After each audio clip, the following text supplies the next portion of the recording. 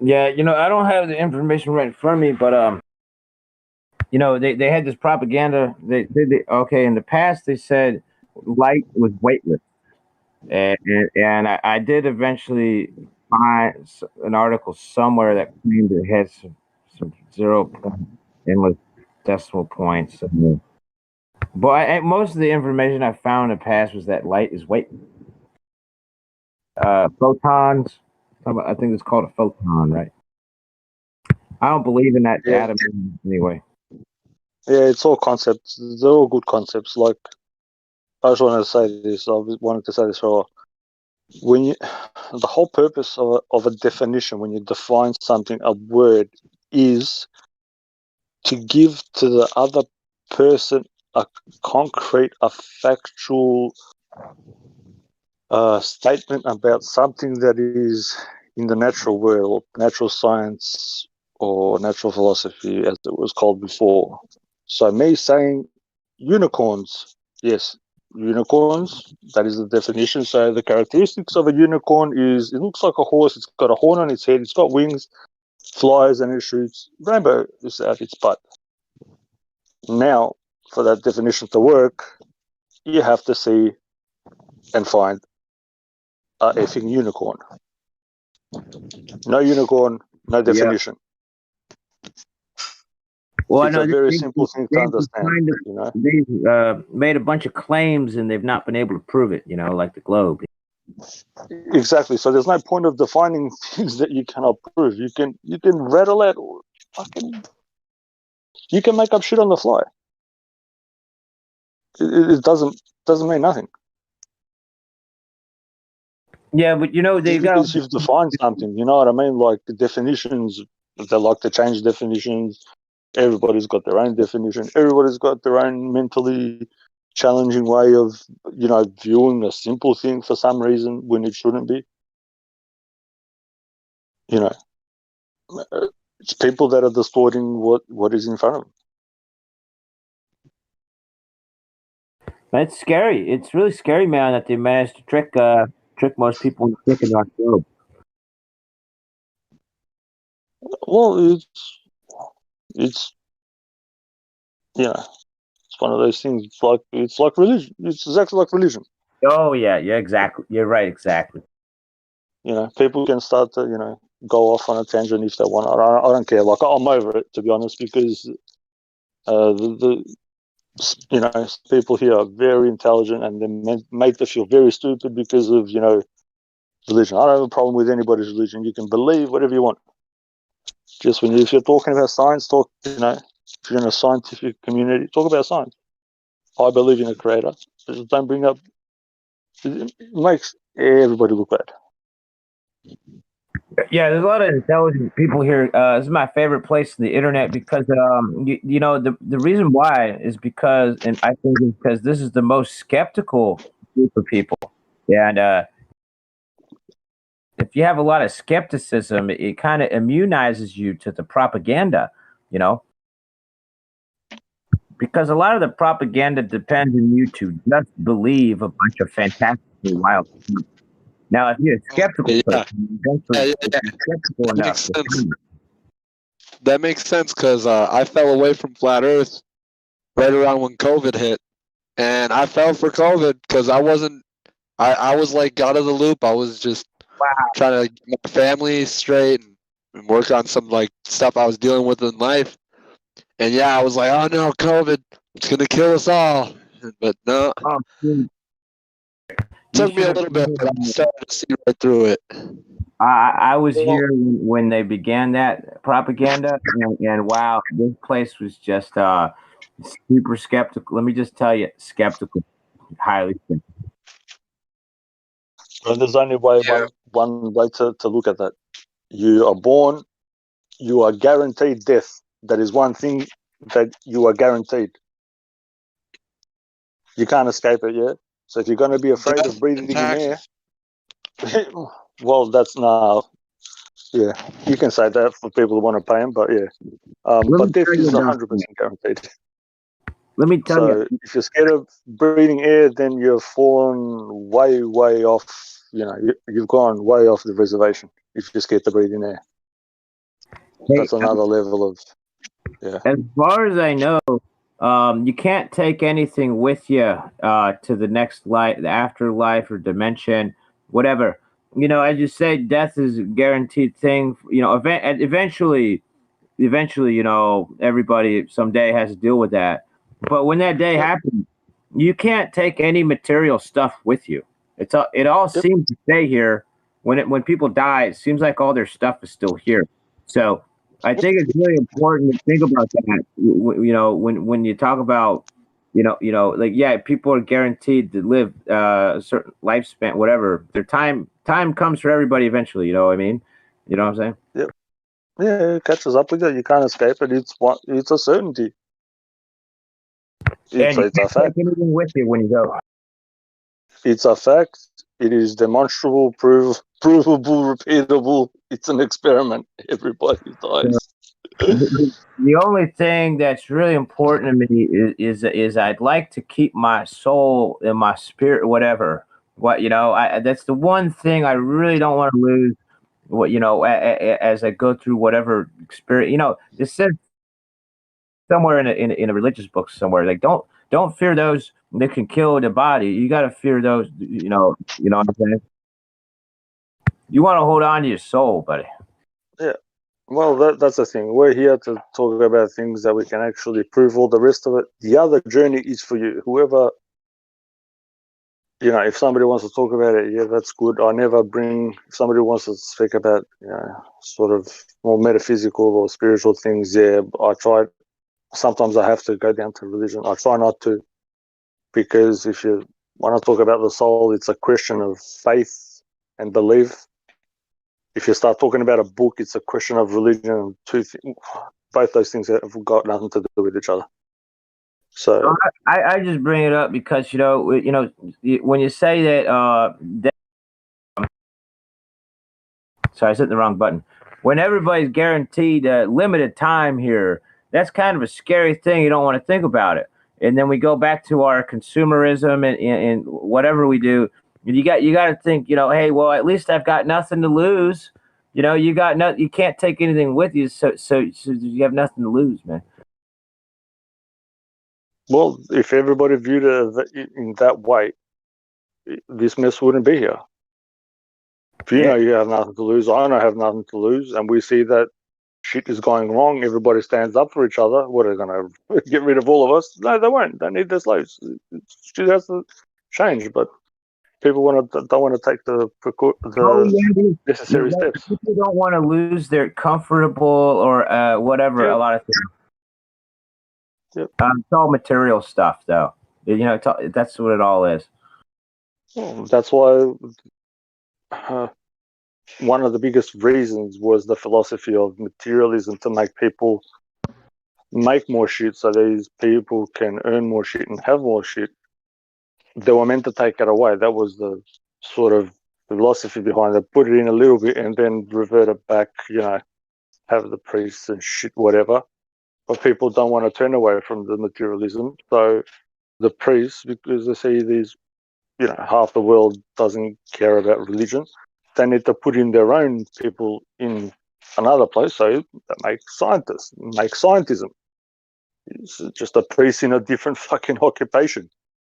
You still have an overlord telling you what is and what isn't. I'm going to tell you what you see with your eyes. I'm going to tell you what you feel. I'm going to tell you what you're going to be scared of, and all the rest of it. Hey, they're telling you not to do your own research, man. Well, they're telling you everything, bro. How to feel, how to think, what to see, how to see it, how to eat it, how to smell it, what it smells like. Hey, what do you guys think? What do you guys think happens to everybody that got the shot? Off topic from what you guys are saying, but we can't. We're not allowed to really. we're not. Yeah, that's not a topic, please. My bad. You're right, bro. You didn't know. It's okay. It happens. It's okay, bro. But to keep going, we just can't. Now I know. I think the main thing is don't violate your conscience. I mean, that's the whole premise of doing your own research, is like maintaining your own point of view. And And so that means that whatever brilliant idea you come up with, it's going to judge you first. Like, so if we live according to ideas, if we're misguided, if we allow ourselves to be led down a path that is a lie, it is false, that's on us. We've got to be vigilant and skeptical, as someone else said, because you are the gatekeeper of your own self, and I think that's where we got to stay. That's it, and each of us has to do that and sort those things out. And I too, that's what I appreciate about this group too. Everybody's, you got to be pretty well put together. You got to be pretty well put together to make claims, and just don't violate your conscience, because that's all you have. Like that. That's it. You got to respect yourself first, or forget about it. There's no helping anybody else. That's very well worded. Man, because you'll realize once you've already got it. You just need to bring it out. Your conscience will start, like before you even open your mouth. That's why sometimes I stutter on here. I even tried to use the best possible words so the other person on the other side gets the point 100%. And you are your own worst judge, and if you're lying to yourself deep down inside. You can ignore it all you want. It will come up and it's going to bite you. So, as Golden Lima said, it's what it is. I try to be honest all the time to myself and others and stuff, and treat others how I want to be treated and stuff, because I was trying to say my mind, my consciousness. Dude was talking about you got to keep your conscious. Well, that's all you have, because, like he was saying, because your mind or your consciousness is inside your vessel or your body, which is like a space suit, whatever you call it, a scuba suit. We're in the physical material body that interacts with material stuff. But eventually our body will stay here, and we leave our body here. And I don't know where we go. Heaven sounds like a nice idea. I don't know where we go, but all I know is my body's staying here, and which so, and all my stuff will be staying here. So all you have is your mind, your conscious, and your soul, and stuff like that. You don't want to lose that stuff, man. You want to hold on to your soul, man. As you pass through this life, you want to hold on to your soul, right? Yep. I'm just saying. I don't. Not looking forward to it either, but I'm not too afraid of it either, because somebody said you're only going to be here, get death's guaranteed. I mean, life is like a ride until it's over. I don't want to throw anybody under the bus while I'm cruising through life. Just want cruise steady. Exactly right. If you know that that you don't want to be lied to, and you don't want to be stolen, shit stolen from you, why would you do it to somebody else? It's an easy principle. People need to follow it, and they'll be, everybody will be better off. Yeah, man. So I say hi to Golden Lima and ask him how he was with his family. Hope he had a good day the other day. Hey, hey Iggsy, how you doing, man? Good, brother, good. Yeah, we had a great time. We had a break in our fall weather. Things have been kind of wet, and we just went on a nice walk. We live near a pretty big river and close to the ocean, and so we went to one of our favorite spots and just walked next to this big river. Saw that a beaver's been chewing out this tree. The tree itself must be 3.5 feet in diameter, and they almost got it. It's going to fall.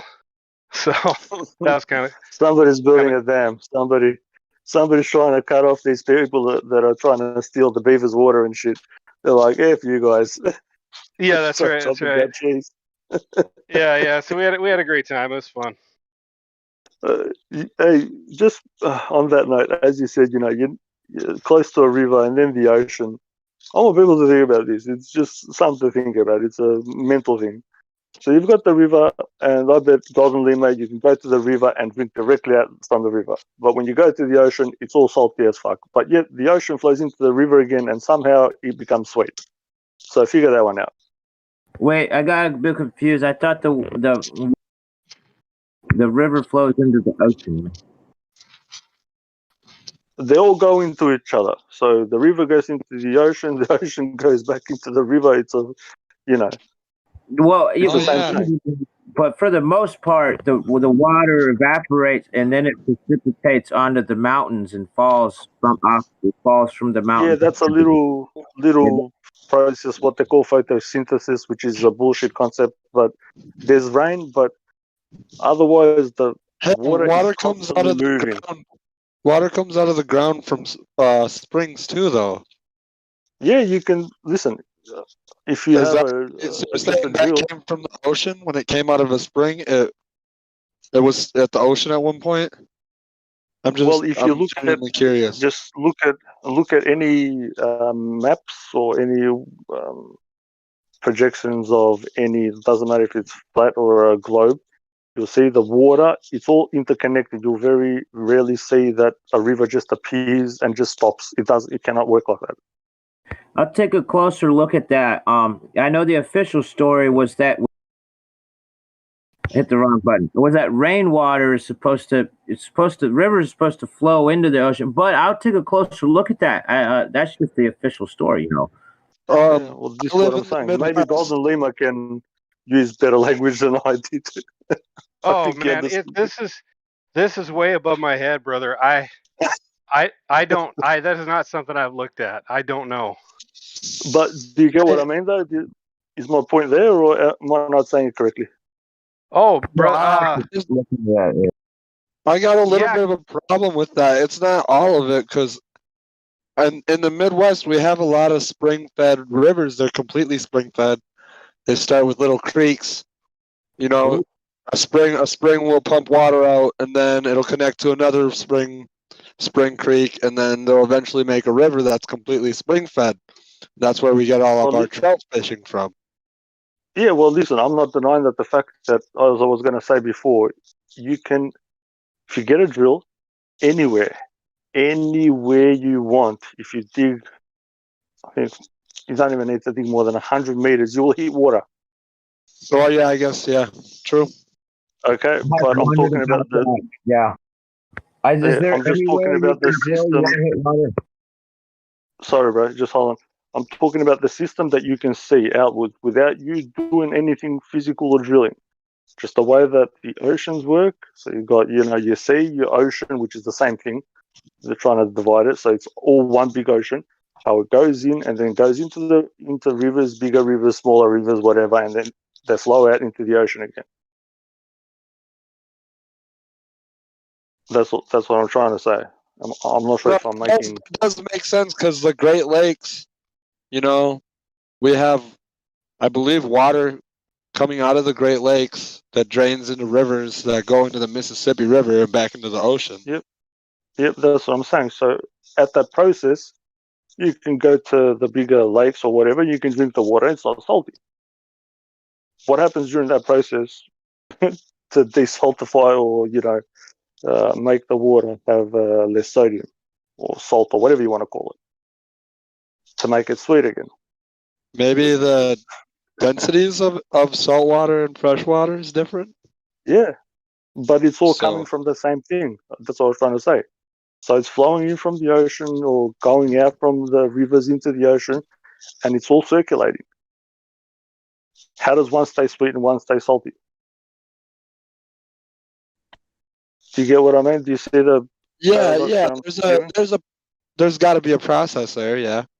Yeah. I see what you're saying, and I would assume that there's some sort of difference in the densities, and as it moves through the larger bodies. Well, I don't know. I have no idea. I could only speculate on that. It's one of those things that it affects us. We can see it. It happens, but people are talking about the light in the sky over there. I'm just saying that was trying to bring up here some. Hey, I've got to look into this, like I was saying, but the official story being that the evaporative water falls in, and then goes into the ocean. So which is why I would explain why there's not salt in the freshwater rivers and stuff, because it was rained. But I don't know if that's true, man. I mean, that's a lot of water's flowing down to Mississippi. I've got to look into that. But the conclusion is not salty. It's because supposedly rainwater is what they tell me.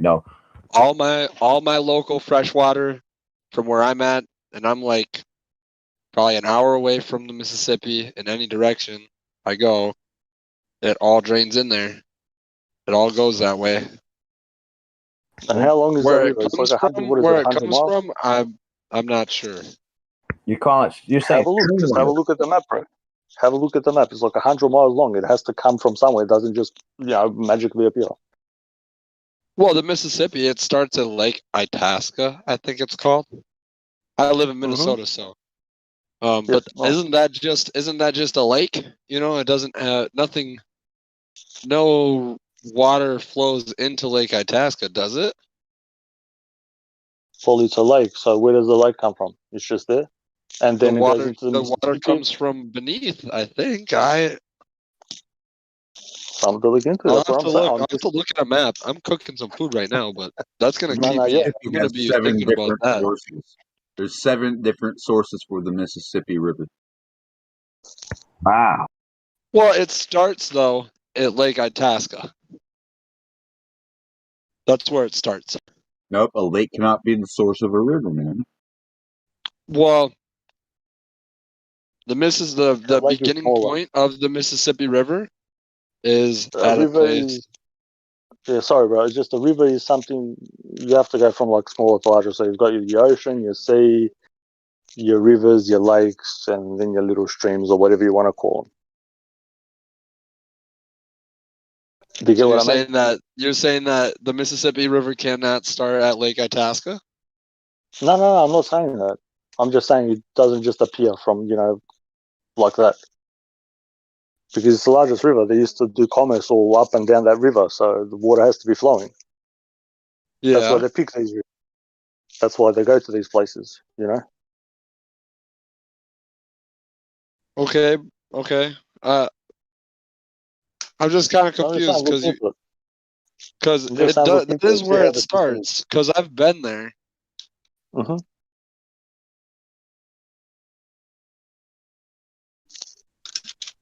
But I understand. I guess I get you saying like that's not the only source of the water. Water's coming from other sources too, not just that lake. Yep. I wasn't specifically. I know Mississippi is the biggest one there. That's why I just off the top of my head said it.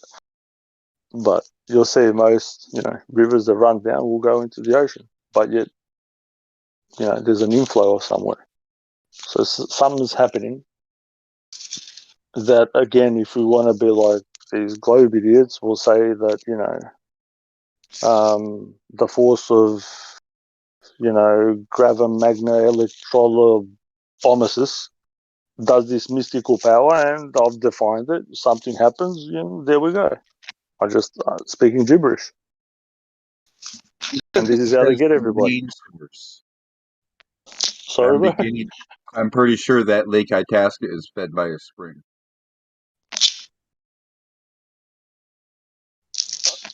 I'm not sure, bro.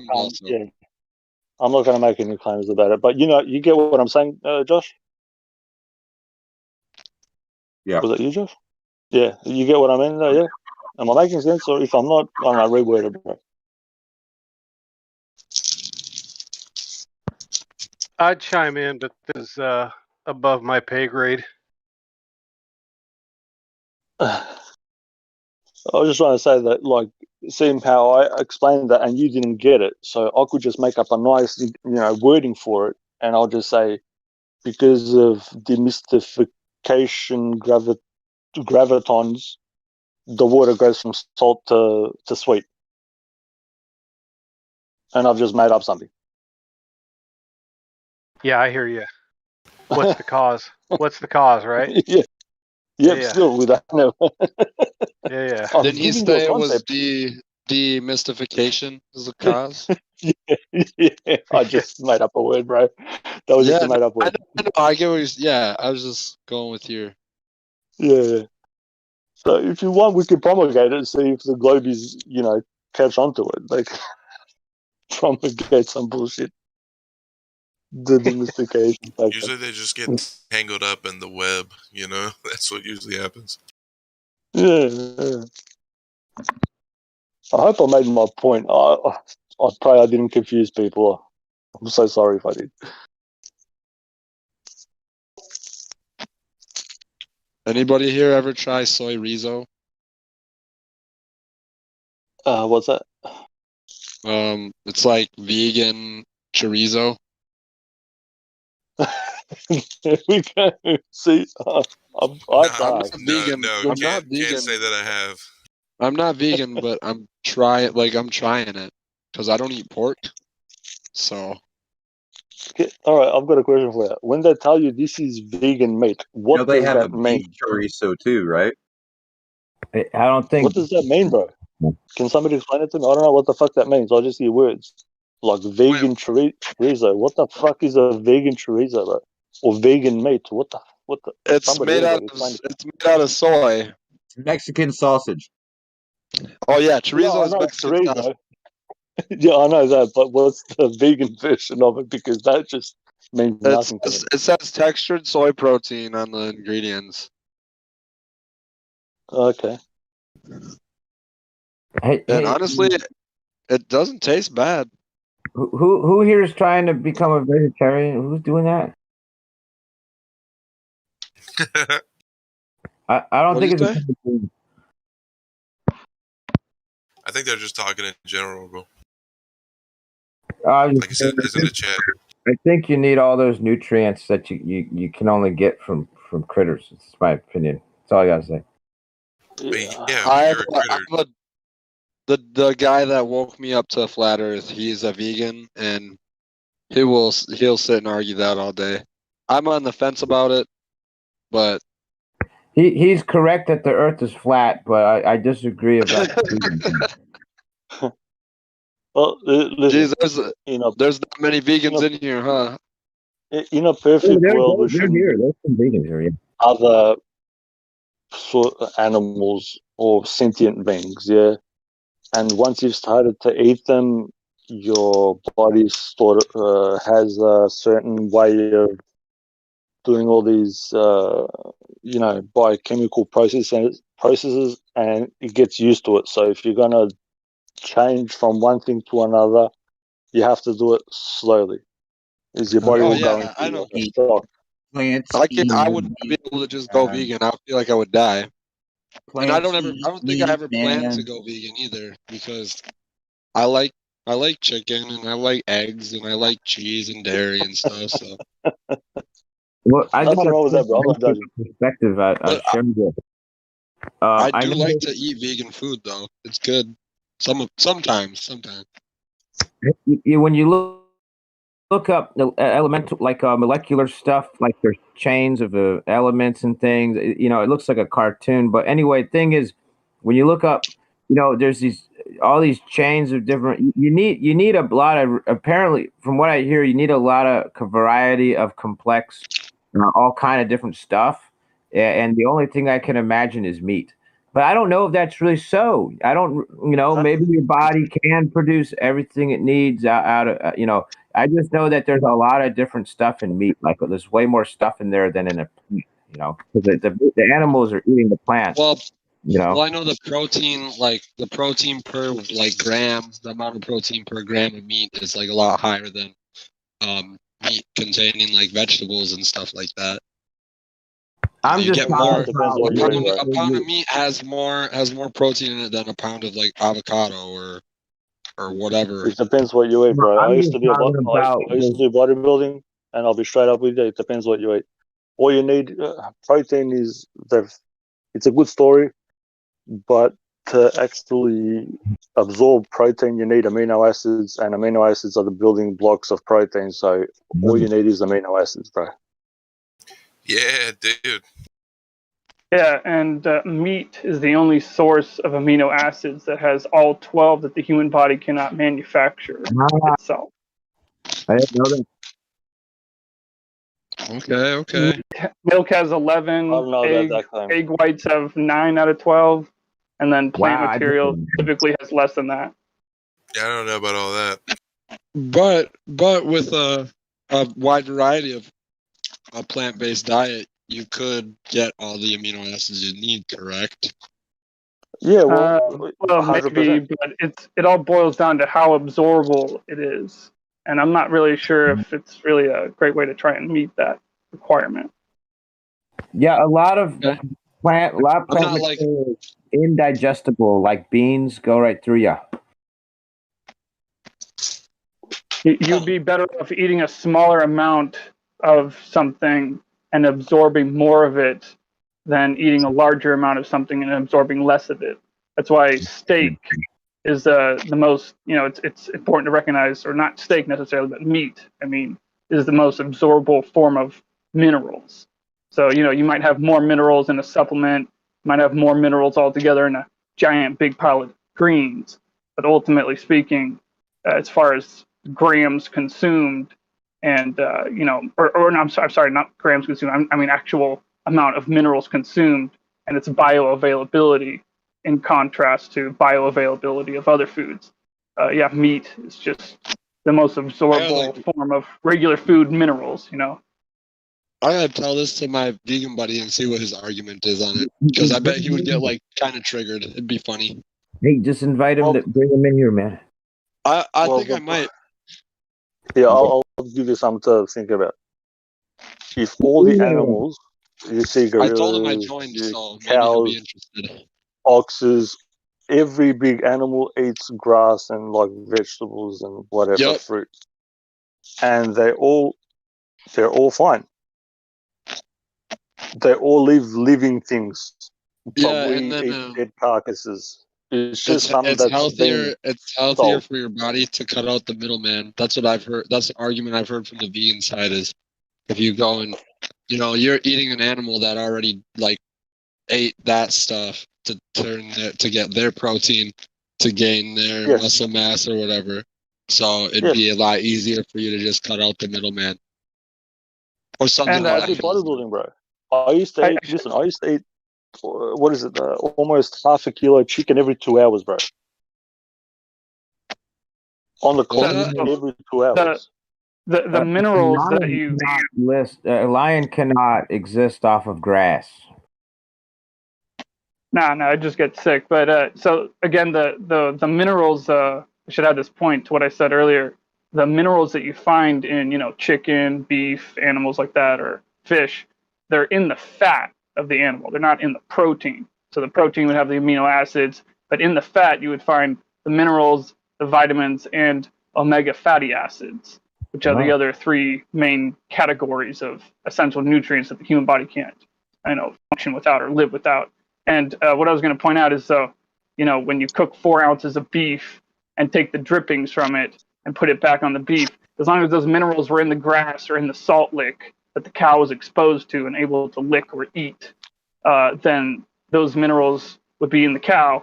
And if that cow was, properly taken care of, there would typically be about the same amount of potassium in 4 ounces of beef as there is in one whole banana. But you got to take the drippings and pour them back onto the burger and eat the fat, that drips off of it. And the disadvantage of that is you got to cook it. A banana you don't have to cook, but the disadvantage of a banana is it's full of sugar. So if you don't react well to sugar, that might not be so great. Hey, dude, that's another thing. I got a tooth a little sensitive, and when I eat fruit and stuff, it can occasionally I can tell like there's sugar in a lot of this stuff, man. But I don't have any problem. I can eat unlimited meat, But some of the fruit stuff, sugary. My body tells me I'm too much toxin, man.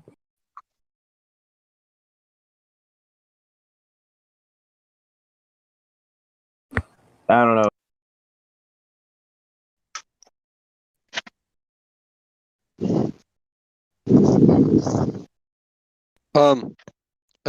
Before I say anything else, is there anything else we're not allowed to talk about in this Discord at all? There's something I really want to talk about. I don't know if we're allowed to. Is that, but here's the thing. Okay, they're giving vaccines to all these cows that we're eating. You guys talking about eating and nutrition, and that scares the hell out of me. I think do all the livestock in America get vaccinated regularly or something? Oh, wait, hold on. Just because we don't want to mess with, just careful not to throw around wording. the V word. That's pretty much the word he just said. That V word or the other V word or other things. Like just try to avoid those key words. But like it's the narrative. Ham sandwich. It's because the narrative. It's the whole thing. If you speak about the narrative, then they attack. We don't want it here. I didn't even know that. I thought this was like private. I didn't even think that.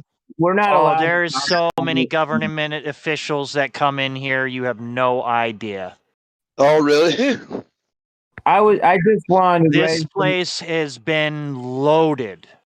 It's a honeypot. Oh no. The whole entire internet.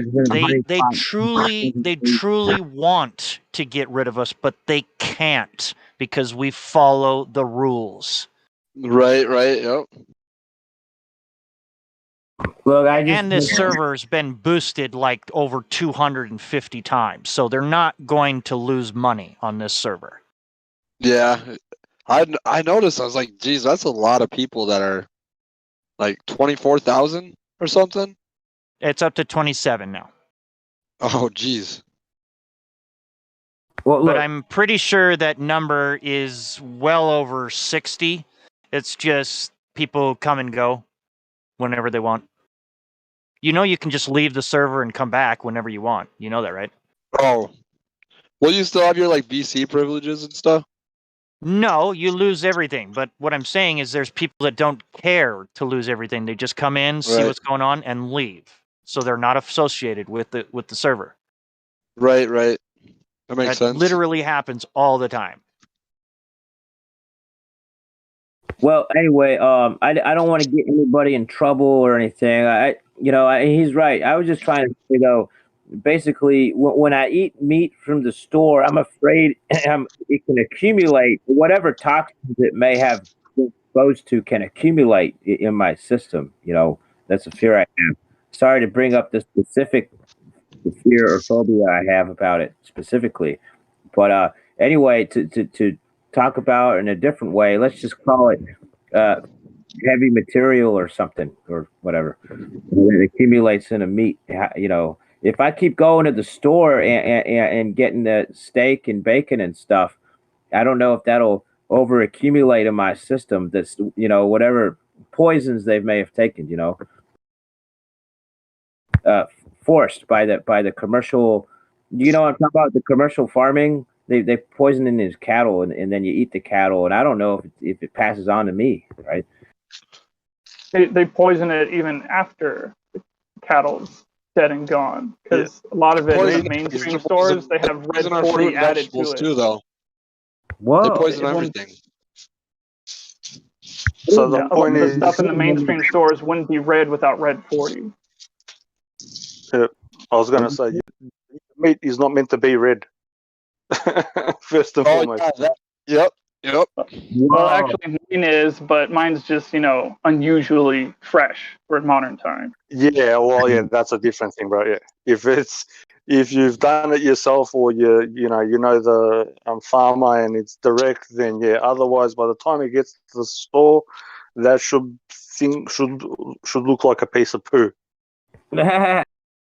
You guys are scared me because I believe I need to eat meat, but I don't have enough money all at once to pay a farmer, and I don't have a freezer, a big freezer to put the food. I'm kind of poor, so I get my meat at the dollar store, but that's what's scary. They're adding all this stuff to the meat, man, and that's real scary, dude. You should just look on the map system on your phone or whatever. Look for a good butcher shop, because I just went to the butcher shop today. I spent about $6 or something like that, and I got the most economical but yet easy to eat cut of steak. It's a specific one. It's called a sirloin petite tip steak, you know. And I got like 5 of those, and I got them to set aside some fat, a third of a pound of that, which it's like 30 cents, $1 a pound for that. So what I'm saying is it's like pretty much a whole day's worth of food for less than $6. Hey, cool. And you can eat like a carnivore. I'm talking about the freshest grass-fed steak that can exist anywhere. You got to find the right butcher shop. Supply the meat to the butcher, or did he already have that? Well, with the dollar store meat, you don't know if that animal was sacrificed to an idol or not. Good point. Another scary karmic consequence, man. Yeah, so what Orion said is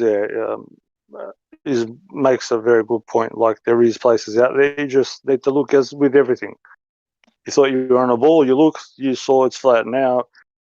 You want to eat a bit better, or look after your meat suit, or your body.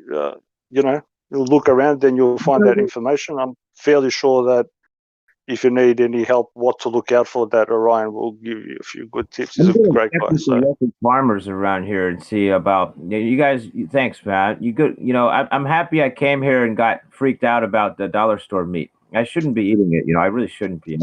Hey, here's something for you if you're freaked out. So, high cholesterol is like the leading factor of heart disease and a lot of other problems. Well, the only thing that contains cholesterol is anything that's an animal product, like meat, dairy, all that kind of stuff. So if you don't want heart disease, that's 100% false. That is pseudoscience started in the 1920s. Yep. I have lots of literature proving this to be completely false. What actually causes artery failure more commonly than other stuff in modern times is not even sugar itself, sugar less so, but actually crop oils. So, oils that are derived from plants and are allowed to sit on the shelf at room temperature for long periods of time. We use them as food additives all the time. We add them to our foods. Sometimes people use olive oil that's been sitting on a shelf for a long time instead of butter. These crop oils that are allowed to sit out for a long time, these are what mess up your arteries and your heart. So you're saying that my avocado oil is bad for me because it's sitting out on the shelf, open? No, it's good for you.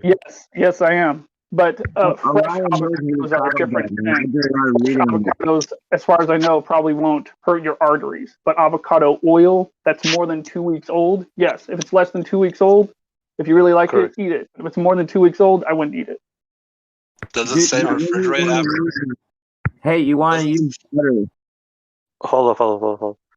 Cholesterol it doesn't say to refrigerate after opening. Don't need to refrigerate. Store in a cool, dark, dry place. That's what it says on there. I was describing a refrigerator, but what I wanted to say is you need cholesterol for your brain to function. Your brain functions on cholesterol. So the reason why they don't want people eating, so-called cholesterol, whatever the fuck that means to anybody, is to make people a bit more dumber. He's right. Yeah, you need that stuff in the bacon, and you should cook it with stuff like I think I heard lard. I never used it as a thing, but what you can use is butter. Butter is very healthy for you, man. You want to cook your bacon in butter, and it's good for your brain, dude, and it's good for your heart. All that stuff's true, man. You don't want to get I heard this saturated fat neutralizes mono or I mixed Rothschild to tell you to eat pork. What's up? I said leave it to a Rothschild to tell you to eat pork. Definitely. Yeah, I won't touch pork. That stuff is nasty. Have you seen what they feed pigs? Oh man, bacon is my favorite too. Dude, bacon smells like hair when it's being cooked. No, I really do like bacon, and I do like a lot of pork products. There's a lot of pork I don't like, but I don't see pork as something even remotely healthy for you.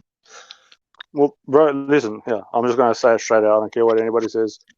Everything that you think that you know about whatever is indoctrination. In some countries, they'll eat horse, and you think it's wrong to eat a horse. Those people over there say it's all right to eat a horse. He means some people it's okay. it's all right to eat a cat or a dog or fucking turtle or whatever. It's the culture which you're in or your nation or whatever you want to call it is what they give you advertising what they think you should eat and what they think you should be. Make up your own mind. Look at your body, how Yeah, the no, way it I don't like. reacts. I don't. I mean, from what I see, pork. Yeah, I guess you guys just don't. You guys just have like opposite arguments to this. Like you see it from a different perspective. Like my vegan buddy, he seems healthier than me, like a lot healthier than me, and he eats fruits and vegetables. He eats carbs. Yep. He gets his Yep. protein from beans and avocado and Do you stuff work like out, that. though? Do you attempt As I say, at anything of physique, Conrad? This dude is ripped. Yeah, because he's probably about physique, and he probably exercises and works out and builds his body. So you can't suggest, like, you can't look at one person and look at yourself and go, oh, it's because he's eating this certain thing. That's not exactly right. It's his lifestyle that is the reason why he is the way Okay, he is. so if I work out and stay on the same diet that I'm on right now, I will be It's like just a as ripped as lifelong him. thing. It's not just a diet, it's a complete lifestyle change. Like instead of yes, sitting around on ass, you're up busy doing something with your time. it's a whole bunch of factors, bro. You can't just. This is the thing when they sell you a diet, they're selling you, whatever. You have to incorporate other things, whether it's using your brain and running around and lifting weights. You have to do a whole bunch of things. One thing, you just changing one thing doesn't, might make a bit of a difference. It depends on the person, but you need to, you know, be wary of yourself. That's why people used to keep journals before. So you go about your day. Just say today you woke up, you went out, you went to work, you came home, you sat down, you watched TV, you ate this, this, and this. And then if you keep the journal and you say something's not right, you can look back and you say, hey, listen, I've been doing this for fucking, I don't know, a year or 6 months or whatever, and something's not right. I'm not feeling good. So you need to change something. But people don't want to think about these things. Somebody always has to tell you this is good or this is bad. Why does anybody have to tell you what is good and what is bad? That's what I'm trying to convey. I'm not trying to say don't eat meat, do this or do that. I'm Hey, giving can you I a whole add something different about view on that? things. No, I wasn't even saying that either. We got on this conversation because I was just asking about if anybody tried this stuff before, and I just said I like vegan Oh food yeah, no. Hey, and I I don't eat was pork. just elaborating. I was just elaborating on the point. how he said you don't want to just listen to how people say this is good and bad. That reminds me of the Bible. You want to look at you want to take from life. And I look at it like if it's natural and it smells good and it tastes good, it's probably good for you unless it's a fake. If it's something fake from the store like a Pop Tart, what is that? But if you can find it out in the nature, and it tastes and smells, it's probably Taste good. like marijuana? Yeah, it's probably good for you too. Yeah, Are we allowed to talk about that here? probably. Yeah. Yeah, you are. I think most people here enjoy that. But my point I'll was, actually look why again. does it taste good? You look at wild animals out, and they know what to eat and what not to eat entirely instinctively, or for the most part. And human, we have more, uh, probably, I don't know. We have a lot of all our senses too. And we don't trust our senses, like the Earth being flat. They tell you that, like the dude said, this don't listen to people tell you this is good or bad. Where it's like people telling you you're on a globe when it's clearly flat. And when you can go out into the wild and you get an apple or an orange, and it tastes good, it's probably good for you. And also, I think meat is good or cooked meat at least is good for you. But that's just, I just got to tell you, what is a Pop Tart? I don't know what a Pop Tart is, and I wouldn't touch it.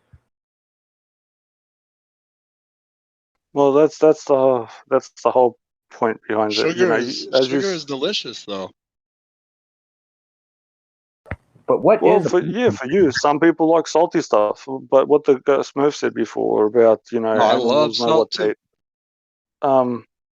like I know I've had Salt's good. like unwell Yeah, cat that's and unwell dog, and when they're unwell, they usually want to go out a bit more. And you'll see these things go sniffing around, and they'll start biting on some greenery to eat, and they get better.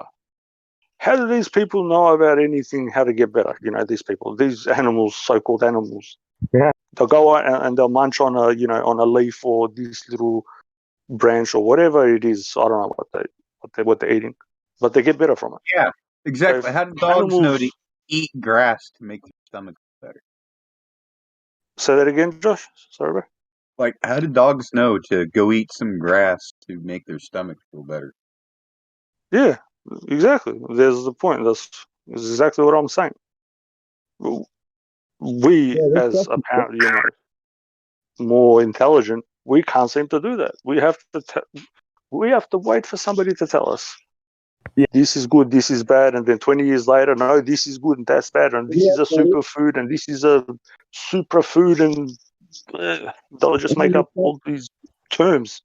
Hey, bullshit. dude, they tell everybody salt's bad, but you need it because you have electrical connections in your body. You need salt. Well, it depends. If you have the sodium with what's it called, with iodine, it's good for you. They usually strip the salt of its iodine, and that's why the salt is bad. So Hey, if you're gonna put salt, hold up. If you're everywhere gonna put salt, bro, I read, they say iodine is good for you, but I don't want to commit the bandwagon fallacy. I never really grasped or understood why iodine. I just talked to my vegan buddy about this like yesterday. He says it's Himalayan pink salt is the one that's good for you. The table salt, like Morton's, like name brand. I read the opposite. That's rust. Ionized salt is like super bad for you. No, well, I don't know about that. I heard the pink Himalayan salt is that color because it's rusting or oxidizing there. Hold up. I said. No, it's that color because of the trace minerals in it. But the problem with the pink Himalayan salt is that it has some trace minerals in there that you don't want in there, like uranium. And so if you want to find salt that has the trace minerals in it that aren't sodium, but without the uranium, get some from Utah.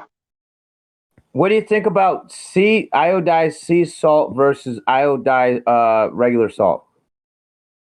I'd grab the sea salt. I don't really know the difference. Anything like this. Yeah, sea salt is good. It's way better. What they do is they bleach it, before it goes into the factory and they refine it, they bleach it. That's what they do with sugar. They bleach it. Oh. Yeah, I was in Africa and their sugar was so much better. It was like light brown. It looked kind of like brown sugar, but bigger crystals. Yep. It was so good. The best sugar I've ever had in my life. Hey, is that you don't get fat from it? Nothing. Get it from because it's proper. Sorry, go ahead. Yeah, I got to chew on a raw sugar cane too. Just chew on it and get the juices out. It was so good. Mm-hmm. I wanted to ask you guys: isn't sugar bad for you? Processed sugar is. It tastes good. I know that. Oh, listen, anything that you overdo, is bad for you, bro. So whatever it is in life, even too much water is not good for you. Go around, sorry. You don't really need to eat sugar necessarily to taste things that are sweet. Like I've made lots of baked goods out of, eggs, butter, almond flour, protein powders and stuff. I've made ice cream that's essentially carbohydrate free because instead of using milk to make the ice cream, I'd use, heavy cream, water, and whey protein isolate with stevia, monk fruit extract. Maybe throwing a little bit of erythritol in there, some natural flavor extracts, maybe throwing some freeze-dried coffee that's particularly good tasting, not like other kinds, like a very unusual type of freeze-dried coffee that actually tastes good.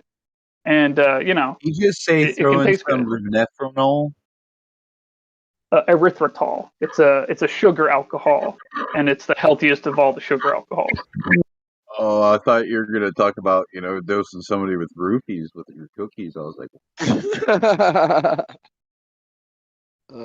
Chill. Yeah, so Ryan's making some good points. Like people don't even know most of the protein that you see in the commercial world comes from the factories that make cheese. So all the gunk that is left over from the cheese then gets shipped out to other factories, and all the protein gets made there. 90% of the world's protein gets made by one or two corporations. So Oh wow, yeah, I did not know that, man. they've got a good system. I'll give them credit. I don't like the pricks, but they've you know they've got it running good. Everything They've is got it so running good. centralized. The more I look into it, like recently, I've been reading a lot about the big hedge funds, man. Yeah, it just blows my mind how everything is so centralized, man. Yeah, but that's because other people buy into the scam. So what they do is they made whatever, and then they'll fuck it up. Just say they'll make the stock market, they'll fuck it up. Then they'll make hedge funds, and then they'll make prime mortgage loans, and da da da da da. And idiot people buy into it, and they feed they keep on feeding the beast. Go ahead, Justin. Sorry, bro. You got a good Oh, point there, no, mate. you're good. Black Swan. I just brought in someone, JP. He's new. He might have a question or something. Yeah, go for it, bro. Go ahead. Interrogate.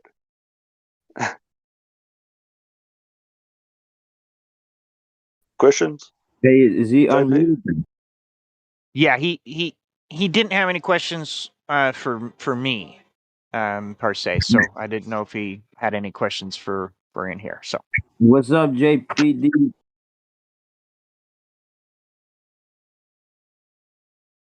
If that's your name, how you doing, man?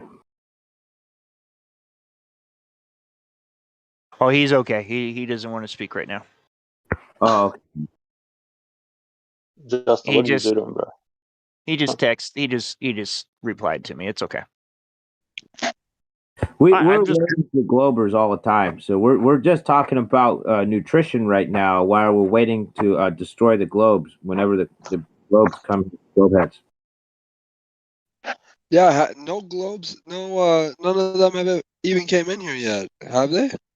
no. Ever since the Black Swan, they've hardly been here. They used to be here quite often. Yeah. Hey, I've got something funny to say, Justin. You'll like this. Listen to this, bro. I was watching this retard give a presentation to debunk flat Earth, and he was talking about some flight that happened in, like, I don't know, the 70s, the P-50 or whatever the fuck it's called. And he goes, it circumnavigated the globe. And so what they show is in the clip is people going up on a plane, and then they show the map and just lines on it. I'm like, is this guy retarded? Like, did they take footage? Did they stream it the whole time? Is it recorded? All he just gave was people going up in a plane and lines going on a map, and that proves something. That's the problem, man. Is I think most people find something they want to resonate to believe like that thing, and he didn't really look at it skeptically from every angle. Yeah, no, but he was bagging the thought that he didn't know nothing about planes and da da da da, da, and then he goes into this tangent and tries to explain shit. I'm like, this guy's retarded.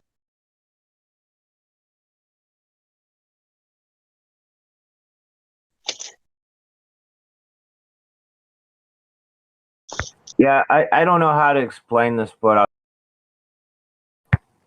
people they find something they agree with, like that example there, which is not proof of a globe, and then and they don't research as deep as we do into the subject, man.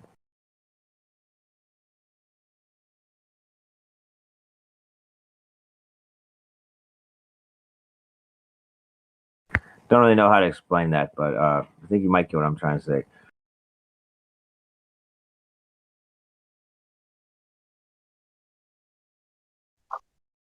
I think it goes back to this place here is like a collection of the most skeptical people in the internet.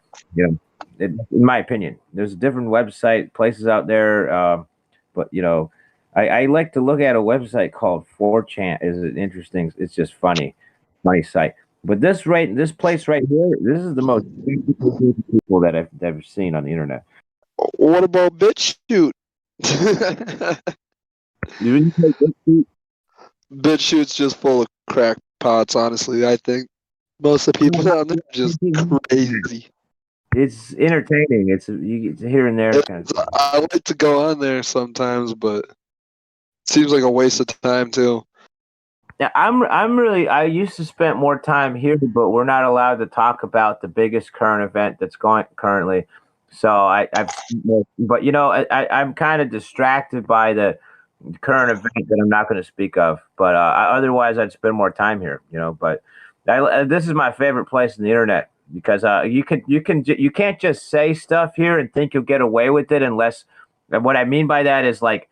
There's a lot of skeptical people. You can't make wild, unsubstantiated claims in this server, or somebody will say, "Hey, hold on, and can you prove that? How do you really know that?" And that's what I like about this place.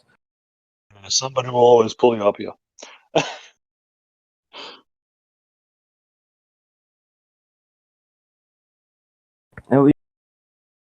What did you say? I said somebody will always pull you up if you start, go on wild, Yeah, like wild I'm contortions. talking a lot right now, but I'll tell you, if I was making a bunch of wild claims that somebody would say, "Hey, can you prove that? How do you really know that?" Yeah. Well, listen, I'm a believer in, and this is where we have a problem, I think, and this is why it turned out this way, is let people speak whatever the fuck they want to speak. At least you know what they're speaking about. When people go in, in their little meetings, in their little groups, and you don't know what they're talking about, then you're in trouble. When you tell people you can't speak about this, then you're in trouble. Then everybody's in trouble. Yeah, This is a problem. I agree with that, buddy. Oh, we're losing our free speech though on the internet. I don't know if the word's gradually or rapidly, depending how you look at what. It's pretty rapid. The past 2 years, past 2-3 years, has been pretty damn fast. If you ask me. Accelerating, yeah. I mean, Facebook jail is so common that people that don't even post about touchy subjects or whatever, they'll get put into Facebook jail for like something that was just like a harmless joke, or Yeah. It's crazy. All my friends are on Facebook, and they've all been put in and out of that Facebook jail all the time, man. I don't use it. Yeah, my buddy, he gets a 30-day post block. Can't do anything on his Facebook. As soon as it comes back on, he'll post a bunch of memes and a bunch of stuff about whatever's going on right now, and a lot of flat earth stuff too, and just like stuff like that. And then he'll get another one. He'll usually only be back on for like 2-3 days before they block him again. Do that too. Yep. We get banned anytime. I can't do that. I mean, I could, but it would bother me so much to not be on Facebook. I know it sounds bad, but I can't handle it, man. I hate Facebook because I don't know something about it. I'd rather be at places like here, or I do a lot of reading and watching documentaries. There's something about Facebook's full of a bunch of believers in stuff and lost people. I don't know how to explain it. There's something about it. I can't handle it, dude.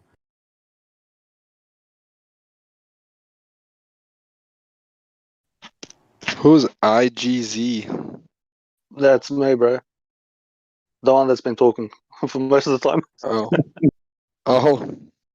Sorry, bro. I don't know. How do I see who's talking?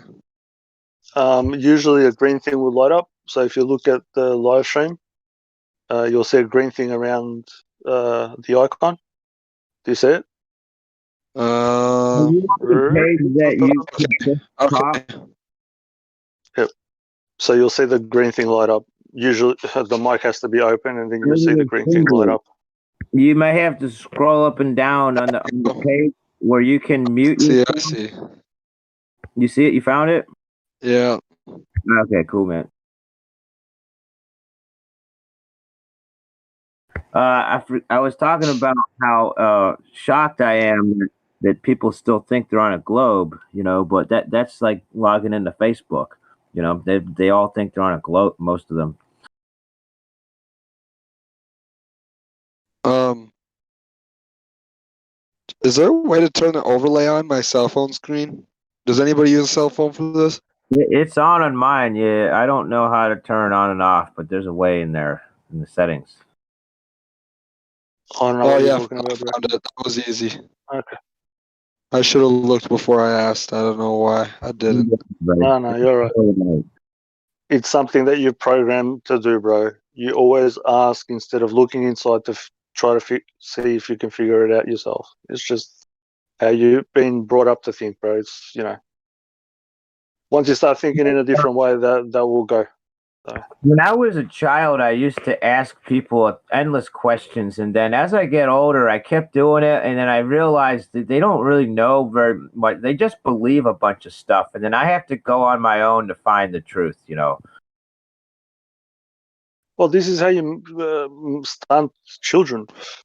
They ask you a question, you go, "It's like this because I said so," and That's then what I grew up it's with, the man.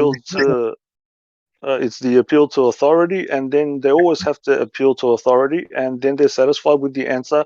It's because like this because I said so, and that is pervasive through people's lives. You just summarized it. That's a problem that I had to deal with growing up. That probably most all of us, or almost all of us, had to deal with. It's a big problem. Hmm. That's how they keep you, in line. They want to keep the herd in line, and Dude, even when I was in school and I'd ask teachers about stuff, if it was not directly related, like a test question, they usually just blow it off, and dismiss my question. yeah, that's because they don't have the intellectual capacity to think about it. Because they're not there to teach you anything. They're there to for you to regurgitate something. That's You're a not bit of, being taught anything. I don't They know want to if get their paycheck and go home. That's it. I don't know if you know how bad it is. What you just said is very true. When you say they don't have the intellectual capacity, whatever the capacity to think about it, I found Mm-hmm. out recently. Not most people don't have the capability to visualize, and also there's varying degrees of inner monologue, and around half of the population does not. General population doesn't even have an inner monologue, and then the remaining half that thinks in language, they have varying degrees from 80% of the time, 20% of the time. I have what's called an inner monologue, inner dialogue. In my mind, I'm always thinking in English all the time, nonstop. But I found out, you ask somebody a question, they may not even be able to think like you just said. There's a high chance they may not have the capability to think out what what I'm saying. Yeah. Well, what you're talking about is linked to psychopathy and that sort of behavior.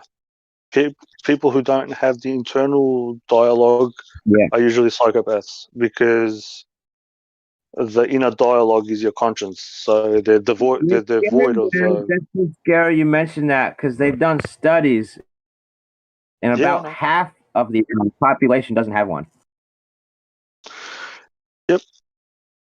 But you're probably right, man. I think I think the inner dialogue, or whatever you call it, in monologue, the thinking in language, I think that's got to do with our ego, which has got to do with our identity. I'm not saying it in a negative way. I'm saying, though, if you're not thinking to yourself in language, then that's frightening to me. I can imagine that mindset is like when I wake up in the morning, and I'm super tired. Mm. Like a dream-like state. Well, you've got two types of thinking. You've got your thinking, as you said, in language, and then you've got pictorial thinking, I think only like 20% of the population or whatever have a pictorial dialogue where when they think they can think in either language or pictures, images, or pick one or the other, Oh or yeah, both. yeah. There's a lot of people that can only do one or the other. Also, I can do both. Yeah. Everybody here can probably do. If you found this channel, chances are 99% of the people here can have they have the capacity, to do all that. Most people on here are above, Yeah, I normal pay know. grade, way above normal pay grade, whatever normal means. It's scary. It's so scary that I found out recently. I've seen this a few months ago, but I couldn't believe it. I looked deeper, and I found out there's a lot of scientific studies on this, and yeah, it just scares me, dude. There's people that do have inner dialogue. Of the half of the people that do, a lot of them only 20% of the time use it. You know. Because it's easier. It's easier not to give a shit and to One dude pretend out there that that was your actions. Sorry, one I dude just that was. wanted to say He said he it's gave easier. up. Sorry, go ahead, man. Hold on. I'll go. I was just going to say it's easier to ignore your inner dialogue, your conscience, whatever you want to call it, and to pretend that your actions don't affect other people, and it's easier for you to sleep at night. Maybe till a certain point in your life, but then either here or after, wherever it is, it's going to catch up. I found this one dude. He was saying that life got easier for him when he one day turned as a teenager. He shut off his inner dialogue and he went on like cruise control through life for like 10 years. Yeah, that's why the saying ignorance is bliss. Oh yeah. That's where the saying is from. Why think and hurt your brain or your mind and then hurt your conscience, your soul, whatever you want to call it? Why be hurt when you can just do whatever the F you want and don't care about who you hurt, what you hurt, who you steal from, who you lied to. Who cares? I can remember when I was like a super young, I broke out of my crib, and I went down the stairs. It was like an adventure, but I remember a state of mind where I didn't before I learned language, and I learned how to speak in sooner than most. And I'm the best reader and writer when I was in class. I mean, I didn't have any. I just have. My point is, I have a really early. I have really early memories, right? My memory is pretty good at that, and it'd be shocking or scary. I don't know how to say it. That I can remember not having an inner dialogue as like basically I was maybe like a year old or something. I don't know. It's scary to imagine there's grown adults out there that don't have inner dialogues. I'm just saying, it's like when you wake up in the morning, it's kind of similar to that state of mind. Yeah. Before you start thinking in language, you know what I'm saying? Mm-hmm. Yeah, dude. It's just people don't even know. Sorry, go ahead. That's all. I'm just being redundant. I just saying it's unbelievable. People, half the population doesn't even have it, and like you said, a lot of people don't have the capability to visualize stuff. Yep. That's why. Just being lazy. I think I bet you they could if they trained, if they practice, use their mind more. Like it's like a muscle; it atrophies if you don't use it. Yes, correct. This is the problem. So when you have a people and you've trained them not to do that, and then they're very impressionable. So whatever you show them or whatever you put on TV or in a book, they will grasp onto it and not let it go. That's the sort of the methodology, the modus operandi behind the whole thought process and the way that they do shit. Also, I think isolation is really healthy to develop your. There's people that have never been alone. In order to develop your inner monologue or interior dialogue, whatever you call that, your own voice of your mind, people need to go alone someday, spend some time by themselves, like live alone for half a year or something, you know.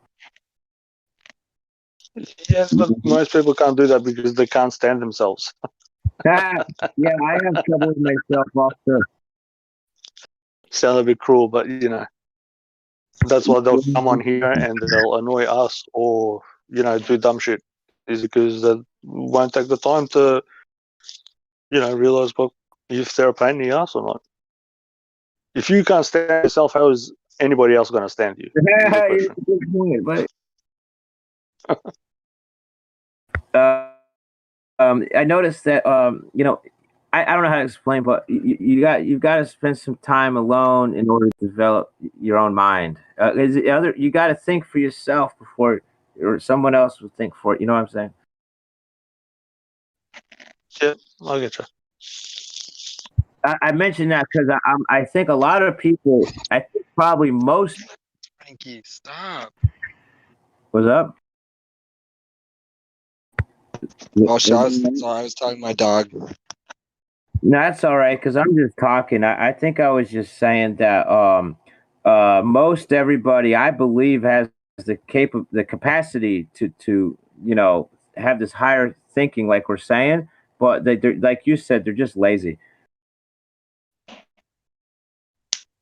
They turn their minds off. The ignorance is bliss, like you said. I think that's what people are doing. It's trendy. It's trendy to not know, to not think for yourself. It's trendy to just trust the experts. Scientists say you're on a globe. You know, there's cash in their pocket. Never mind that. Yeah, but then, you know, it's then you have no right to whinge.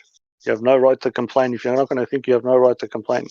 It's the thing that, you know, I still feel for the people, If you but don't I even feel think you got it for right, yeah, who actually think and try to make you know, a change for the better. I feel for them even more because it takes time, effort, energy, you know, fucking um, pain and all the rest of it to get where, you know, some people are. yeah. I think it takes a struggle just to learn how to think for yourself in today's modern society. With information, I could call it dis or misinformation is attacking us from all different angles constantly, all the time. You know. Hmm. Yes, they're two separate things, but sort of the same. Misinformation is when you give the truth with bullshit in there, and disinformation is just all crap. And I didn't know they that. Thanks for figured out clarifying, they man. figured out that disinformation is better than misinformation because disinformation has got no fucking truth to it whatsoever. So they can pump out as much disinformation as they want, you know, and just see whatever sticks on the wall. Whoever's going to touch the wall to grab that, you know. Yeah, like, dude, outer space is the great example of disinformation. Thank you for clarifying that, man. I thought they were just synonymous, but I got you. Yeah. Well, it is sort of the same, but you know, it's, What's up? they wouldn't. Uh, they're similar, but they wouldn't have two different words if it was the same. Like I'm a stickler for words sometimes. We're just talking about how bad the data is, man. Yeah. Yeah, I grew up with computers, and I think that helped me figure out the Earth is flat because with computers you constantly want to redundantly check, like it's like error correction code as example. You want to always check that your data is good and accurate. You know that you don't have bad data. Yeah, and the globe in outer space is all bad data. You should try to, or at least I do this myself. I try not say outer space. I say the vacuum of space, 'cause that's what they claim it is. They claim there's a vacuum above our heads, even though we have no reason to think that it's true. I just imagined a vacuum cleaner above our heads, like a giant vacuum cleaner. Well, that's basically what it is. And Orion said it correctly when he said the vacuum of space, because when you just say space, what the fuck does that even mean? You know, you look at the. I brought this up the other way. I think Orion will find this funny. You know, they give the picture of the sun, and then you've got the Earth, and in between the sun and the Earth, there's no light. It's just dark. Yeah, How does light travel through a vacuum? You cannot. Even they show you on the pictures as well that it cannot possibly exist. But people, you know, can't even see the picture properly. Hey, dude, as let time alone the goes definition. on, as time goes on, I look at the whole idea that space cosmology. It's stuff like that stands out, and you just keep seeing more. Man, and none of it makes any sense.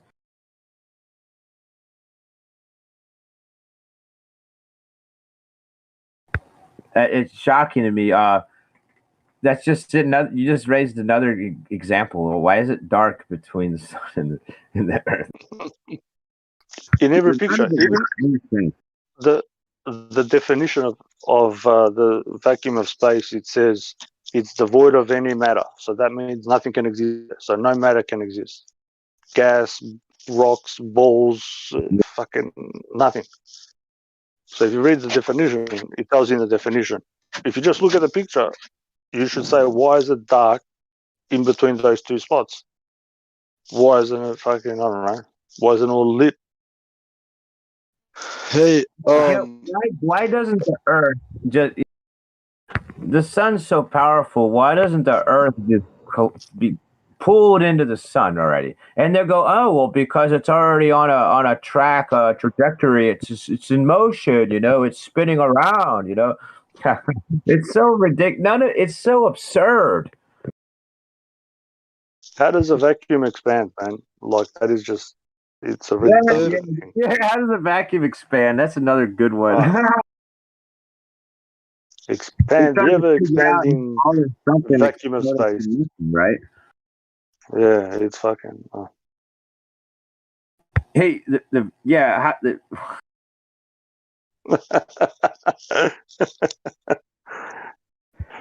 Hey dude, in the beginning, there was nothing, and then somehow it exploded too.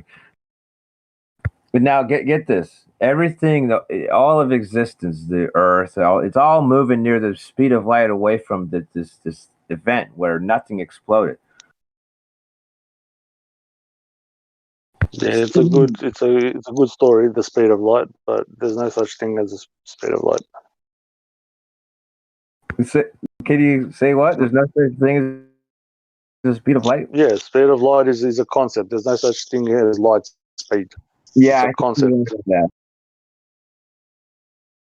It's a big difficult to measure. To any glober that's watching, I want them to flick their house lights off and on and see how quick they light travels. It's an experiment for them.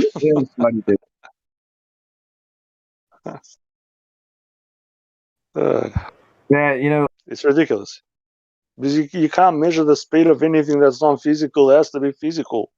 And they got light years, buddy. Man, they've got light unicorns. Oh, who cares what they have? You can't measure anything that's not physical, man. Yeah, how can you measure? How can you attribute physical properties to a non-physical? Wow, that's a great one, man. Like light is non-physical, dude. So how do you measure it? Another thing that's non-physical is gravity, which doesn't exist. You know, but then they see now you have two different non-physical things. You know, we were talking about earlier. Wait a minute, what the fuck is a light unicorn? A light unicorn? I'm breeding them at the moment, bro. As soon as I have enough, I'll send you one. You can come down for a shake. That way they're like intrinsically rainbowy. Yeah. They travel on the, as you said, on the rainbow. They're one of these, rainbow unicorns. Hey, light rainbow unicorns. You want to put the horn on my fireplace, man. On the mantle, with my. My elephant tusks, man, and unicorn horns on my fireplace. Mm.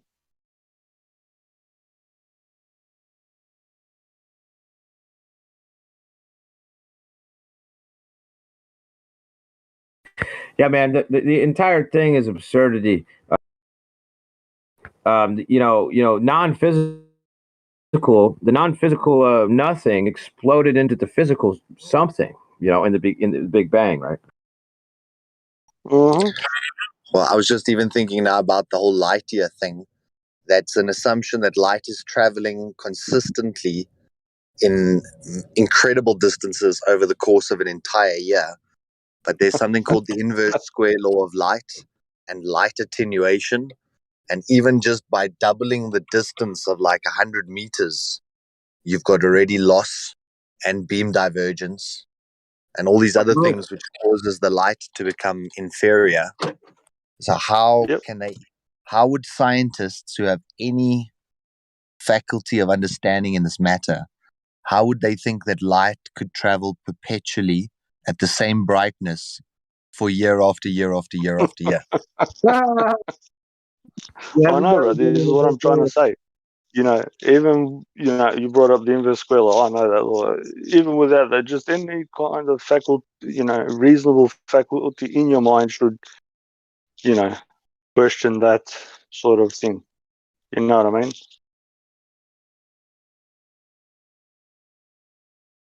Like it's an abstract. Nobody knows what light is. Go ahead, sorry, bro.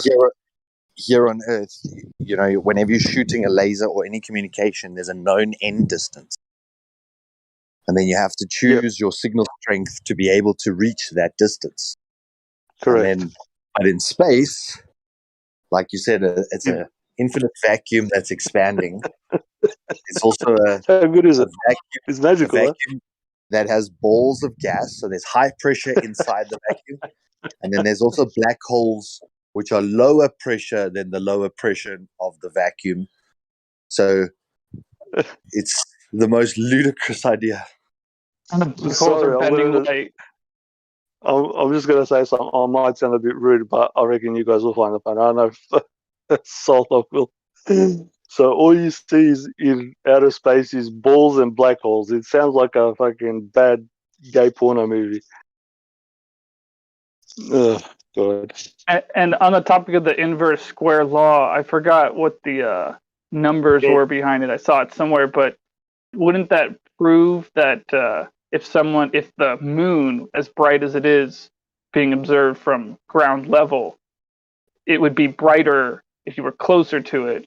And wouldn't that mean that if it were not saying it is, I don't have any idea what it is, but if it were an object that you could stand next to or stand on, that the light from it would be blinding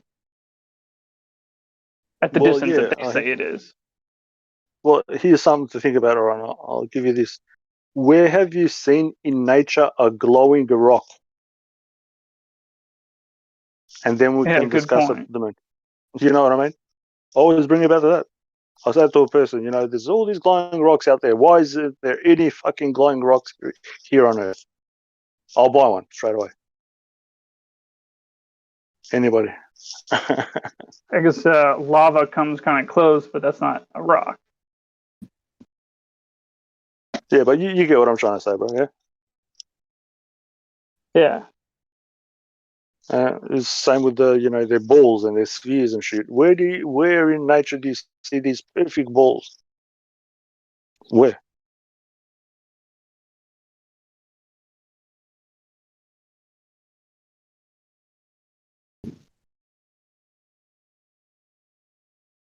As I said, it just sounds like a bad porno movie. Balls and black hole.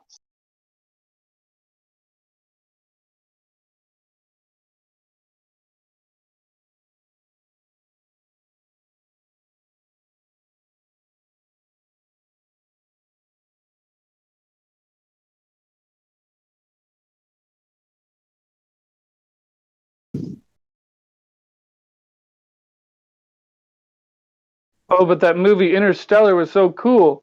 That can't possibly be fiction. Oh my gosh, that was a really cool movie. It really was. I haven't seen it. No. Matthew continue. McConaughey, I mean, don't deceive me. You guys are lying. I still really like a good space movie, even though I know it's all, BS or whatever. I just think that it's still a cool idea. It really is. To me, the flat Yeah, Earth is cooler, but when they're on the surface of a planet, you can just pretend they're on a plane of existence. yeah, right.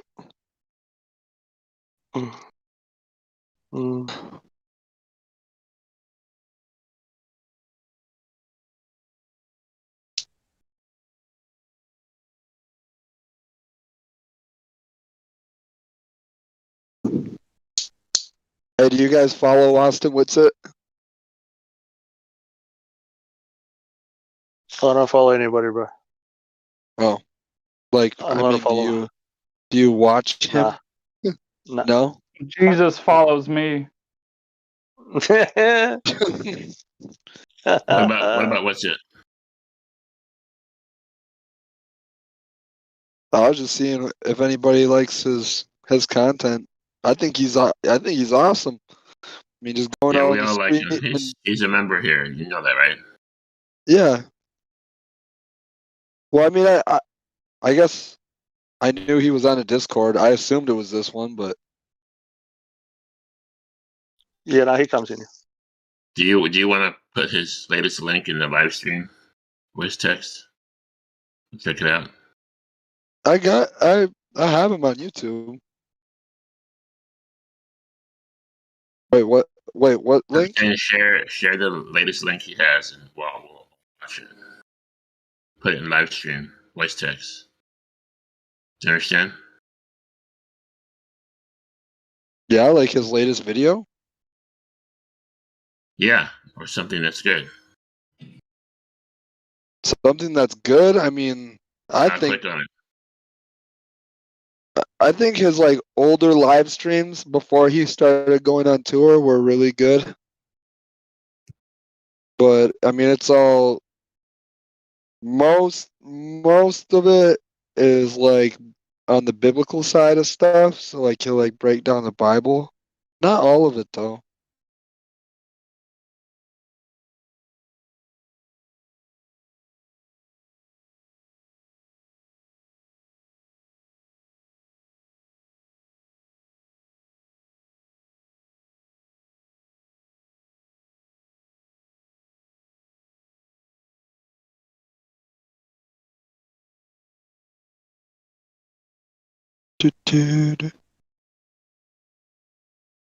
Well, his new girlfriend made a song that I think is pretty good. It's called Matrix.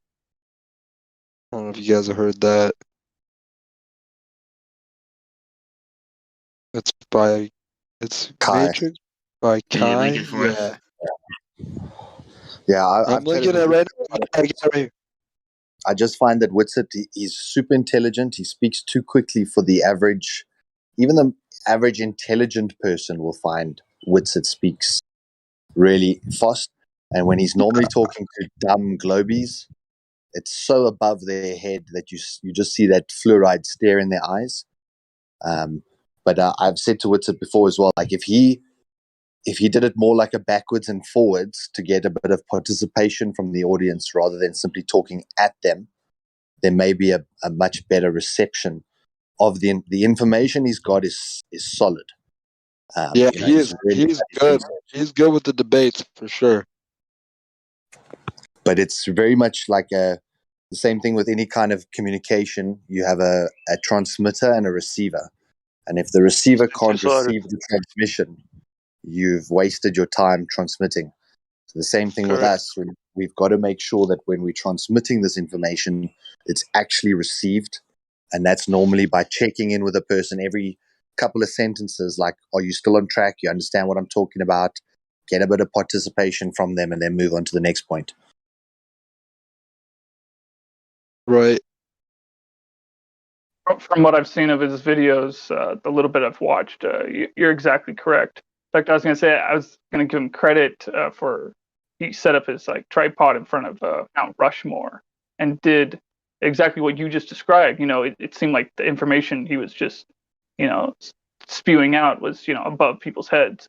But I was going to give him credit for the he dressed himself up like almost like Bill Nye the Science Guy. Yep, The point is yep, he's yep. trying to be like he's trying to play a joke on the idea of the theme of like, oh, I dressed as a scientist, I got a lab coat, so everything I must say must be true, right? Every guy with a lab coat, everything must be true.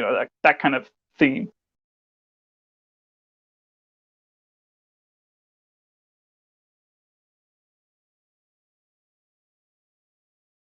Didn't he get dressing arrested? up in a lab coat and saying scientists all around the world are lying to you.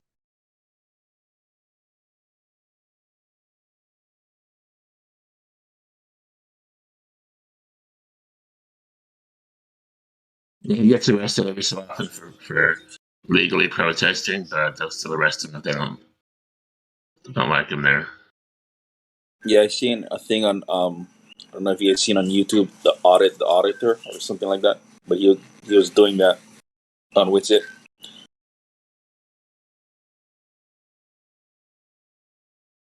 Does anybody follow or not follow but watch Jeranism? That's good. Jeranism. Yeah, the Baby Truther show with like David Weiss and Jeranism and Alex Stein, the Conspiracy Castle guy. No. Yeah, you think it's pretty? I think it's pretty good. They did a show like the other night. I'll see if I can find it. But they were talking about Witsit and his girlfriend. It was actually pretty funny. I should Alex post a Stein, link to that. Alex Stein, the Conspiracy Castle guy, is like, you know what I want to know? Are they fucking or something like that? And then this one chick's like, that's not your business, getting all like mad. I'm gonna find it.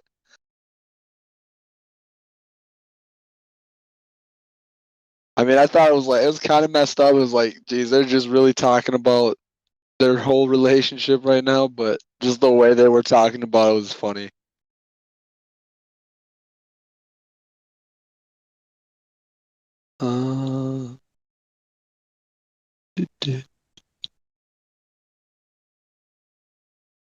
Yeah, I used to watch Jaren a lot.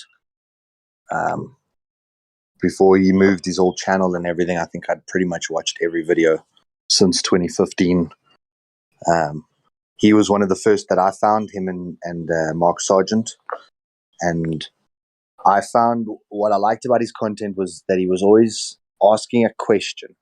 So he was saying, does this make sense? So he wasn't necessarily saying it is this or it isn't that.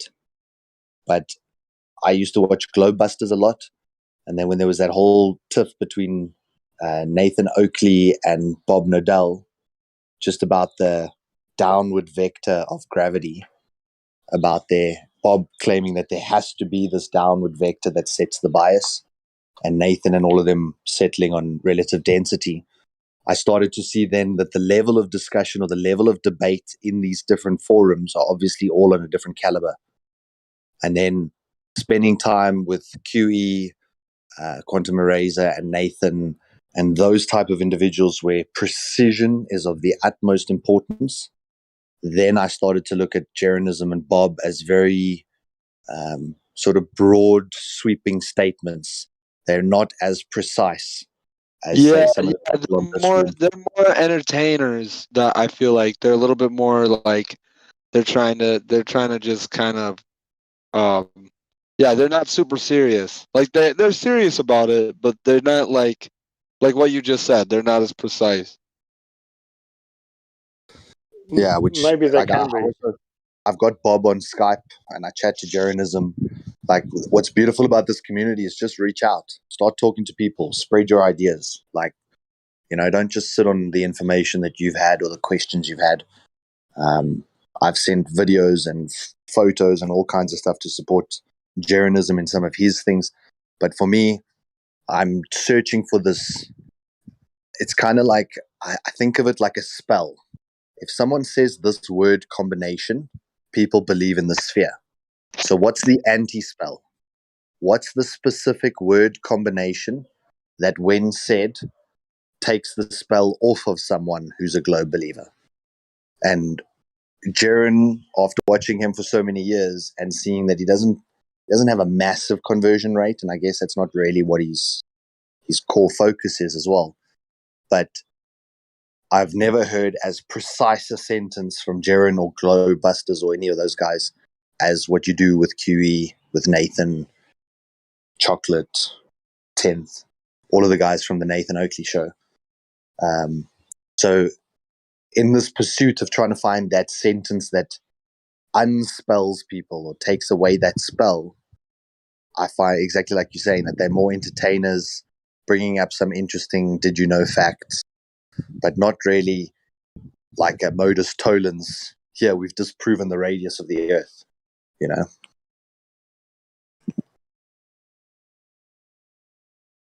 Well, you can't give somebody modus tollens that doesn't even know how to, tie up their shoelaces, bro. This is why That's also true.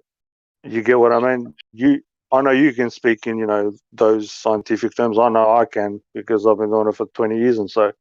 But for people that come on here, I have to point out, how does, have to make it funny so they can realize, how funny their belief, the ever expanding vacuum of space.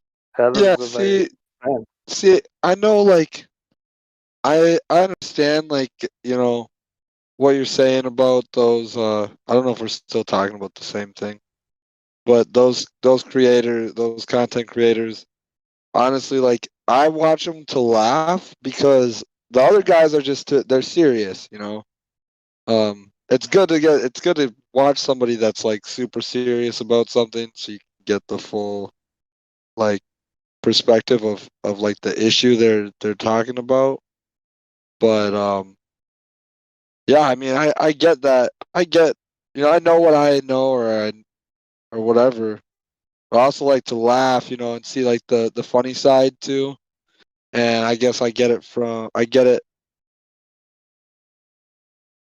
Yeah, I'm just gonna stop there. No, you're I'm right. I'm getting tired.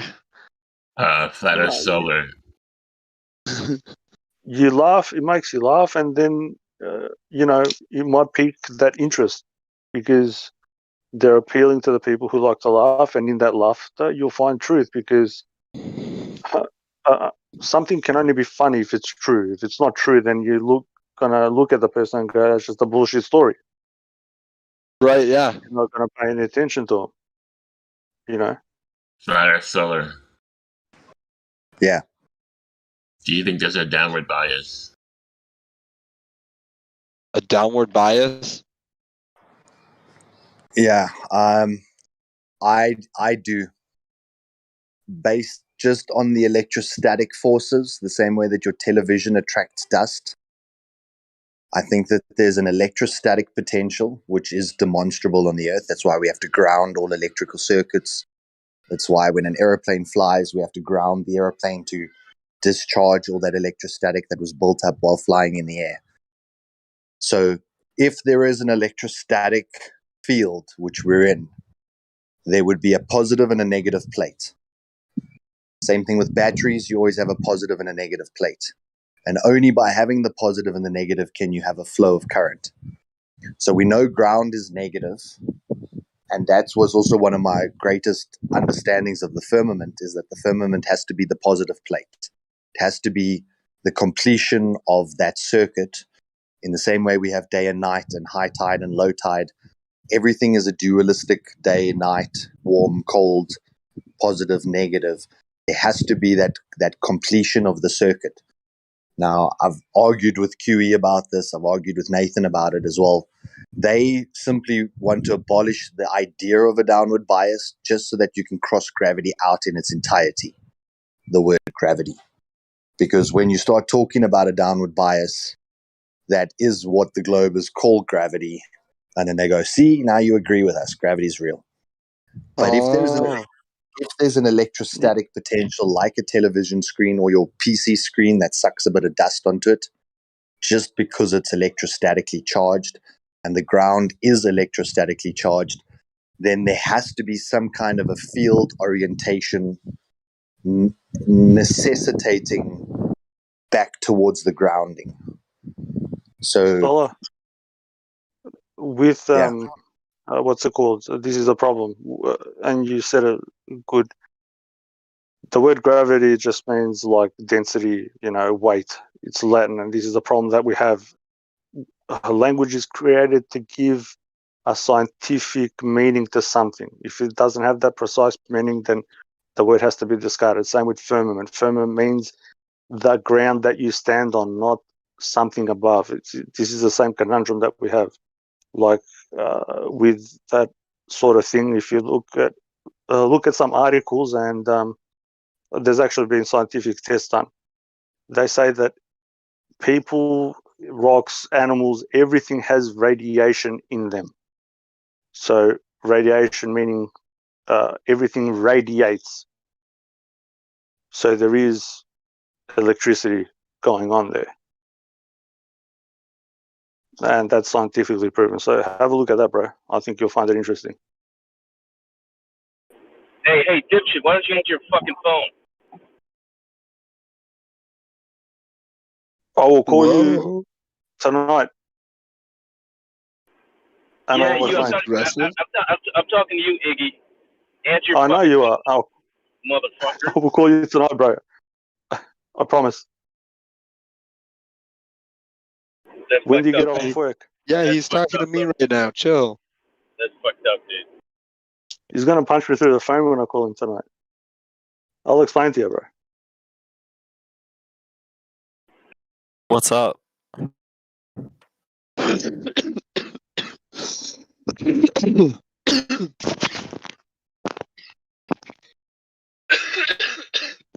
Hey, you guys, I was on the phone. I'm back. What's going on? Not much. I don't think. I'm new here, so I'm not really sure what's supposed to be going on. But Hey, welcome, whatever buddy. it is, doesn't seem like a whole lot of it. Hey, so do you believe you're on a? Do you believe you're a globe there, a planet?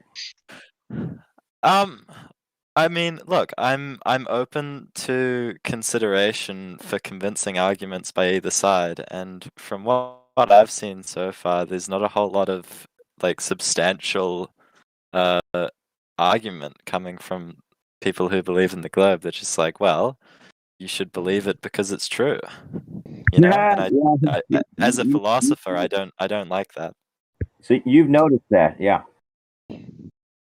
Yeah, actually, most people just believe it because Like if someone who believed in the globe comes to me and says, you know, this is my detailed, specific, like conceptual argument of, you know, evidence of why the globe has to exist and why other alternatives are incorrect, I'd be open to listening, but I haven't heard much of that.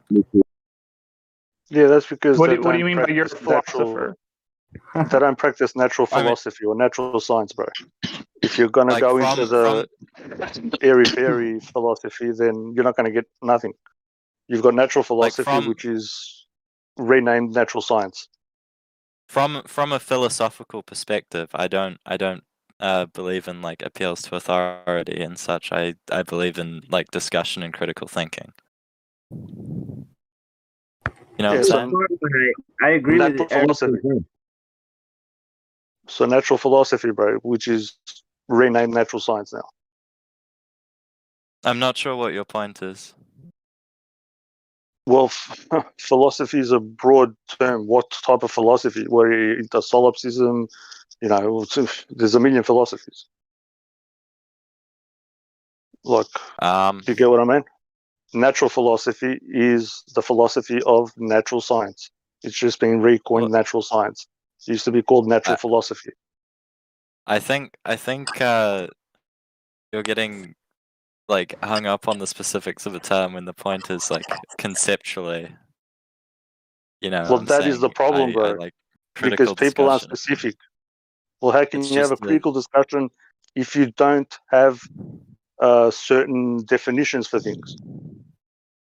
It is because it is. It is because I think so. It if is I can because just they said. add- It is because I farted. I think he agrees with you, Ig. Yes. So you came in saying that you're a philosopher. So I think that's why Iggs brought up the philosophy aspect. When you go back into the sphere religion, you will see that it started off with the idea that the sphere is a perfect shape philosophically, that there's equal tension around the surface of it, that it's equidistant from a central point. So from a philosophical standpoint, that is where they started with this concept of placing the sun at the center. To all people that come into this room, we generally ask them 3 questions just to sort of get an idea as to where they are sitting with their understanding. What sounds really exciting is that you've already realized that the quote-unquote evidence that they have is pretty weak, and normally you just have to believe it because someone told you that that's the truth, and if you don't believe it, then there's something wrong with you. So the 3 questions that we normally ask people that enter this room for the first time is there any way that you know of in history, either in the ancient times or up until today, that someone has physically measured the curvature of the earth? There's a difference between measurement and calculation. Calculation is numbers on paper. Measurement is taking out a ruler or a tape measure or a laser guide or some way to determine here is the curvature. Here's where we measured it. This is the physical rate at which the sphere bends. The second question we ask is about axial rotation. When in history has it ever been determined that this ball that people think they're living on, that is said to spin once every 24 hours, where can we determine that motion on its own axis? And then the third question is about gas pressure existing adjacent to the infinite vacuum of space. To have gas pressure in the first place, you need containment, which means you need a container to put the gas inside of, because gas expands to fill the available volume. And once you have a container, you can start to increase the pressure inside that container. If you don't have a container, you cannot have gas pressure in the first instance. So those 3 questions, you can either answer with the exact scientist and the method that they chose, or you can say you're uncertain. Both answers are acceptable. So going to the first question, when in ancient history, all the way up until today, do you know of anyone who physically measured the curvature of the earth? No. Correct. So the reason we ask these questions is that for 5 years, they've never been answered. Well, people are gonna say that one dude did it with the shadows and the sticks. Yeah, so there's... Isn't that already like debunked a few times? Yeah, I read I this. mean, I know that, but people are gonna, they're always gonna. Anybody that hasn't looked into it is gonna say that was the first time right there. Yeah, so that guy's name was called Eratosthenes, and he was said to have 2 sticks and then measured the shadow angles and then determined from a shadow angle the size of the earth. And again, that's a calculation, pen on paper. It's not a physical measurement, so it would have been disqualified anyway. But it is pretty much their only go-to. There's another guy who, I think it's Al Burundi, who looked at the horizon and assumed that the horizon dipped and therefore did a calculation again to presume that we're on a spherical surface. But once again, never a measurement. So the second one, axial rotation. So these are like the 3 fundamental pillars of this religion. Like if you're on I a just ball... wanted to say something about Eratosthenes. I think it's quite funny how, because from what I've seen, again, I only like to judge from what I see and like personally judge. From what I've seen, it seems like whenever you ask a person who believes in the globe, to when you ask them who's measured the curve, they say Eratosthenes because that's the first result in Google when you look that exact question up. Like it's just emblematic of the mindset they have of just repeating everything that they get told. Yeah, but then you ask them about provenance, and they've got nothing. There's no provenance to this fucking Eratosthenes. Hey, It's a good story. I need to say something here. I'm pretty sure that those measurements he came up with would have worked too. Like he said, didn't he like suppose like the size of the sun or something? Like he would have No, came to the same. yeah, he assumed a large distant sun generating parallel lines. So his main Yeah, assumption yeah, yeah. parallel lines. Yeah, and the same thing would have worked on a flat Earth. He would have got the same results if he would have like said the sun was like closer and not doing those parallel lines. Correct. So, effectively, like if I wanted to measure a square and I measured two sides and I saw that they're the same length, then I'm fairly confident, and they're a 90 degree, I'm fairly confident I'm measuring a square. If I measure one side longer than another, I know I'm measuring a rectangle. So the whole point of this sort of question is that for you to say it's a sphere, there has to be measurable curvature at a constant rate in all directions. To your east, your west, your north, your south, this ball should curve away from you. When you take the mathematics of the radius they give us at 3,959 miles, it is said to curve from the first mile. So after the first mile, you've already got a drop. And by 3 miles, a 6-foot observer would be completely below the horizon at 3 miles. Yeah. That is based on the spherical maths that they give us, that they tell us is set in stone. Remember, this is a rock planet, so this rock can't expand or contract. It is a set size, which means that we should be able to measure it. So what I meant by like the pillars to this religion is that if you've got a 3-legged table and I start taking legs out from the table, eventually the table's going to fall. So the Would you refer to believing in the globe as a religion? Is that what you're referencing by that? Yeah. Absolutely. Right. So the reason I say that is that we were all programmed and brainwashed probably from about the age of 3 or 4. Like the first things you were taught in school was you're the third rock from the sun. These are the other rocks that are around us. Here's what Jupiter looks like in Saturn. Pretty much at the same time that the religious groups also try and indoctrinate the youth into a set belief that there's no evidence for, there's no measurement, there's no proof of this. You just have to believe it. And if you can repeat it, you get full marks. So as we start to go through this thing, 99% of people, if you ever hear them talk about this, they'll say, I believe I live on a globe. Yep. Whereas when it comes to flat earthers, they'll say, I know scientifically that water is level. I know scientifically that sea level is the same height on both sides of the continent. I can say categorically that continent is only 2,000 meters above that sea level. And then that sea level spans to the next continent at a baseline of 0. And that baseline of 0 is a level to which we either gain elevation or we get negative elevation against that level line. So that level line is scientifically demonstrable. But everyone who says sphere, they'll say believe. I believe Neil deGrasse. I believe I'm on a sphere.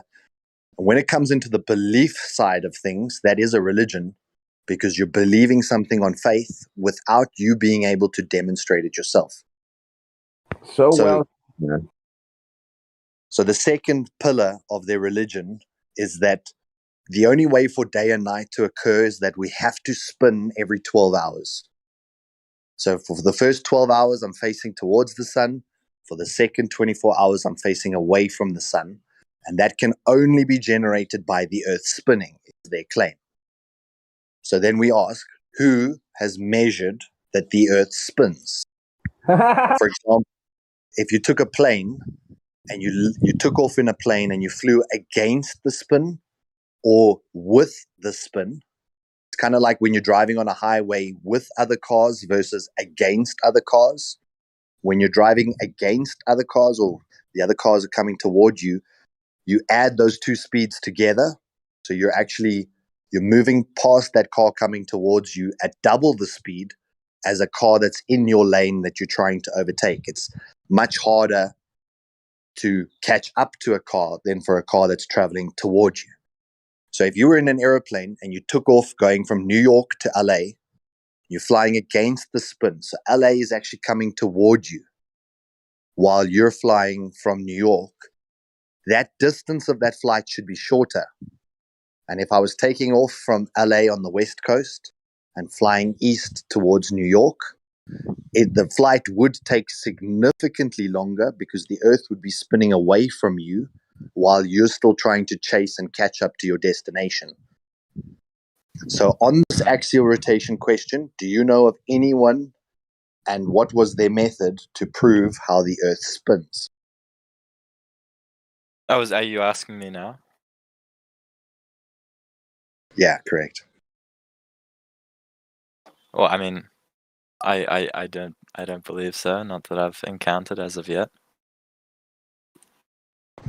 So these are the two main things. If we're on a sphere, it has to curve, and if we're on the spinning sphere, it has to spin. Now, those should have been taught I mean, to you. like, why does spin even begin in the first place? How does that make any sense at all? Like, It's just an idea. Where does spin come from? Yeah, exactly. And how Well, is it consistent? They have to Because make we would have lost. they have to make it up to explain why the sky's moving. Right. Yep. So that whole thing, you can't determine which one is moving unless you can get to a third person observer.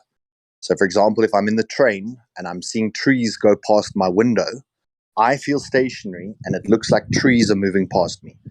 If I stood in those trees and watched the train go past, I would feel stationary in the trees and I would see the train moving. From both reference frames, the mathematics would work the same. So we then need a third person observer, somewhere away from the trees, away from the train, maybe even a bird's eye view. And then you'd be able to see, okay, it is definitely the train moving and the trees are stationary. And then you could say with certainty, yes, when I was on the train, I was moving. So with the Earth, we look up, we see the sun rise in the east, set in the west. We see the moon rise in the east, set in the west. We see the stars rise in the east, set in the west. So they assume we must be spinning. So the easiest way to demonstrate that is we take a drone off the Earth. So if we're attached to the Earth and the Earth is spinning, causing this effect of the sky to move, then detach from the Earth. So David Weiss, DITRH, took his drone up, did a 3-hour time lapse or a 2.5-hour time lapse of the sun continuing to set and the stars starting to rise while the drone was off the surface of the Earth. Then the drone also came down exactly where it took off from after that many hours being off the Earth, which is said to be spinning. I think I have seen that GIF before. So effectively, if we can demonstrate please? that it is the sky moving and not the Earth moving, so back to what does science say? Science says that there's this little experiment called the Foucault pendulum. And the Foucault pendulum is a pendulum hanging from a ceiling, and it's said to rotate in a circle every day because the Earth is turning underneath it. That's their claim. When you go and look into the Foucault pendulum, Foucault, Foucault, the Foucault pendulum, you'll see that there's a magnetic drive. The electromagnetic one, right? Correct. So there's an electromagnet causing it to swing and precess. Same way that there's a drive system on my clock. My clock turns all day long, and that's how I know the time. But they put a clock on the floor that turns, and they said, proof the Earth spins. So again, it's one of those really weak arguments that when you start to scratch the surface, you'll see there's absolutely no merit to it. So you've answered to the first question. You're uncertain if anyone actually has measured curvature, which you were right about. Second question about axial rotation. You also, off the top of your head, you should have had his name like an Einstein, like a Newton, like a Tesla, that should have been taught to you in school. Here's the guy who measured the curvature. Here's the guy who measured the rotation. And this is how we know it's a sphere. End of discussion. No flat earthers exist. That didn't occur. no one was ever touted as doing this. So then on to the third question, the gas pressure. We said, so we know we're breathing gas pressure. We've got 14.7 psi at sea level. Then at some point, there's a magical boundary and it becomes the infinite vacuum of space. Now, the thing about gas is that gas doesn't get sucked into the vacuum. That's often a misnomer. Gas wants to expand into the vacuum. So the higher pressure always goes to low pressure until equilibrium is achieved. That's called the second law of thermodynamics. Once again, this is how flat earthers can say definitively that it's not what we've been presented, not that we believe it's something else.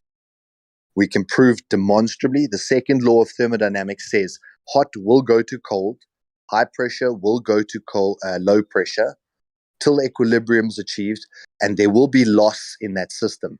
Entropy will increase. Entropy is the loss.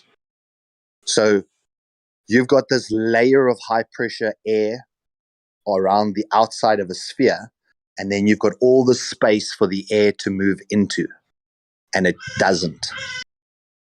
Now, the only way to achieve gas pressure, like the tire on your vehicle, is you need the rubber wall to be able to fill up the gas pressure inside that container. If I ask you for some helium, you're going to bring me a canister of helium, a container of helium, and then we'll squirt it into another container like a balloon. So with gases, you always require containment. It's a necessary requirement to be able to start to achieve gas pressure, because the definition of gas pressure is the amount of pressing on the walls of its container, the definition of pressure. So for there to be gas pressure, there has to be a container, and that gas has to be bouncing off the walls of the container and then heading backwards, back towards the center to create the pressure that we're experiencing. So our question would normally be, can you demonstrate gas pressure without a container?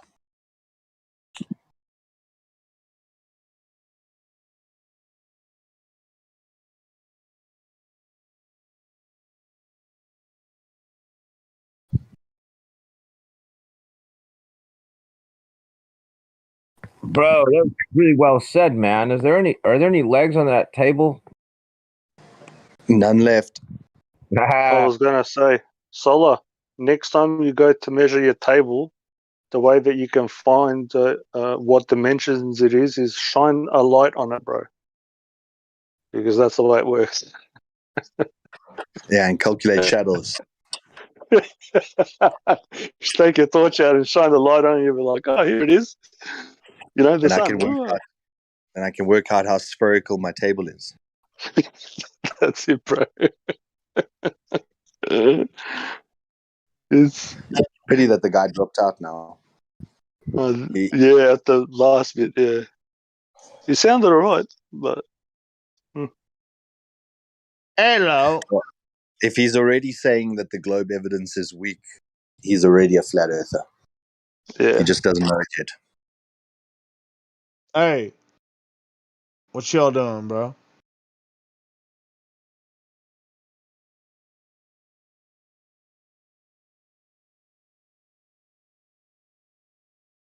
Breaking down someone's worldview. I enjoyed it. It was really nice. We need to get this man on television. I think you blew him away, actually. Like I said, I'm trying to find the anti-spell. What is the sentence combination that if you say it, the shackles fall off their eyes and they can suddenly understand? Well, the spell per se is like 100 different I things. got a question for you. Does anybody want to answer my question? Go ahead. Hey, wait. Can I quickly say something? He said he's trying to find that magical, that really nice, not magical, but really nice combination of words to wake people up. I've come to realize when you say to someone who's in like a serious kind of panic cog dis, if you say, no, you got to understand. You say this, no, you see, it's not that I think that the Earth is flat. I'm trying to prove that it's a globe, but I'm having trouble doing that because it's flat. Reverse psychology. Yeah. Yeah, hey, that's right. But that's what we're all doing here. We've been trying to prove the globe, and we have never not found it. If anyone could show some proof, then we would all leave, and none of us would be here. I mean, I'm floating with the Earth right now, so. Go ahead. What's that? I don't think that's reverse psychology though, but it seems kind of like that. Yeah, I get you. No, I was just making it a bit more worse than it is, but you're doing it in a kind manner. So who is this guy? You're floating around on the Earth. How do you figure? Bro, the air is pure, man. Who had the question? Knuckles? I did. Yeah. Did you ask your question? My question is, you can look at all the shipping maps you want, right? Hold up. My first question before I get to that. Do you believe the Earth is flat? Is China, if the Earth is flat, is China to the east or west of California? It depends on your position and what direction you're facing. It can be to the east or to the west. Wait, what? It depends on where you are facing. Oh, it depends where you're facing. If you're in California, if you're looking to the center of the North Pole, to the center, which is north, then China will be east of California. Okay, thank you. No, I think it would be west. Just tried giving me some. Wait, China would be west. Yeah. Let me stop there. Actually, it's Oh, both. His question is both east and west. not put Both properly. east and west. How is it going to be both? It depends on your Because position. the flat Earth is a circular plane. Yeah. So what he means is it would be circular plane. You can get to China both by going west and also by going east. Both. Can I try to simplify this? Both ways. So it's a globe. Thank you. Knuckles, if you look down at a Hey, dot, we don't need the trolling here, Knuckles. If you want to be here, you're going to listen. Okay? We don't want to take any time I'm not trolling to anybody, deal with bro. you just saying bullshit. You just said bullshit right there, man. What do you mean? You know you did. The guy couldn't even give me a globe. It's a globe. Thanks, guys. It's a globe. The guy couldn't even give me a fucking true answer, bro. We are, but you can't let us speak. Oh my god. He said muted. We're not listening to your bullshit. Okay? Bro, You're listening to us. He doesn't get the concept of which way are you facing. He goes from California. Unreal. Like, does the country of California or does that state look, or is he the observer? Which way is he looking? I don't fucking know. Is that so hard to comprehend? Which way can you drive around your neighborhood? Can you drive around your neighborhood starting by going right and left?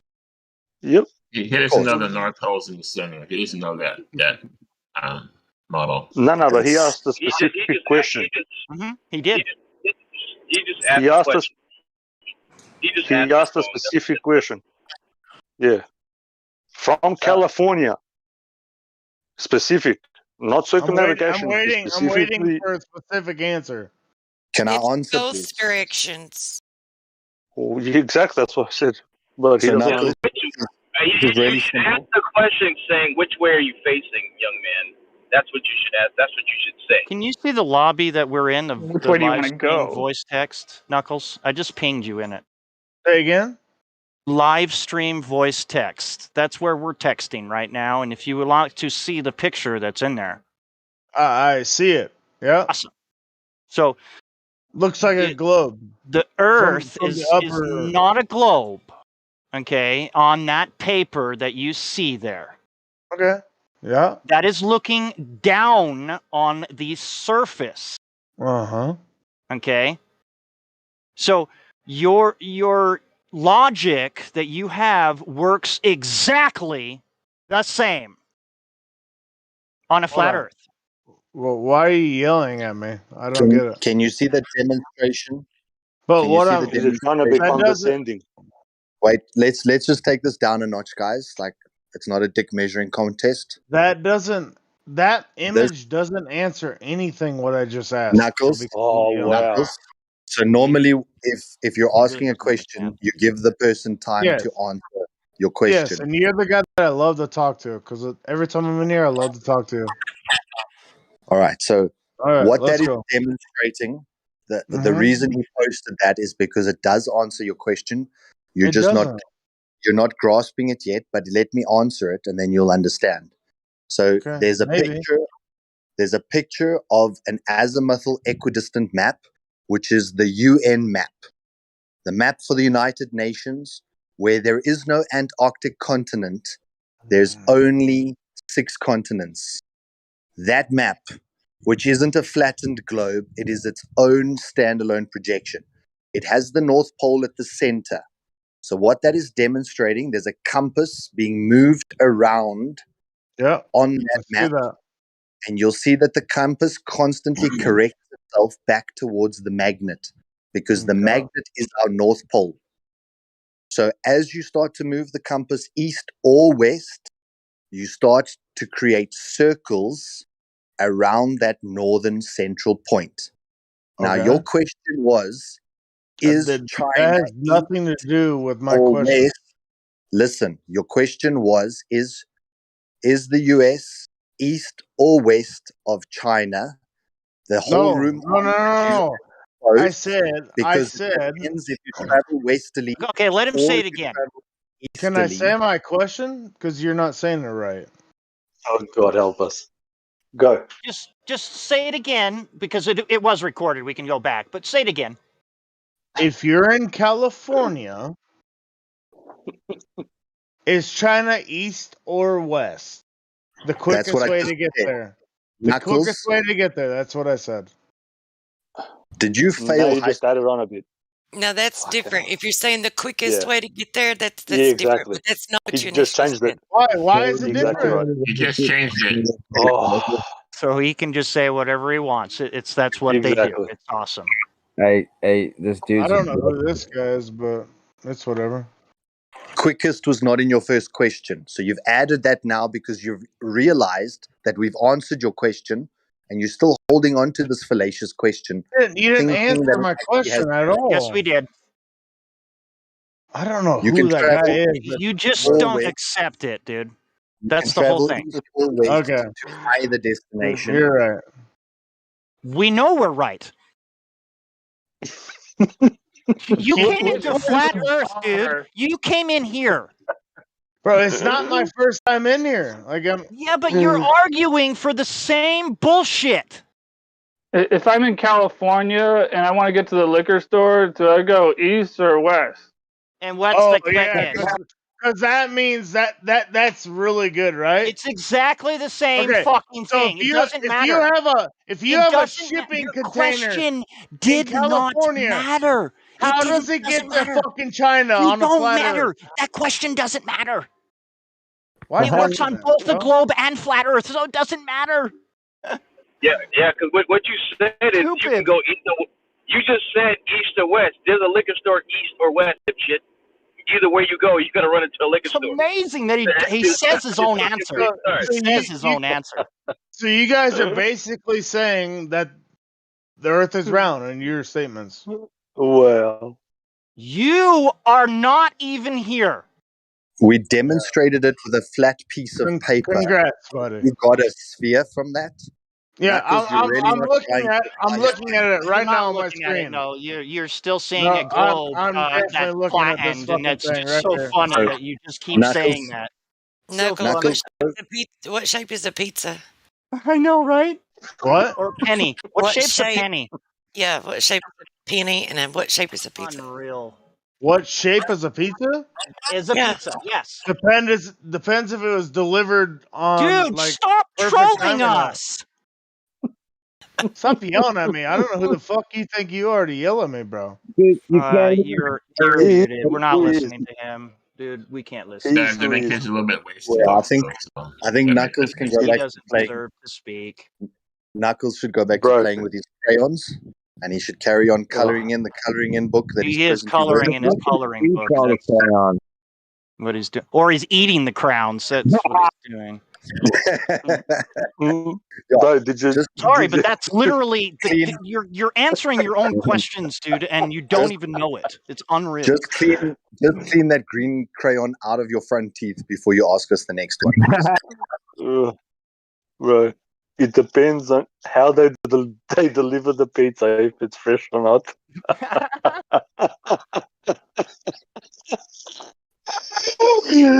Oh God, help! Well, in all fairness, Wait, some is it pizzas, in all cold or fairness, some hot? pizzas are square.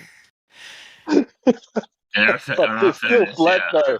Some pizzas are square. They're still Yeah, square and flat still. Yeah, I know. I wonder why we make And you know, I don't know the what thing that I love freshness the has most, to do with it, but he the thought thing I he'd love throw the it in most there. when these guys try and present it as though it's their like nail in the coffin of flat Earth. It's a They gotcha. have this question: how could I travel to China from fucking California? It's like easy. Here's a demonstration. As a demonstration, I will show you on a piece of paper, okay?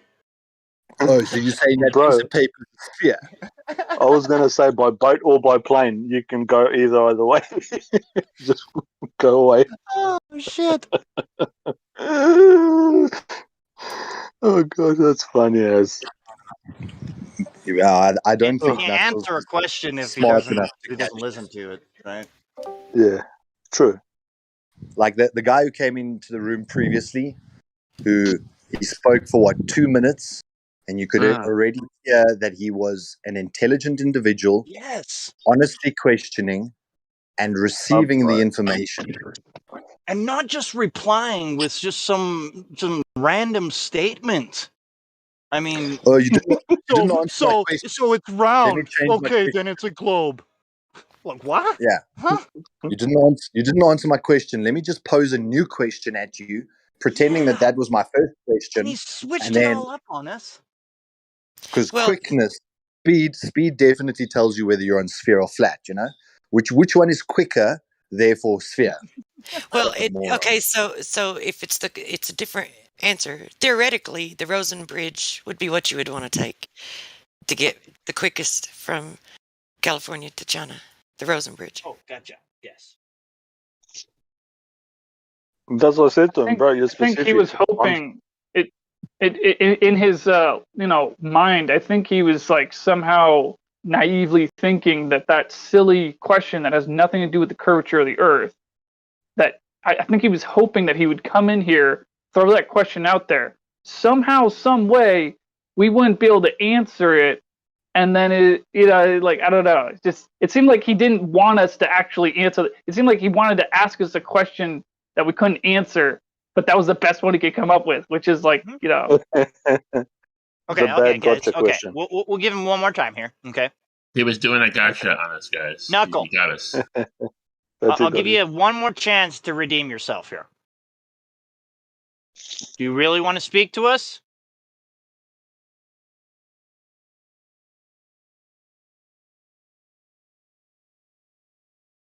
Hello? Is he muted, man? I don't know. No, he's not muted. When he's red, then he's muted, but he's muted himself. Probably left the computer while we were speaking. No, he's still here, man. It just said he was typing something. How'd he do it? Oh.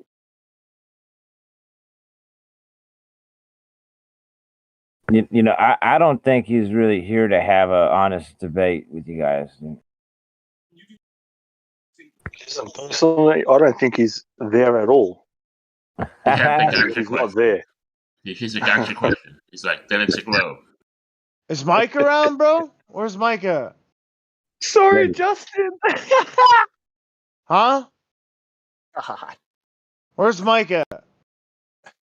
Oh yeah, Mike's not here today for some reason. Oh, I don't know. all I'm right. not sure. So then, message Mike. He's gone bro. to China. He's gone to Message China. Mike. Yeah, he'll tell you fastest that route. I'm actually in here to learn, but it's okay. Y'all keep trying to troll me. It's fine, bro. Listen, Knuckles. No, That's I'm gonna why. mute. Keep trying to That's troll me. I'll why listen I to it. It's funny. unmuted you to make it so that you could come in and redeem yourself, but you're not doing a very good job. It doesn't matter I who don't you gotta speak do a to good job, here. bro. It doesn't I've matter already who you talked to speak Mike, to. bro. It doesn't Keep matter going. who you speak Keep trolling, to. bro. Okay. Good. Keep going. You are Keep going. trolling if you I'm not trolling don't nobody. listen to us. I'm not trolling nobody. Yeah, So you are. you Muted. Where's Mike at? He's in China. Where's Mike? Where's Mike? Just talk to him. Just talk to him. He'll know everything about me. And the fact up that with this Knuckles guy? Mike gave me reality denier and walking with contradictions. Yeah, Mike gave you that, you fucking moron. Oh, gosh. Wait there. No one else gave you those roles but Mike. Nickel. Knuckles 1313. What's the 313? It's amazing. It's got it like completely wrong way around, mate. Coming in here with a name like 31st. Like he's like 1313. Is that a troll? I don't know. No, just talk to Mike. That's for the Knights Templars. 1313. Like it's just it's ridiculous. Yeah, Justin, I'm on my cousin's account because on my account it wouldn't let me sign in on this device. That's weird. And then on that other device, it was probably Discord. Yeah, I know. I have to go on and eat. No, I have to. It's a new sign-in location, different device, so I have to confirm it or whatever, right? But I don't have audio on that other device. I'm signed in on the one that I messaged you on. Like, there's no way for me to speak. It doesn't work. Like, the voice doesn't work. Yeah, when you know the update. Remember the overlay update where the yeah, when that happened, it broke my laptop. Like not on any other app, only on Discord, where it cannot detect my voice no matter what. Broken. It's literally like it's like there's no way of fixing it either, bro. Like literally, like I've took it into like about 5 different specialists. So obviously, like if I plug a mic into it and I speak to people on Facebook, it works. There is a guy on TikTok that has a lot of people sending him shit that was sent back to the store or whatever, and they told him that it wasn't repairable, and he was able to repair it. He's on TikTok. But it's not broken. The thing is right. Oh, okay. It's not. It's like he does soldering, like really, really deep soldering. Yeah, no, it's not even that. That's what I'm trying to say. If I go onto Facebook Messenger, yeah, I could talk on it all day with my voice. Yeah, it's just on the Discord app only where it won't detect my voice. I can use any headset. I can use anything. I can use the speaker What kind of phone? What kind? laptop. It's a laptop. Oh, okay. It's a Lenovo Yoga Book, so it's Android. Maybe driver. Just reinstall the drivers, or maybe try to update the driver for your sound your sound card. It's still an Android device. That's what I'm trying to say, and it's nothing to do with sound. Oh, you've got a Google Chromebook then, right? It's not even. That's a Lenovo Yoga Book. Oh no, it's a Lenovo with Google Chrome on it, probably. It's not actually Windows. It's Google's version of Windows, right? No, it's not even. I know it's not Windows. It's not even got Google Windows or any of that shit on it. It's literally, it's basically a laptop, right? That is an Android does it like device. have tablet view? Tablet. Can it have a tablet? Yeah. Okay. Yeah. Okay. And it's just a small one. Yeah. But it's really it's worth a lot of money. I got it for doing digital art on it. No. Yeah, they're really good. I work on Lenovo's. I actually take them apart and everything. So that's why I'm trying to help you out with. But it's nothing internal or nothing to do with that because my voice can be used on any other app using a headset. Oh, you know what I'm saying? Okay. It's just on Discord. Now you're making more sense. Okay. Yeah, you're making It's more sense. only on Discord. So like, So okay, and so like, what about permissions? Okay, so you no, may actually have to go bro, into Facebook app bro. and I've permission done it all. wise. That's what I'm I've done saying. it all. I've Okay. done everything. When I say I'm just literally, throwing them out. This is I've just what's given it. running through my head. Yeah, no, literally, I've given this to like I know quite a bit about this shit myself anyway. Okay. So permissions, I wasn't. It Yeah, I'm definitely wasn't just, gonna be my permissions. technical You want to aspect. know I what's just happened? throw out shit. Try to.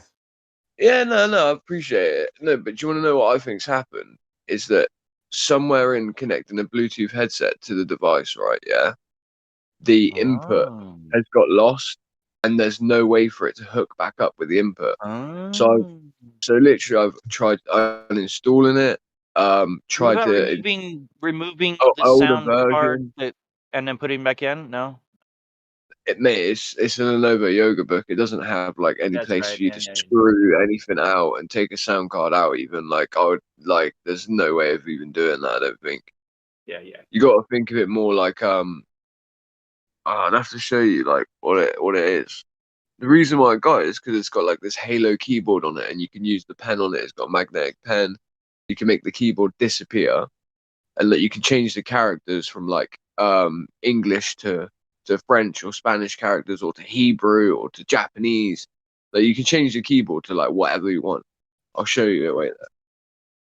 It's a really good device, mate. It's just that I bought it for coming onto Discord and being able to do digital art at the same time as being on Discord. And literally the second day of having it, the update came out for the mobile overlay, and I didn't even want to download it, and it auto downloaded, right? And Oh. I was using a Bluetooth headset at that moment. I was using a pair of Neurophones, right? And Neurophones have got their own app and everything as And well. it probably conflicted with it. I Yeah. bet it's in Some your input. coding happened. I bet it's in your Yeah. input settings and Oh, your you voice could and video remove. input settings. No, it's Yeah, you not. could It's remove the driver UID or whatever. You could try that. I'm just saying, you could try removing that and then try to install it again. I've literally tried everything. Okay. So you got to think of the device that I'm on about is like it's like being on a phone as well. So it's not like it's nothing like being on an actual laptop. It's a laptop, but it's not like being on Discord on a laptop. If that makes sense. Do you know what I mean? So it's all good. Like I've got other devices and stuff. It's just like you know what I mean. At this time, I was like, right, I have to just sign in on this account. All I've got to wait for is for my cousin to come home, and then I can what do you call it? I can agree for the new sign in because I can't sign in on my Crackdown account on this phone. Is what I'm trying to say. It wouldn't let me. Like new sign in location detected. Go into your emails, and I'm like, wait there. Can't go into the emails because, like, you know what I'm trying to say? Like, I can't go into those emails because I've lent the other device to my cousin. He's at work, so I was like, all right, whatever. I'll just use his account for a minute. But I still have my other account, like I said, on that laptop, but I just can't use it because I can't speak on it. You could probably transfer it to another computer. It's really silly, mate. I even tried to do the like QR code sign in thing. Didn't work. Stupid.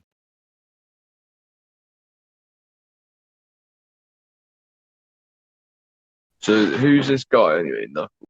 Oh, we Like, got a is he new a person. developer? Extinct is X. Let's just unmute. Existentialist. Existentialist.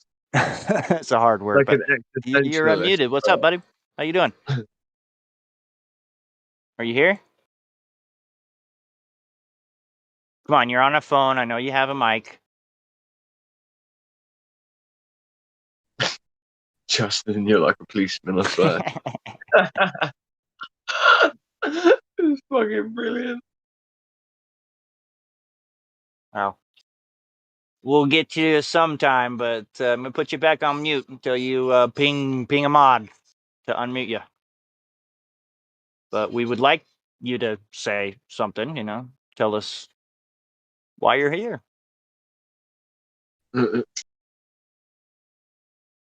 That's a cool story. It is very cool.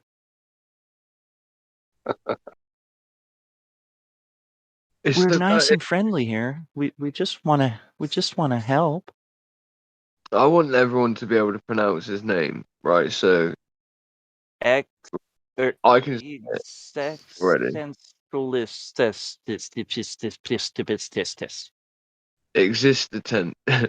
there. I messed up.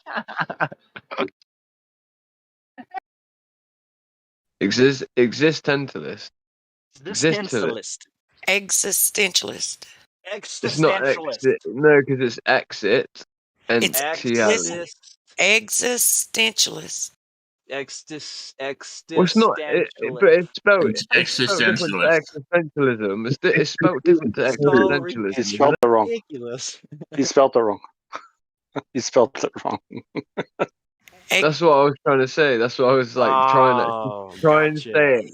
Yeah, but that's the only saying- it's really the only way to say it though. Existentialist. Yeah, but he's written existentialist. Dentalist. Yeah. No, it's got the I after the T. Hey, so come on. Come on. We know what he meant. existentialist. We know what he meant. Come on. Well, with the I after the T, it's existentialist.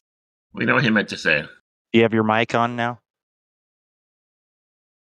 We're talking about you. Or at least your name. Are you going to take that from us? Huh? It's an existential matter. Are you going to take that abuse? It's an existentialist, man, mate. You can talk back to us. You know that, right? If you double It's dare Discord. him, he might come in. We can't hurt you. Existentialist. Come on, brother. I swear I won't hurt you. Existentialist.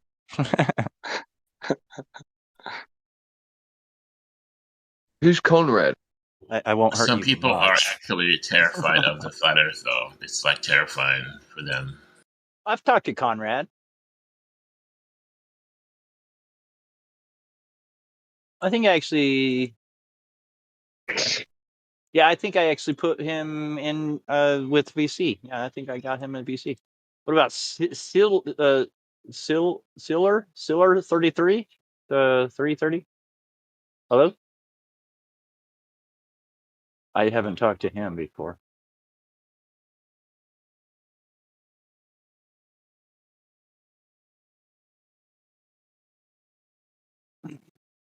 And Tobak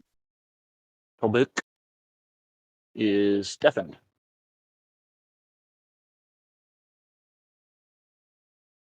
And we all know Smurf. Yeah, what's up? Wait, is that Smurf? No way. Yeah, it's. I'm here to destroy the globe. Found the right place. I just keep on thinking of the last time I heard Smurf on here. It was hilarious. I don't want to bring it up because it might perpetuate the. Hey, listen. The thing. Every time Smurf comes on here, it's hilarious. Smurf is like Existentialist. Nah, he's a good guy. He's a good guy, but just Freemasons keep on going to his house. That's the problem.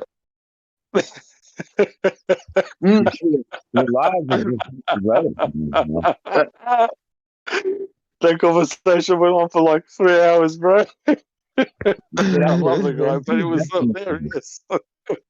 Did they have a basement? They took my book. They took my book, the pricks. They're not giving it back, and now they're coming around to my house. Yeah, basically, yeah. I knew it. That was the last time I spoke to you, bro. How long ago was that? Because I swear I was listening to that in the night. I was listening to that on YouTube. It was a while ago, bro. I couldn't stop laughing. I'm like, bro, I get you. He's like, no, you don't get me, bro. They keep on coming to my house. I'm like, bro, just charge them money, bro. You know. Well, yeah, I'm deep in the country, and a lot of my neighbors are in some kind of cult or something. Biggs, you don't understand. You just don't get it. I don't. Oh yeah, what neighbor? I remember you saying about what your neighbors before being in a cult or something. They also like to talk a little bit in riddles too. You know, they're like a What bunch like of. what like back talk almost like double speak type stuff or like literal riddles like No, what I a mean is, man rode into here's an town on example. Friday. I told this Huh? one kid, I said, the world's flat, and this dude's a mason for like 30 something years or 40 years or something. He said, the world is a lot different than it used to be. It's stuff like that. It's not really like a yes or no. It's basic. Well, no, wait there a minute. That makes perfect sense for an answer. What are you on about? That's not speaking in riddles. You're just hearing things inside of what people are saying because you've got a bit of a paranoid mindset. And I know this about you, Smurf. So what the guy meant when you said the Earth is flat, and he goes, "Well, the world's a bit different than what it used to be, mate." What he's saying to you is this. Well, yeah, that's the way people used to think about the world. But we don't really think about it like that anymore. And he's sort of trying to not get into a debate about you with the flat Earth, while I sort of tried to saying, rationalize. you're thinking in an older timey way. I tried to tell myself that, but he gave me a vibe. You know what I mean. No. But hey, maybe I'm over. Explain the vibe. I'm Please sorry. explain the I love vibe. that. You gave me a vibe. What type of vibe was it? Good, It was like bad? it was like It was like silent. it was it was kind of like, wow, I can't answer this truthfully kind of deal. The vibe I got from him. You know what it makes me think of? It's what I'm expecting him to. I swear, I expect him to soon say that the Earth was spherical, then it became a paroid, oblate spheroid, or whatever you want to call it, and then it kept spinning till it finally flattened out. Yeah, And but it's that will not be the world is not what it used to be. It's not spherical anymore. God, It's flat. if that happens, that's going to be so great. well. Actually, it's Actually, true. technically, It turned to listen, wait there pear-shaped. a second. That's so Wait there a awesome. second. That wouldn't be awesome. That would be really annoying to me. It would piss me right I off. meant because she just totally planned it out right here. Oh right, yeah, that would be awesome. But I mean, like, I would suggest that is what is going to happen because if you look at the idea of the Big Bang, right, and then Yeah. obviously the way the Big Bang emanates, right, so effectively it comes out crepuscular in fashion, so explodes from singularity in all directions, right, but then it basically creates what you call a flat band, or like what you would call like almost like a ring, right? So it creates this ring effect where, because of the way the explosion happens, right? Which it obviously is all stupidness. Don't get me wrong. I'm just talking about a stupid story. There's this flat ring that's created, so the planets start to take a flat trajectory as they expand outward, right? That's why they say the universe is flat, right? And then, so if you have that as in proportion of the creation of what gravity is and how gravity is caused, and everything included in that, and the warping and bending of space time, and the universe itself going along in this linear sort of flat motion at the same time as it going outward in all directions, right? Which is obviously the most oxymoronic, convoluted story you've ever heard in your life. But Yeah, that would shut up, suggest. Big Hill. But that would Good suggest morning. planets will eventually keep revolving until they turn flat. Good morning. Morning, brother. I'm just been a wind How up, you mate. Don't mind me, I'm just been a wind up. Who let you go?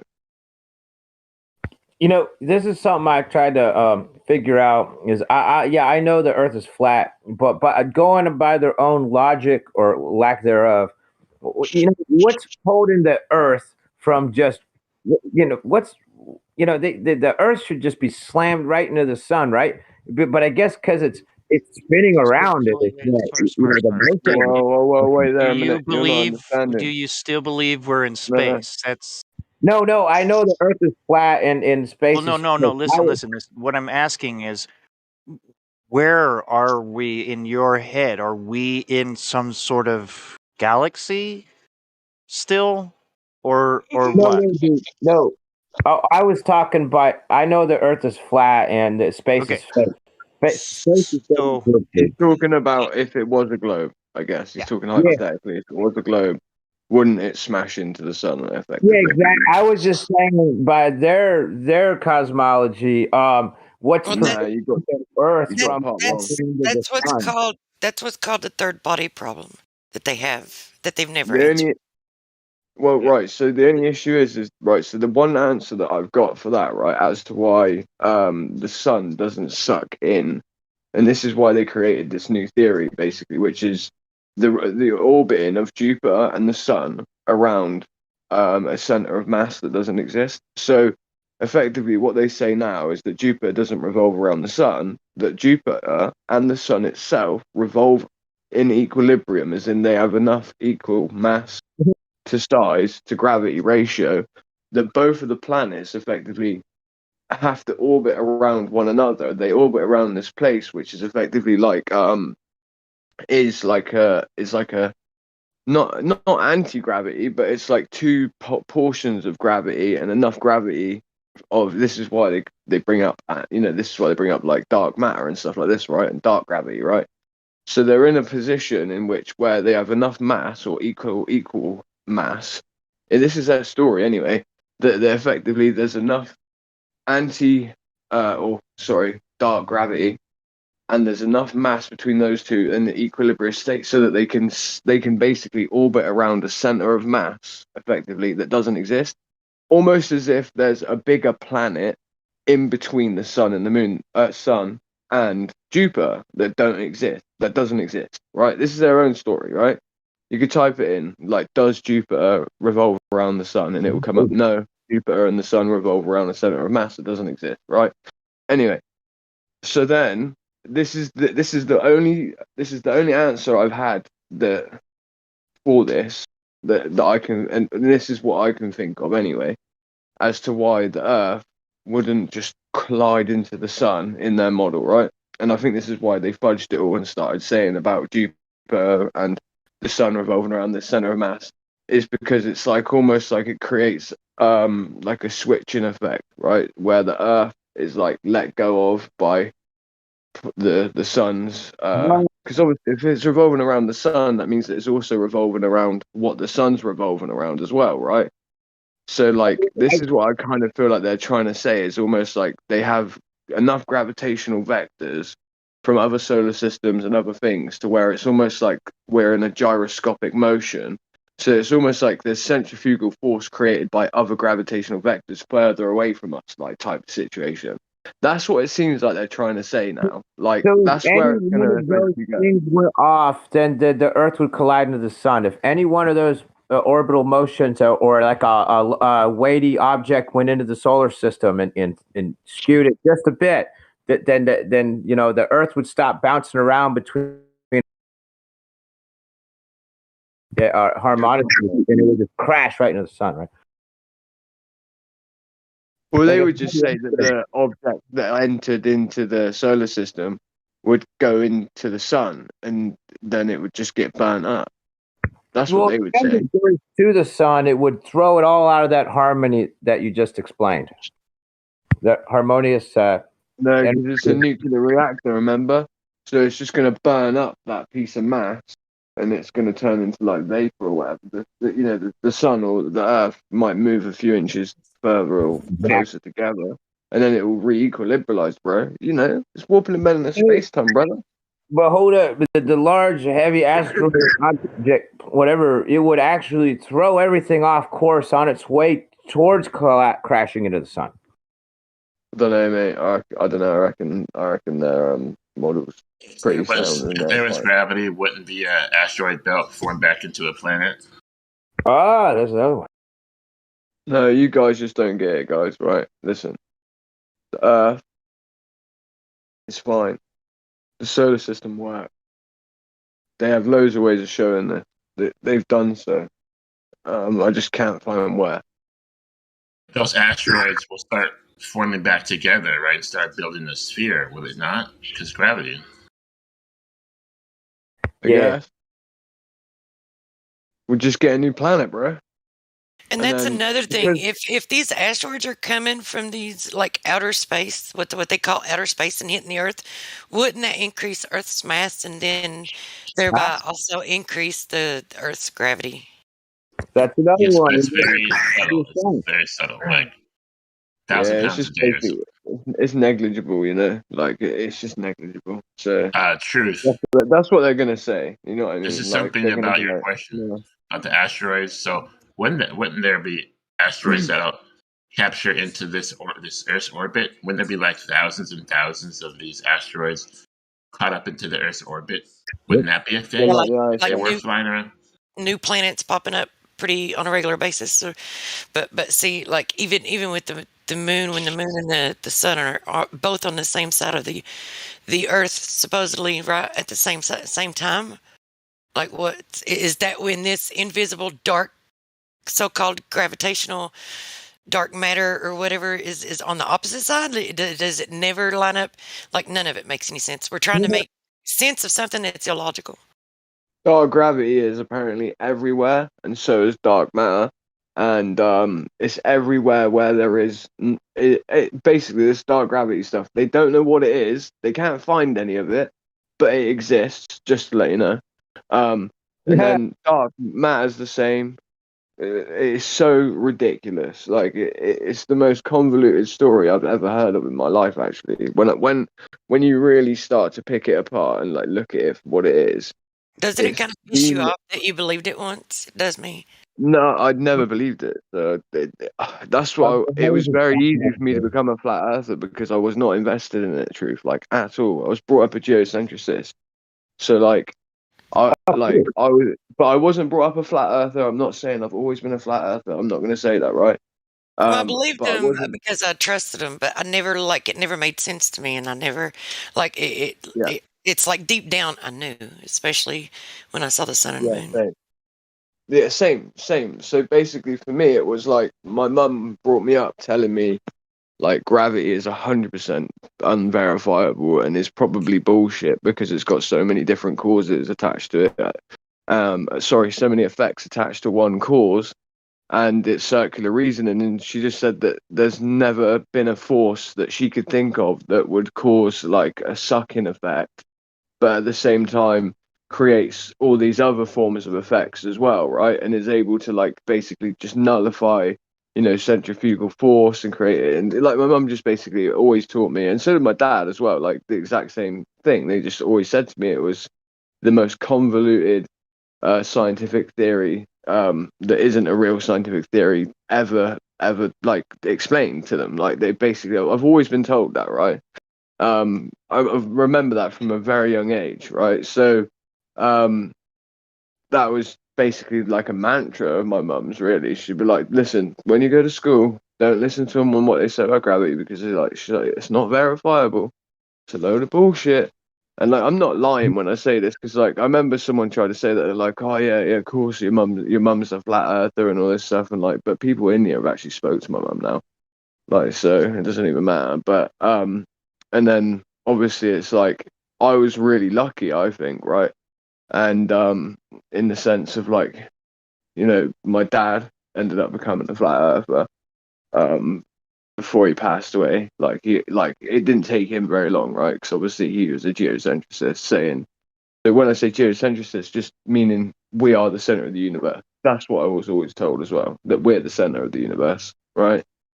That like if and I remember my mum saying to me, if anything's orbiting around us, then it's all orbiting around us, not we're orbiting around it. That's like the stuff she used to say to me. So like it was really hard for me when I went to school, basically. But you're the like, only wait. person I know that was raised like that. That's really interesting. I was more like truth prevails. I actually did believe all that stuff when I was a child. And I'm kind of embarrassed now looking back on it that I believed all that stuff. No, I wouldn't be embarrassed about it because when I remember going to school and like I said, it was really confusing for me because obviously being taught one way, and you go to school, and then the way they lay it out, it's not like it's not a form of education where you weren't educated into like believing in this stuff. It was asserted, it was implanted into your brain. It's an indoctrination. Yep. It's not like you were like dumb and you like were educated towards something that's so ridiculous. You weren't told any of the ridiculous aspects about it. You were literally only told the bits that sort of make sense, and you weren't given a choice whatsoever for an alternative. Right. You weren't told any alternative, so it's just like that's just how it is. Like it's presented to you in such a way that that's it. That's what it is. This is what it is, and that's it. Oh, I dude, remember that. That's cool. You're absolutely right. And when I was in like my early 20s or something like that, I overheard somebody said that their friend said to them that the Earth is flat. And that one sentence, something like the Earth is flat. That's all I needed to hear, man. I couldn't get that out of my head. And then I had to go do my own research, and I found on the internet, I've pieced it together from I can't take credit for finding all this stuff. I mean, it's on the internet, but I was able to realize the Earth is flat. But all I had to do was hear it, and then I went on to do my own research for like a couple years until I figured it out. Oh, it is certainly flat. So, like for me, it was kind of like it was really funny because I was going to like these like different bookstores and stuff like Christian bookstores, and I remember seeing like Edward Hendry's books and or is it Edward Hendry or George Hendry? I can't remember. It's what Hendry something. I know loads of people with the last name Hendry because I know loads of Scottish people. But anyway, so and then seeing Samuel Rowbotham's book, and I managed to get like a pamphlet type one, like not a hardback, right? And they were like in pamphlets, right? So it was like printed out and it was all in black and white, right? And it wasn't that bad of a job, to be honest. Like the stuff in it didn't look terrible, right?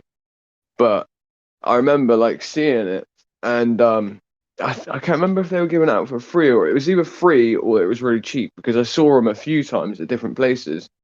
And I remember I got one day, and then I lost it, and then I remember getting another one another time, and I ended up buying it that time. Like I got one given for free, and then I bought one of them basically, right?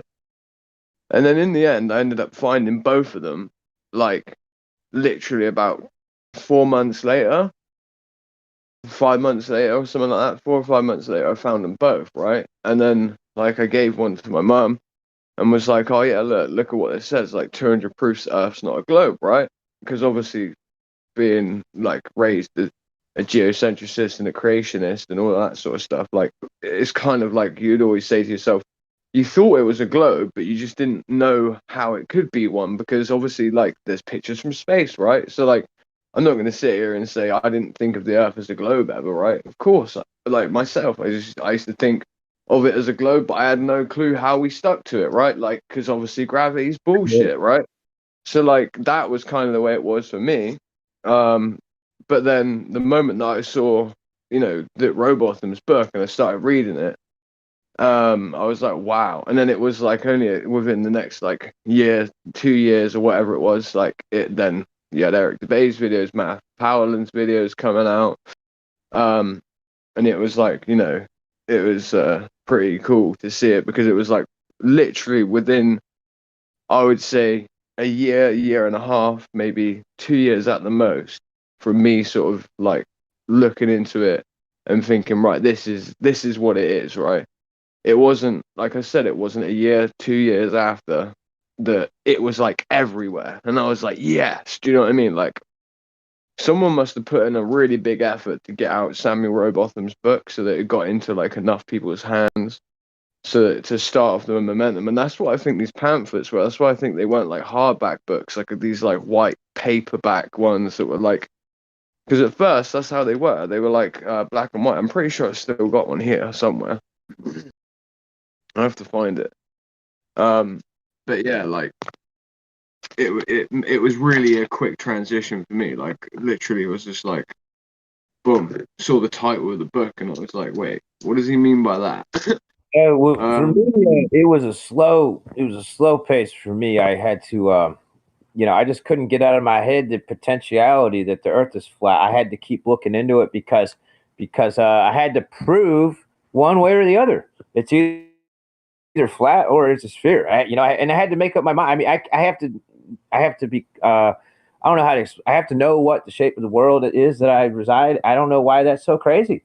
A lot of people say, "Oh, it doesn't matter." I'm like, you need to know. No, they say it doesn't matter in a debate. Listen, they don't really mean that. They say it doesn't matter in a debate, but really in their head they're thinking it's a globe. That's Yeah. what it is. That's why they say it doesn't really matter to me. That's them trying to avoid that's cognitive. That's what that is. That isn't like a real answer that someone ever thinks. That, yeah. That's just cognitive speaking out of their mind. It's like a spirit that exists in them, When I was a teenager, I was in the infantry, and I was in Iraq in the 2000s, man. And I remember believing in outer space. I really did, and I thought we were like like basically like space alien, and similar to that. And that I thought we were so more advanced. And somebody did joke. Now, unlike earlier, I said, like somebody told a friend that the Earth is flat. I heard a joke while. You can't. So I hit the wrong button. In Afghanistan. Wait there, Smash. Are you on push to talk? Say what? Are you on push to talk on a phone? Yeah, that's right. On a phone. Yeah, man. Why don't you just turn push to talk off? Oh, I don't know. I don't want to. Smurf. Let me help you really quick, please. Okay, because it's so much easier not to use push to talk. Okay. Okay, it's very simple. You just got to go into your user settings, and then voice and video, and then right there it should say push to talk, and you just select voice activity. Okay. Right. And then you should just be able to speak openly, but make sure that you mute yourself if you're not speaking. Oh, I got you. I'll do the mute instead of the push to talk. I'll try that. Thanks, man. Thanks for the pro tip. Does that mean you can't fart? Okay, let me get. I'm gonna tell you that. Thanks I for the pro can't tip. believe that he was using push to talk on a mobile phone, Justin. I like this method better. I'm going to try this. Now, let me tell you, I was trying to say, there was a joke that in Afghanistan, and I'd never been there. I was in Iraq, but they said that they believed the Earth was flat. That they still believe that, and so my impression was like, wow, they're in the Stone Age, like biblical time, like they're and I thought so superior. Of my, like, I'm from the American Army, like we're like highly advanced and sophisticated. Before I knew what that word meant, But the globe, I'm sorry, I had a belief in the globe as a teenager, and I thought we were like, way better than everybody else. We're the Americans, and we've been to space and stuff. You know what I'm saying? Of course, that was the whole point. Part of the thing, I look down on people that were not as advanced as us to go to some science fiction, non-existent places. They have me so brainwashed, like they've got most people brainwashed the same way. It's more like we're so indoctrinated. You realize? Sorry, go ahead. I said it's more like we're so indoctrinated. Yeah, exactly. Well, that's the problem that people don't understand with it as well, is that actually the globe, like when people say they don't care about where they live and all that sort of stuff, it's sort of like, again, like I said, that's just cognitive speaking again, right? But that all plays into it, right? Like, to feel superior on the globe, right, you have to be the one that defeated the globe, right? So that, remember, the reason why everyone could just feel superior, right? Or could just feel great about themselves, right?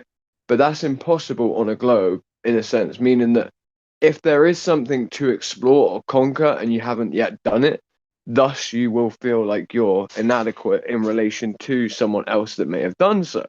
So that's why it's important for every country now to sort of, people go, how come every space agency from every country claims to have done it? And it's like, because it's one of those things you have to do to prove that you're in the race in terms of being like one of the top countries that are out there, right? So China had to do it, Russia had to have a space program. Countries that want to effectively become the top dogs in the theater of the the organized globalistic Yeah. cartel world that we currently live in, right? We effectively have these countries that need to make the claim that they've been to space, regardless of whether or not they've been there or not, right? Like even they could still think it's a globe and think that space is there, and they may not have even attempted to do so, but they'll lie and say that they've got a satellite, for instance. Like at North Korea, they lie and say they've got a satellite up in space, don't they? Just so that they don't feel less superior to countries like South Korea that have multiple advanced so-called satellites apparently up there in space, right? The point is that it's a claim that needs to be done now because of what America did effectively with the moon landings, right? They had to take everyone's minds away from here for long enough that while everyone was looking up, they could do what they needed to do down here, right? And that's all it really was about, like the whole space race, everything like that, right? Like again, it's just all about making people look up there so that they can control everything down here. They know that the Earth's flat. They know that this place has a certain amount of resources, and they know exactly what they're doing. And like, you know, that's the whole part of it. And they know it's a nihilistic worldview, and they know that nihilistic worldview of coming from a big bang, that we're a mere happenstance of random chance, order of chance, and that's the only reason we exist, is that we're this lucky planet that somehow ended up in this lucky zone, and every other planet is basically uninhabitable, right? And we were just effectively, a byproduct of chance, right? That's a nihilistic worldview to have, right? And that nihilistic worldview goes hand in hand with people wanting to look up and outward toward other planets and space to conquer it. Because again, like I said, they already feel like they're meaningless and nothing. So it's kind of like people are going to want to reach out to prove that they're something, right? So and they need this, and this is like climate change as well. It's all about accelerating this as well. It's like accelerate the look outward to find somewhere else that's have another planet we can go to. It's like, how would Mars be a viable option? For for instance, when they talk about us with our CO2 emissions and all this sort of stuff, it's like, do you understand how much worse the weather is in Mars? It's like, if you can figure out a way to survive in Mars, you can obviously figure out a way to live here on Earth, regardless of how much we even fucked up the weather, if that was true at all. Anyway, Yeah. it's just sci-fi bullshit that people need to believe in and want to believe in as well, in fact, because like I said, they don't want to feel like they're trapped here on this Earth, right? Oh, dude, and the sad thing is that by believing in this globe, completely believing in it, then they don't allow because here's a possibility. What if there's more land? Not even I'm not talking about beyond. I'm not saying we can't even go beyond the Arctic, but here in the known world, there could be. We've been presented with a false map. There could be other land masses, dude. And so, I don't know.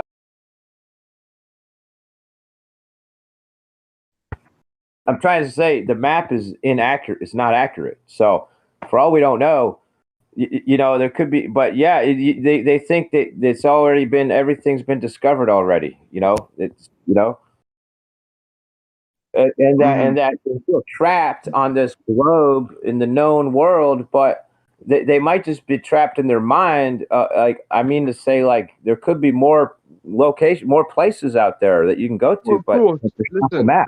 Not on the map. why would listen if there were more places, right? What would be? This is the point in creating a globe as well, because the globe is a great way of locking off land. Remember, Columbus used the globe to navigate the seas, apparently, right? When he found the Americas. So the globe was effectively a navigational tool that they would use on ships, because it's a great way for lots of men to stand around a table, to have a map that's not going to like slide around or anything like that, and you can observe it from lots of different positions, right? So they used to use cylinders as well, right? And I've personally been on old boats, yeah, very old boats that have these effectively like places where you can place in a rod, and it comes up, and then the table's there, and effectively it allows you to place a globe in the middle of the table, right? And cool. I just think they used to just paper mache them to either these round drums, yeah, or to globes, so that they could like use it for navigation, so that you could just observe a map that instead of it being on the ground or like spread out and put onto a table, it's so that it could be a static thing that you could look at. But like at the same time, the globe itself is a great way of locking off land, right? Like they probably didn't want Columbus figuring out where America was, right? For instance, even like not that he did, it was the Phoenicians that went there way before him. And anyway, like people have been going there for a long time. But my main point really is this: is that Phoenicians. yeah, well, you know what I'm trying to say. Oh, I think history's been adjusted. We had the Dark Ages. A lot of if that happened, you have a lot of illiteracy. I really think people like the Phoenicians and I think they knew about I don't know exactly. I think ancient people over there knew about Well, it. this is I don't it. know what happened. My friend was involved in this thing called Phoenicians before Columbus. You can type it in. It's something where they use ships that are apparently Phoenician ships, right? And they use a Phoenician ship, and they did it in today's day and age, right? They went from Lebanon and they sailed all the way to Florida, and they used all old methods of like pickling food. They used every method possible to make it as if it was the same back then. They used celestial navigation. They did everything that they could to make it as accurate to what the Phoenicians would have been doing, right? And they made it. Regardless of, they made it all the way to Florida, right? Yeah, they made it all the way to Florida, right? Yeah, that's where they landed. Like it was all documented. This is all video. This is all you can just type this in: Phoenicians before Columbus, and you can see the whole thing. One of my good friend of mine to school with was involved in it. I was just saying that the most of the Europe was illiterate or something, and that happened. And I think they've been lying to us ever since, dude. Yeah, it happened after the Roman, when the Roman Empire and all that, and they call it the Dark Ages, and the I don't know what's that word, chronologies. It's all suspect to me. I went around, and all I know there was a period of mass illiteracy, and I think that during that time, the Vatican or whatever with Copernicus and all, I don't know who exactly what happened, but I think we were deceived. I think there's a lot of history, like the Phoenicians is a great example. I think a lot of people already knew about the Americas. Before, and I don't, the people telling us all this stuff in the history books are the same people that are lying to us about the current history, current events. The people. Yeah, of course. Well, there was like a certain amount of points that they had to prove that someone went to America before. There were like 11 things on this list.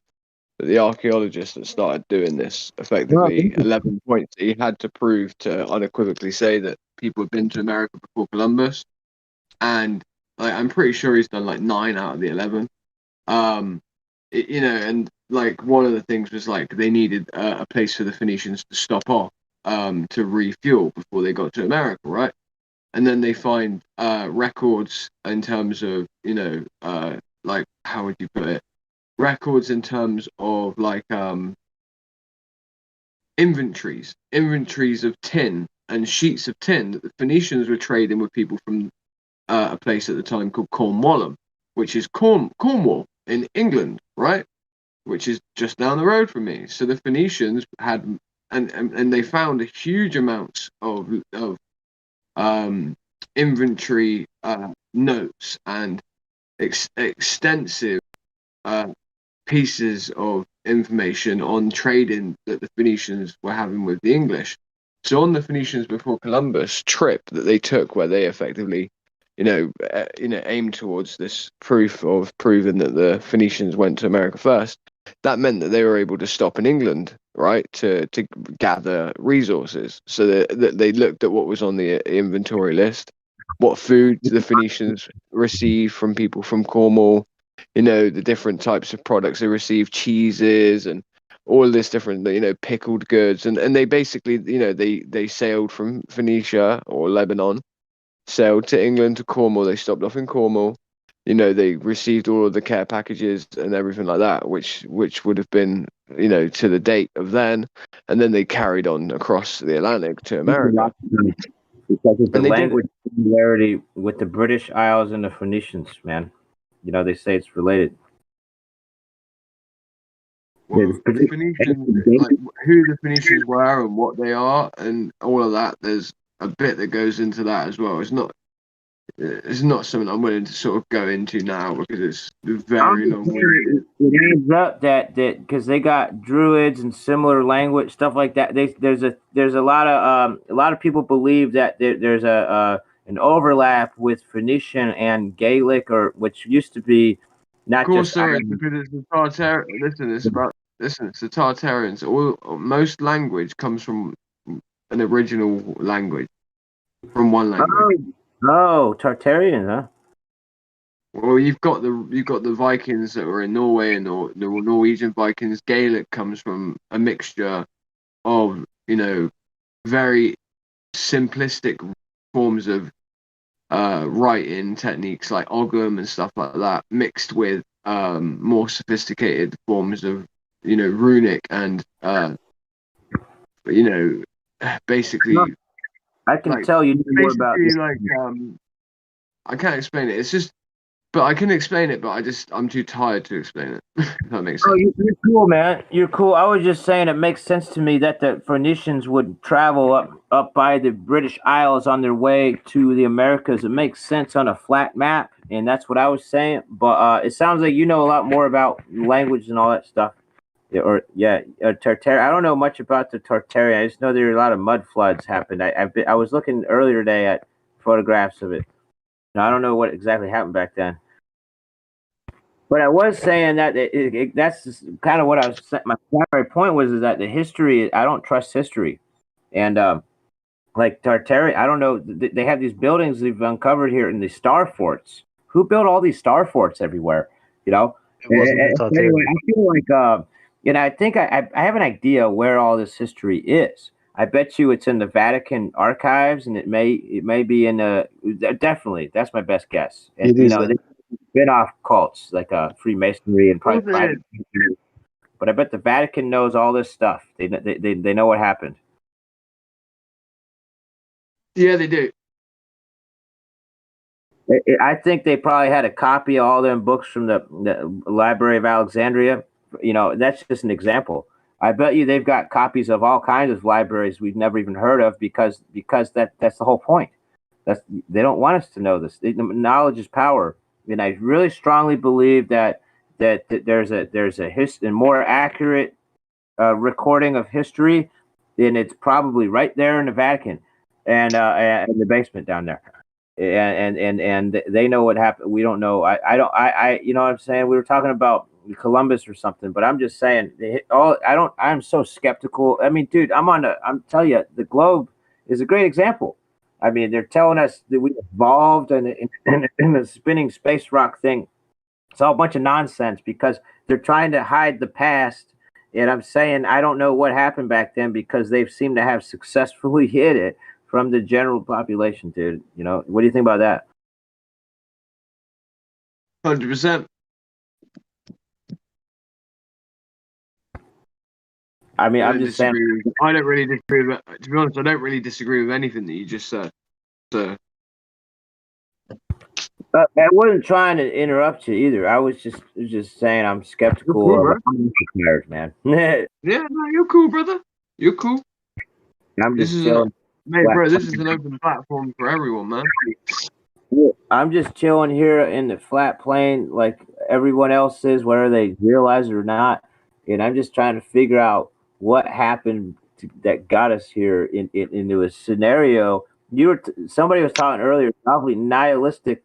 This. That was me. Yeah. This is awfully nihilistic. How they've got most people. I mean, the nihilistic worldview is what I meant to say. And I was saying, how do we get there?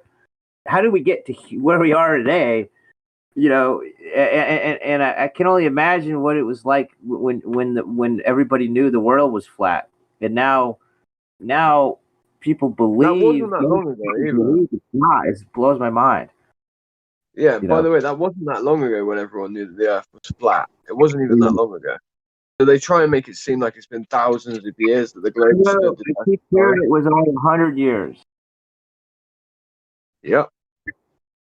I've heard that by reading that online and talking here and stuff. But you're right; they make it seem as though everybody knew it was the Egyptians.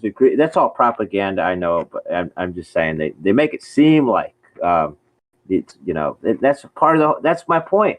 They change they in the present. They're lying about the present, and they're also lying about the past. And we see it. They're trying to change the past, and I'm not trying to get into political stuff, but just, the way how they're knocking down monuments is an example. They've done this in other societies too. I'm not talking about not to get political, but I'm just talking about history. Well, It no, you're seems right. So, like, look at one second, Smurf. history. So, wait, you're right. So, like, look at what the so-called group Islamic State, right? Yeah, look at what they did with, Yeah, you're right. Destroying a lot of the monuments and stuff like that were around. Yeah. Cultural and ethnic cleansing. So there's ethnic cleansing would be the wiping out of the people. Cultural cleansing would be the wiping out of the mark of the people, right? So there are two ways of looking at it. Talking about, I guess, the cultural or historical, cleansing. Yeah, cultural cleansing. That's what you call it. And it's something that's been something that people have done for lots of reasons. Some cultures, for instance, would revere previous cultures, or even conquered cultures, right? So they would keep it around, right, and they'd mix it in with their own. For instance, other cultures, when they come forward, they destroy everything of the other culture. So, and to give you an example, I come from a very old clan, right? And the clan that I come from is a Scottish clan, and we still have a chieftain and all that stuff, right? It's a very old clan. And That's so, cool. to give you an example, just to give you a real example of how history has been definitely changed, my clan admits to changing our own history at times for practical matters and practical means. And the way we did so, for instance, we lied about the inventory of how many helmets, shields, and swords were created over a few year space. We pretended that we only made like 1,000 when in fact we'd made like 100,000 or more, right? And we did so in order to not be taxed so heavily at the time by the Longshanks, which were sort of half invaded, half not trying to conquer, but hadn't quite conquered, and meaning the English. And then at the same time, we also did it as well, probably to hide the fact that we were like making weapons for the Vikings to help them like sack places in England. That's funny, dude. That's so cool that you can trace that back. You can, you're part of a clan. That's awesome, dude. Because I know it's awesome because I can only imagine that because I was in the Middle East and I was able to see they have a bottom up society where we have a top down one in America, but in the Middle East the tribe is like the clan, right? The tribe is really the center of your world, and then the government is the last thing on your mind, But it's the center of society is the foundation of society is the family, like in the Middle East, and they don't do that in America. But you said you're in a clan, and that's so cool. It's kind of like that. What I was just saying, and I respect that. It's a better system for a lot of ways. There's a lot of reasons why it's a superior system. It's the same system as well, though, because so we don't work on right. So we work on a mixture of a dominance hierarchy and a competency hierarchy. Humans work more on competency. Animals work on a dominance hierarchy, but it's also based on dominance and competence at the same time. So chieftains effectively are born out of being very competent men.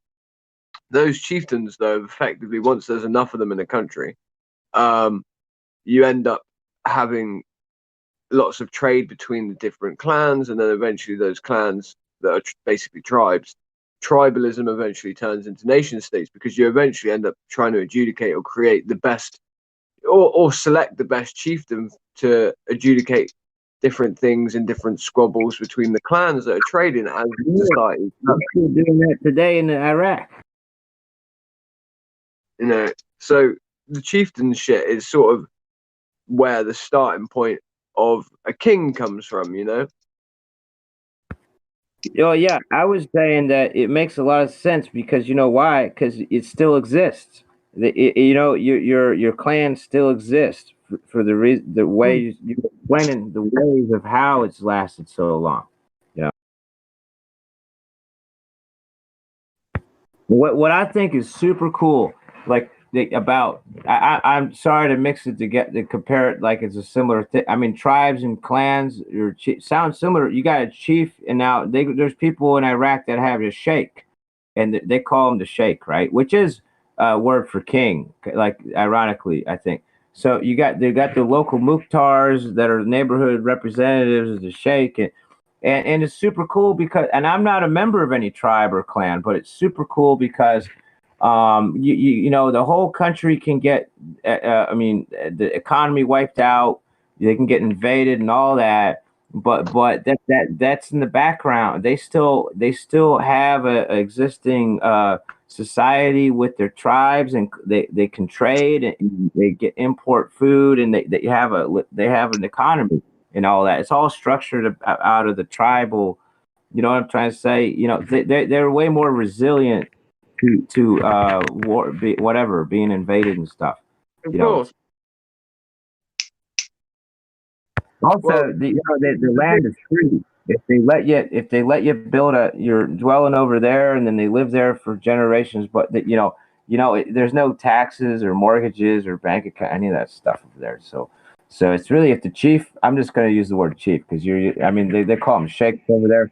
But anyway, if the sheikh says you're welcome in this area, then that's all you need. All you need, green light and they got a lot of supply contracts, business deals, logistics. I mean, they're like tiny little countries. I don't know. I mean, in a way, I don't know if maybe I shouldn't say that, but I mean, I think it's super cool to hear that you're in a clan. Because that's something I only am aware of in the Middle East. So they call them tribes.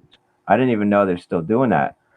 Yeah, dude. Of course, man. But I'm an American. We don't have the clan thing going on. Other than sorry, but we don't have clans over here. You know what I'm saying? Yeah, that sounds really cool. That you guys have that's been going on for probably thousands of years, right? Thousands of years. Yeah, it still goes on, bro. Yeah, man. I love Sounds the way awesome. you pronounce muftars. Oh, I was a teenager when I was over there. We mispronounced a bunch of stuff. I like the American accent sometimes when it's mispronounced. To me, it's funny because I speak a few languages. So. Oh yeah, Hey, what's the proper way to pronounce that? It's mufti. Oh, mufti. Yeah. Okay. We were calling mukhtars in my infantry platoon. I suppose if you're going to put it in plural, then it might as well be muftars. I have learned that we have mispronounced many things while we were over there. But that hasn't been that we go because we're the Americans, and it's more important how we say. I'm just joking. How we say things. You went to space, bro. It's all right. You can. I was about to say that, dude. I didn't want to say the subject. I was about to say that. We're better than everybody. Moon landing.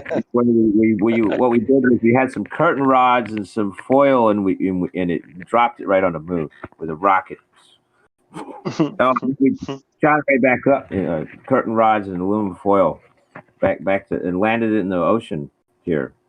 Oh, and we did all this math. This woman did it on a table, the whole thing, to get you there and back. She did it in one afternoon with a pencil and paper on a desk. She plotted the whole thing out. America. Yeah, we're the best. So we don't have to pronounce anything right. Well, we went to the moon. You went to the moon and just start chanting USA, USA, USA, and that's it. That's all you need. Dude, when I was in the military, man, it really went to my head because the space stuff I wasn't all about. It's just something in the back of your mind subconsciously. But I know I felt really superior to the rest of the world just to be part of the American government or whatever. I was in the army, so part of the just to be an American. I mean, I feel superior to everybody else back then. Now, when I was a teenager. Now that I'm older, I'm like, wow, we've really tricked. So we're just part of it. Like the globe thing's been going for a few centuries now. You know, we just kind of took the baton and ran with it. And I'm not proud of that. I'm really not proud of that now that I'm, I have a total opposite way of looking at things now. Now that I figured out the Earth's flat, I'm kind of embarrassed or ashamed of how I used to feel. You know what I'm saying? The way I try to describe there. Yeah, well, what you've done is a good thing, and it's the honorable thing. You look back, you see you've done wrong, you correct yourself. You know, if you're a normal man or woman, you're gonna feel a bit of guilt or whatever, and you need to just say sorry out loud or whatnot, let it out, and then you learn from the mistake and you become wiser. Well, thanks, man. I appreciate that, man. That's probably what I was just doing right here. Is I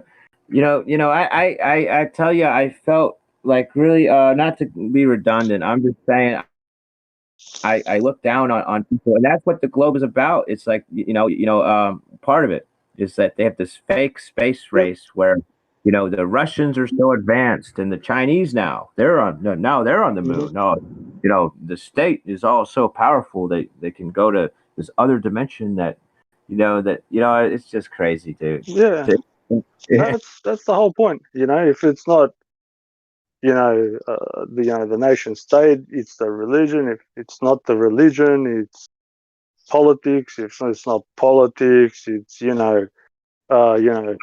got more money, who's got more green than you, and there's a million different ways. It's just whatever really isn't suits religion. anybody's needs. This space thing is a state-controlled religion. And it's something where that's really what it is. It's an international thing. It seems to be wherever Freemasonry is, but what a strong correlation there. But I use the word state. You know what I mean, and kind of generally. But I mean, it's like a state-controlled religion. It is. It's a state-sponsored religion, bro. Like they wouldn't be at level if it wasn't. An imaginary is the scariest part of the state religion. It's scary, dude. Sorry, say that again. Which part is the scariest? The scary thing is how it's completely imaginary. The whole thing is. So they created a religion that is completely fake, like the globe, like the believing in the globe and the billions of years, and all this umbrella stuff underneath it, like evolution. The fact that the entire belief system is the deliberate false thing is scary, man. It's frightening. I can't believe they did this to the general population. They gave them a deliberately false religion by design. It's diabolical, I'll tell you. It's fucking. Well, I'm sorry, part of my language. It's wild though. I can't believe they did this, man. No, you've got a very valid point, and some people don't realize how potent that religion is. It's like I don't mind religion.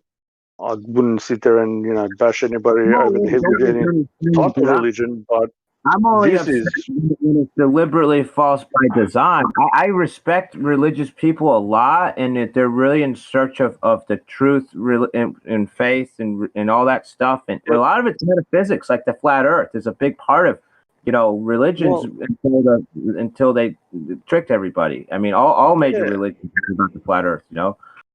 Yeah, and I'm talking specifically about the globe thing. That's what I was getting onto that bit. So the thing is, their religion is it's got nothing. So it offers nothing. So it offers no after, like after you die, anything before you were here, before you were created, you came from a piece of rock or dirt or a monkey or some dumb shit, and you were scared all the time. It's a religion of pure utter nonsense. Like it's, as I said, it's just fucking terrible. Oh, It's the dude, most nihilistic religion there is. you get nothing out of it because it has nothing. There's nothing in it because it's entirely made up. The whole thing is made up. But I know that you already know that. I'm just talking about. It's scary, man. I can't believe how most people actually buy into this religion too. Yeah, and they defend it like it's like they come up with the idea. They defend it with their life. It's like this, and no matter what you say, it's like this because I don't know. Smurf, wait there, sorry, Smurf. You're gonna have to get better control of your microphone, like the muting and unmuting thing, because when for some reason you got feedback when there's crosstalk between people. Maybe that's why we're using push to talk. I don't know. But yeah, just be careful. Just sort of be careful and wait for people to finish their statement before you. Like sometimes you can do crosstalk, like what just happened there, right? Just try and be wary of it because I just listened on the live stream. It sounds even worse on there than what it does in here. Like so, it makes the recording like unaudible. Like when Iggs speaks at the same time as me, it doesn't do the same thing as when you talk. It's not your fault.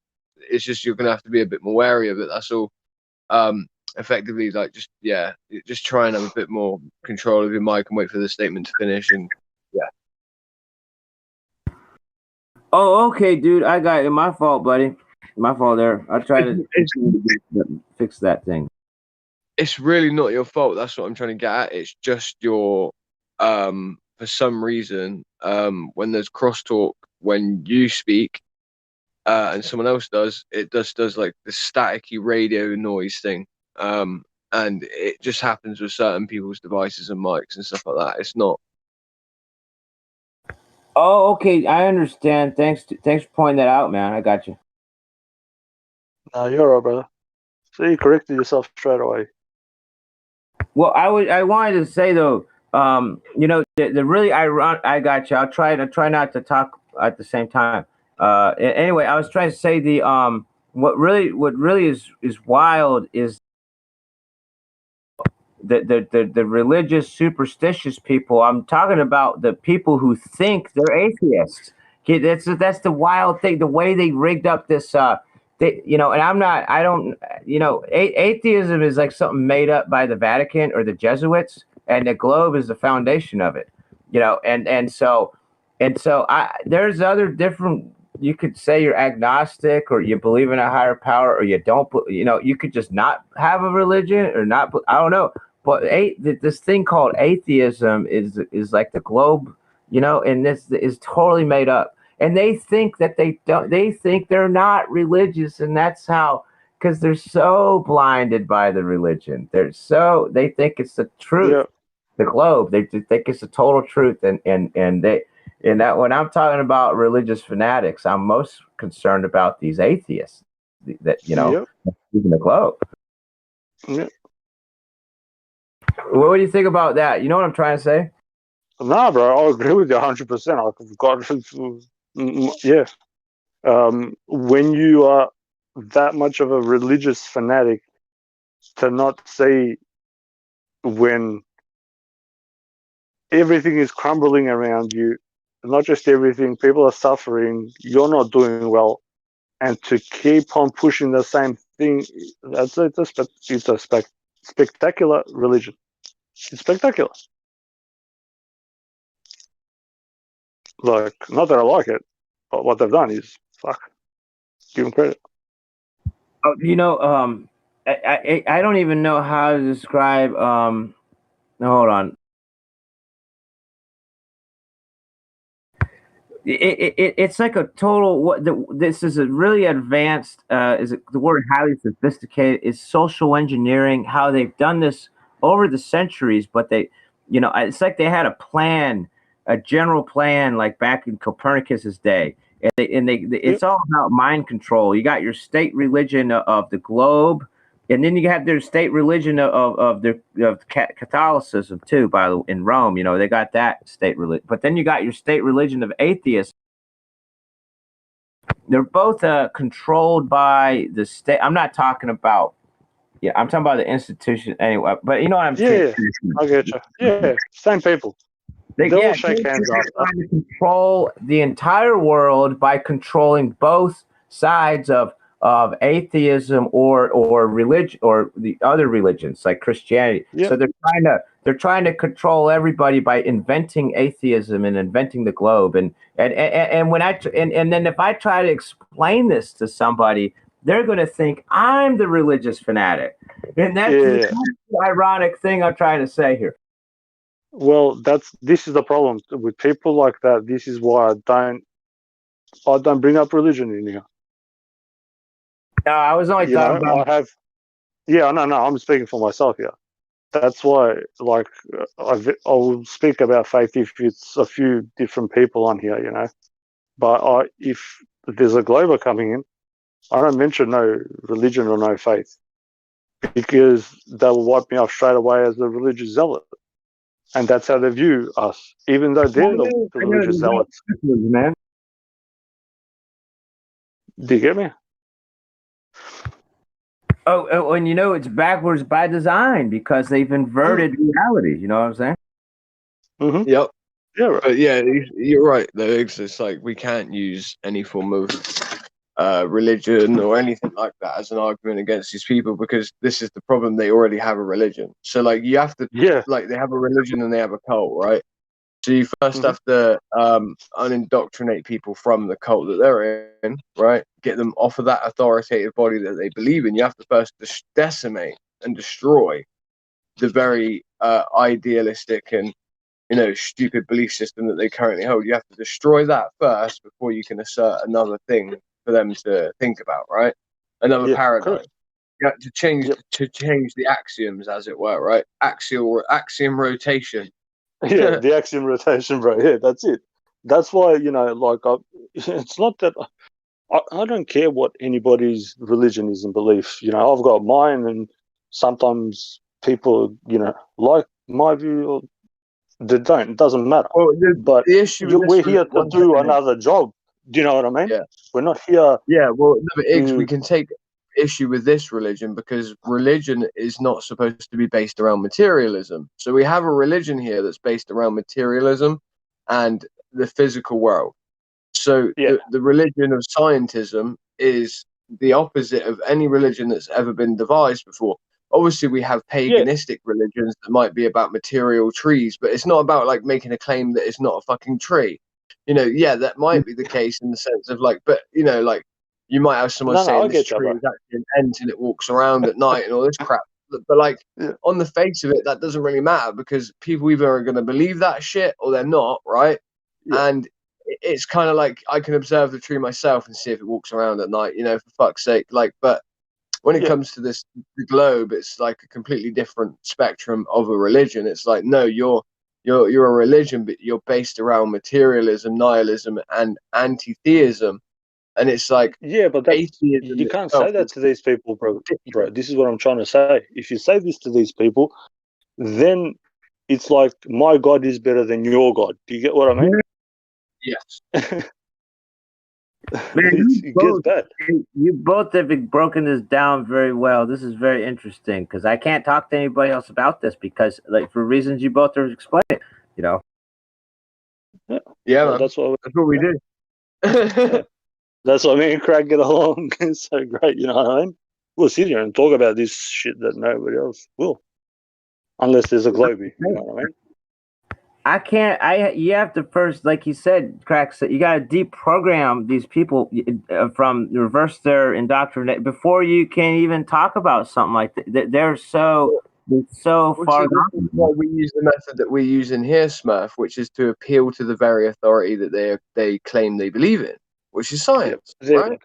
Yeah, they're God, science, exactly. Right? So we just appeal to that authority, and that's why we tell people shit like, well, gravity is technically not even a scientific theory. It has no valid hypothesis for it. The hypothesis has never been tested. There's no way if you show me an experiment that would even prove gravity, how would you even manipulate a variable in something that's a hypothetical, that's an invisible thing, that is created by something else? How are you controlling and manipulating any variables in said experiment? Could you show me how you would set up an experiment involving the moon? Like, can you even tell me what an experiment is? Like, basically make people, and we show people exactly the lacking of knowledge that they have, even though they believe that they have it. And then we tell people exactly things like, well, the Earth itself existing next to a vacuum of 10 to the 17 negative torr is existing as a second or thermodynamics violation, because the gases would seek to push into space. Like, we use the authority that they believe in, science, against them. Saying you've got to use their own belief system to break the globe down. Their scientific whatever. I'm just going to call it science, right? Maybe it's better called scientism, but yeah, you got to use their own belief system. I got you to deprogram them of their own belief system. I got you. Yeah, because it's pseudoscience. Science is still a real thing, right? Like, but atheists are not. They're not believing in science. They're not, because you don't believe in science, right? The fact of the matter is, It's they have something to you do. believe. Yeah, science is a real, tangible thing. It's a Yeah. proving of a cause and effect relationship. It's it's something that you act out. It's something that you do. You observe, you experiment. It's like, the point is, and what I'm really trying to say, I guess, is that you just have to tell them the clear delineation and difference between science and pseudoscience. And then in doing so, right, you can show them where these heliocentric proponents and preachers are going wrong, and show them where they're able to be then indoctrinated via that going wrong and the way that mechanism works. You tell them what the difference is between science and pseudoscience, right? And once you've done that, you can use that authority against them. Like I said, the very authority they believe in, they believe in, you can use that then against them. And it's a very efficient way of deprogramming people. Well, I like the way that you guys broke this down. I have got a sharp mind or memory. Sorry, I hope I got a sharp mind. I can. Thanks for breaking that down, man. I'll keep that in the back of my head when I'm trying to deprogram somebody. Yeah, man. Yeah, right. Yeah, this is a lot of things. Makes sense. Good points. We're dealing with the difference between science and pseudoscience. Stuff like that. Yeah. Well, yeah. So the definition of pseudoscience is a misapplication or misappropriation of the scientific method. So the scientific method would be the thing that something would need to be ran through in order for it to be even classed as something that is scientific. And the scientific method was defined and derived by the people that they believe in, the scientists, right? So you effectively use that against them, right? So if something doesn't fit within inside of the scientific method and has the word science next to it, then it's not science. It's that simple. And there are basic ways of finding out whether or not something is science, like is astronomy or the study of the celestial bodies, or any field of science like astrophysics, for instance. How is that a form of science? Because for it to be science, it has to run through the scientific method. So then that would mean that there has to be a naturally observed phenomena, something that you would naturally observe, right? And then based on that naturally observed phenomena, then you're going to have a hypothesis, and you're going to want to test your hypothesis, right? And effectively, that would mean an experiment, right? An experiment is a hypothesis test. So then you need to know the different constituent parts of an experiment, right? So you have your dependent, your independent variable, and then effectively what you're going to end up doing is you're just going to show them how the thing they're looking at can't fit into the framework. So you need to manipulate a variable, right, within inside of an experiment. How are you going to manipulate anything to do with the moon or the sun? Because it's not something you can physically touch. So anything to do with the moon or the sun could never even be defined as something that's scientific, because it doesn't fit within the framework of something that's needed to even be ran through as an experiment. You get my point? Yeah, for the most part, yeah, man. It broke it down pretty good. I'm trying to process all this stuff, scientific method. I mean, I'm just trying to put it all together in my head.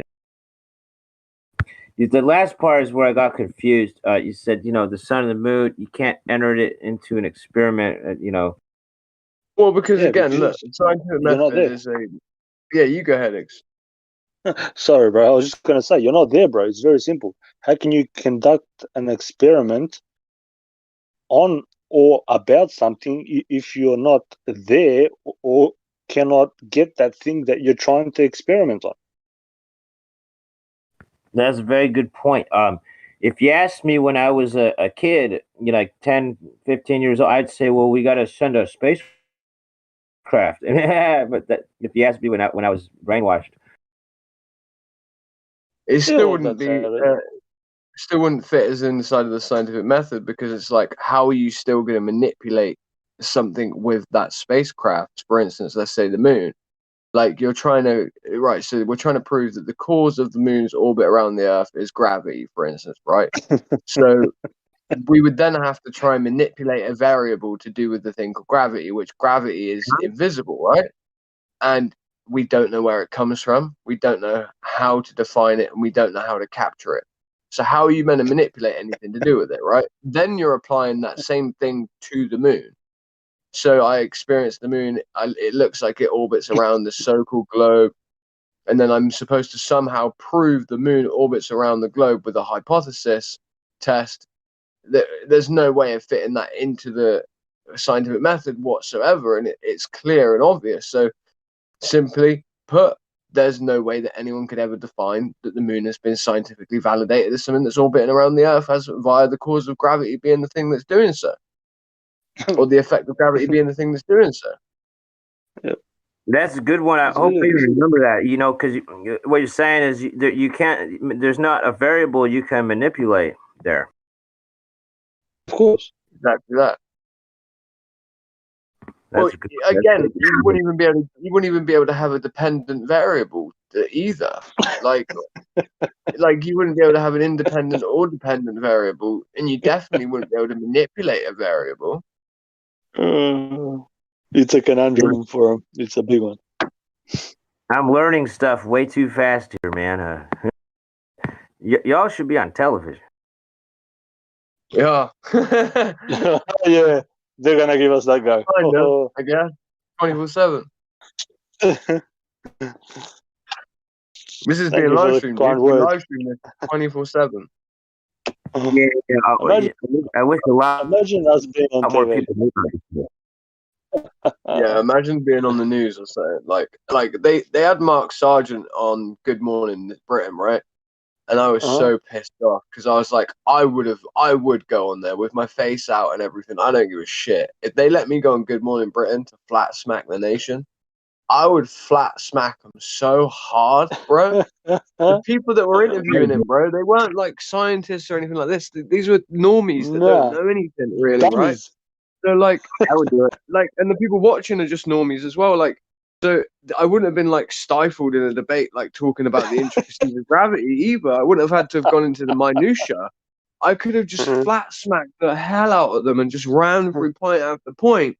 But somehow it ends up being Mark Sargent. He gets out a snow globe and goes, well, this is the Earth here, and we have a firmament, right? And we have the North Pole in the middle, and we have circumnavigation, and he's got a snow globe in his hand, and he's showing them. And I'm like, you fucking wanker. I bet you they paid him a lot of money for that interview, and he said, "Okay, don't worry, I'll keep it real simple for the snow globe." Yes, he did. Yep. I'm telling you right now, man, that to me smacks of a problem. As soon as I saw Sargent do that, I was like, wait a minute. Wait. Yep. You've got a chance to go on English television, right? As an American guy as well, right? He's American, Exactly. right? Yep. And he's on English TV, and he's got this chance. It's really amazing. Anyone wants to view it, you should look it up. Type in "Good Morning Britain," Flat Earther, Mark Sargent. Type it in, you'll find it. The interview, right? It is the worst representation of what we know to be true I have ever seen in my life, and I cannot believe he did it. And again, like when we talk about shills, and I probably people would rip my head off for saying Mark Sargent's a shill. Oh yeah. I don't That's a care. good point. I don't He should care. have done a more polished job. You know, he probably got paid. I bet he got paid to do a sloppy job. Bro, I He don't got know. paid, bro. All he did was make us look like a bunch of idiots, bro. I'm telling you. Start game theory, this, that. What the dude? Get He the went fuck on out there of and he just went on there and was just denied gravity, giving no explanation as to why he was denying gravity to a bunch of normies, bro. Like, what are you doing? You just sound nuts. Like, you actually do sound nuts, even from my perspective as a flat earther who thinks the same way as you. Bro, he thinks he lives in a snow globe. He's so retarded. We have a lot of really excellent people here that would have been awesome on TV. You know, like, I would have flat smacked. And you know what? I'm not.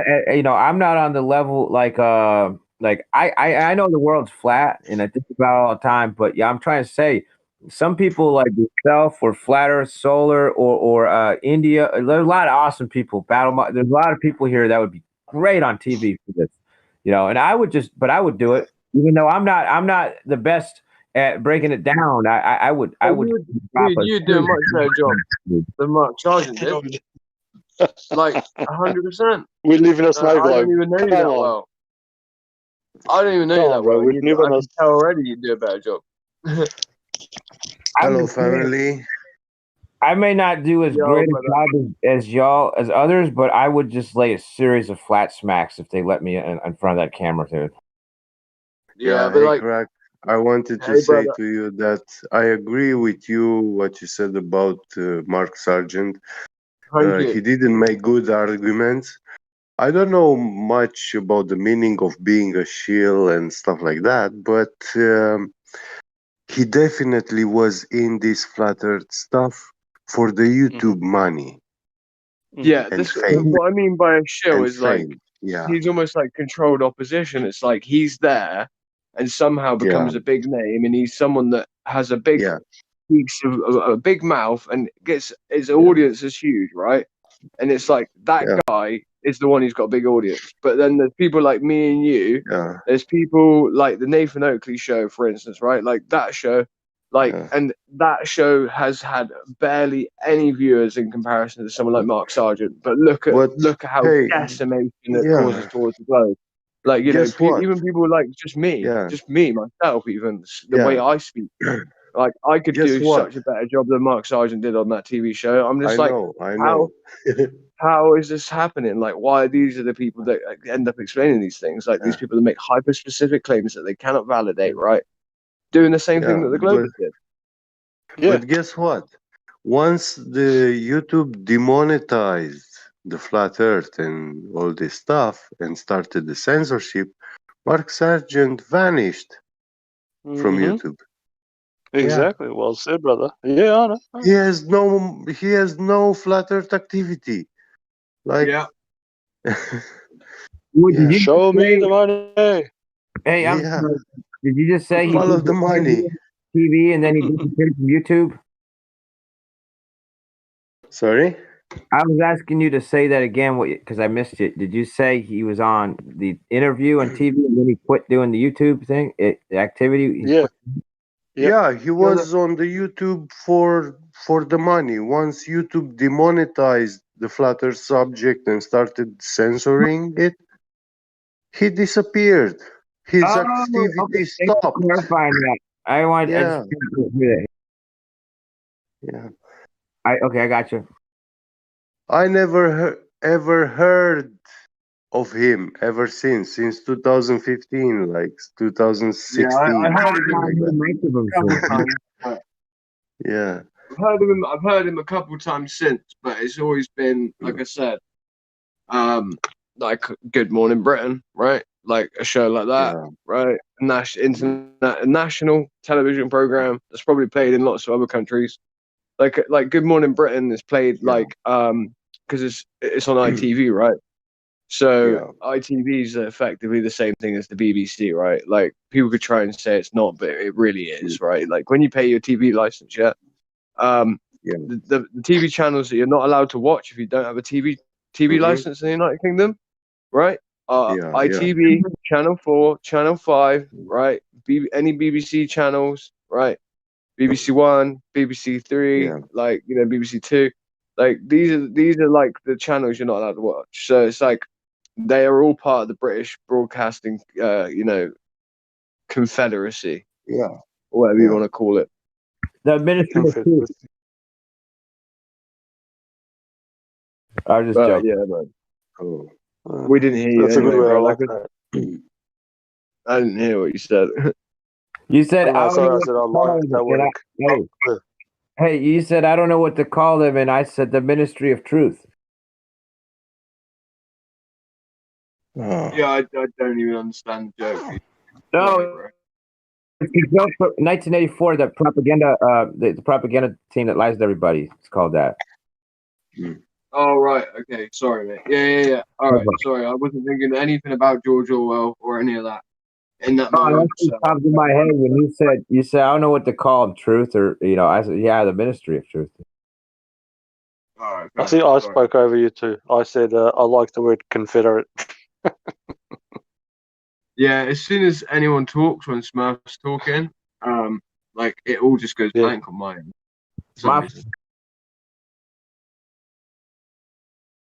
Yeah, I'm using a cell phone, man. I'm not as high tech as y'all. I'm on a cell phone too, bro. I'm on a cell phone. Okay, well, my phone sucks. I've dropped it many times.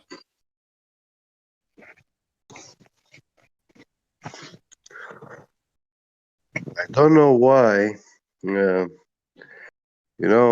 When he's talking to people in here, I see like he's very harsh with them, like unmerciful.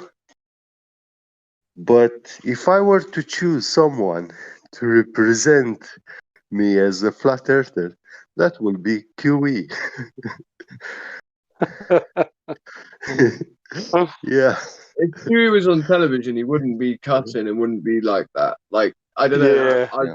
I've been a big fan of QE for a long time. If you've ever seen any of QE's old debates or any of his old presentations or anything like that, he only got like that from being in Google Hangouts or Google Meets and stuff like that. And there'll be like God knows how many Globers, all of them just swearing at him, calling him a piece of shit, dragging his ass around, like trying to destroy him and trying to dox him and trying to like just be nasty as hell to him. So like he took on that same attitude back, like because he's called out for debates with all the main astrophysicists. None of them are debating him, right? So what do you do then? You ridicule, you create comedy. That's what QE does, right? Yeah. So now he's effectively making content for flat earthers. Really, he's become a teacher of the flat earth community. Yeah. That's He kind is of what a he's very really good doing. one. He's very good You know, at it. that's what it's more about. It's more about his purpose has now had to change because people won't debate him, right? It's the same for me myself. It's the same for everyone in here. Everyone in here that knows their shit a little bit. You try and ask for debates with people that really like. We're talking about tenured professors with PhDs in these fields. They won't They're debate. very literate. Yeah. What's real funny about QE is there's a small part of him that's a bit of a stereotype in that he was in the military, so he's got a lot of experience giving briefings and stuff and being real blunt and direct and like because your life can be on the line. So he like an enlisted guy give you a briefing, he can really cover points like really. Yeah, he was an officer as well. Yeah, so. Oh, cool! I didn't know that. Yeah. He could really give you a briefing.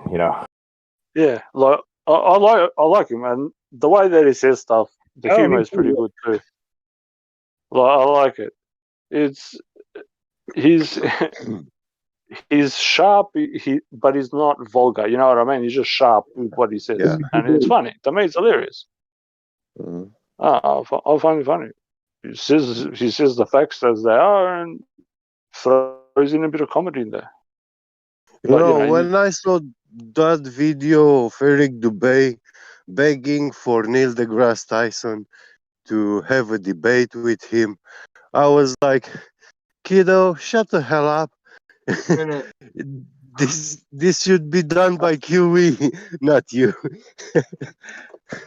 He was meant to have Yeah. a debate with him, but they called it off. Yeah. Yeah, it was advertised and all, Yeah. but Eric's like, debate would be made to look like an idiot, probably. Yeah. QE will swipe the floor with him.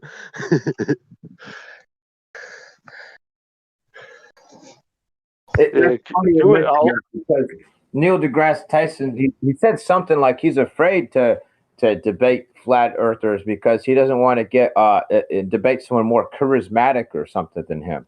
You know, he doesn't want to give us the audience. Yes. We don't care about charisma. We care about scientific eligibility. Yeah. Yeah. Oh yeah, I know. Fuck Now. charisma. I mean, what he's- Charisma and facts don't go together, bro. Very rarely Yeah. you can be charismatically factual. People don't like it when you're Yeah. charismatic and you got facts. They don't go together. You know what I'm saying, What's Kid Bigot? important for me, yeah, is to be scientifically correct. You Yeah. can be charismatic all you want. Yeah, that's a requirement when you go to the club or whatever. Yeah. Yeah. When you have an interview, you have to be charismatic to get hired. No, you don't need. I mean, when you speak truth, people don't like it. Instantly see it, feel it. Yeah, they It's recognize either it. they like it or they don't. Yeah. Yeah. And usually, if you're going against a bunch of people that don't really like it, and you've got facts and you're charismatic, then they're really not going to like you. And hey, these media techniques like beautifying someone and stuff like that, this is very easy. The media can easily take anyone from this world and portray him as the most famous and beautiful person in the world, and everybody will believe it. Yes. If they do it. You know? Ah, well said. No, he's correct. Yeah. He's correct. Yeah. 100%. You can take the ugliest person on earth, stick him in all the newspapers, everything, and say, "Oh, this is the next, superstar of fashion," and everybody go, "Oh, wow, he is really wow, he's beautiful," even though he might be missing It's all a about head. the image they create for you. Yeah. They build. Dude, they could make it trendy if we all to walk around wearing that stupid hat, the dunce hat with the they would have people riding the donkey backwards. You know, they could get people to wear that. What an analogy. I love that. Make people ride the donkey backwards. That's gold. Dude, they could get everybody doing that, man. A nation of backwards riding donkeys. Yeah, galloping actually. they could get everybody doing that, man. Oh god. I've got that picture stuck in my head now, bro. Thanks. Oh my god, that's hilarious. Oh.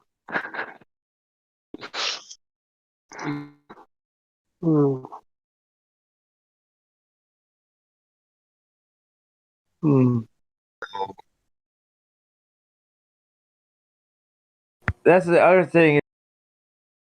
People watch the television news, and every time they always open up with a globe, man. You guys know that? Bro, there'll be people dying in the hospital. There's a globe there. What do you mean? One thing's got nothing to do with the other, and they'll just shove it there. Doesn't matter. Like Pizza Hut, there's a globe there. You know, your dick's about to fall off. Yeah, globe. It's got nothing's got to do with anything. They'll just shove shit like everywhere, wherever they can. Non-stop too, man. I flip around. I mean, I don't watch TV, but on the rare occasion I see it. Or if you were to flip around news channels, I mean, I don't have a TV, but you would see nothing but globes everywhere. Because I've been to friends' houses and they have the TV on, And if the news is on, there's spinning globes everywhere in the background, different color, like, it may not be so obvious. It can be like different shades of colors and the shape of a globe and stuff. Watch if you watch TV next time when they're having an interview with somebody that's apparently, just say smart or whatever, you will always see behind them books galore, and a globe. Yeah, dude. And most of the time, glasses too. Oh, you're right. Those are the three Hey, things. what is it? What is it when you see a movie and in the background there's a muscle map playing inside? Is that like that? They're trying to tell us something with that? So, man. Or is that a coincidence? I think they do drop clues, man. Yeah, they like to have fun with us, of course they do. You know what I mean? Though sometimes you see like the flat Earth map in the background. If you're like a quick scene, I really do think they drop clues, and not for us to pick up on them though. I think it's more of like maybe an inside joke or something. Yeah, it's a laugh for them, and then it kind of, as much as It's actually like, what it is when you've monopolized everything so much to where you control every aspect of media and you control every aspect of everything, you have to put clues out because you're technically, to trick someone, you have to have an ability for them to find out that you're lying. So there's really no fun in tricking people when you've monopolized the trick. So like it's like a really good magician, right? You still want someone to have because otherwise it just looks like CGI, right? Like you have a good magician up on stage, you really want people's mind thinking about how did he do that? How could he have possibly have moved his body from there to there? And you want people to go away talking about it. If you make it so fantastical that effectively you look at it and instantly you go, nah, there's no way that can be done at all. There's no way that I could fathom of how that would ever be possible, right? You don't get those conversations, right? You don't get the people talking about the trick. You don't get the people. So it's sort of similar with that. It's like there's no fun for them if they don't leave some clues out there, because otherwise they're just effectively. It's like when it's like having a planet, right? That let's take it back to Adam and Eve, for instance, right? If they didn't, if Yah didn't create the tree, right, and didn't give us humans a way to go against him, we wouldn't have had free will because it would have been a world that was completely designed by his own will, right? As in, there's no way to go against him, so we would have had zero way to choose to do something different. So it's kind of like that, right? It's like they want to rob the very system and usurp the system of the creator, right? So in doing so, they have to emanate principles, but backwards in the way of the creator. So it's kind of that realistically. It's that whole principle, and that's part of the occult. Hold up, I think I know what you're saying. It's like in the beginning with the the serpent did not make anybody take the apple. They had to consent into their own choice. They chose to take the apple, and that's how they leave you little bits of truth. Like they want people on their own will and choice to go along with their illusion, even if And so you know what I'm saying. Exactly, because otherwise, right? Remember, it says Hasatan or Satan, right? Yeah, he's the father of lies, right? So it's the same way for a father to be a father. He can't force his children to love him. The children have to choose to love him based on his nature.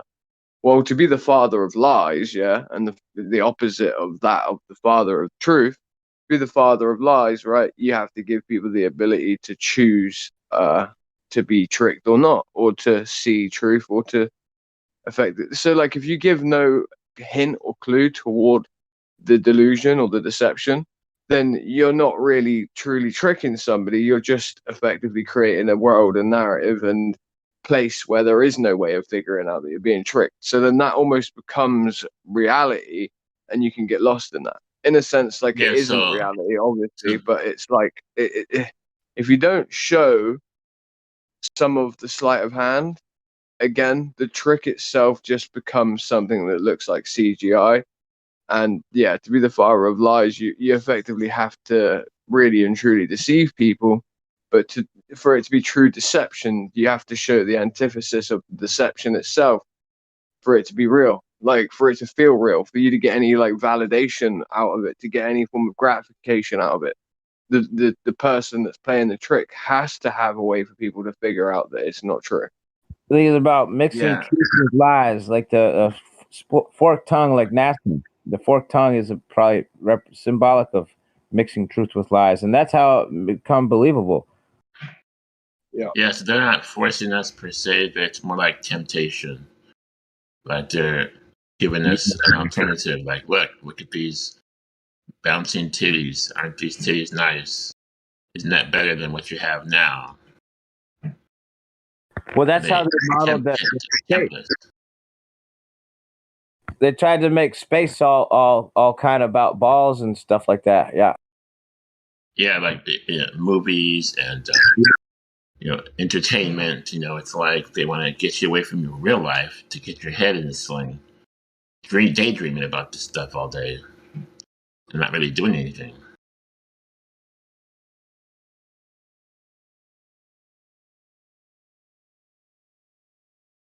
Yeah, I think the key word is temptation, buddy. Yeah, they're trying to tempt people like how the serpent tempted Eve and she tempted Adam. It's in and they mix a little truth and lies with there. Yeah, the serpent didn't force Eve. He tempted her with a half truth and half lie, and she made the decision. And she probably knew it was wrong, but she just did it anyway.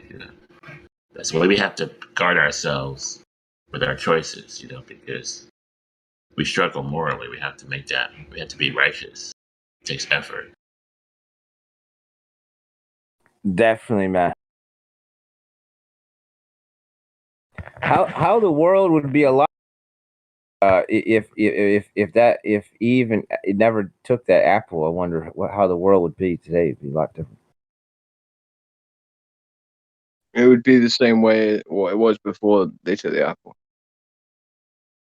I don't know. Well, yeah, the state would have stayed the same. It would, as in like read what it says and how the world was. It would basically it would be good. There would be no sickness, no illness, etc., etc. I wonder if there'd still be only two people there. I don't know. Oh no, of course not. Probably not. No. There would be lots of people. I can only imagine, probably so. But yeah, ever since that event happened, I guess we've been dealing with the consequences.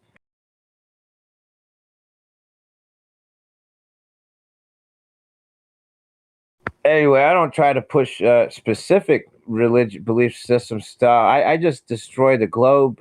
So I'm here to attack the globe and stuff. I'm not, pushing specific. I mean, the globe itself is a crazy false religion. Yeah, of course. It's amazing how they inverted they reversed everything. Like literally. They literally inverted every part of the thing. Instead of flat, they made it spherical. Instead of water, they turned it into space. Everything is inverted. Yeah, you know what it is? It's confusion is what it is. So if you're confused, if you have a populace that are confused, they're going to be easier to control and to subvert. Well, it's beyond. You could be confused if you don't know enough about if you're still learning the subject or you're ignorant of it. But they give you straight up bad information. Like they actually put bad data in people's heads. Just to add to that occurs on our side as well, right? So, like, for instance, people will tell you NASA means to deceive in Hebrew, right? That's not true. That's completely the opposite, actually. It means to lift one up. It means to anoint one self, or to lift one up, or to be carried upon. It does like we put bad information out as well. Like, if you reverse that, right? Like then it means deceive, right?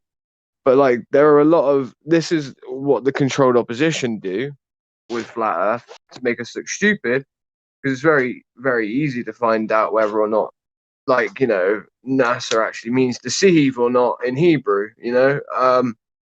You can go and transliterate it yourself. You can go and translate the word from English into the Hebrew, then find out the Hebrew meaning by typing in the meaning of this Hebrew word, right?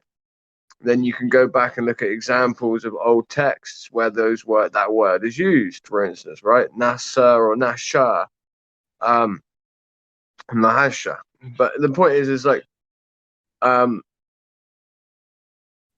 we do it to ourselves, and this is what I mean by like shills and shit. Like, I've heard people like Mark Sargent say NASA means deceive, and I'm like, why are you saying that? Like, if you validated that shit before you say it, because like, and I haven't really heard anyone in here say it, but I've seen people post it as a meme, and I'm like, I delete it when I Yeah, see I've heard it. people.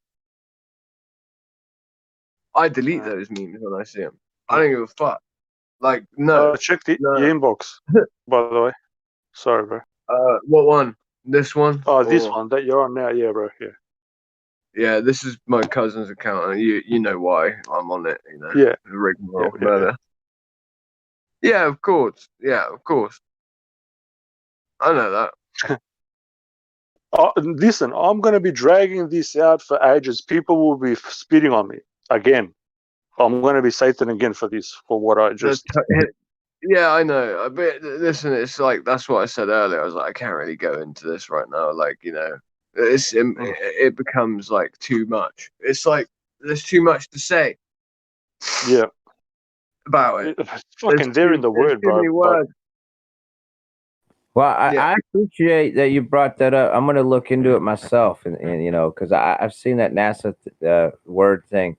I'm going to check into that myself, buddy. Have you seen that yourself? Have you? People say that. Say what? Have you seen people say it? Have you? Oh no, on the internet, yeah. Yeah, that's what I'm trying to ask. But I'm gonna, now that you mentioned it may not be true. I'm gonna. I'm in America. Listen, it's not that it may not be true. It's not that it may not be true. I can tell you right now, it unequivocally is not true. I believe you're probably right. Thanks for letting me know. I'm just saying I'm gonna look that up. Right now it's like It's so I'm gonna look that up soon.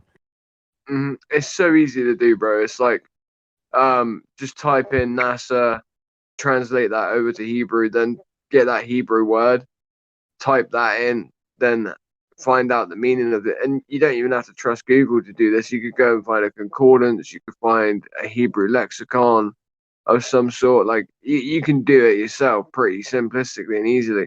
I'm just saying, like, I probably should already know how to speak Hebrew because my family is from a Jewish background, but I'm not from. I'm not in any community.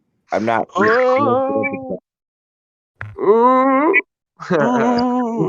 No, listen. You want to hear something funny about my background? Is my grandfather was a Jewish dude in Brooklyn, and he actually died in the Second World War fighting the Nazis. I think we're all part Jewish. Say what? Yeah, I'm just saying. Like, if you believe in the Bible, what's up? Wait there a second. This is something that just has to be true. We all have two common ancestors, yeah?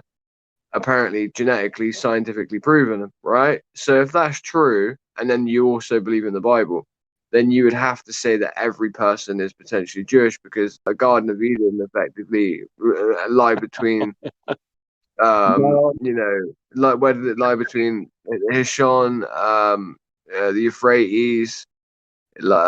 So you kind of have to. That's this particular tribe that didn't even exist during the time of Adam and Eve. What? I don't get what. No, what I'm saying is the location of where Adam and Eve were in the Garden of Eden on Earth. That location is supposedly Israel, right? So maybe I didn't know that. So all of the world emanated from that point. I always thought it was. It's Adam and Eve and Steve. Adam, Eve, and Steve. Well, I was just saying that due to my family's back in the way before I existed, I probably should learn Hebrew just to learn a foreign language. It would be my default first one that But I'm not in any community or associate. I've been people have made fun of me a lot for You listen to this. stereotype. You should learn Hebrew, but don't learn Hebrew. Learn ancient Hebrew, because so learn Paleo Hebrew, because then you'll be able to know Hebrew as well. Then you'll be able to learn pretty much any language after that. I've realized that the Aleph Beit, right, the alphabet, right, yeah. So the Aleph is the A, the Beit is the B in Hebrew, right? Aleph Beit, alphabet, alpha, beta, right? Okay, like. Yeah. You Listen, got the some point good of what I'm points. trying to get is that the origination of language, pretty much all modern language, realistically, most of it comes from there. So, like, not all of it, but most of it does. Most of it comes from the Paleo pictographic Hebrew. So, even the English. So, like, right. So the reason that I know this to be like sort of the case is because when I started learning Paleo Hebrew, and then I started going into the audio and into the alphabet, right, into the full alphabet, and learning all the different characters, right, and learning what the characters mean in pictographic as well as the actual lettering and how to do the lettering, right, and how to draw it, right, how to transliterate things and all this stuff, right. What you start to realize is, like, now I'm starting to learn Spanish, and like Spanish is incredibly similar to Hebrew, like the phonetics of it, the way that it's written, the way that it sounds, the way things, like every other language that I've looked into since learning a lot more about Hebrew, it is like before I couldn't learn anything in those languages. It was like impossible for me to do it. Like I found it very hard to learn anything, and now I'm starting to see the models that are involved, because it's like more models in ancient Hebrew than language. You see what I'm trying to say? It's more like models, and like so like an example would be like the resh, for instance, right? The R sound, the resh would be, it's the crown, right? It's to be a king. It's to be a leader. Um, like it's there are different letters, and the different letters have different pictographic images. Like the bait is the house, right? Or is it the bait or the aleph? I can't remember. Um, Sorry, I'm too tired for this. And then, so for instance, if I was to show you like one of the pictographic symbols, would, let's say, be a seed, and I show you that seed inside of the pictographic symbol that's a house, then the seed is placed like in the doorway of the house. Then you would find out like what seeds reside in the house, right? And which one would be in the doorway. So that resembles a sun, for instance, because the sun is half in the house, half out the house, and the seed that dwells and comes out of the house would be from the family. Like, you got to think of the times of when it was done, and then when you start to translate it, you start to realize, like, it's really simple to learn. But then when you start learning the actual symbols related to it, from the early all the way through, from the ancient to the early to the middle to like now to modern to like the Yiddish form and all that sort of stuff. You start to realize like a lot of language is based upon this stuff. Like most languages are based upon this sort of stuff. So yeah, it makes it it's incredibly how do I put it? It's a good little thing to have in your toolkit. I'll put Yeah, it that I'm way. gonna get into that, man. Thanks for explaining. I didn't know that it had a lot of, or that it was even similar in some ways to Spanish. I didn't know that either. Well, it's not exactly. It's like hard to explain the similarity even, but No, like I didn't want to. I get what you mean. In some kind of way, it's somewhat similar. it's like, yeah. Once I'd learned that, like you start to see similarities in, like, it's just, yeah. It's the makeup. It's the formula behind it all. Yeah, I think that's cool. I probably will, because I really want to learn another language someday down the road. And now that you point, I was thinking about Hebrew, just because of reasons I explained. But thanks for pointing out Paleo Hebrew is something where I bet you there's an overlap with the Phoenicians and all that stuff and language. It kind of, yeah. Well, there's a lot more in the terms of the Phoenician stuff that you should try and look into and find out as well, because like who the Phoenicians really are, like did they even really exist, like type thing, like but like the Phoenician thing is where it all started to get messed up and twisted, the language of the Hebrew language actually. So yeah, because obviously the Lebanese people are part of one of the 12 hit missing tribes, right? Like so you have the tribes, and then where the tribes went to, and all this sort of stuff, right? So you got to sort of look into it, and then you start to realize like it was Phoenicianized. That's where the Aramaic comes from. Is from different locations, different dialects mixing in with the others, right?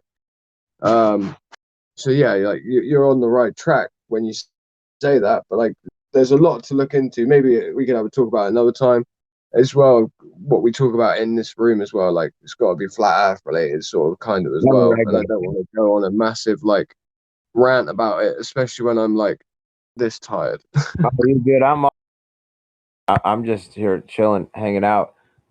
No, I'm saying that if you would want to talk about it at some point in further detail, I'd be willing to do it with you.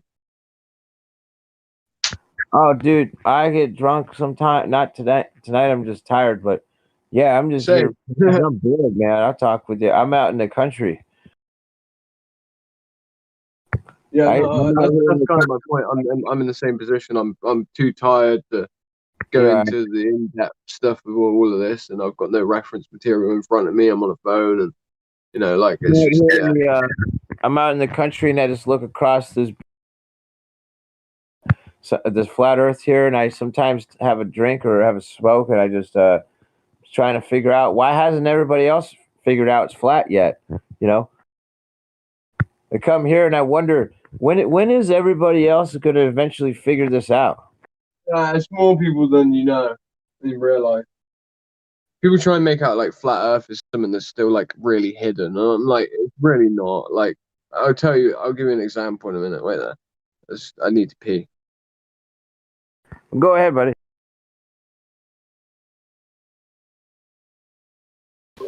I think there's a ton of people that just won't admit it, and a lot of them that can't. Yeah, that the Earth's flat. Yeah, so we may never know. Well, not until it's accepted anyway. I think you're right. There's a lot of people that they don't want to admit it. Yeah. I think that a lot of them might be wrapped up in things over their head. They might, you know what I'm saying? Yeah, or their careers, because there have been people that's already lost their jobs over it. And I mean, if your career is based on it, yeah, you're not going to say anything. You could even get killed over it. Yeah. Quite easily. People can like dox you and like make false claims about you. To try and get the authorities on you. Someone can say something really simple and have the authorities at your door. You're talking about one thing leads to another thing. Yeah, like it's really simple. It's like people have disdain for people that believe in flat Earth, or sorry, not believe in. Like I said, I'm tired. The people that know the Earth's flat, right? They think that they believe in it, right? These people think we believe the Earth's flat, right? So they have a disdain in their mouth for us, so they want to spit at us. It's that simple. So you got to be really careful. It's like one religion it doesn't like the other one of beliefs, except the difference here is that we know it's flat. Like we're not believing. Like we're not deluding ourselves. That's the difference. Well, that's the point. If they say this is where it's convoluted. That's where it's convoluted, right? So they say, and like what Drew said as well, right? Like people will lose their jobs over this, right? I think there's that's what I was going to say. Is I think there's a lot more people who think it's flat, right? Who know it's flat And so I think there are two groups. I think there's a big group of people that think it's flat and believe it's flat, right? And then I think there's a very smaller group that know it's flat, right? So the people that have really proven it to themselves, and the people that are like people that, for example, that are in here. But some of the people that maybe, like, let's say, listen to us, or some of the people that are maybe able to look at the information and just take it and just like take it on as a belief. Like, you can take flat earth on as a belief, like, and not have any actual validation for it. As in, like, you could literally just like have someone say to you, look, it says it here in this book, and then they would believe it, right? So like they have no real validation for it, information themselves. So you can believe the earth is flat. It's just that I don't believe the earth's flat. I know it is, right? So there's just, that's the distinction there. But in terms of like where we see an example of more how I believe it is in society, where the people won't admit it, like what Truth was saying, is with kids. So the younger kids that are like 14, 13, 12, like my goddaughter, like when she went to school and she started like giving shit to the science teacher and stuff. And this wasn't my doing. Her granddad's a flat earther, right? So I wasn't the one that even taught her this stuff, right? Like, obviously I taught her stuff about it after the fact, right? But like, when she went to school and she started saying that gravity's bullshit and there's no valid hypothesis, there's no experimentation that's ever been conducted, etc., and then they got the letters home, right, from it. But then we speak to her about her experiences, and then I've spoken to her and like a group of like 5 of her friends, and when they were walking home from school one day, walked past my house, and I go out and I speak to them, and like they were all flat earthers, like every single one of them, right? And I'm like, how many people at school are flat earthers? Wait, like, and then my goddaughter's like, literally, like loads of people. She's like, it's like, it's not like a small number. So I'm like, the kids will just say it because they don't have careers that they're worried about losing, and it's something to stick up to their middle finger to the teacher, right? So like, I don't know if it's just my town, but like, there's a lot of flat earthers where I live, right? In my town, we live on the coast, so like, it makes it easier. I just think that it's highly suppressed, the amount of people, and then they've kind of messed up in a sense as well. But maybe that was part of the plan with the lockdowns and everything like that. They've given people loads of time to think about things, right, and to research stuff. So yeah, and I think they sort of want this happening, like this separation, right? The separation. This is like the thing: the separation of the wheat and the tares, the division. Yeah, I think it's something that is bound to happen. Sometimes I think it's like a force in a prophecy. Like, that's why the Jews come up a lot, right? Because the Jews have been renowned for trying to force prophecy to happen.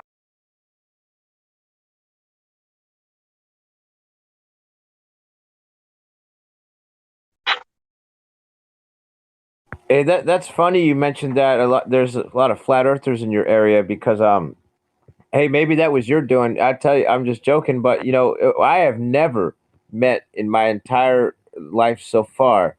I've never had a conversation with them where they admitted that they knew it was flat, or that they believed or found or think it's flat. Like, I've never met anybody. I have met people that thought that I could talk with them, and they could see that, hey, it's probably flat. And like I said that a few hours ago, I was talking to somebody else. I said, you let them know it's flat. I mean, you get them to kind of mostly see it and grasp it, but if you don't hang out with them for a couple of months, a couple or so months, then they completely forget everything, as the propaganda is so heavy. So thick, yeah. Well, I don't know. Maybe it's just like I said, living on the coast. Not only that, like, again, it might not be my fault, but like some of it could be my fault. Maybe, who knows? That's funny. You never know. Hey, you never know, but I'm just saying, in my experience, you're in the UK, right? Yeah, man. Yeah, I'm in the US, and over here, I've never met anybody that was tracking as flat. Really? That's really weird. That's odd to me. Like, I know loads of people that are flat earthers. Like, I've got like most of my friends are. Most of my family members are now. Like it seems like everyone's becoming flat earthers to me. But like, that's just You're me. lucky. You're just you're so lucky. Because I don't think I know anybody in real life that is. Yeah. What? Like for real as well. Like this is why people thought I was bullshitting when I've said this to people before. But like now that like I've like got like people like my family even coming on here and stuff. Like like I've had people speak to my mum. I've had people like I'm on my cousin's account right now, right? Like he's coming in plenty of times. Like posting things like little black swans of shit off the coast where we live and stuff like that. All of his his wife is her dad is like like then one of my best, like not one of my best friends, like my best friend, and then like a couple of my other friends are like it seems to be quite a lot of people to me, like around me. I've met a couple that are flat earthers. Like there was a couple I met at the lake that was moving from, they just bought some land and they were moving, but they didn't live here like where I live. So once they passed through, then they were just passing through. But I didn't talk about flat earth with them though. They were just a lot of other things that they were woke to, and I kind of felt like maybe she wanted to talk about more, because once she knew I was woke to a lot of things and that we had the same viewpoint on a lot of things, then she opened up and started talking to me a lot. But I didn't want to like scare her away, because I was actually enjoying the conversation I was having with her. But she doesn't live here where I live. So what I'm saying is, and I have met I met Melby Styles. She come up through when oh cool, really going. She's awesome. Yeah, she is. I like Melby. But as far as meeting people that are flat earthers, I have, but there's none that lives in my town that I know of anyway. But I am envious of both of you, because I have yet to even meet a single person who already knew or knew anything about the planet. Yeah, that must be like I can't even fathom that, dude. Like I've been this way for highly that's making me feel stressed thinking about that. Well, no, I mean, I feel better to hear from you that people that know it's flat. I don't know anybody that know besides myself in person. I'm out of the I'm not talking about the internet. I'm talking about here in America. I don't know a single person that knows it.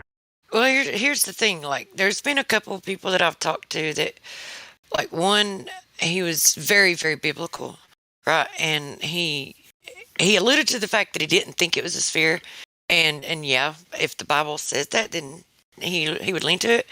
But he didn't have an interest in it, and he didn't care either way. And so that's the thing, like whether or not they care or whether or not they want to look into it. Because think about this: if they look into this and they find out that they're lying about such a thing on a massive scale, then look at everything else that they've got to look into and consider. And they just don't want to do that. Oh, dude, that's exactly it. This is the umbrella conspiracy that all the other conspiracy, the global everything, the global war on terror, or the global whatever. It's all under the, Well, like, so this is an example of that. Like, I was listening to a David Icke interview, like, literally this morning, right? Yeah, when I was out walking, on my walk, right? And no joke, right? Like, he said global, across the globe. And I counted him, and I caught him in an hour interview say globe like 27 times or some shit. Yeah. And it's like, and that's David Icke saying that, you know what I mean? Like, he's meant to be a truther, right? Because what everything else he was saying was pretty much true, though. Like, David Icke, like, he does say some real shit that's true, right? He was just talking about like the one world government and banking cartels and how everything's folding out with COVID. But he won't tell you the whole truth, like the globe. He'll tell you enough to give himself some credibility with you, so that you'll latch on to everything else that he says. Yes, Alex Jones does the same thing. But what's funny is they've given like a moment here and there to flat Earth. They really have like I don't know if Alex Jones specifically. He did. Oh, he did. I saw a quick like InfoWars, like a quick thing about Earth being. Why is it so censored and stuff. The flat Earth, I saw that for like a minute, but overall, overall they don't really, why I think they can't talk about it because one reason is people won't take them as seriously. They think they're crazy. Alex Jones could, because he's already been deplatformed and stuff like that. Like, he just says he doesn't believe it. I think he just doesn't want to lose credibility. That's all. Like he's saying, like, yeah, that's what I was trying to say. Exactly that. He like doesn't want right. So it's like he spent a long, and I'm pretty sure I've heard him say, like, he was like, right, like, even if I was to find out the Earth's flat, at this point, the amount of time I've spent on my personal mission to show the evil banking system and petroleum jelly oil system, like he's saying it like that, and he's like, he's sort of devoted so much time to doing that like he doesn't want to discredit himself now You on gotta something that's not fully researched or fully fledged yet. So like he's like, I ain't gonna like destroy every bit of work that I've done by saying that. He's already said frogs are gay and all that sort of stuff and had it misconstrued and not understood what he was saying. Well, you got a good information of him. I mean, so like he's already been discredited enough. So it's like some of the information he said has been good. So it's like he doesn't. I guess he probably would. I would say it's logical to me that it's probably not a good. I don't want him to become a flat earther either. To be honest, like I literally would hate it if he became a flat earther. So like I think it's a good thing that he's not one. Do you get what I'm saying? Like I think he's a smart man. I get what you mean because he would lose credibility. Yeah. Well, I think we would lose credibility too. So that's funny. So I think he is a flat earther. Yeah, I think he is too. Yeah, I just think that he knows he would lose credibility and he would cause us to lose credibility, so he makes the decision not to talk about it. And I think he's making the right decision. So thank you, Alex Jones. We appreciate it. I feel better about that now that you pointed out. He's probably a concern he's going to. That's a good reason, I guess, not to cover it. I mean, I don't like how, like you were saying, though, I keep saying, people like David, a lot of people keep saying the word globe. And here's, in my opinion, they don't have to use that word. They can just say world or worldwide or international or everywhere. I don't like when I keep hearing the word global all the time. It really makes me like not trust them, like, and I can't listen to people who keep saying the word globe all the time.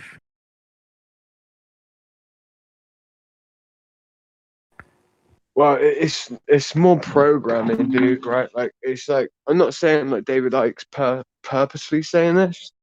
I'm just saying even someone like him, like David Icke again, someone who's obviously a flat earther. Like I'm saying that obviously. I say obviously. I keep saying shit like this. Like to me, he's obviously a flat earther, right? That's my opinion. I get what you're saying. I got you, man. Same thing with Alex Jones. Doesn't want to lose credibility. Doesn't want us to lose credibility either, right? Like it wouldn't mix, right? He wouldn't mix into this. So, you know what this globe is? This globe thing is like that emperor with new clothes thing, or the emperor, whatever that story. Where none of them want to point out that the globe is fake. You know what I'm saying? Well, I feel like it's more like a branding thing with like you Americans say like more than English people anyway. Like if you were wearing a pair of Nike shoes, yeah, or if I was wearing a pair of shoes, I'd be like, let me go grab my shoes, or let me go grab my let me go grab my trainers, right? In America, it's like, let me go grab my Nike sneakers. Let me go grab my Nike trainers. Let me go grab, if I had a pair of boots and they were Timberlands, I'd be like, I'm going to go grab my boots. Wait there a minute, bro. You would be like, let me go grab my Timberland boots. It's like, I've noticed this with Americans, like my Nike shorts or like my UGG boots. It's like they put the actual brand and they make sure to say the brand before they say the product that they're about to go and get or look at. Or I'm just saying, it's like the way branding works, and it's so heavily driven on the American society that I've actually noticed it in Americans' language versus the English people. I've never heard one of my friends turn around and go, "Let me go grab my Nike." Hey, consumerism here, buddy. But I've heard plenty of Americans say, let me go grab my Nike shorts or my Nike shoes. But I've never heard an English person say it. Like, I don't know what that's about, but I don't know, but you're talking about like branding and like clothing and stuff. I'm saying maybe that's why people say globe so often. Like, I'm not saying it only Oh, I applies to got America. you. I got you. I I'm not just saying it only applies to America. I just think people have been programmed to say globe, right? Like, I yeah. find myself sometimes I'm about to say it, you know? Oh, dude, since I figured out the world's flat, I'd retrained myself to call it world. I hardly ever use the word. World infers a globe. World infers a globe though as well. Well, I'm just saying I don't say globe or planet. I just call it world. It's just a thing I do, and I told I call myself it, I I'd say hate hearing myself. I hate hearing myself call it something it's not, like a globe. I agree. Listen, I agree. I'm just letting you know that even the word world, right? World infers spherosity. Oh man, I just realized you just like a word. The phonetics of it, and if you break it down etymologically to whirl around to Man, I just thought of that now. I just thought of that right now. That you did not think. etymology is really important. It's where it's how we can infer things through sound instead of actual descriptions or real literature of any of these type thing. It's like There's also something about etymology gematria stuff with like that too, man. Gematria, because language is like binary. Like there's positive and negative, and you add it all up like gematria. Like you're saying, you know. Yeah, exactly. Like antithesis is antithesis, or comes from anti-thenial, thenial, you know, against versus the thing that is. The Nile. So yeah, it's like everything breaks down into individual little pieces, right? Like piecemeal. Yeah. Everything is modular, and I think language. I think it's got to do with positive and negative. Yeah, I'm just trying to. I'm deliberately oversimplifying it because I'm trying to get to the root cause of it, how it works. It's like Well, binary. you actually want to get to a really simple point then, because like that's kind of how I think is the best way to look at language. Like, and that's just what I've learned recently. Like I was saying about learning more about Hebrew, right? Like, that's the Hebrew is great because Hebrew is like it's kind of like looking at the etymology, and it's like it gives you these like that whole thing there with like the sound of the word, the like all of it, bro. Like the alphabet itself, the aleph bet, right? You look into different parts of it, right? And like what pictographic thing infers what, when especially when you start, adding these letters together, right? Like whether it's the wav or it's the tet or the resh or the kof, the kuf, whatever you want to call it, or the aleph. You start adding these things together, you start to see an image of what these words, like words together, as in the form of pictures, what they represent. What does the story tell? The picture of what does the picture show in these these little like pieces of pictures or pictographic images. What does it show? Oh, huh? You got. I plan on picking up Hebrew someday in the future, and it's that language. I picked that one just because of my background was like my family or something. But we're not religious or anything. I'm not in any community, or I'm just pointing that out. But I may learn more languages too down the road. I mean, you can learn a lot of language. I've met somebody I knew like 7 languages. But I plan on picking that up down the road, man. Like, look at this. So, like, for instance, right, like, this is what's interesting about it, right? Like, I did German and French for 5 years. I can barely speak German or French, right? Oh. And then I've done I've done a bit. I've done a fair few months of Hebrew. I can speak more Hebrew than I can any French or German. And now I can speak more Spanish than I can speak any French or German, and that's me learning Spanish after. That's me learning Spanish, like But on a Hebrew, you're saying rudimentary you level. learn Paleo Hebrew. Huh? More specifically, you went out of your way to learn Paleo Hebrew first, or you learned modern Hebrew first? Well, I wouldn't put any stress on learning any of it first. So you've got the normal Hebrew, like you're gonna have to go between the both, right, to even understand what it means, like, and the English as well. You've got to use what you've already got in relation to what you're trying to get to. Yeah. Well, so like, I can really send you want to some read videos, the bro. Listen, wait there a sec. If you're interested in it, I can send you some videos of where to start. Definitely. If you're interested. Well, I also want to read Genesis. I want to learn the language so I can read Genesis. Yes. That's why I wanted to do it. And you don't even need to actually fully learn the language to like do it. Like you just need to like learn a rudimentary level of it and then have the reference material there. Start to get the concepts of what the original pictographic stuff means. Get yourself a copy, yeah? And then start to transliterate it, bro, and start to read it. And that's what I did. And I couldn't believe how accurate it was to the Bible. I really couldn't. Oh, that's cool, man. So you're saying, are you saying surprised? It surprised you how close to meaning or how accurate the English version was? Yep. Yep. Oh, I was expecting the opposite. Oh no! It's been translated very well, very well. Oh, Yeah. that's cool, man. That's good to know. It makes me want to read the Bible now. Cause more so because I was really thinking I might have to pick up some of these old languages to truly understand it. But I take your Yeah. word for it. I believe you. Well, yeah, you didn't even like I said, you don't even have to take my word on it because it's like you wouldn't have to do much research. I'm saying like maybe about 5 or 6 hours of research to get a little bit of a basis on it, and then see the concepts behind it. Oh, And cool, man. you know, Hey, I'm not gonna hold you up to it, but yeah, and I'm also tired. It's 6 in the morning here. But hey, I'm if not sometime asking you to do it down the now, but road, if you can send me some links to some helpful resources, man, to help me. My goal is to be yeah, able to 100%. read the Bible in stuff in the ancient like Hebrew and stuff. Yeah, dude.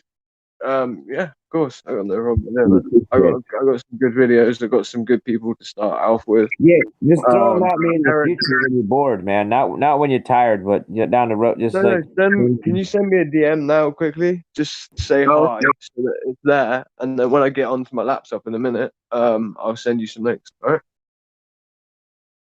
Cool. Hold on. I'm trying to. Oh, wait there. I'm on an old account anyway. Wait. Yeah, just say hi. Yeah, just say hi, and then Yeah, I'll I tell haven't you what. seen Wait there. the message. Wait Hold there. on. Wait there. I'm gonna go to my laptop now because it's still there. I'll quickly do it. Wait there. Oh, you can send me one from your laptop? I'll send you a message from my actual account. Yeah, great, man. Yeah, just send me a message. Cool. Have my cell phone's glitchy. I'm trying to push the button. It's not working. But hey, dude, cool, man. And you don't have to send me anything tonight, man. I'm like you right now. I'm also tired, man. But just Yeah, in the future when you're on your computer looking at stuff like that, you throw a few links my way, man. Appreciate it. yeah. No, I'll probably send you some in a minute because I'll forget. Just look at them when you can. Yeah? Cool, man. I do like I'll just security. wave for you. I've done a lot of. I've been doing construction work. I've done a lot of private security work, and I did free security. And I don't know. I don't really know any of these people, but I did some security for some Jewish people. And this rabbi, I said to him, "Hey, what I told you." I said, "Man, I think I should learn Hebrew just because of my background, ethnicity, whatever Background, background." And the rabbi dude said, he said, yeah, I can read it. I don't speak it. I mean, it'd be more practical. You should learn Spanish. He said it'd be more practical if you learn Spanish. So he kind of Spanish like, is very similar. Say what? It's because Spanish is very similar, in a sense.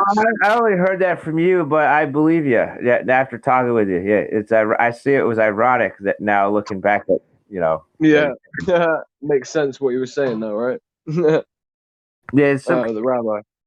Structurally, it probably is. Yeah. But I Mhm. can tell you, I thought it was real funny. I asked this rabbi dude. I said, hey, I think I should learn Hebrew. Like, and he mentioned before, like, well, we could maybe get you a book or something, but really, you should just learn Spanish. I mean, he said we don't even speak Hebrew. We speak English. I only Yeah, know Hebrew so I can read it. That's what he he just told didn't understand me. why you wanted to do it fully. He wasn't grasping like the reasoning behind what. Like, Yeah. all I could say to you is like you don't even need to fully learn Hebrew. Just learn some of the Paleo Hebrew. Yeah. Learn the audio, which is the Aleph I Bet, explain to alphabet. you. Like literally, just learn the alphabet of the Paleo Hebrew, right? Yeah.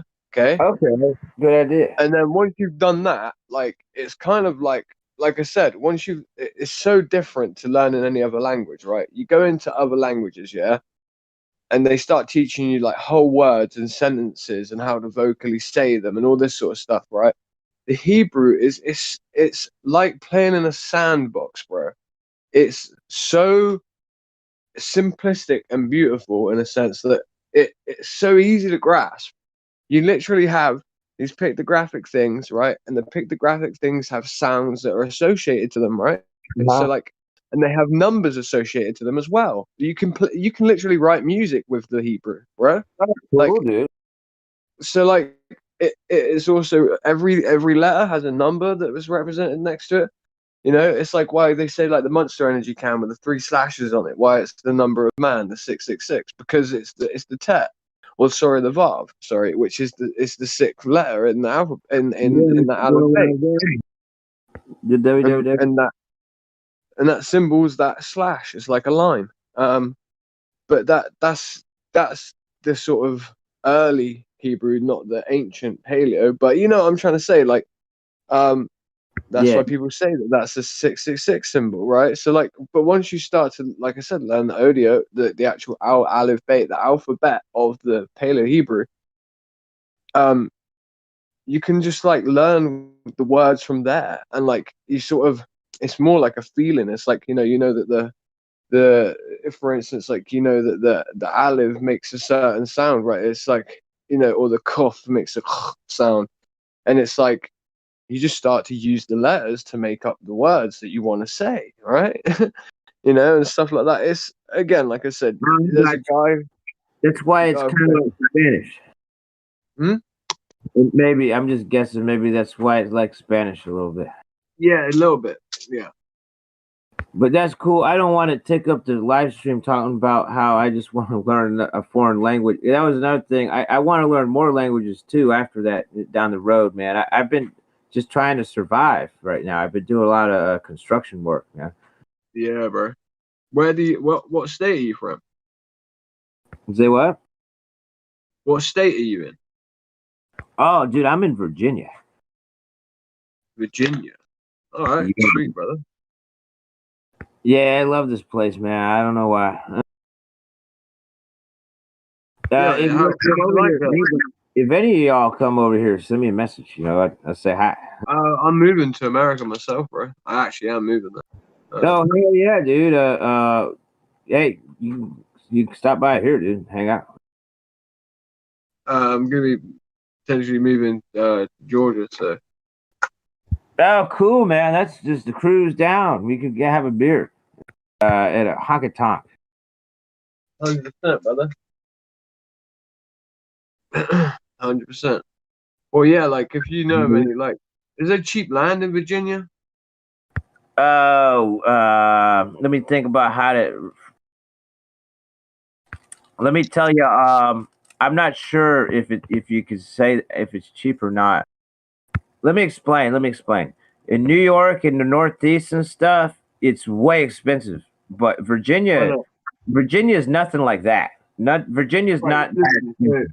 But dude, it's I know a way lot. more I know a lot expensive. about America. So. Hey, it's way more expensive than the Midwest. Okay. If you want a real cheap place, you go to the Midwest.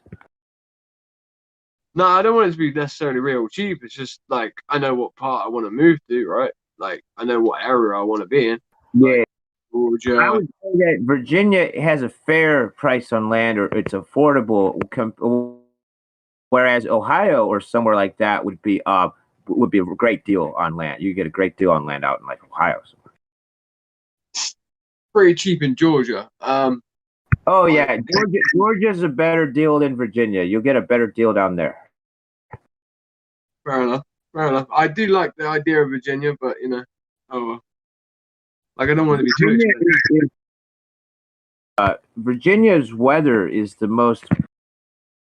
I'm sorry. The funny thing about Virginia is the winters aren't too cold and the summers aren't too hot.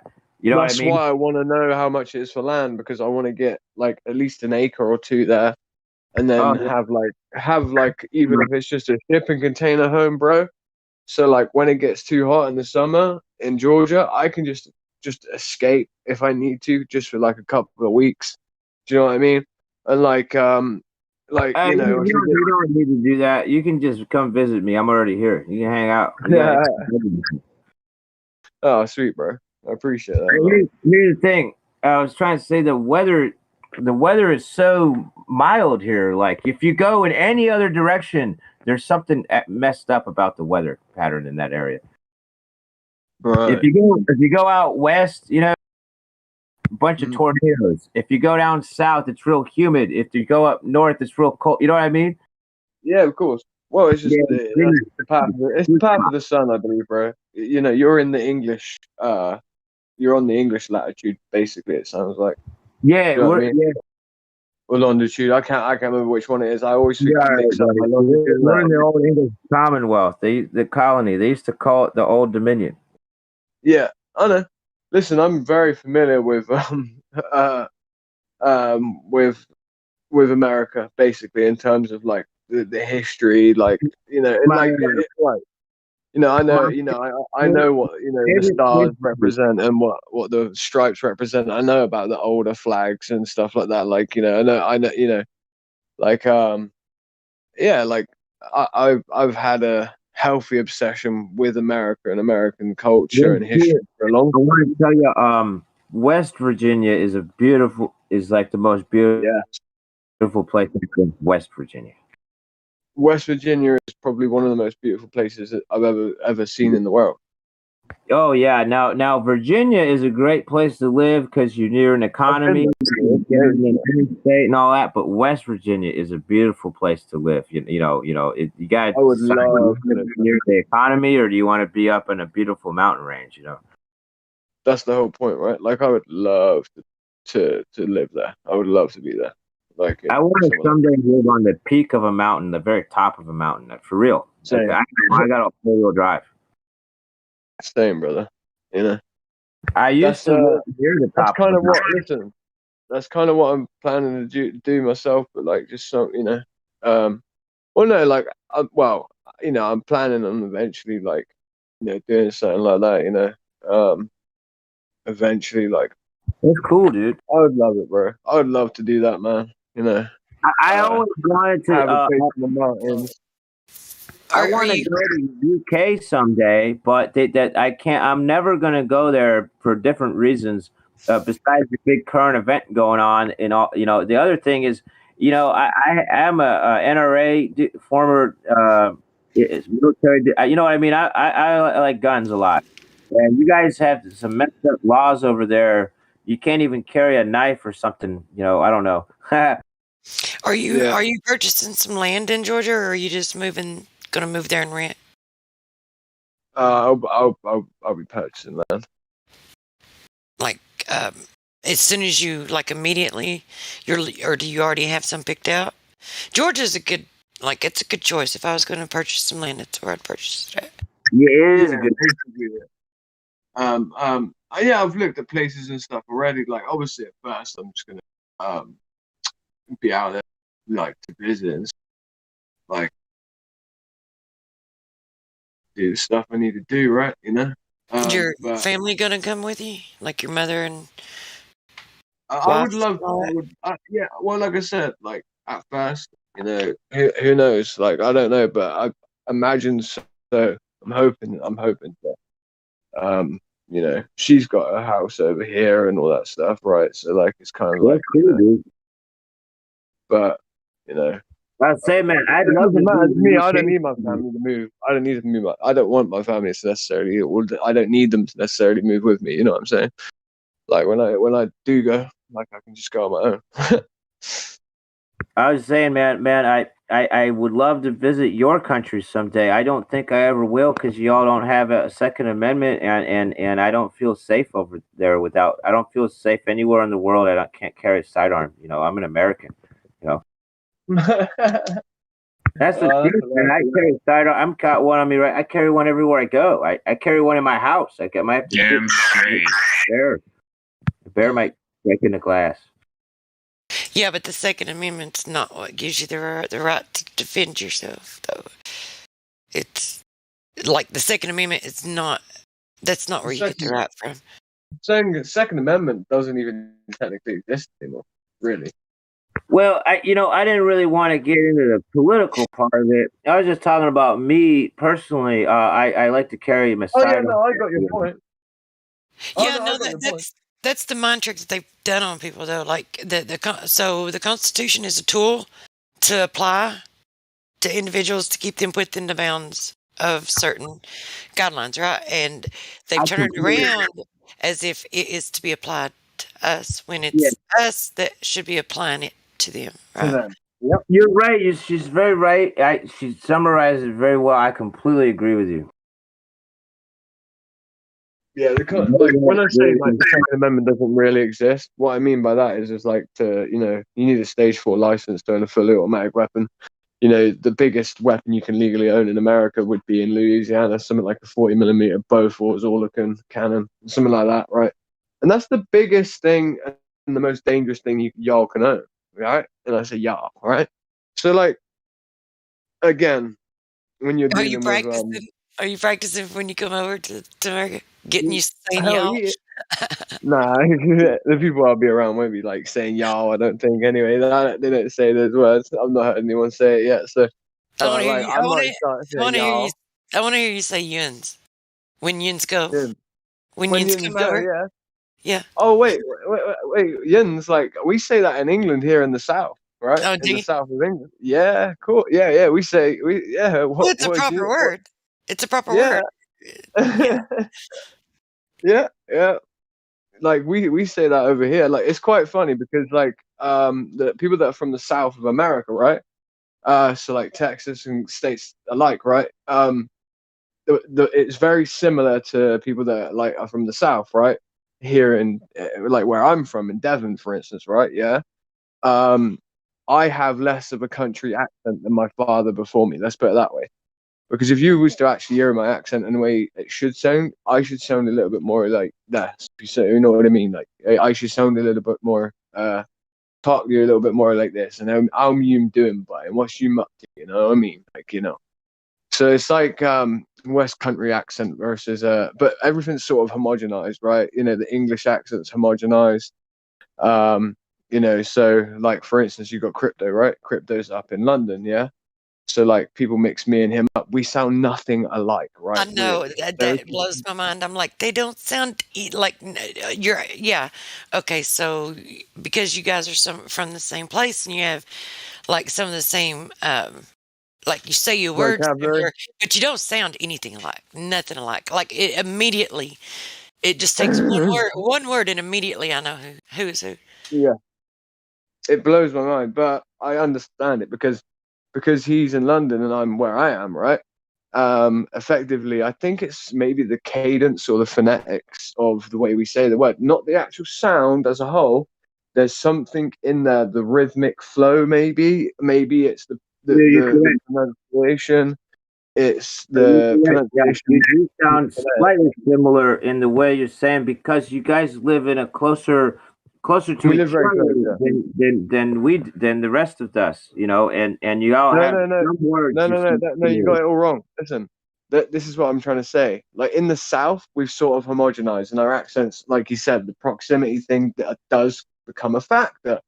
But England has more variation in its sound in terms of people's accent than America does, and it's smaller. We have more variation in sound. So, like, if you was to hear like some of the way that the men where I live sound, right? The people from the south, the way they sound, you know what I mean? By like, how's you doing? How's your dog? You know what I mean by, right? And then you hear I the have no people that are idea what you from just said. No clue. exactly my point. So then you've got the Scottish, right, which are at the top end of the UK, right? And they're talking, hey, pa, you know what I'm saying, mate? You know what I mean? Like, me and you go down the road, you know what I mean? Have a paint that, mate, right? So then you've got the people in the middle of the country, yeah, that are more like, wait, fucking calm down, mate, you know what I mean? Like, you really don't want to be messing around with that fucking dog, right? So, like, the variation in language for such a small place, like, I'm just, this is, like, this is something that's, like, pretty well known, I think. Like from the west side to the east side of England, there's a massive variation in sound as well, right? And then from the north to the south as well, there's a huge variation. It's just like you said, with me, my accent is very homogenized because like I've got a brother, my foster brother is like from London, so I've been around lots of Londoners, right? Because lots of Londoners happen to come to where I live in Devon, right? So and I've been around those Londoners. So like I've got a West Country accent mixed with a sort of Londoner accent, you know, and it's just to do with my age and the culture and all of that stuff as well. But like if you speak to someone else like from where I live that hasn't maybe been exposed to the same type of travel that I have, where I've got this homogenized English accent that's sort of like not pinned down to one place, where I've just taken on accent from like being a traveler, basically being a gypsy, right? Let's face it. So like, yeah, there's then you would notice the difference if you see what I'm trying to say. Like you start to see the difference. Like listen to the difference between Old Dude and Panto. Those two live quite close to one another. They spend time together. Like those two guys sound completely different. You know, like the variation is huge here. It's weird. That's very interesting. But to go back to crypto, I tell you, well, you know, there's some things that where being in the same country though, you do say some words here and there that are very. Most of us are not in the UK. I'm in America, and I was just saying, you know, a couple words here and there, you sound similar, not the same. Not you sound familiar, like it could be like related.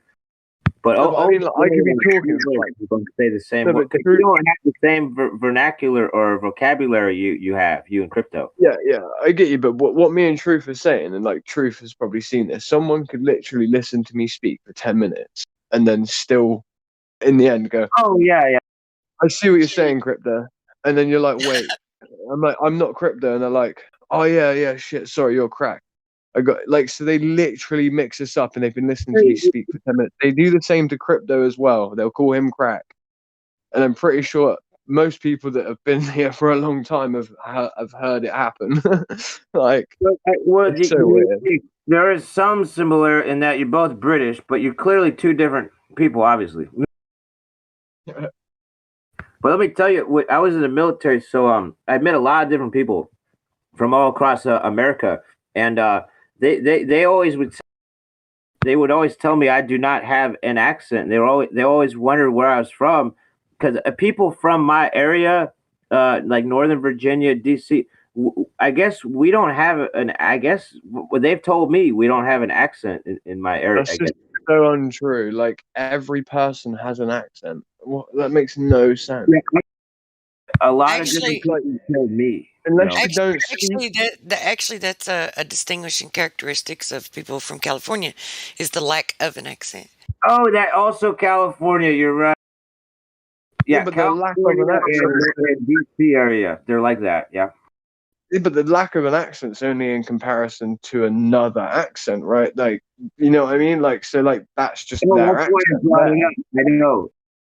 I have a theory. I think it's because you used the word homogenize or something. Like America, there's a lot of different accents that like you said, they're not as different as in they are vary in the UK, of course. But Well, it's kind of They like mix the up in draw. California and in DC. They It's mix a up. melting pot. It's kind of like, whether it's a draw, a twang, or just certain. It's like Californians, if they've lived there all of their life, they generally don't have any of that, right? Exactly.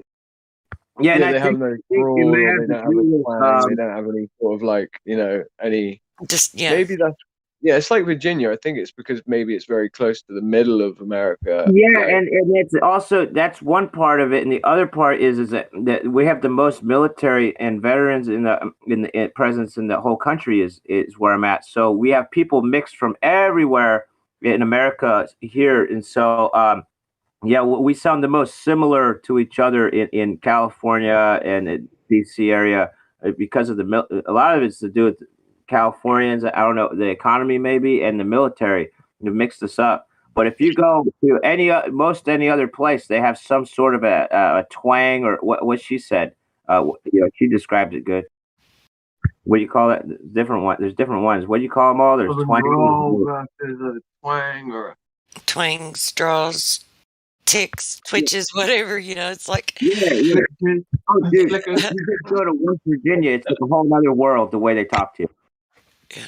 Let's see if existentialists. Let's maybe give him another chance. Him, her. See if maybe they want to existentialist. Welcome to the server. Would you like to introduce yourself?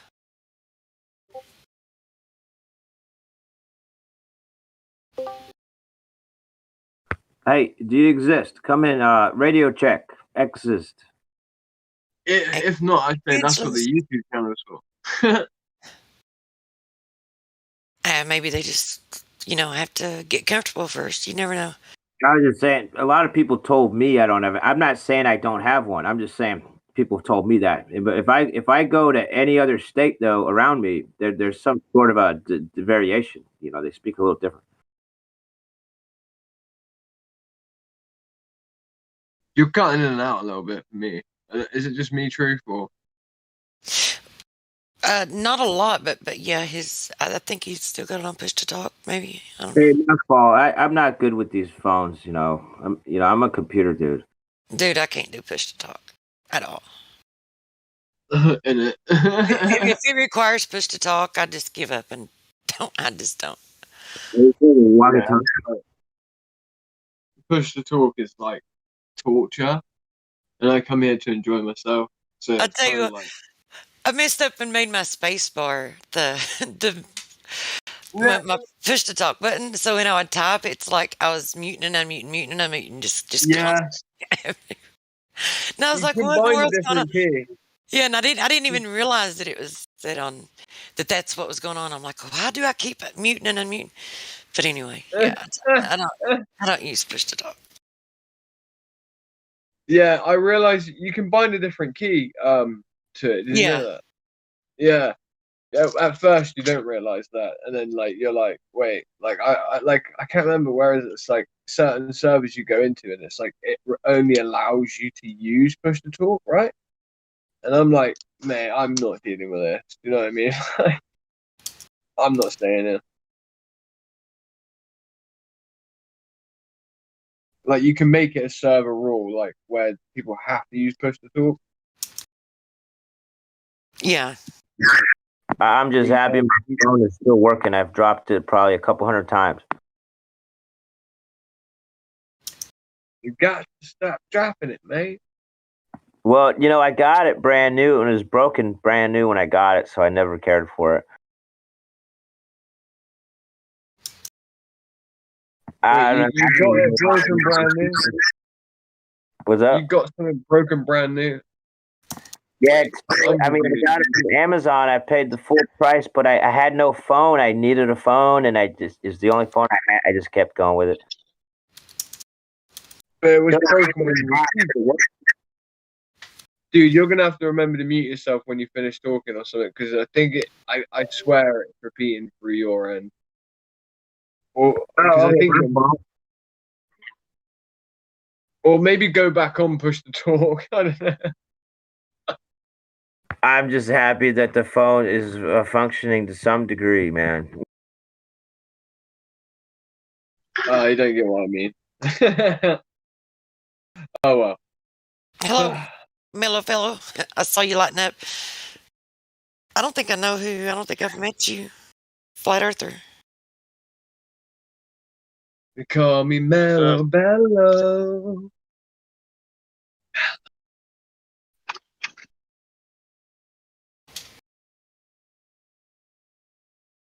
Hello, Mellow. Oh, what's up? What's up? How long have you been a Flat Earther? Since I don't think I know you. For a little bit. What? That's the most obscure answer I've ever heard in my life. For a little bit. All right. I guess I could just say that can mean Well, a tiny amount of time, or it can mean a lot of time. Like, what? I take it.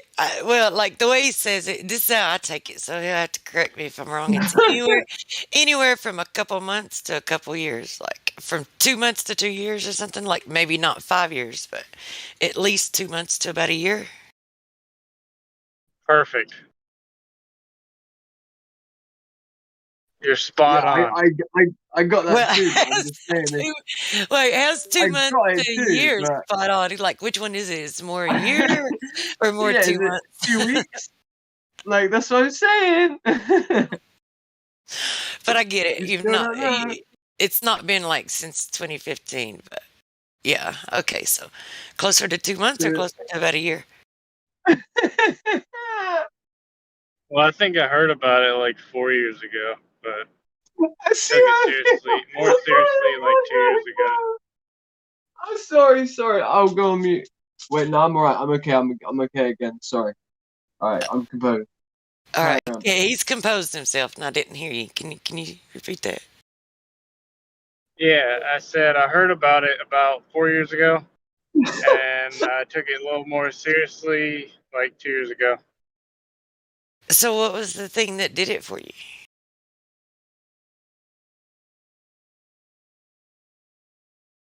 You mean like when I decided that it's flat? Well, okay, so actually two things. Like what was the thing that made you look at it more seriously, and then what was the thing, the observation or whatever that convinced you that it was flat? Well, give me a second. I'm gonna put on my headset so there's not such a delay. Okay, I think if Crack's gonna be okay, I don't know if he'll make it. I'm just gonna stay on mute.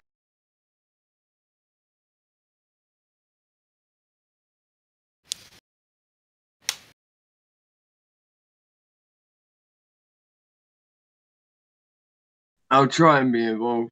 I'll try. I don't know. Something about the way you talk is making me laugh. I don't know why. You're just giddy. Okay, yeah. You're good. All right. I don't know. I don't really have an answer right now. Okay. Well, okay, so when you looked Don't at it take my sorry, I feel bad. Don't take my laughter as like anything because like I'm just in a like weird mood, clearly. No, you can't pay any It's attention not to really you can't yeah, pay any don't pay attention to him. attention to me, right, bro, for real. No worries. I don't take any offense. Yeah. So I know when I first looked at it, I thought it was a joke, right? And when I wanted to, you know how you'll save videos and shit to watch like on a day that you just want to like kick back and have something to make you laugh. You know how you'll save funny cat videos or animal videos or some shit like that, and for a watch later list or something. That's kind of like what I did with Flat Earth in the beginning because I thought it was a joke. I'm like, there is no way people really. And I'm like, why are there so many videos of Flat Earth? Like, what? So I saved a bunch of them, and I had planned on just having a day that I laughed about it. So I'm assuming, I'm just going to assume, because this is kind of the story, a similar story what most people have when they first hear about it. So I'm going to assume that 4 years ago when you first heard about it, that it was kind of something like that for you too. And then you may not have just give it a serious thought or a serious look, but then later on something told you to take a serious look at it. And that's what I was curious about. What was the thing that caused you to take it serious? Not the thing that convinced you, but just the thing that caused you to take it serious and give it a serious, honest look. Yeah. Well, I mean, at first when I first heard about it, I didn't really rule it out. I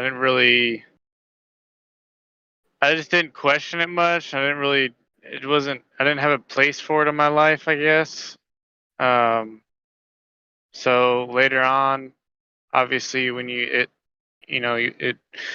comes up on your timeline on YouTube or whatever, and you see this stuff, and you're like, well, why are there these videos on it, So that's when I started to actually question it, and really it just appeared more in my life, so I just became interested in it, and that was really how it was for me. Like I wasn't really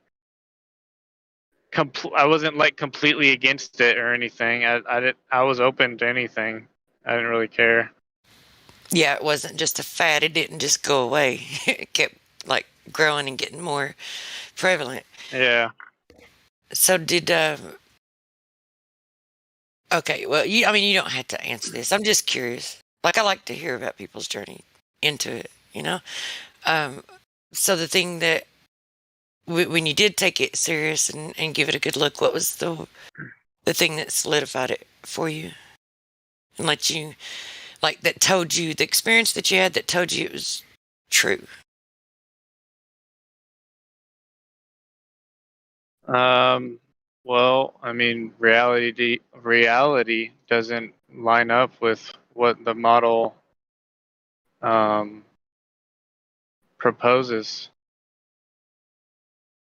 So, like, we went to Chicago, and I was really interested at one point. I got a P900 and everything, and saw Chicago City from like 40 miles away, I think, and I had it on the ground and everything. So that kind of made it more concrete in my mind. Oh, cool. There's no other. So you've done more than I have. I don't have a P900. I've wanted to get me one. I haven't gotten it yet. But you put it like down close to the ground and still saw it. See, now Yeah, like 2 inches or whatever. Yeah, that would do it. Did you didn't happen to like film it? Did you record it? I just took a bunch of pictures. It's on one of my memory cards now. I just have yet to put it on my phone or anything. Cool. If you ever want to share them, I'd be interested in seeing them. Yeah. Well, I don't know how long you've been in here, but welcome to the server. Thanks for... Yeah, I've been in here for a little bit. I'm usually pretty quiet. Well, thanks for sharing. I don't want to keep you talking if you're not a talker, but I appreciate it. No worries. No worries. Yeah, if you ever want to share the pictures, I'd definitely be interested in seeing them. We'll just add them to, the big compilation of flat Earth, proofs, or not a sphere proof, right? Not a globe. Right.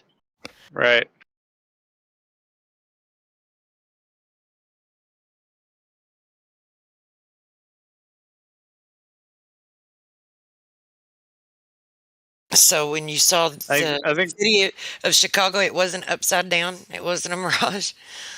Right. No, it was right side up. It was actually pretty cool because it started to get really cloudy, and there's also a lighthouse on the east side of the lake, and I was looking towards the west, and so it was getting really cloudy, and just like how much the vision decreased was pretty crazy. Like I could hardly see like a mile out at that point. Where are you from? Do you mind? You don't have to tell me. I'm just curious. I'm in Indiana. Indiana? It's not too far. Yeah, it's like 3 hours north of me.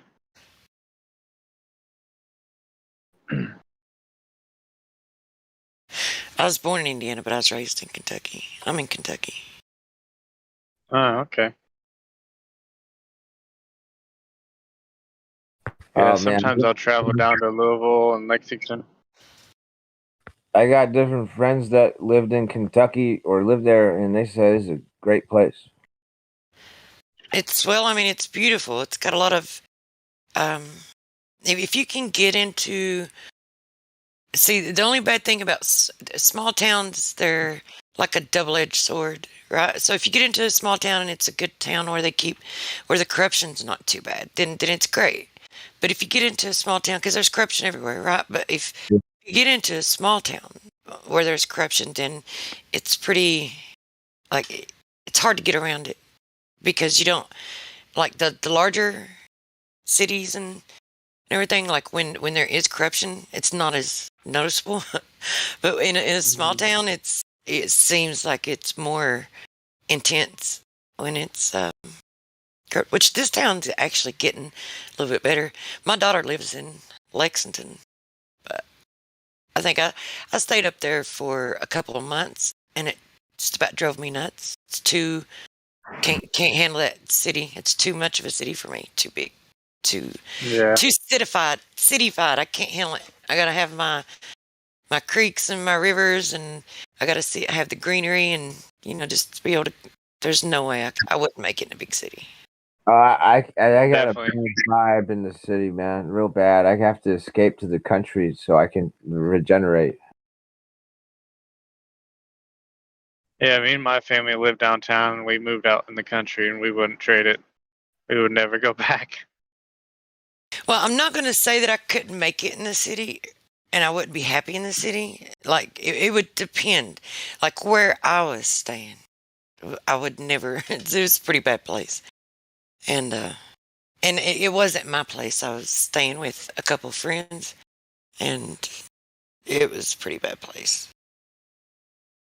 Man, I've lived in cities, and never again. If I'll just live outside the city and commute from the country. I'm never gonna bother living in the city. I can't handle it, dude. It's worth the drive. It's really worth the drive to get back to the country. Yeah, I drive like 45 minutes to an hour to work every day.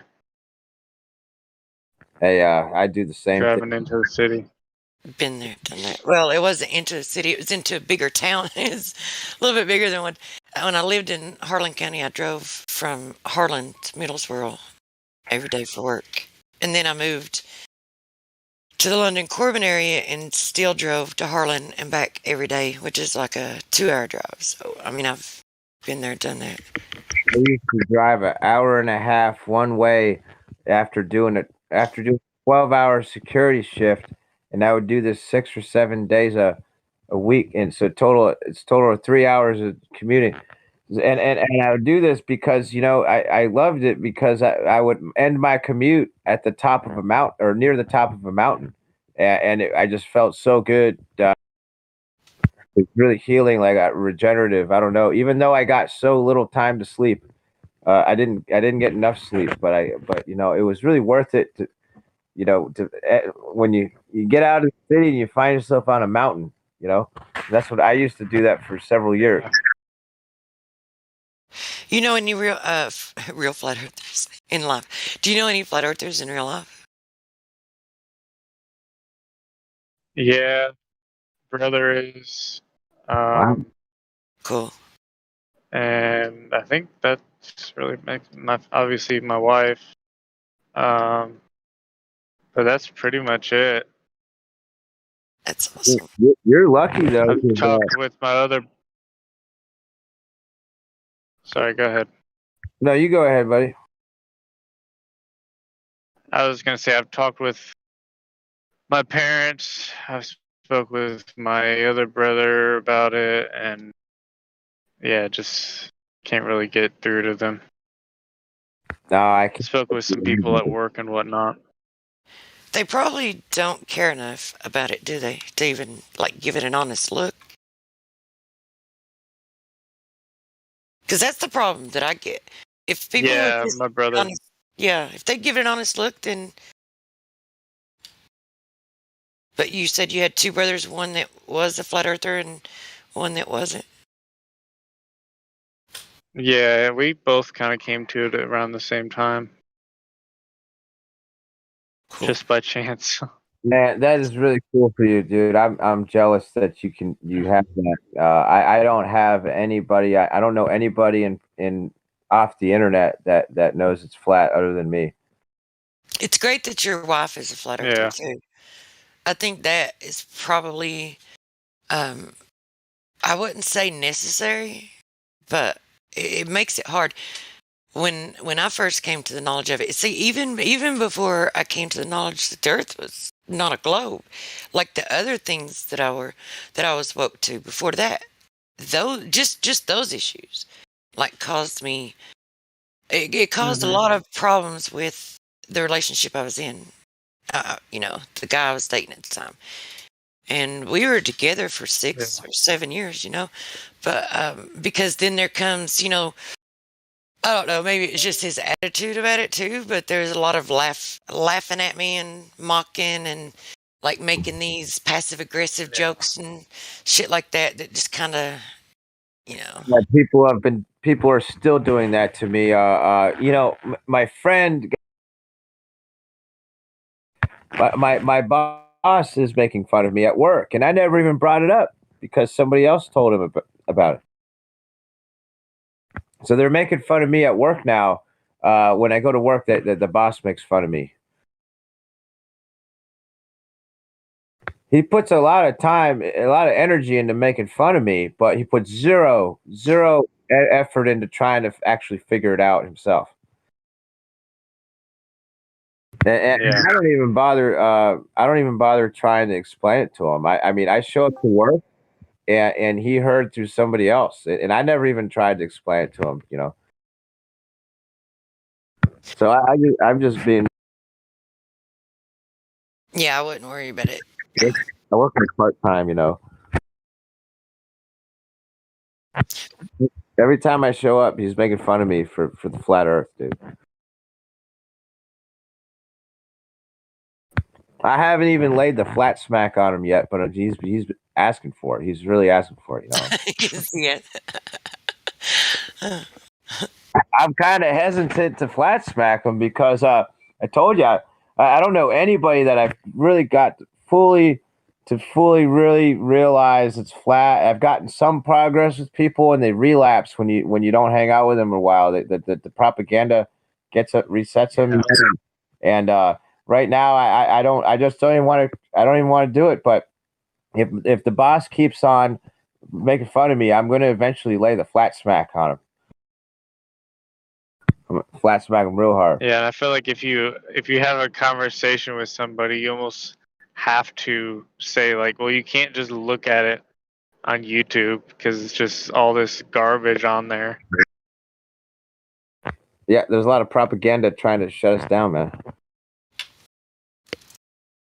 And those silly answers are enough for people that just want their fix or whatever. Yeah, you're right. Yeah, those silly you summarize it. Those silly answers, basically. Yeah, just give it time. Like an opportunity will come along where there'll be an undeniable observation that you guys will get a chance to share, and then you can just point it out then, and or just ask like, well, just point out the observation and ask. I wouldn't push it, but if you have a shared experience or whatever, like I don't know, I think opportunities arise, like something over time, something will happen. You'll get a chance. Get to know each other, but I'm thinking, I've laid many flat smacks already over the last few years, and I'm at a point now where I'm really hopeful that people will catch on in general. Because I was just talking earlier, Crack was saying that people in his town, a lot of them are flat earthers. So I'm really hopeful that people.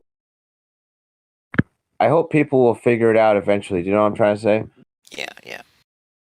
Man, I've already flat smacked so many people, but I've not really succeeded. I try to explain that. I mean, in that over time they just revert back to being globies again, globe heads. Yep. What about you, existentialist? How much have you looked into it?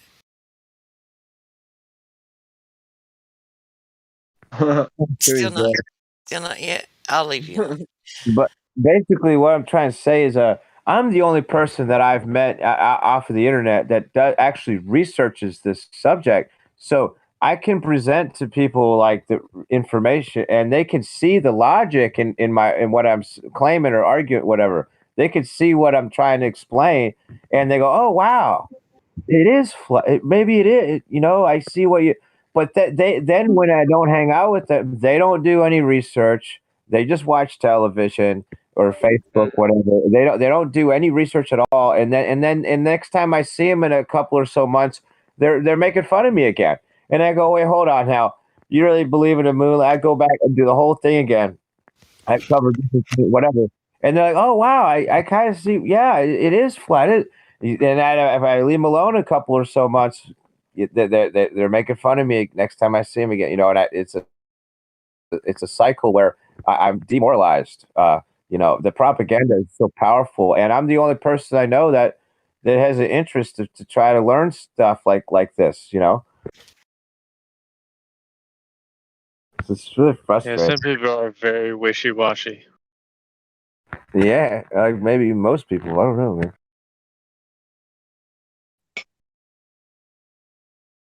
But I have laid many flat smacks. Now I have laid a trail of flat smacks, buddy.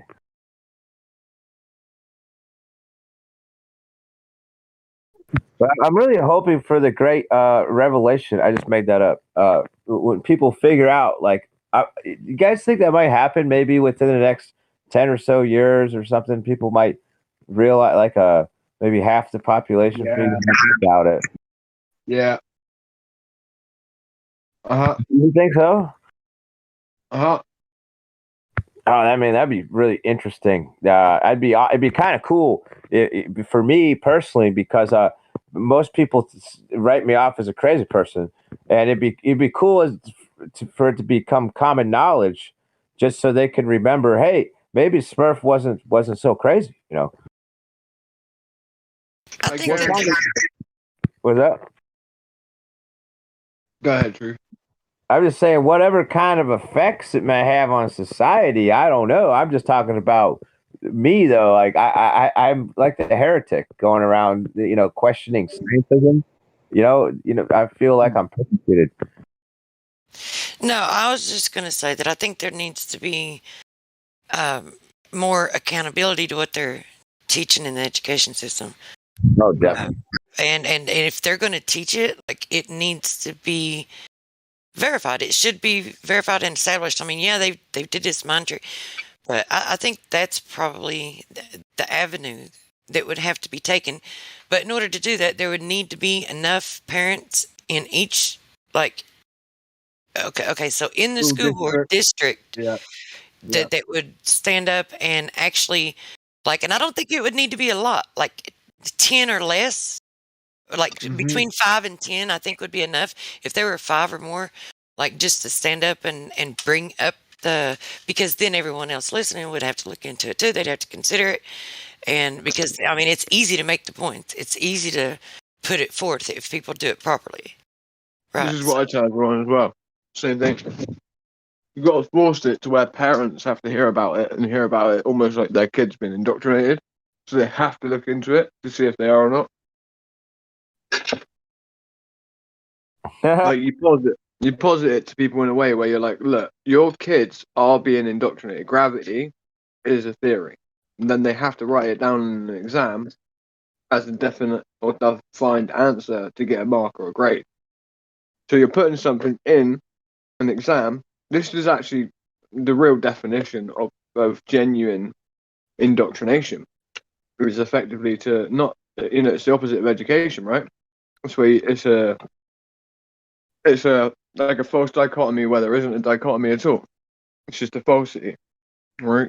You offer no alternative while giving someone something, an idea or an ideal, and you give them no alternative whatsoever, and then you call it true, even if it isn't. Like, that's what needs to be pointed out. Like you said, in a school district, to have like about 10 parents all saying the same thing and saying we really like, not even saying necessarily whether or not, like with gravity, just be like, we're not even saying gravity is not real. We're just saying that, like, we need to look into whether or not we can be putting this in exams, right? Because even by their own words, they don't know what it is. So you can't call that a correct answer. Like, this is like, in form of language, you can say just in language alone, this is wrong. Like, it's a form of mistruth. Like, when, this isn't education.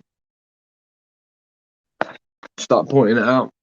Start making parents realize that their kids are being indoctrinated by definition, and then go from there.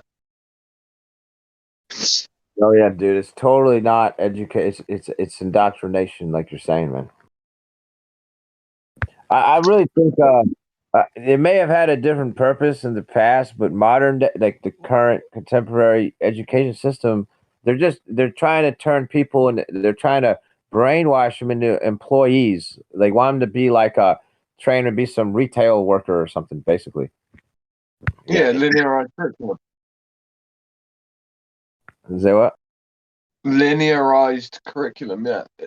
Oh yeah. I don't. I have to think about exactly what you said, but yeah, basically you're right though, man. Yeah. Well, you got to think about the chronology of that, right? In general, is literally just feminism. Get women to go into the workplace, half the man's wage, create inflation so that you can bodge the way that money exists, so that effectively you are giving half the wages to the woman that it was originally going to just the husband. So now you've doubled your workforce, right? Now you've created a need for public schooling because you have to have a place for the kids to go. That's what it was all about. That's what the feminist movement was about. This suffrage, right? Women's suffrage, yeah, women's suffering, more like. Every woman that wants to stay at home and look after her child now is a piece of shit in the eyes of the world, which is disgusting. And they create this need for, a linearized form of curriculum in schooling, right? Because now everyone's at work, and now they've doubled the amount of people that pay taxes. And all they really did, if you look at the way that taxes flowed, especially America, you can really see it because your country's a young country. Everything happened really quick there. And we've got it all recorded. Look it up, bro. Look up how much the income was of an average man in America, right? Between, let's say, 1870 to 1910. Then look up women's suffrage. Look up how much the average was for a man by 1945 to 1960. How much the average income was for a woman. Now look at the average for both, how it's like the same. Then look up the inflation rates and do the numbers. You'll start to realize that they trick people into doubling the workforce, handing out half the amount of wages to the other half of the household, and thus creating a vacuum where now children have no one at home to teach them. So we have to have a form of linearized curriculum in public education. And then that's the way they indoctrinate everyone. Did you ever see Flat Earth, Flat Water? Like, he was going to the school board or city council or like I don't know if it's town hall meetings. He was doing like different things, but he would film it and he was actually going. But see, he wasn't as effective and He as didn't have the concise right words, did he? but I mean, he still, and not to mention that he relied a lot on scripture too. Like, he was taking that route with it. However, he was one man and he was by himself. Yeah. So everyone that heard him, I mean, I think there was some effectiveness in what he did. I mean, I'm surely to goodness there's some people in there that took a second look at, the claims, see if, to maybe see if what they were teaching was right. But if just think if someone like that had just a few more people standing with them, and they had, like, conveyed it properly, was concise about it and to the point, and didn't like take the scriptural route and just took, the factual route, like the measurements and observations and, the lack of evidence for the globe and things like that. And there are a couple, like, I think that would be profoundly effective, like in So do I. town hall meetings So do and I. board of education, things like that. You just said something really important, actually. So like, yeah, this is what I've been talking about for a long time. So like, when obviously my godchildren got the letters home, right, and the two eldest, for like, talk about flat Earth in school. Obviously, conversations had to be had with the teachers. Um, one of those conversations I was involved in, and I flat the teacher instead, right? Like, and but my point was, is like maybe we could offer up ourselves as like people locally, right, that could help parents that don't know how to argue this stuff properly, and maybe start offering, say like if you want to bring this to your school, I would be willing to go on behalf of the speaker with you to attend, like as like either as like a concerned citizen or just even pretend to be the child's godparent or something. I don't know. And just go and then just flat smack everyone at the school meetings and like use people that are good at arguing for this stuff. Like I could do it here or I could do it wherever I am. Like, Witsit could do it, you could do it, like, like QE could be doing this. Like all of us that know what we're talking about could be offering ourselves on the various flat earth websites and pages, like saying, look, if you guys want to go to your school board, if we live local, or even if we have to travel a bit, like maybe we should start doing that as a directive.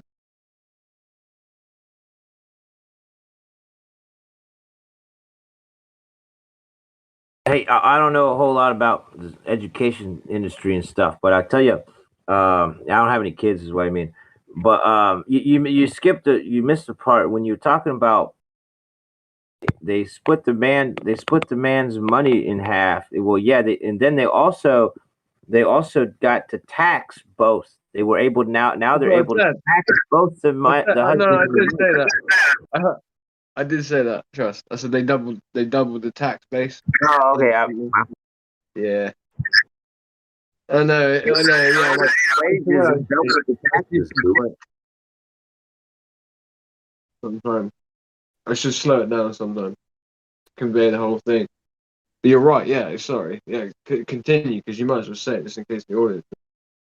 Oh, I'm sorry. I just got a phone. I got technical issues with my phone, man. But I was trying. I'm hitting the wrong buttons and stuff, man. I'm just trying to say.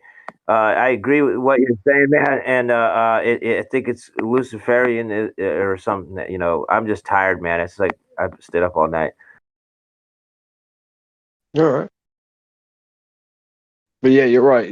Like they doubled the tax base at the same time when they did so, right? They doubled the amount of taxpayers, so they're taking back double the amount of money at the same time as halving the amount of money that they would give out to the workers, right? And they did this not necessarily by forcing the hand of the people that employ these people to forcibly pay them less. No, you do it via inflation, right? You do it by changing the price of products, right? At the other end, you bottleneck the resources that people utilize and use and need for the use of business, and you do it in such a fashion, like by having companies and groups like OPEC, right? Controlling, just controlling every aspect of society in such a way that you can effectively manipulate and fudge things so that stuff happens that people don't realize that's happening. Well, they had You to just don't see it. liberate the women. They had to liberate the women. Yeah. From Make them like be conscriptable. yeah. Oh, Liberate They're them more into men than we being are. warfare artists. Like that's what they. Liberate. That was why women would why men didn't really want, like, they sort of try and make out it was a male chauvinist thing that they didn't want women to vote because women don't know what they're on about. But it's kind of like a lot of the time when I read reports on the men's concerns, it was like, I don't want my wife to ever get conscripted into a war. We've just had like World War One happen, and it was really rough. There's something about like the natural place. Look, I'm not saying that a woman needs to be under a Okay. man's thumb or anything, but just from experience, it's to me, I've been the happiest when I was taking care of the children, taking care of the house, and making the man I was with happy, right, and serving the family and just running the household like that. Yeah.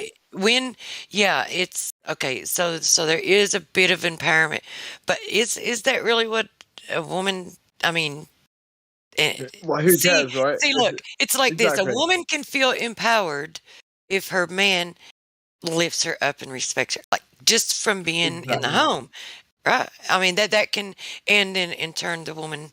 Because behind every good man is a good woman, and behind every good woman is a good man. But it's just like there's no peace. Like there's a certain amount of lack of peace, contentment. Like there's that void. It's out of place. Like How is that? you can still have happiness, and you can still have feel empowered either way. But when you're not doing in the natural order, there's you're something right. missing. There's a void. Listen, you're more right than you know, right? Like, well, no, not more than you know. You're more correct than what you're willing to say. No, you're right. A woman should be with a man, and should be the man as the resh, the crown, the leader of the household. The woman should be under the man, but that only serves a purpose so that the woman effectively is a better person for it. Like, if you being under a man makes it so that you effectively operate as a woman better than what you ever could without a man above you, and it's not even about above and below. It's not even like that. It's just that naturally men's characteristics and the way that we are. It's just there's roles exactly. Like there are roles in everything, and some people are soldiers, others are commanders. And it's not like I'm saying all men are commanders and women are all soldiers. It's not even like that. It's like, like women take charge on different things at different times. Like the woman might be extremely good at like taking charge in this particular parameter in the house and the other in this. But it's just that we're predistinguished and predestined toward a directive of enjoyability toward what we do based on our endo pleasure system. Like it's literally inset into our DNA. Like we're genetically prepared for those roles. So like it obviously doesn't surprise me at all. That's obviously the truth. That's why that was the most fulfilling thing for you in your life, was to do what you said, because you're literally genetically and biologically charged toward that directive. I get it, and I understand. Like if a woman is single, and there isn't a man to provide for her, right, for her to be able to go out and get a job and do the same thing that men can do. However, it's like it's different. Well, I don't really want to get in because it opens up. There's so many different tangents that you can go on. It opens up so many different things, because then you get into whether or not the woman should be the head of the household or the man, and then where that comes from. I don't want to get into, like, people automatically think it's religious, and it's not. It's just the natural way. And women are not equal to man as far as like strength, and there's a lot of ways that they're different. Like even in athletics, like women can be very good athletes, but when they're competing against other women, it's like now, even me as a tomboy, it's like I never played ball except for in school against females. Like outside of school, it's always against This females. is brilliant. Wait, It's, sorry. no blood You're goes out. brilliant. Sorry, you're brilliant. You're like, I'm not going to go into it, but guess what? I'm going into it. Carry on. Please go into it, because people need to hear this shit. I'm just saying, you do. Well, no, You're I mean, I love it. No, seriously, like when I did play ball and shit with the guys, and it was really rough, and yeah, I could hang with them, and I could and give them a run for their money, and I would win sometimes, but it doesn't mean, I mean, they were still like more powerful than me. Like if they wanted to really, I mean, they literally would grab me and just sling me down. Like the females wouldn't do that. They couldn't do that. But still, there is a difference. And for women to try to, say that they're equal to a man in that way, or for a woman, like I mean, I know I'm not saying anything, because there's a lot of guys that are stay-at-home dads, and the woman is the one that's the breadwinner. I mean, if that's how they do it, I don't see anything wrong with that either. But except for, I guarantee you that there is like something missing within her, right within her spirit, because she's not doing the natural thing, and it may not affect her now, but I guarantee you, Like if it continues, right? There will be some Oh, repercussions. Like that's that's what I want to say. I was talking to a woman like a month ago, and she's a few years older than me. She had been married and divorced. She sorry, my phone. She makes a couple of like she makes over $100,000 a year. She's very successful financially. She's very successful, and she's miserable. And she told me that women these days, the television and Hollywood and everything has messed them up. And really, she told me, the woman told me that most of these young girls, they really just need to meet a dude, have a family, and all that, and that's all they need, and they'll be happy. And she's making six figures right now, and she's miserable. And she told me she wished she had just met a good dude and started a family. And she said that she blames it all on Hollywood. And I agree a lot with that perspective. Hollywood and television has messed up both boys and girls' minds. You know, what do you think about that? Hollywood's definitely a big part of it, 100%. But it's not the only causal thing. But like you said, I always say this to people: what is the definition of success? And then I always say it's like it's not how much money you've got. I literally have a real example of where I saw a homeless guy being kicked in a ditch while someone was slashing his legs up with a Stanley knife, right? And he was laughing, like legit laughing. And by the end of the ordeal, right, like once it was over and shit, he was still laughing. He was happy. He was cool, like we got him to hospital. So he was great. He was fine. And then within 2 months, someone that I know is extremely rich, owns a Bentley and all this sort of stuff, Rolls Royce, like multi-millionaire. He's like the CEO of like a company, like JCB Diggers. He was like one of the like top English CEOs and shit. That guy hung himself from the rafters of his mansion, right? So what's success? Well, I would say success is the ability to perceive and feel joy. And it's like the same thing applies to the woman and the man thing. It's like, right, what makes you happy? Right? Like what Oh, what dude, what makes you successful? I got one for you, man. I think Buddha talked about this, and I'm going to paraphrase. It's something about uh, suffering is the cause, or cravings is the cause of suffering, and the key to ending the suffering is to stop craving, which is basically to be at peace, find peace with yourself. You know what I mean? And you're talking about the craving for money and greed, like the rich man that hung himself. You know that he was craving more money and more power, and he. Well, it's what it is seeking instant gratification will always lead to long-term suffering. So that's the most concise way I can say it.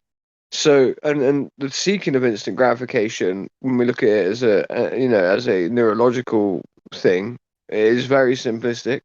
It is your endopleasure system, your noradrenaline, your dopamine, your oxytocin, your serotonin system. All of those receptors are firing off neurons, right? And you have a biochemical reaction going on in your brain, and you have your inhibitors, and you have a receiver and a transmitter, and this system effectively is like tunnels or portals, right? And like I give the analogy of having like a wall that's made of thin wall of like wet clay, and you punch a hole in it, and your hand's going to touch the clay the first time it goes through. The second time you punch through the hole you just created, your hand's probably going to continue to touch some of that clay, right? But the more times you punch through that hole, the more accurate your punch gets, and also the wider the hole will get. Eventually, the fist will never touch the sides. It's very similar to the way the neurological system and the endopleasure system works when it comes to dopamine release and serotonin and all of these things. So when you end up with a disequilibrialized endopleasure system based on you seeking instant gratification, or should I say things that would cause very quick releases of said neurological biochemical reactions, creating these pathways to be widened and all of these different things, seeking after the things that give you long-term fulfillment, versus the things that give you instant gratification stop the widening of these tunnels, and it creates, the narrowing effect of the tunnels, because you're effectively slowly drip feeding the system, with big term goals and long term goals instead in mind, as opposed to short term goals and short term victories and short term highs. This is obviously the issue of taking drugs, right? It's the exact formula for depression, because at first it ends the depression, but once tolerance kicks in, before you know it, what happens, right? You're no longer happy because you can no longer fulfill the role in which that thing took. You no longer can feel that part of your pleasure system far enough because it's completely nullified and numb to the very thing that it needs.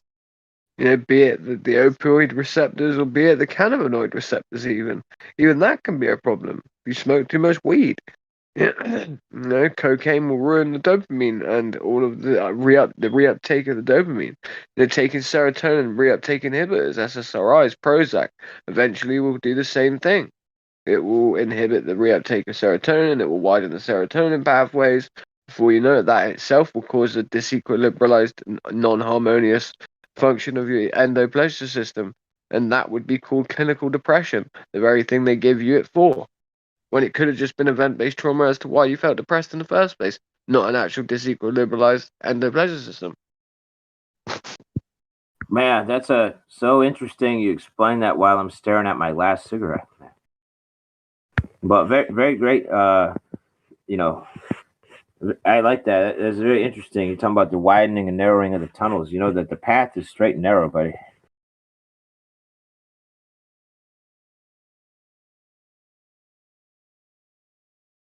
Yeah, exactly.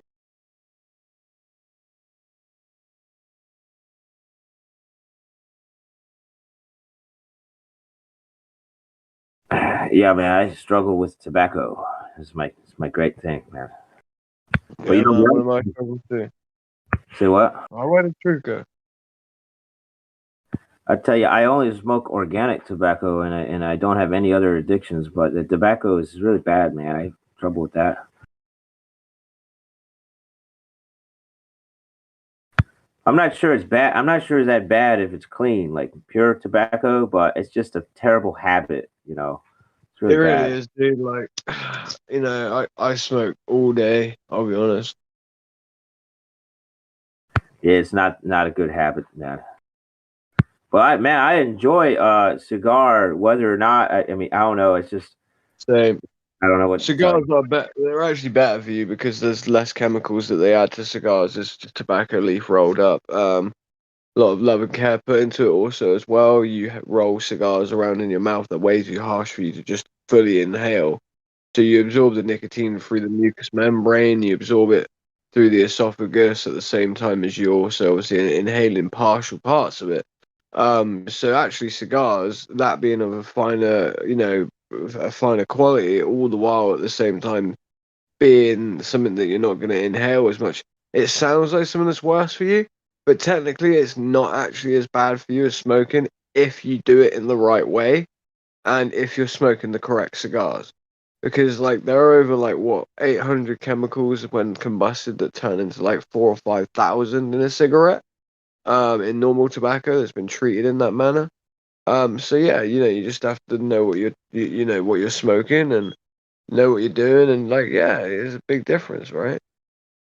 Yeah, I don't know about over there. You may not have it, but here in the States, we got American Spirit cigarettes. Have you ever heard of them? Say again. Okay, we have a brand called American Spirit. Anyway, they're organic, like from the Indian reservation. In America, we have this awesome organic. I mean, it's just cool that it's organic because they add a bunch of stuff. I have a friend who went to college in Switzerland. While he was there was a guy that worked for Marlboro, and he told him they add hundreds of chemicals to include stuff like chocolate.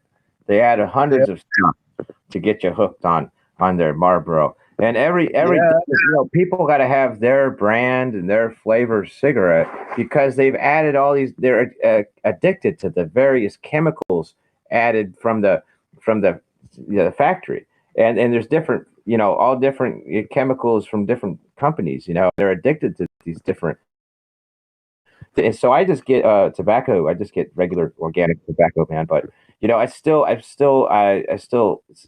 terrible. I wish I was not like, I wish I didn't need a cigarette. You know what I mean? Yeah, I get you, bro. This is a really bad habit. But I was just letting you know, if you come to the States and for some reason you need a cigarette, they have this organic brand. There's only one brand that I've ever seen that's organic. Hmm. Yeah, no, there's a rolling tobacco where I'm from that's like organic and has non-additives added to it. Oh, that's good. It's yeah, one for self-rolling or whatever. I should smoke it really, but Yeah, I don't have any other habits though, man. Because yeah, you're absolutely right, man. You don't want to like with those pathways you were saying, you don't want to widen your pathways. That was a great analogy.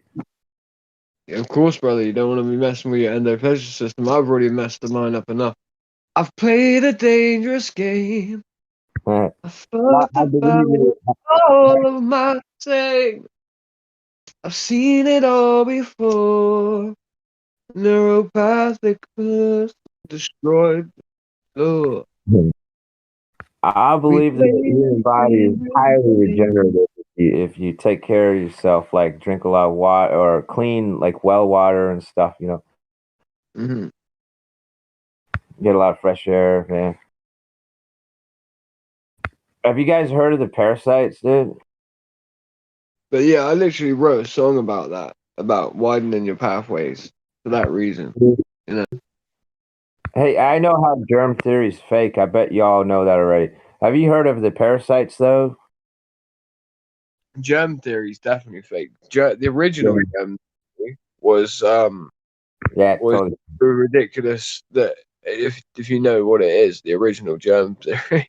Yeah, Louis um, story, I know. Yeah, well, the idea that if like basically where there, I can't remember if it's like where there are it's either where there are flies, there is like rotten. I can't remember. Wait, there. I'd have to look it up a second. There's a really ridiculous thing that it started off with. Like the start of it was really faulty. Oh, I vaguely remember this. I think I knew. I think I It's kind of really remember. funny. Yeah. Yeah, it's I think really I'm funny. feeling it. They were trying. They didn't know. They didn't know. Yeah, they didn't know if the flies were drawn to the like a corpse or something. Yeah, something like that. I've seen that in a Yeah, documentary. But yeah, hey, I was trying to say that I know that germ theory is fraud. Louis Pasteur himself admitted it. It's fraud. But they just milked it for money, and they still are. But what I was asking you is, do you know about parasites? yeah. Man, that's some scary stuff, man. I'm going to order something on Amazon just to make sure I don't have any. Like, somebody said it's like the physical manifestation of demons. You know, I'm reading that on the internet, but I'm doing a lot of internet research, man, and I'm seriously spooked out about the stuff I have learned about parasites in the last few weeks. And I just they make like stuff you can get online that makes sure you don't have any. And I brought that up because you're talking about regenerating. Like if you've like you're talking about your pathways and your brain and stuff, dude. I believe if you parasite free, man, and you got organic, you don't eat no sugar, don't eat any processed foods, you'll be just fine. You totally heal anything. All sorts of extreme injuries can be healed that way. You know, like all kind of stuff. Oh yeah, of course. That goes But back you to get sunlight Ayurvedic. too. So I wanted to say also get sunlight. You know, they told everybody to hide in their houses. Wear sunglasses. The lockdowns alone would cause something similar to that of the Holocaust. Because like if you think about it, it's like yeah, like wash your hands a million times a day, shower all the time, wash all the natural bacteria off your hands, destroy your microbiome all day, every day, destroy hand to mouth basically transfer of information of the environment that you're living in by using alcohol and rubbing alcohol. And then like cover your face so you're not breathing in the pollens of the area that you live in, so that you're basically in an area that effectively pollination wise and absorption levels of what's in the atmosphere into the actual, mucous membrane and the esophagus and all that sort of stuff, right? It's like you become alien to the area you're in. Then like stay in your house around the Wi-Fi because there's nothing to do, so you're constantly absorbing these frequencies. Don't get out in the sun and don't receive any vitamin D. It's like just that alone, and then hearing about the fear porn all the time and hearing about the fear mongering, like thinking you might die and all that sort of stuff. All of that mixed together with the psychological ramifications of that, in terms of obviously causing the cortisol levels to shoot through the roof, would be enough to make most old people ill enough to die. yeah, dude. Very well said. Yeah, man. This is wild, dude. I see you're already tracking, so I'm not. You very well described there. I'm not gonna bother you with that. But what I am gonna tell you is these parasites, man. I've been reading a lot about this current event has led me to studying this parasite situation, and I am. I have read different numbers. People say anywhere from half to 90% of, or somewhere around there, have in America have this parasite syndrome. Yeah, you would tapeworm or the various forms, but like everyone technically has a form of a parasite that exists within them. It's so scary, Nearly dude. everyone. I was on Amazon. You can buy something like something you eat, like a supplement, and they mix it all up, like wormwood and clove, all that stuff's in it. And I'm gonna order one of those. It's like $20 or whatever. Yeah, send me it. Let me have a little look at it before you go taking it as well. Like, you want to fucking really look into it. Like, oh no, I have been. I'm just summarizing. I'm telling you, that was just, they sell stuff on Amazon. You can clean your system out. But what is it? What's in it? Oh, I'd have to look at the specific. I'm not advertising. Okay, I don't. But the one I was looking at is called Paragar. It starts with a Z or something. It's got wormwood and other stuff. I don't know, but I was looking at it because I was reading on like the internet, like 4chan and other places, and they're putting pictures of these worms coming out of them. Man, it's gross. I don't want. I'm sorry if I don't want to bother anybody. It's just. We're all big boys. No, yeah. The only issue is with a lot of these like detoxificational systems that people buy or serums, is that they destroy your microbiome at the same time, so you can create a great reset. That's extremely scary. Meaning a great reset of everything, like the brain, not the memory, but like like the chemicals Yeah, in the man. brain, all that shit. It's like changing your motor oil, man. Well, that's why you want to stay away from the flesh. Yeah. Stay away from the what? The flesh. Stay away from flesh. Oh yeah, you mean like eating meat? No. Yeah, buddy. Yeah. Yeah. Yeah, stay away from the fruits. From the fruits that they have a lot of worms and stuff. The fruits, a lot of parasites in the fruits. Oh, I didn't That's know true. that. Hey, so what is safety? Jim C. Yo. Oh boy. What's going on? How are you, Mr. Benito Vista? Yo, todo muy bien. ¿Y usted, amigo? Muy bien. ¿Cómo está? Señor. Muy bien. Señora. Muy bueno, muy bueno. Mucho bonito. Ya. Mucho bonito, guapa. Yeah, bro. Don't eat that fruit and those vegetables. They're full of worms, bro. Oh no, man.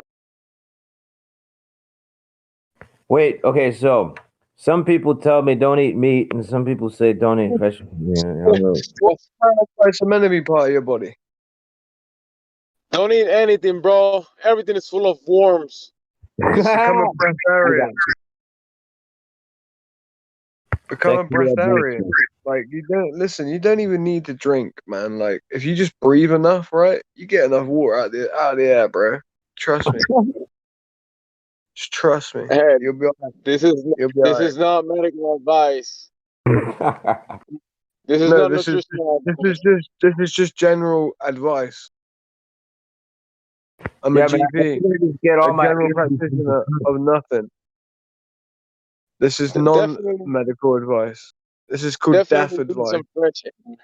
Definitely breathe some fresh air all the time. That's good advice. You know, after talking with y'all, I think I'm just gonna plant myself in the yard and get some sunlight and some fresh air. Yeah, as well. You should actually plan yourself as well. Like dig into the ground, right? Take off your shorts, take off your boxers, fill the hole back in with the dirt, and fucking just sit there, bro. Sounds Actually good. plant yourself Then like an you're gonna actual get some plant. real. Then you're gonna get some real worms in Like you'll places get that you grounded. Just get grounded, bro. You know, like not by your in mum or places some that shit. you might not like it. Hey, just be the big worm, man. Just be the bigger worm than them, right? Exactly. Be the bigger man. Be the bigger worm.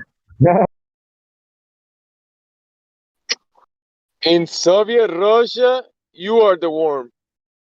In Soviet Russia, Roger comes in and is moderator now, and I say, "Hey, Sup, Mr. Roger." sup. The parasite is you. In Soviet Russia, the parasite decide to eat the country instead of the person. So welcome, new member Crack. Yeah.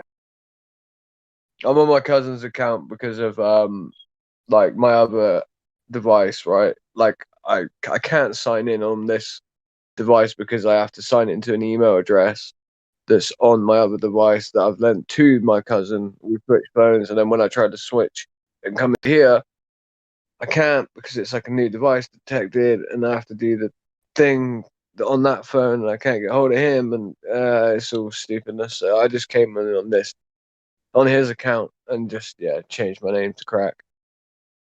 I can still access my mod count, but it's just that's on my laptop where I don't have audio input for my microphone because it's broken. So yeah, I'm just on the alt for a bit. Well, I'm happy that a couple of y'all showed up. I stayed up all night for some reason. I don't know, but I'm gonna pass out now, and y'all can take it from here, man.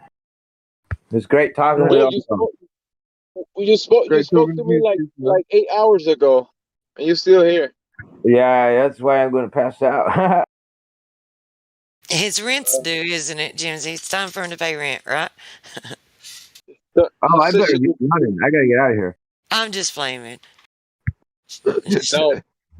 No, you can't leave, bro. You're here forever. Dues are Yeah, paid. just mute yourself and but just never sign out, bro. Yeah. We're here forever, man. There are some people that do that. Like I used to do that when I there are first these found two, this there are channel. these two people here. Like, have you seen the two people at the top? Yeah, they're called 24/7 Live. There's 1 and 2. Just two people. They just stay in there 24/7, bro. Really weird. Yeah, I really used to hang out here and pass out, but then I felt bad because people kept trying to, people kept trying to talk to me while I was passed out, so that's why I just ended up leaving.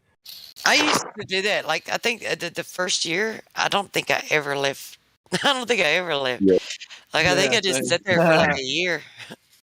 Same. Oh, I came here I already knew the Earth was flat because I did a lot of research, but I was just so like shocked I could talk to other people that also knew it was flat And yeah, I just would pass out hanging out here because I just thought it was amazing. Wow, because I still haven't Yeah. met anybody off the internet that knows it's flat. I haven't met a Wait there, single. Smurf, why haven't you got your flat Earth tag? Wait there, I have to give it to you. Because I had like a silver tag or something or flat Earth, yeah, all that whatever. Yeah, I I know think you what did. happened was I was here drunk the other day or something, and I was talking about probes to Uranus. Ah, you done fucked up there, bro. Don't do that again. Yeah, I heard they detected methane. Sorry, anyway. So somebody messed up with my I roll thing. I don't ever even talk about my rolls, whatever they are. I also had the. I don't know. I don't know if I got demoted. I don't know who demoted me, but I don't really care.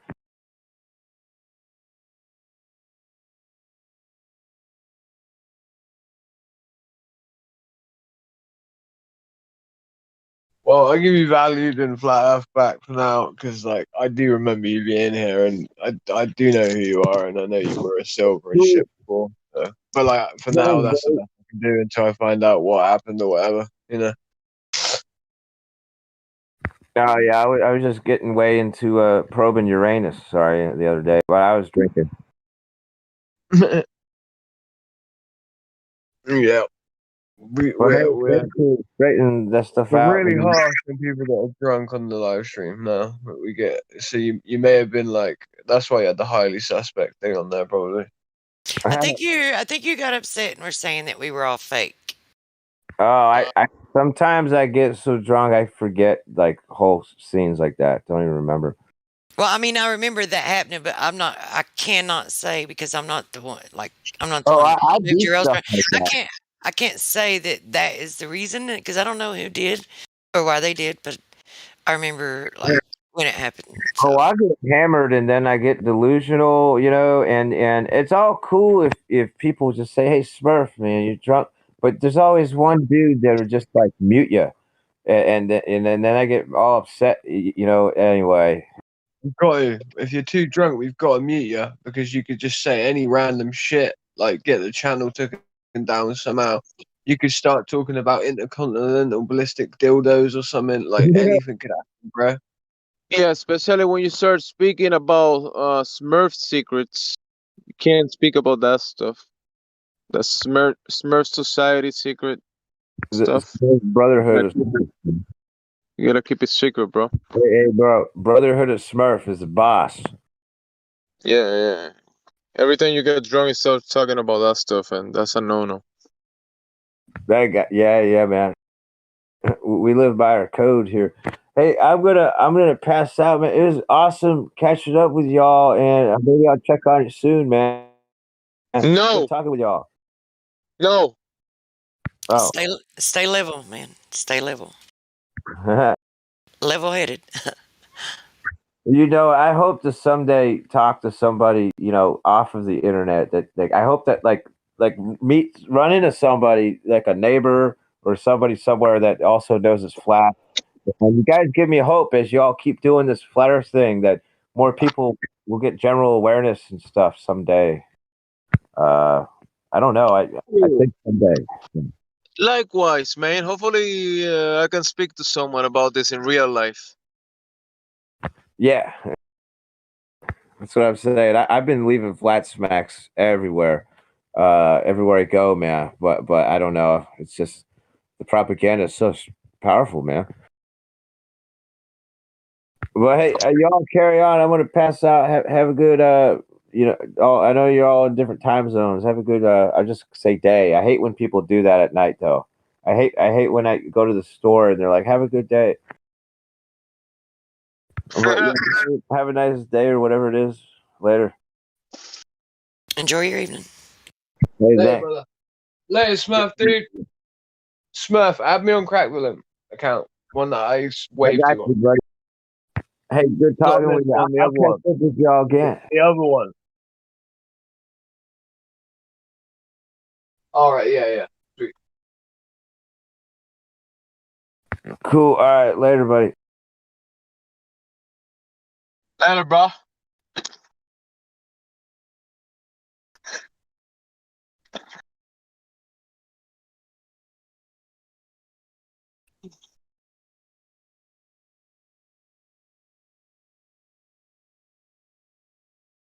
Smurf is top tier flat earther. He's up there with the types of Craig Villain and Michael Smith and India.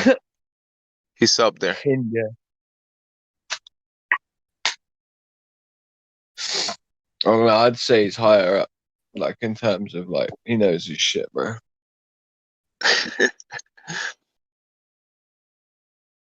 Bro, I don't even get to debate anymore, like for real, bro. Like I started joining other servers to try, because like I don't try and debate in here anymore. Like, not really. Crack. That's because you talk for hours on end, mate. You don't give people a chance to talk back. Yeah. Exactly. Your Like I don't. man is telling you, bro. There's no one to debate. Like motherfucker, there's no one to debate. Yeah, man, you've talked them all to death. Like exactly. That means it ain't on my level, bro. You want to debate? There's been this server. Where is that server? I just sent you a link to like the glow. I'm still in there, and I don't know. I think there might be one other flat earther in there. It's the Globe the Federation of Globe. Send it to me on my actual account, True, if you could too. Federation of Globe Earthers. Yeah, send me that on my actual account. I'm online, I think. Right there. Yeah, I'm online. So on the other account.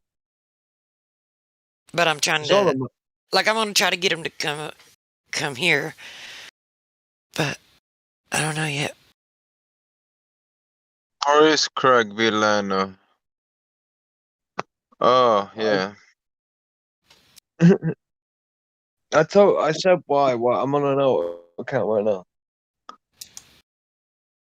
I've got no audio on my other one, so it's pointless. You probably have this server already, but there's been some okay debate. There's some Globers that go in here, and they definitely need some crack smacking. Some crack.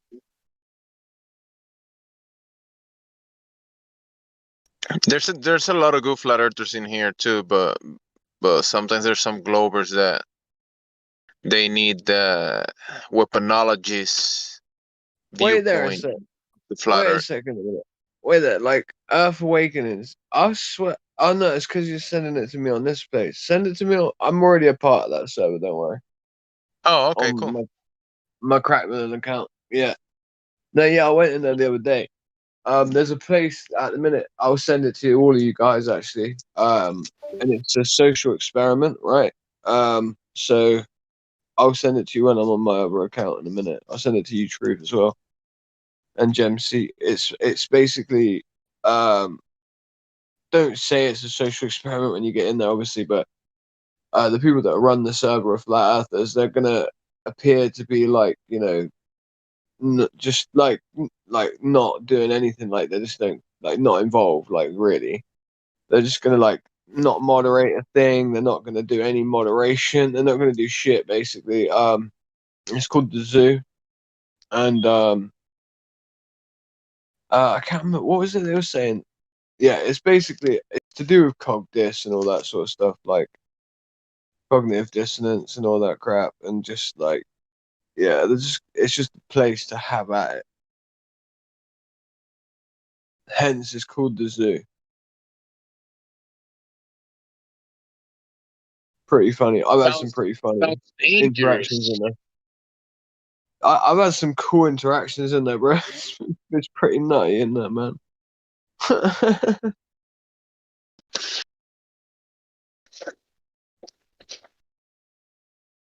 Not Zed Junior. What?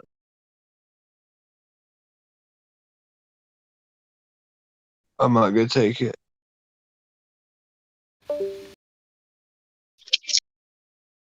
Walking up the street checking about street cleaning because they take the vehicles around here. If it's the wrong day at the wrong time, just tow the vehicle away. It's a lot of money. Is it in a is it a tow zone? Or is it just on the days they street clean or what? Exactly, yeah, street cleaning. Street cleaning. But they have like one day on one side of the street, and then you walk 5 steps, and that side of the street is another day. So you're just supposed to know which day they're doing it, not park there, and any other time you can park there. It's not really a marked as a tow zone. Yeah, it sounds pretty easy like that, but there's like barely any parking anywhere. So to find a parking spot is a difficult thing. And to find one that they're not gonna take your car away is another task. Have you ever had your car taken? Oh like yeah. that? Oh yeah. They don't care. They'll take it no matter what. Second and fourth. I lost a car like that once. They towed it, and I had to take care of some stuff before I could get out, and then they charged me a very, very steep, like the highest I've ever heard, for storage, and then by the time I could get it all taken care of, it was like it was going to cost me more than like the money that I would pay to have gotten it out. Like I could just go get another car, like make a down payment for another car. So, and not only that, but even while I was still working on trying to get it out, they sold it on me. Wow. Wow. Just so you guys hang on, I'll start again. So as people here in Europe can understand what it is that they're doing to you in America, we can park outside our house. It's a limited zone. You're not supposed to park there if you're not really from there. But are you saying that if I was to do that here and they were to bring a street sweeper in on any day of the week, they have got the legal right to remove and impound and physically steal my car so the street sweeper can clean the street? Is that correct?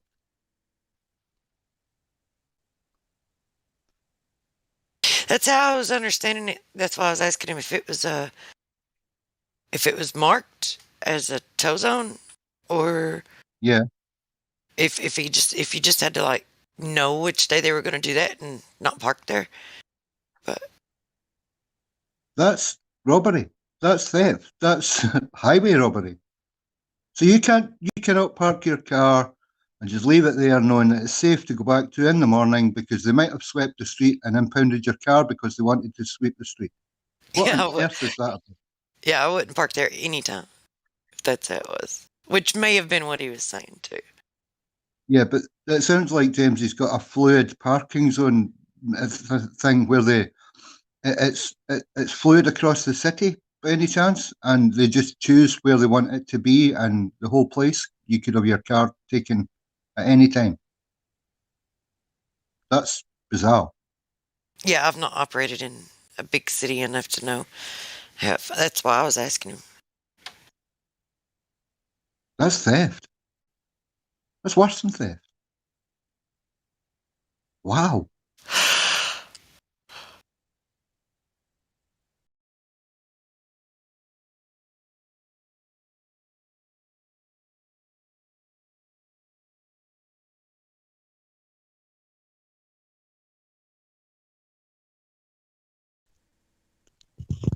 So can you claim back your impound fees or your towaway fees if you weren't really parked illegally and you didn't know about the street cleaning process? Can you claim it back? Don't know. I don't know if anyone has ever tried to do that.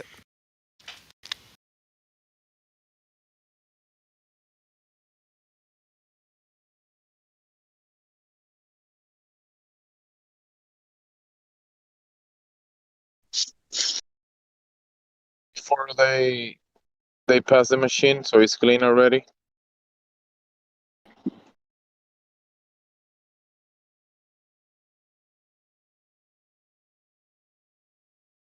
Because they say street cleaning, but you look at the street and it's disgusting.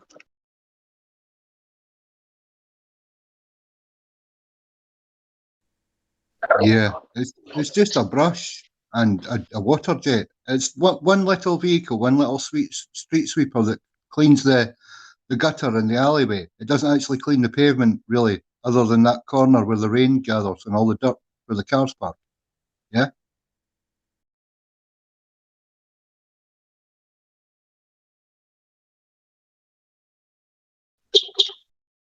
I was looking at the sign and it says the first and the fourth Tuesday of the month, and today is the fourth Tuesday.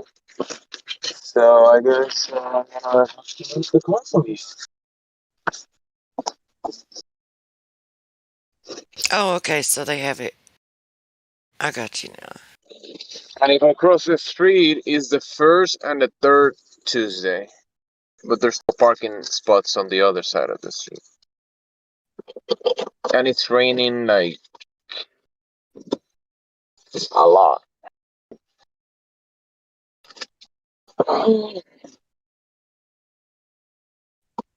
And everybody's looking for a parking spot.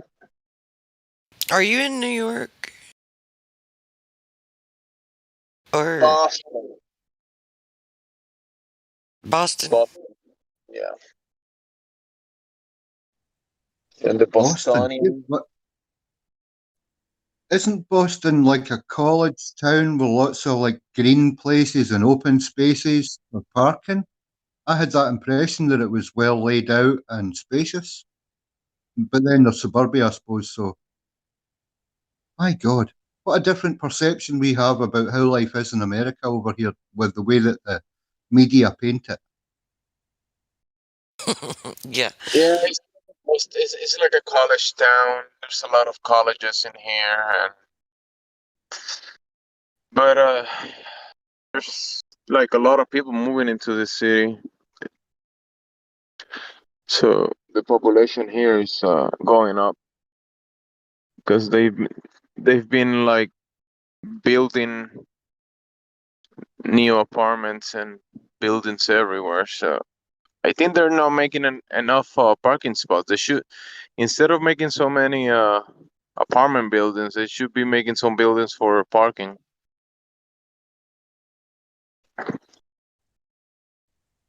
Yeah, Honest. I can't agree enough. Yep. We've got the technology to anchor a big building into the ground, yeah. So we have to go 1 to 2 to 3 stories down, and then have foundations. So why not just build parking infrastructures, and if they were clever, they could even put in a road down there to another part of the city if they thought about it properly. But they don't. They just want to build houses and put more people in, less cars, more public transport, more amenities for the local government. It's a scam. Come and live in a rat box with all the rats. Good morning, Roger. Hello. Bobby. It's already 2:30 for me. Good evening then. Good day. What, Roger? You're just gonna say hello back. Like you're not gonna like just tell people that you're an hour or 2 hours ahead of them, right? Like say hi. Roger. Giving them shit. What's for lunch, Roger? What's for lunch, mate? Who's this Roger guy that people speak of? Who is this guy? Yeah, Roger, what you having for lunch, mate?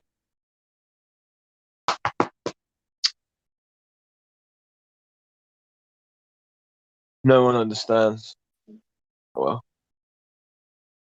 Roger is a busy man. Doesn't have time to. Doesn't got time for messing around with you, flaggers. Idle chit chat or love. He's a European. He'll be doing brunch. He's doing brunch. If he was further over to the left, he would be having a siesta, I guess, or something. Over there, they fill it in with the brunch. Yeah. Every time someone says brunch, I'm thinking about these ladies with funny hats, drinking tea, holding the cup with their Yeah, two you're thinking of fingers. England. I don't know why you're thinking of High like tea. what? Wait, is he mixing up an English tea? Old Yes, tea. he's thinking of high tea, Right. bro. I'll find a meme or two. Yeah, we'll show you high tea, what you mean, yeah. Like when the ladies get together and play bridge. Yeah. For brunch. Let's play a bit of bridge with our brunch, shall we? Off to Boddington's with Mummy and Daddy. Rowing and pints of bitter. It's brunch time. Is it breakfast time or brunch time or dinner time for you, not Zed Jr.? Yeah, It's I just recently nighttime for verified me him. right now. It's For me, it's all of the time. about 11:30. I've already had dinner. That was nice. Had a barbecue with the family. And, Cool. Nice. What'd you barbecue? Just some sausages and hamburgers. See, like hamburgers, right? You know, it's like they're not made of pork, but luckily, obviously, I understand that it's because they're from the place called Hamburg, right? Yeah.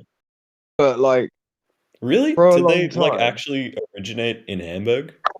yeah, man, they really did. And That's funny. for a long time, I was like, what the fuck do they call them hamburgers? Like when they're made of beef, like this is just clearly I always, weird. I always thought it used to be like a kind of mispronunciation of hand burger. Like it's just got devolved throughout the ages Yeah, of like a people using pasty, it. like Yeah. yeah, like just holding hand burger. Yeah, I Yeah, see what you mean. exactly. No, yeah, it's because they're from Hamburg. Weird. We're just the Apparently. first to invent meat circles. Well, I don't know if it's meat circles or what. I don't know where. I'll have to relook it up. But I'm pretty sure I had this debate with a 15-year-old and lost it. So, yeah. As in, like, yeah, he proved his sources and it came from Hamburg, and I was like, nah, bro, like it's because they mix pig in with it. I was just trolling him, really, but like having a laugh with him, you know. Did you hear Neil deGrasse Tyson? He first said the Earth was shaped like a pear, and then wasn't it him that said now it's shaped more like a hamburger? Yeah. I told you, what you said earlier was kind of true. It's going to eventually spin out flat, right? You know, if it's now a hamburger, right? They're going to change their story. The more, you know, like the more you make them look like idiots, right? Watch and see if they don't. That's brilliant. They're going to spin it flat. They will. Eventually, that's what they'll do. They're already doing it with pictures of the stars. Well, they're ones that gonna. we've got, the 50 pence piece stuff. NASA have got releases on Saturn like that. I had a PFP like that. They're saying it's the same as us now. Well, they're going to have to get on the ball and start making their images look less perfect, like less like perfect spheres. Yeah, that's If they're going to start claiming that, then the images that they give us need to start resembling that. Because then, like I said, they need to can get on pay the me. ball. They can pay me. I'd do it. I'll write flat Earth in the clouds or something, man. Not Zed is new, right? Yeah, Not man. Zed. Just recently verified Welcome. him. Yeah. Thank you. So, how did you find us? Just by a friend. Yeah. Is he here? No, he's not in the voice chat. I think he's gone to bed by now. Is he in this server? Yeah, he is. Okay. And have you looked into the topic, not Zed? Just, like the topic of flat Earth? No, knitting socks, right? What? Yeah, of course. It was a joke. Knitting socks. Because obviously it means flat Earth, yeah. How much do you know about the topic? Barely anything, honestly. I'll be fully honest. As far as I believe, it's spherical, but I'm willing to open my mind, you know? If you give me evidence beyond a doubt that it's flat, then I'll believe it's flat. Oh, well, that's easy, right? But do you have any quote unquote knowledge of the globe Earth? I mean, I know that I've been taught since a young age that it's a globe, but well, yeah, I Yeah, guess that's about it. Same as everyone. we all, right? So Yeah. now that you're from Australia, I assume. Yeah. Yeah, it's pretty flat, right? Australia, pretty flat country. I mean, mostly, yeah. Yeah. So we got Australia, which is flat. We've got Kansas, is flatter than a pancake. We have the abyssal plains, right? The bottom of the oceans are all flat. We Yeah. have the Bolivian salt flats. That's one. We have multiple salt flats on the earth. It's all flat. Netherlands, where I'm from, is flat. All of the water, right? When you look at water, when you observe water, so when you observe water, and every human being ever alive, when we observe water, right, it always is flat and level when in rest. So when it's in your glass, in your bathtub, in your pool, in a small lake, in a big lake, sea, or an ocean, right? When you observe water and the basic physics of water, right, it always lies flat and level when it's in rest.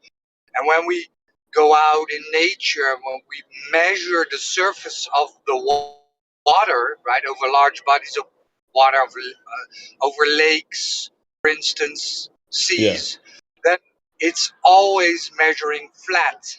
Always. So if they claim that the Earth is 70% covered in water, right, and all of the water is flat, how can it be a ball? Well, I mean, I guess it is about perspective.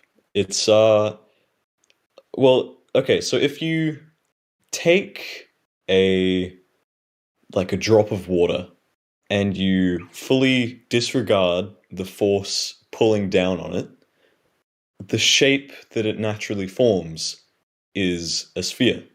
Surface tension. And we're not talking about a drop of water. We're talking about large bodies of water in rest, not a drop. And Earth is not a drop of water, right? So Well, that analogy doesn't go, okay? yeah. Okay. But So like, no, a drop of water is not a large body of water. It isn't even a glass of water. yeah. That's called Well, surface tension. I mean, I know the concept of surface tension, but Okay. if you apply it to a larger scale on, you know, the Earth with all the rocks and 70% of water. But wait there, and you wait there. put that, I got Zed, one sec, dude. Yeah. That's not the claim, though. So, right, the heliocentric model doesn't claim that surface tension is the causality as to why water would appear to be level at eye level and always appearing to be level. And effectively, that's not the claim as to why we effectively have a Earth that has water stuck to it. It's not surface tension or anything of that sort, right? So that energy doesn't fly. It's just something they gave you, right? So I guess, yeah, I mean, I don't really have anything else. right. Like, I haven't seen it with my own eyes, of course. It's just videos and books and stuff like which is that. true. So which is true, right? Every Yeah. human being ever alive, which has ever lived, right, has never seen the Earth as a ball, has never seen curvature, has never felt the Earth move or seen the Earth move, right? As human beings, you and I, and everybody ever alive, have only experienced the Earth as flat and non-rotating. That is how the Earth presents itself to us, to every human being, right? So if you weren't told that you were on a ball, the only experience you would have, right, and you still have, is that the Earth is flat and non-rotating. But then, right, Then they came along and told you from baby of, right? Since you were an infant, they told Yeah. you. They showed you balls like Earth and the planets around it and this, right? So they made this claim that Earth is a spinning water pear hurtling through space, which you will never ever experience, which only appears on your screen, right? The only place that Earth is a ball is on your screen. Hmm. So they told you Earth is a ball with the radius of 3959 or 6,371 kilometers. Yeah. So surely we as human beings have the means to measure the Earth. Okay? That is where it all comes down to measuring the surface of Earth. It may look flat, right? It may look locally flat, but they claim it's a ball. So we can go out and you can do this yourself, right? That's the beauty of it. You don't have to be Yeah. dependent on anybody else. You can test this, right? And so have everybody else in this room done, right? That's why we were here. We all believed that the Earth was a ball at one point. Then somebody told us, well, it's actually not. And you can go out and test it. And I've done this personally. So you can go out and measure the surface of Earth. And with the radius they gave you, it has to curve away at a certain rate, always. Because the Earth cannot be bigger, right? Cannot be a bigger ball or whatever, right? It has a set dimension, right? The same as a basketball, as a basketball for NBA, right? Yeah. It has a certain, it's set, right? So they told you it's this size, and we have multiple demonstrations, right? Real life demonstrations that you can replicate, not from a screen, right? Not that showed you a water ball on your screen, but what you can do Yeah, for like yourself, doing it yourself. Yeah. right? So I don't know if somebody wants to go over one of these examples, like the black swan. Oh yeah, my friend told me about that, the black swan. Okay. What does that mean?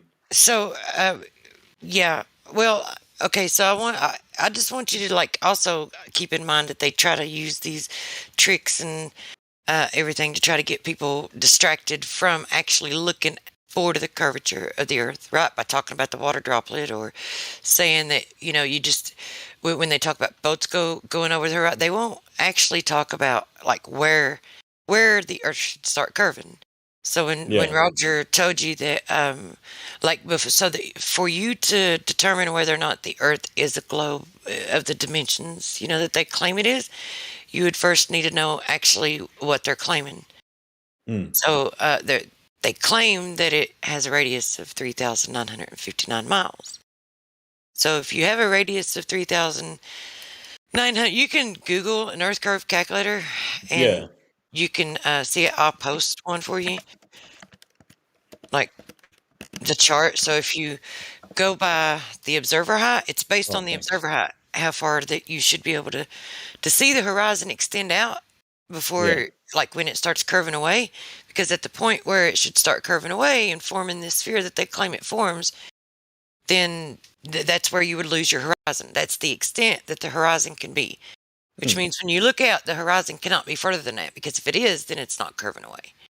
Right. So based upon their measurements, based upon their claim, they don't have measurements. I'm sorry. Let me correct myself. They don't have measurements, but based on their claims, right? The Earth, if you're 1 foot observer height, if you just stick with 1 foot, because it's 1.225 times the square root of the observer height in feet.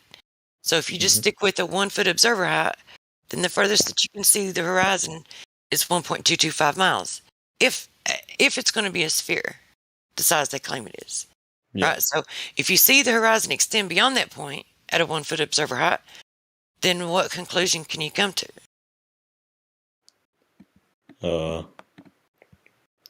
Well, the curvature isn't there. Exactly. So if you'll click on Donato, he's already posted it for you. If you look at that, okay, so this is an observation done with these oil rigs, and the reason they use these oil rigs is because they're fixed. Their location is fixed, and Yeah. the distance from the shore is known, right? So one is 6.2 miles, the other is 9.41 miles. So where do you see the horizon in that photo? Well, a little, just in the middle, I guess. And the horizon A being little bit. where the Earth appears to meet the sky. Yeah. So where do you see it at? I was just in the middle of the photo where the Earth meets the sky. Yeah. So do you see the horizon in front of the first platform, in between the two, or behind the second? Oh no, yeah, behind, of course. All right. So, well, if the second platform is 9.41 miles away, and if you see the horizon behind it, then we can conservatively and safely say that it's at least 10 miles away. The horizon is, right? And Yeah. that's 1 foot observer height. So if you're not supposed to see the horizon extend beyond 1.225 miles, and you're seeing it at 10 plus miles, then that's at least 10 times the radius that they claim it is. It would have to be. However, there's actually days that you can see the horizon extend even further than that, because there's some land masses behind that. And if the day is clear enough, you can even see the land behind that, which is like 30 to 40 miles away. Right. So this is our question, right? Where is this curvature?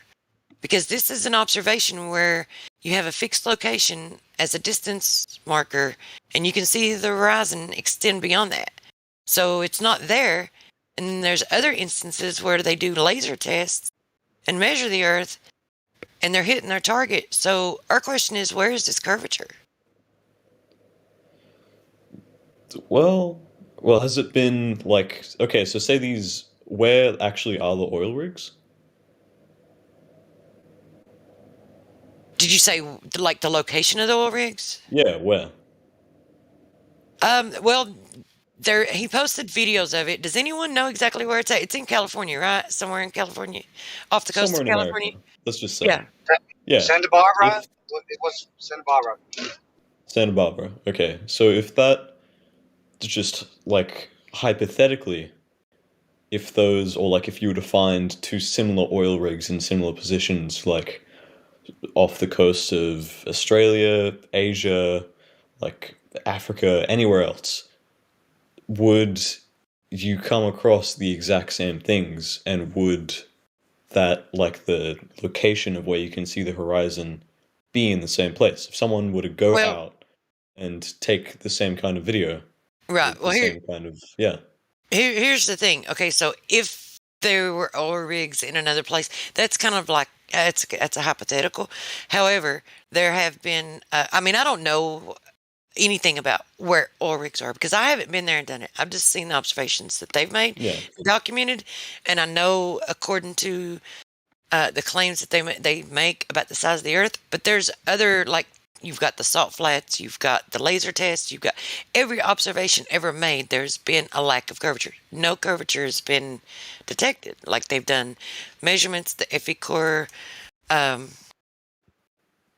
and FE does not stand for flat Earth. It stands for field engineer.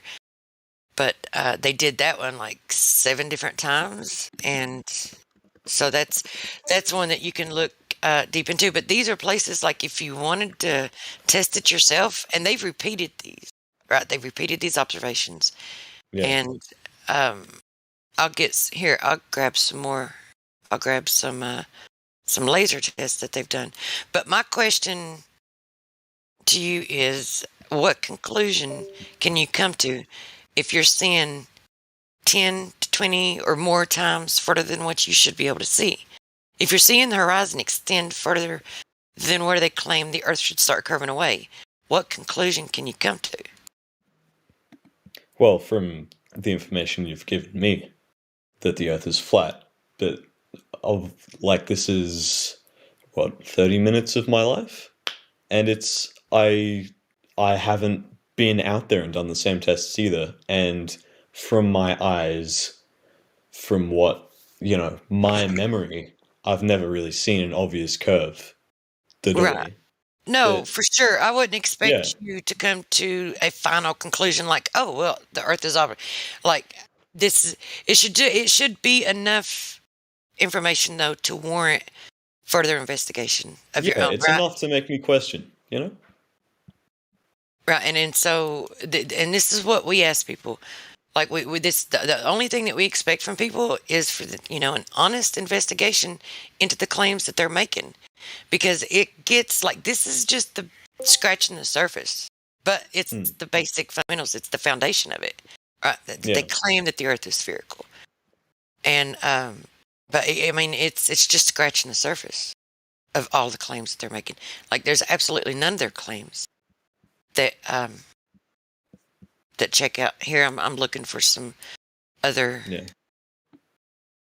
laser sorry, tests. just like off topic, but god damn, salt flats are just, they're beautiful, man. That's just like stunning. Yeah. The photo that Donato The creator's handiwork right there.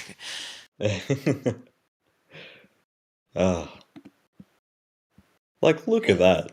It's just, you can't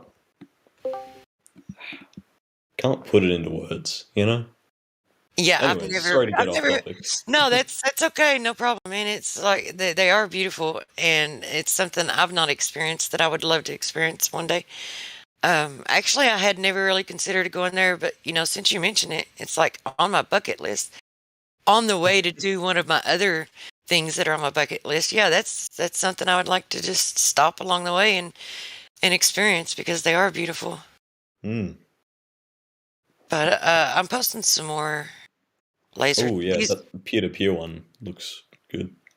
And then this is the one that it kind of goes along with it, because it's like the first one is from one end, and then the second video is the same thing, but it's from the other end, from the other perspective. Right. But let's see. I want to share with you some. It's pretty cool. Jay Tolan, he does some infrared photography, and it looks amazing. It's like when I first came, I've not watched his stuff in a while because I've seen it so many times. But when I first came across his infrared photography, it was like I watched just over different videos. It's like he's got a lot of them, a lot of great ones. Like that's in infrared, so it takes a lot of the atmospheric, obstruction out of it, and he gets some great shots. Oh wow. Yeah, that one with the smoke from the airplane was pretty awesome.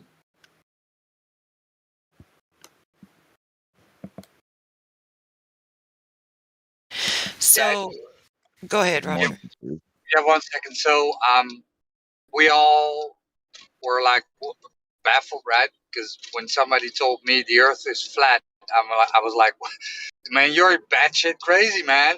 That's stupid, right? And then I decided to look into it because I wanted to debunk that friend of mine. I was like, man, you are just stupid.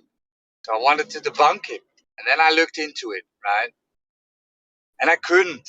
So that's and it takes time. It takes time to unwind the teachings of the heliocentric model. So the best you can do is just leave the heliocentric model to the side and open up your mind and take in the arguments. So if you scroll down this server, we have tons of channels for you to do your research.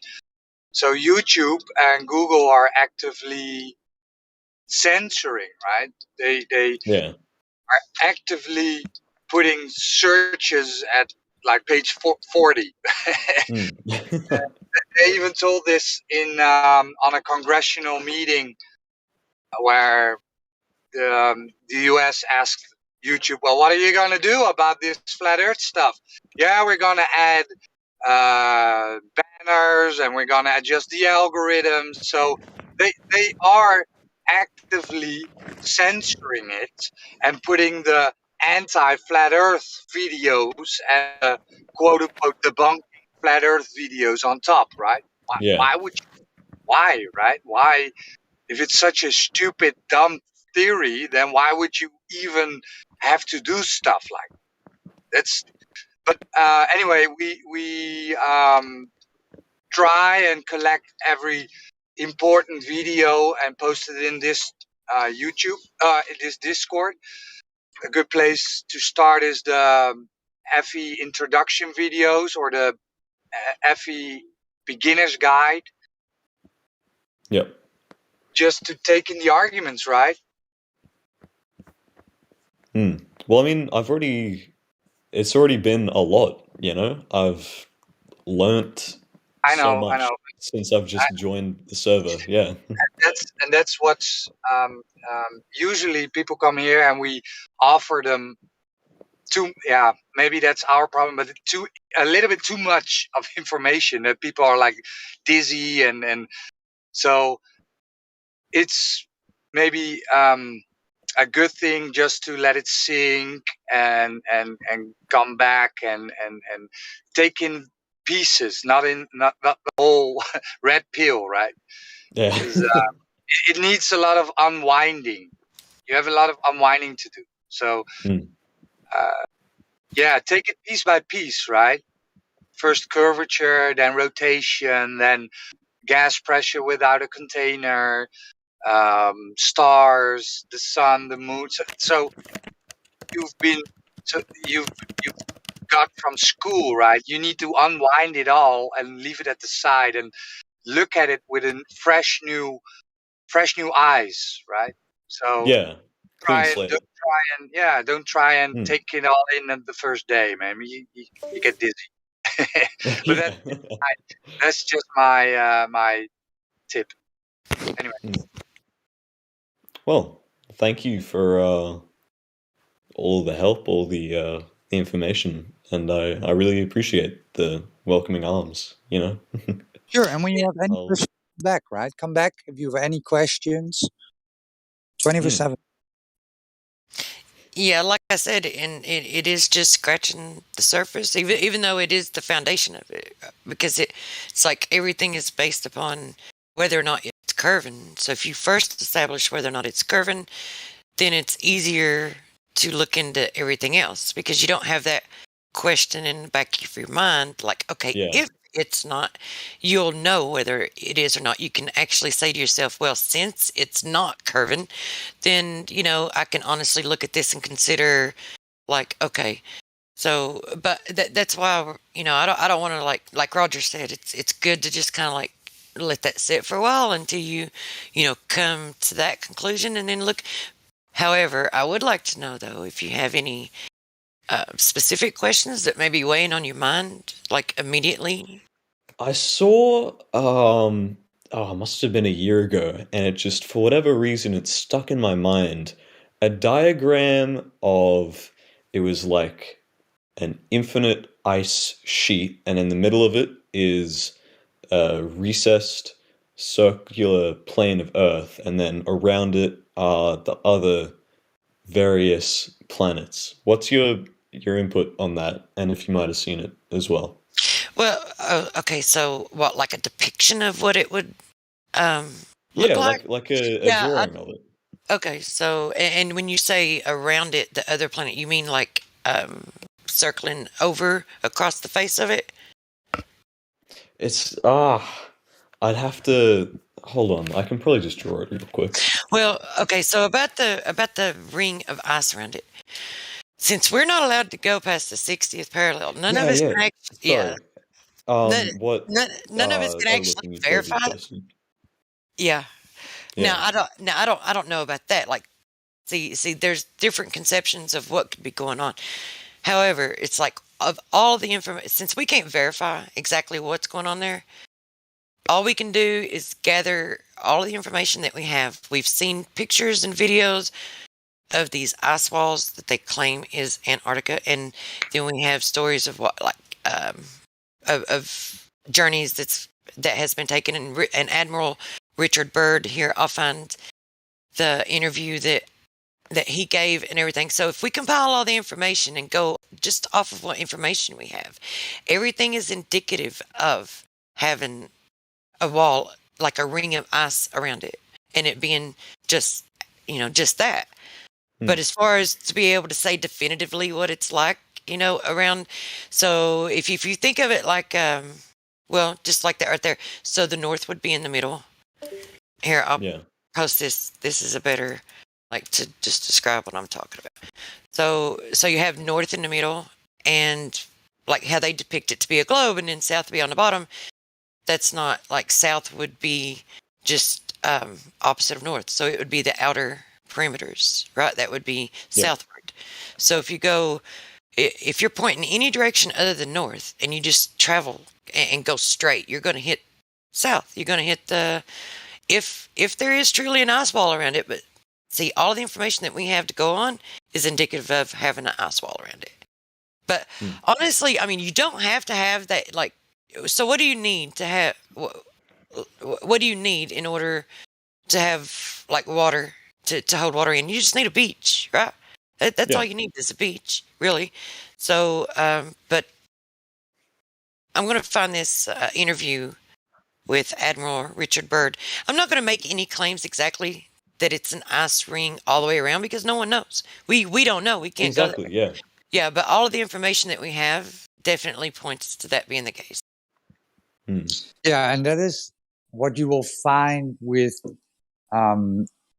this server, right?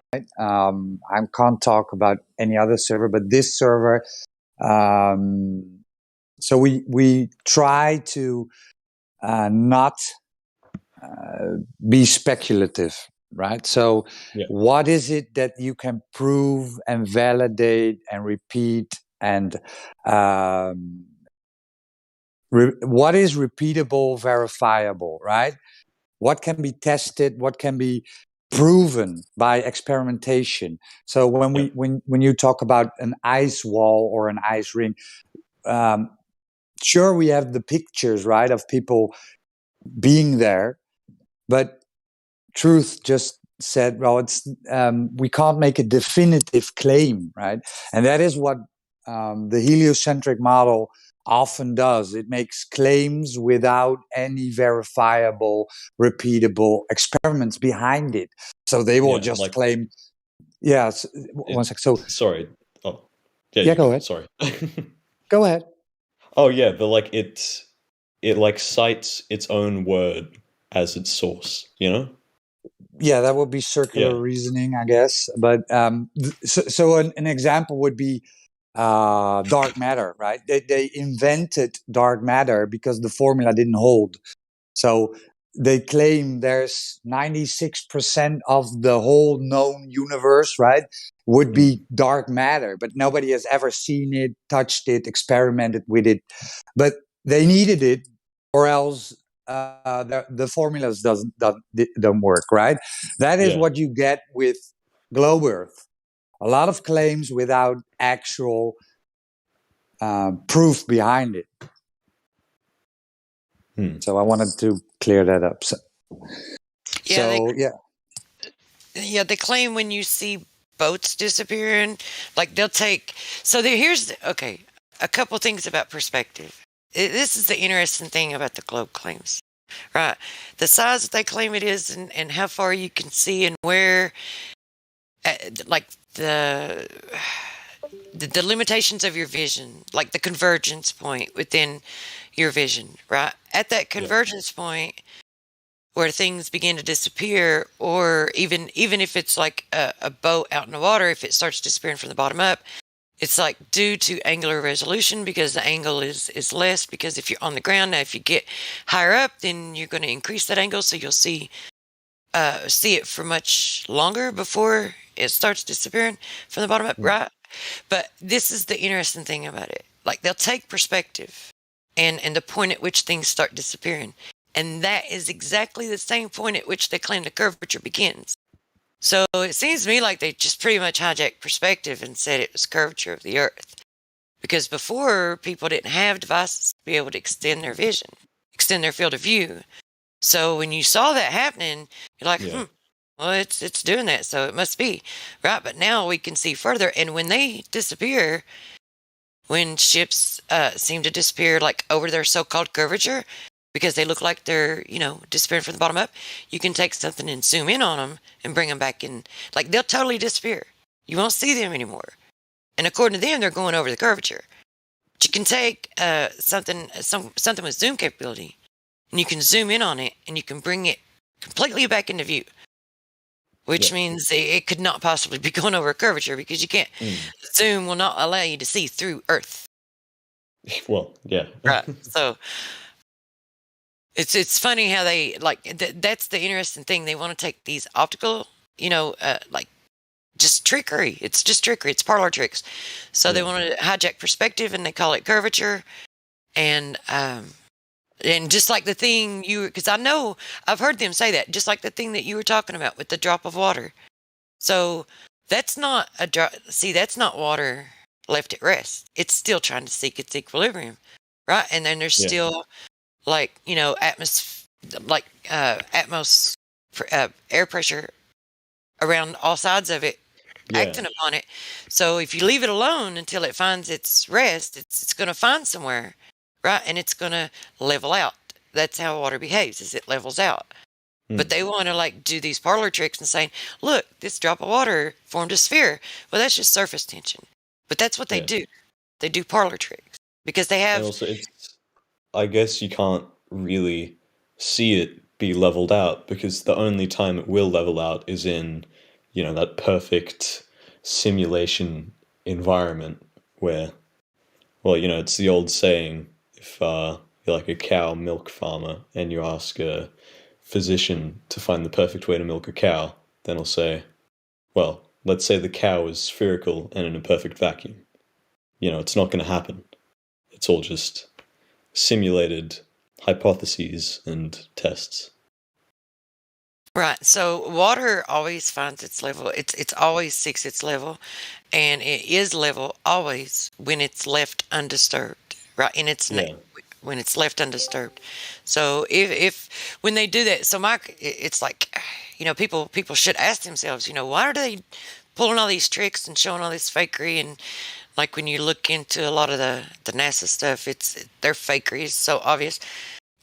You may have not even looked into it yet, and if you haven't, just strap yourself in, because it's like it'll blow your mind it's like grade schoolers with CG that has access to the software could do a better job than what they do. I'm not even tech savvy, but if I had the software that they were it's almost as if they're arrogant in their attempts, or they're just insulting our intelligence, or it's just a troll right in your face, because when you really when you get to I don't want to bombard you with a bunch of stuff right now, but the fakery, when you start looking into that, it will blow your mind. I'll post a few of them right now. Yeah, there's one. See CGI it glitching in and out, and then there's some of them where they have these antennas sticking out of, say, some kind of little radio, and then he's acting like he's putting it up in front of the guy's face, and the guy's not even there because the antenna goes right into his neck, and it just disappears into his neck.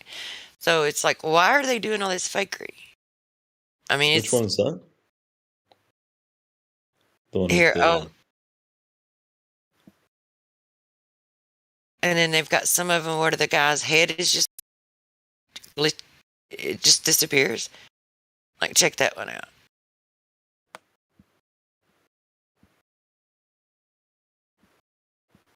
They're not even, they're just, okay, so have you seen the augmented reality? Here, I'll show you. They can use augmented reality, CGI, and all these tricks, and they can put anyone in any environment that they want to, digitally. The one with the guy's head glitching out, that's like a video artifact. I could replicate that on an actual video. Hold on, let me...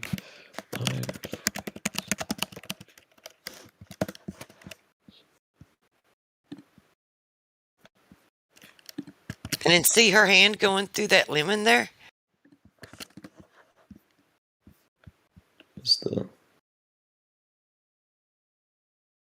Okay, yeah, the lemon one is kind of funky. And then her dropping that when it's supposed to be, it's like you'll see harnesses. They have harnesses on them, and when people get off balance or they get out of whack, you can see the guy next to him grabbing the harness, trying to straighten him out. Like if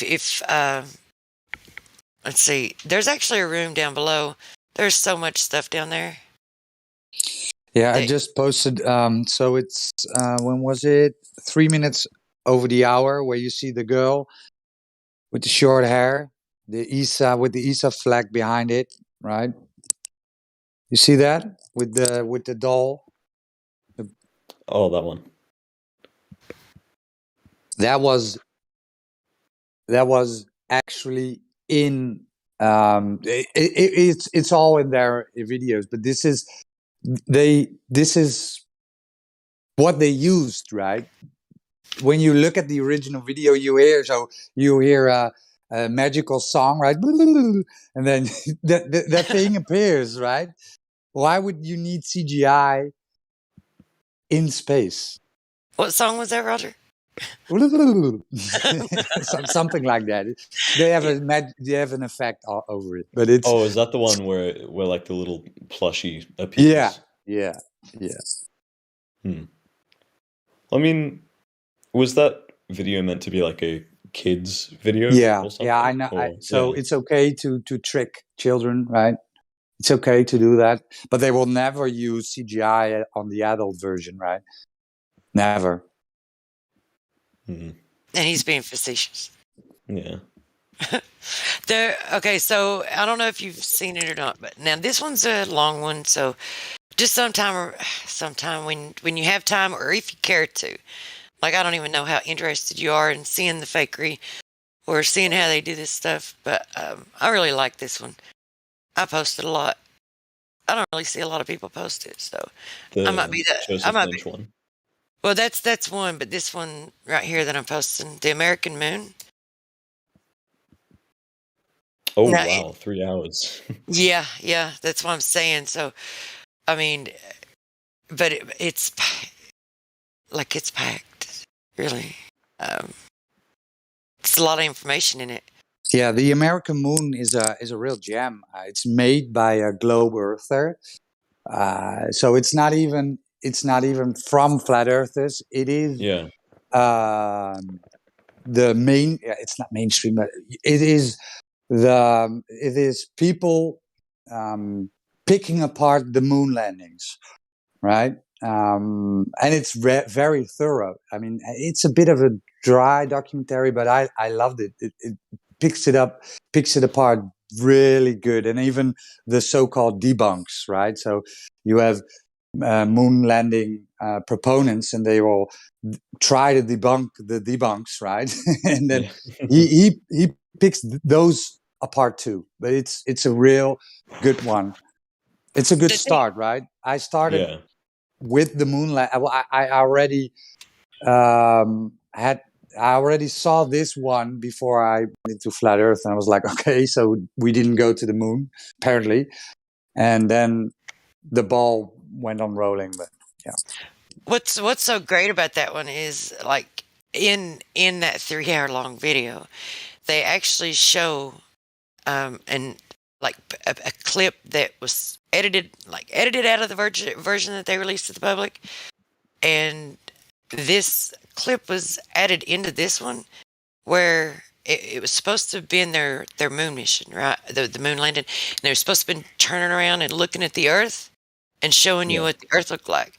Well, it shows them, like, they don't cut the film, and it shows them actually darkening the room and taking a cutout piece of cardboard and putting it over the window to make it the shape of the Earth. And then, like, filming it and saying that is what Earth looks like. It actually shows how they did it. It shows them, like, actually doing it. And that was supposed to have been the first picture of the moon from space. Yeah. That one is just because it reinforced the fact that they can go to space. So they this particular piece of footage was given to Bart Brel. Bart Brel is also a moon landing denier, but he is a globe earther, and they accidentally sent that piece of footage to him, right? So it's basically just a gatekeeping piece of footage, right, where they can tell you, well, yeah, we faked the moon landing, but we still can go to space, right? That's all real, but the moon landing was fake. So that you have to be careful with that piece of footage, because they show, I think it was Buzz Aldrin and in the American Moon documentary, they say, well, they didn't go to the moon; they only went into low Earth orbit, and this is how they made the shot of the Blue Marble picture, which was no, not the Blue Marble, because that was 1972. Buzz Aldrin was 90. Forgive me if I'm wrong about who's doing the picture. I think it was Buzz Aldrin, because Butch Brow went to Buzz Aldrin and he said, "Well, I have a new piece of footage. Why are you faking it?" And then Buzz Aldrin went all crazy on him, and he almost threw him out. I think it was Buzz Aldrin, but yeah. So, but yeah, go and watch the documentary, man. It's awesome. Yeah, so that was allegedly how they got the first so-called picture of the Earth from the moon, and then the moon landing, alleged moon landing, right, was what, in the 1960s, 1969 or something like that. But they had the universal, so they didn't know what the Earth looked like before that. And then in 1927, how did they get the Universal Pictures logo in 1927 that looks exactly like what they tell us that the Earth looks like? I mean, they'd never even claimed to have even went into space or went to the moon or anything like that. So it's almost as if they already had this preconceived story that they were going to tell us, and they've had it since before 1927, because in 1927 they were already using the logo. Well, I guess in the 1927 version, there isn't as much detail, like some tiny islands are missing, and you can project from like local measurements, people literally physically walking from one spot to another, and then map all of those, and you can piece together a projection of the Earth. But well, yeah, but you it all, at the end of the day, it boils down to media versus real life, seeing it with your own eyes. Right, but in order to even get a near, even close to an accurate projection or whatever, like if you were going to try to map it, like you would have to have a rate of curvature to know, right? And so that means that they would have had to have measured it and got this rate of curvature at some point. Yeah. And we can't find anywhere where they've ever measured the Earth. No one can. And when we do it, it measures flat and level, so. Well, I guess I can't really argue with that. And I say I've not actually myself went out and measured it. I mean, I have done my own observations, but when I say we, I'm referring to, like, the body and the community of people that are going out and doing, yeah. Yeah. Well, it's thank you, seriously, thank you so much for all the resources and the information. I've never even like come close to scratching the surface of this whole topic. So, yeah, this is really interesting. Just the surface too. I just don't want to. But yeah, I know, like it goes so deep. I mean, we could get into all kinds of other things, but I don't want to. I mean, you seem to take it pretty good. Like it doesn't seem to be too much for you. But I mean, the land masses change size and everything. It's like from year to year. Look at that. Look how much the landmass has changed. It's like ridiculous. They can't even be consistent. Hmm. And then they claim it's an oblate Oh, yeah. spheroid, and they give us a perfect sphere as an image. And now, then they say it's pear-shaped, and then now they're, I think it was Neil deGrasse Tyson or whatever, said, like, some of the stuff that they say, it's so ridiculous when you hear them say it, that I've actually had people, like, accuse us of hiring Neil deGrasse Tyson to make the globe sound ridiculous. That's the funniest thing I ever heard. But that's true. For real. Man, the one with the landmass is changing. The one on the right, it looks like a paper plate or something. It just looks silly. Yeah. It is. That's why, I mean, Yeah. just wait till you get deeper into it. You think that's silly. Wait till you get deeper into it. You'll be Well, like, the only image or photograph, right? There's a difference between image and photograph, but the only photograph they will claim is real is the one from 1972. The rest are all compositive images made by people, made by computers. Yeah.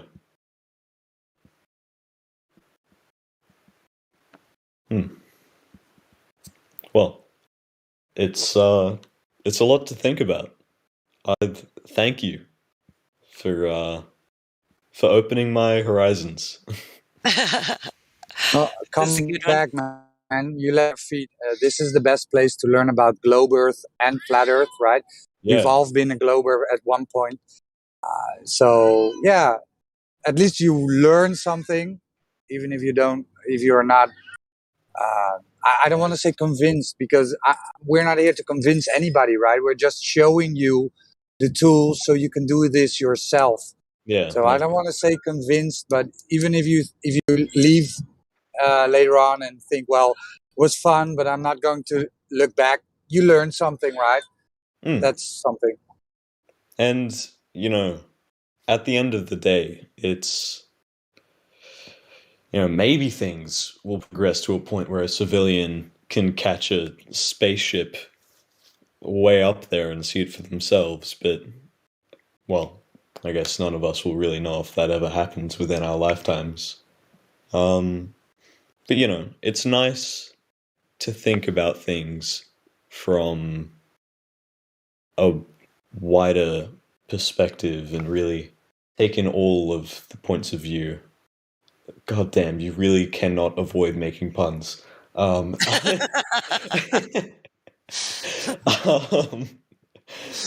but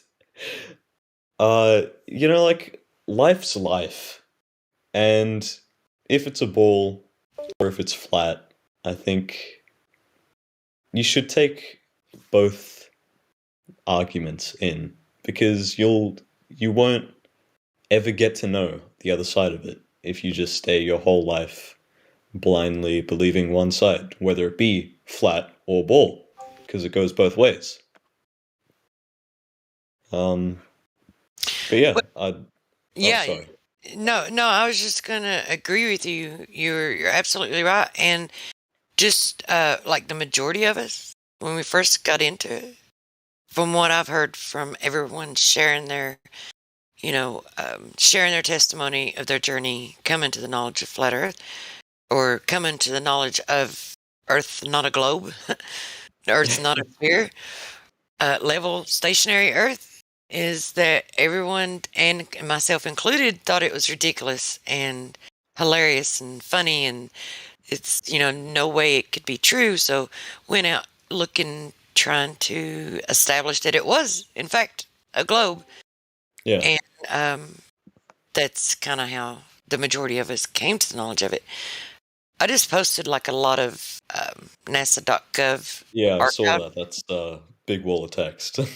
Yeah, well, I mean, I'm not expecting, like, if you were interested in enough, like, the information's there, right? It's where they even refer to the Earth as flat and stationary. It's practically used as flat and stationary. They don't account for it spinning. They don't account for it curving in things that matter, such as like military weaponry or radar or flight manuals, and like when it matters, like they assume a flat and stationary, non-rotating Earth. Yeah. Well, I guess. Well, that's either them using that as their truth because they know that it's real and they're hiding it from us, or it's them using that same perfect test tube world. But yeah, that's interesting that they themselves, the NASA previously, well, from what I've known, being so hating and negative of flat Earth, using it in their own articles. Yeah. That's yeah. It's like they just want to like demonize it. They want to like Yeah, to make exactly. They want to demonize it. They want to vilify it in the public eye. to prevent people from looking into it. Why would they do that? Why don't they just like, okay, well, let's have an honest discussion about it, and let's like show you guys the measurements so you can quit claiming everything. It's like, why don't they just take that route? And like they say that they're all for information, even though like they take it one-sided and they shove it down your throats. Like they don't even want to consider the other opinion, Exactly. Oh, but that's long gone. Governments being free about information. I mean, look at the last 2 years. That's a whole conversation. So yeah, look into Operation Mockingbird, MK Ultra, a paperclip, right? The Gulf of Tonkin.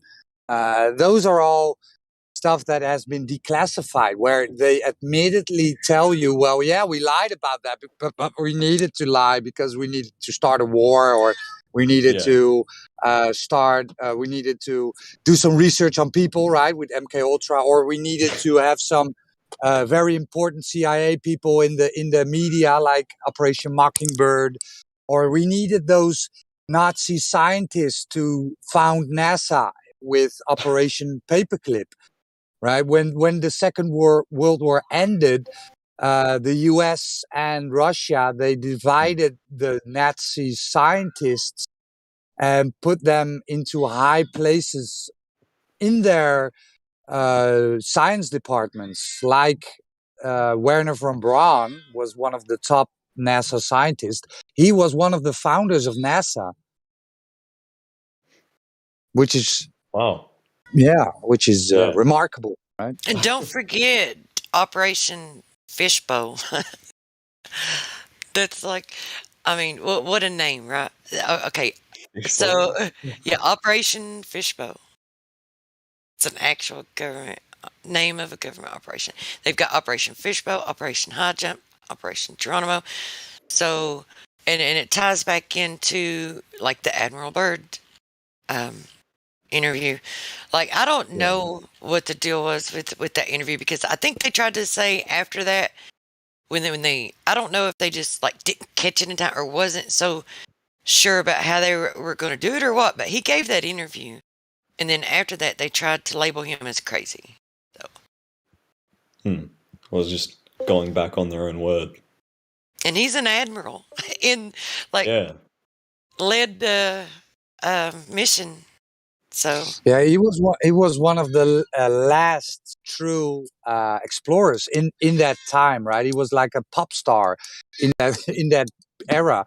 So he came out on television saying, "Well, there's more land beyond Antarctica, a land as big as America with untouched resources, vast resources." And 1 year later, he died. 2 years later, and his son was found murdered in a warehouse, something like that. So, yeah, weird stuff. So, just so that you know, just so that you know, like so we're not claiming that we know everything and that we know exactly how Yeah. everything works. Like we just know what it's not. We know that the sun is local, the moon is local, the stars are just lights in the sky, and there's some that are wandering stars, which is what they call planet, which is what the word planet means. There's no reason, like indication to, or no reason to believe that the Earth is a wandering star. The Earth is just Earth, and Yeah. the lights in the sky just move over across the face of the Earth, and we know that we must be contained because we have, pressurized gas for atmos, and we know there's no measurable movement, no measurable curvature. All the water seeks its level. Outside of that, that's it. I mean, how these things function, except for the things that we can test here on Earth, we don't know. Yeah. It's something that you like physically just you can't know it unless you do it. And well, so far you can't do it. Well, a lot of it we can't because they won't allow us access to it, right? They won't let us go to the center. They won't let us go to the north. Yeah. It's militarized. They won't let us go to the south past the 60th parallel because of the Antarctic Treaty. And if you go, then you're limited to what you can take. You're limited to where you can go, and it's pricey. It's like there's a lot of hoops and jumps. Like all of the governments of the world, all of the nations of the world, it's like between 40 and 60 of them are signed on to the Antarctic Treaty. And funny enough, it was after the missions to Antarctica. It was after that and after those discoveries that they formed the Antarctic Treaty. So when they went there, and then Admiral Byrd, gave that interview, and then they labeled him as crazy. They also formed this Antarctic Treaty where they militarized it, where no one can go past the 60th parallel unless they're escorted or allowed permission. So that they'll take you to certain regions, and that's all you can explore. You can't just go wherever you want. Well, I mean, yeah, you can't wander off, and the climate won't let you either, unless you have the proper equipment, which they won't give you. And they've slipped up themselves and said it, like Buzz Aldrin. There's an interview with him with this little girl, and she's like, and I do think they carry guilt. I think they carry some guilt, like some of them do. I don't know. Or they just are so careless and arrogant that they just don't, like they're not always at the top of their game or whatever. But here's an interview with him, with the 8-year-old girl, and she's like, so why haven't we been back to the moon? And he tells her, he says, well, that's not an 8-year-old's question. That's my question. Because we didn't go there. That's why. And that's just how it happened, Oh, Buzz Aldrin, yeah, he's old and mostly drunk. Well, I mean, if it was faked and he's carrying all that guilt, I don't blame him for it. Sworn to secrecy and Freemason and all that. But it's not only that, but who was it? Was it Don Pettit? Or was it another guy that said that we live in an enclosed system? We cannot leave this place. That's Bill Nye. Bill Nye, okay. Yeah. I always get hit. The Earth is a closed system. That's what he says. I don't have that one, so if anyone has that one, unless I've just got so much stuff I can't. Don't know where it's at. Well, that's. Well, I like the There's one. a lot of. Oh, sorry. Yeah, so Buzz Aldrin had that interview with the little girl asked him a question, and there was this interview with Conan O'Brien, a late night show, right? And that he just said. So Conan said, "Well, I remember it, right? My parents woke me up and we watched you guys land on the moon." And he said, "No, you didn't. No, you didn't. There wasn't any TVs then. You watched animation." And he literally said, "You watched animation." And the president was supposed to have been talking to him while they were there on a corded phone.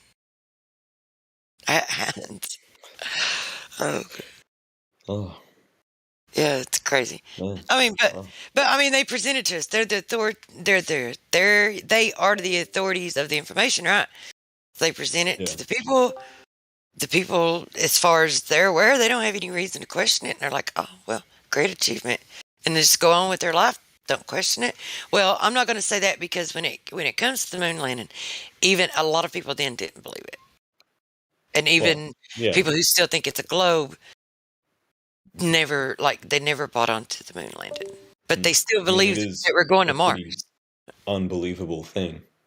Landing on something that's not Earth, just floating there in space, air quotes. Yeah, the lunar lander was never tested on Earth. It was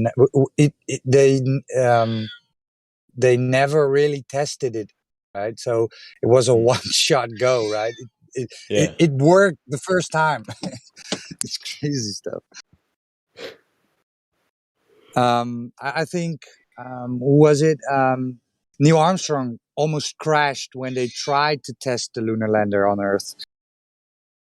And then now you hear of astronauts drowning in the pools, in the waters. It's like they do a lot of their stuff in pools. They have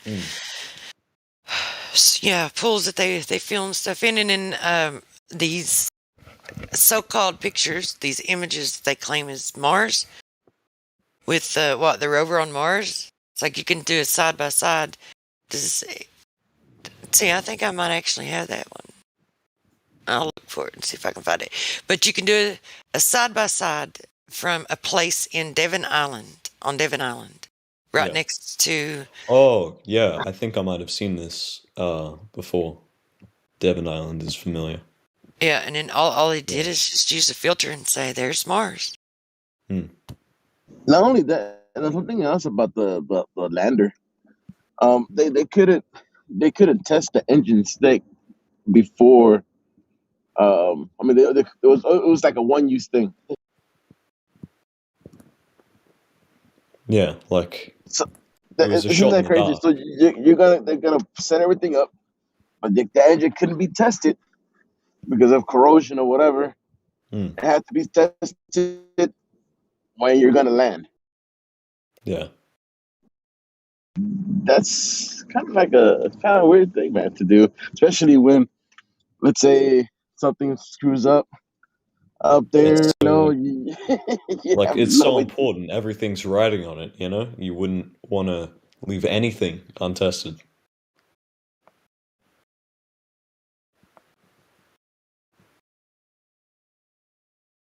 Claw of the yeah. Hey, well, I thought you had Rose. I'm back now. Thanks. Yeah, it's a new account. I appreciate that. All right, I'll just. Well, welcome back. Yeah, they got that glitch in Discord, the phone verification glitch that nukes your account. Basically, it's like the third time. Oh, what? Yeah, I had the same problem. What's that? Yeah, it's like if you ever registered your phone number to a previous, like an old account, if that one goes, then you can't use that same number. So, like, I have the same problem. Right. You trying to talk to mods or anything, or actual like Discord staff is like talking to a brick wall. Well, Discord does suck. Yeah, well, in some ways.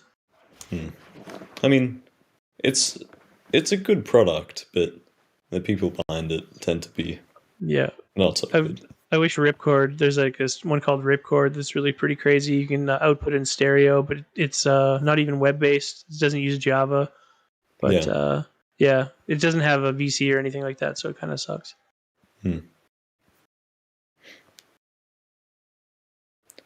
Well, it's been good talking. Yes, appreciate it, guys. You've been very open and very receptive. Like you've not been resistant to it. Like, but it's like, it's like what's the point in that? You're not gonna learn anything. You're not gonna gain anything if you're like that to everything. Yeah, a lot of people just want to dunk on each other, and it's not even about like accumulating. It's about like accumulating knowledge, not loving knowledge. Yeah, it's. Do you have a study for that? At each other's throats. Oh, it's brutal. You gotta dunk. Yeah. You gotta dunk. You know what I mean? Someone's gotta be wrong. Yeah, exactly. It's that the someone's got to be wrong mentality. I find like a lot of young, well, even though it's just a lot of people that have that, especially the you have a study for that motif, like study source all the time.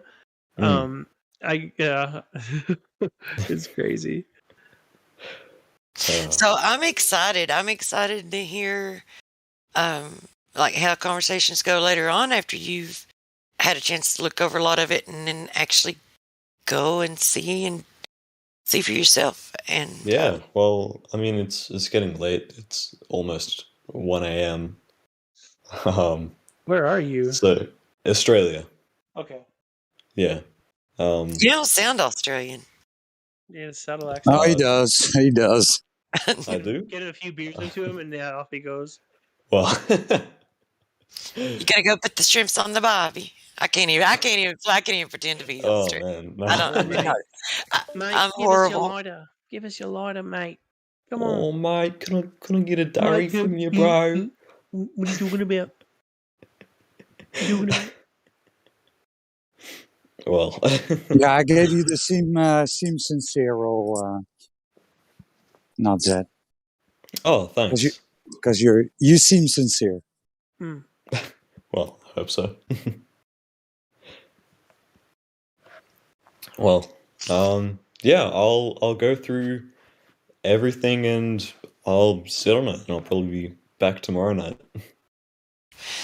Yeah. So you haven't like came out and said, but why is it? And I don't expect you to, because it's kind of like I think you can logically figure it out if you just think about it. If you had that question, but like why? Well, why isn't the Earth, lit up all the time or whatever? If the sun, what did that not come in right? Anyway. Well, he's from Australia, one of the flattest continents on the Earth. Jeez. Yeah. Well, basically half of the country's even more. It's just wastelands. So. Yeah. Welcome. It was definitely a pleasure. Yeah, it was really great. I can't say I've ever really had a similar conversation before. Mm-hmm. It's a good stepping stone to use, like to talk about a whole variety of things. Yeah. Well, yeah. Thanks, guys. I'll be going. It's been a good talk, though. All right. Take care. Yeah, you too. See ya. Such a polite boy.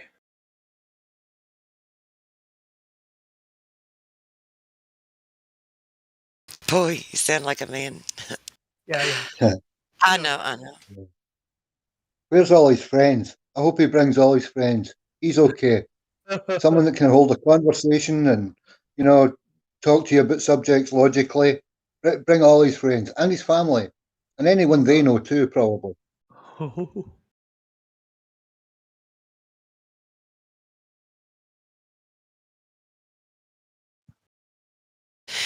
Well, that made it worth staying up all morning.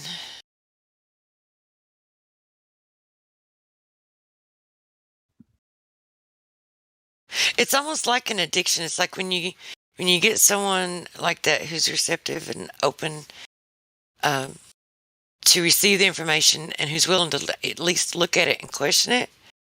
It's almost like you're getting your fix, or that's how I feel. It's like I'm getting my fix, and I know that I will be good for a couple days now. It's like before I start looking for that fix again. It's kind of funny. That's a slippery slope, though, too, because people can just get corrupted on like the feeling of like, oh, I changed people. You know what I mean? Like, instead of just like kind of just having a conversation, some people like go absolutely crazy.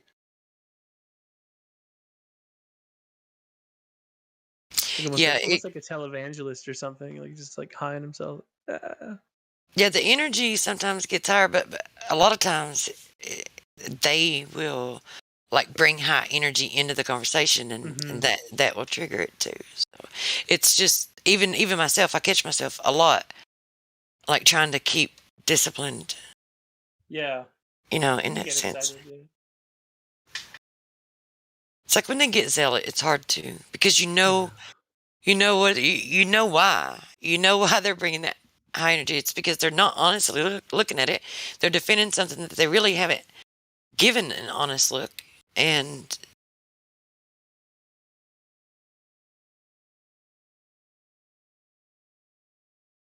being fresh is hard. Like fresh with that stuff, it can fry your brain just a little bit, like overloaded with information. Kind of got to be subtle sometimes. It's like people that are new to it. Well, we kind of did give him a lot, but we went slow with him. He seemed to really, he seemed to be able to process it, pretty well. High IQ.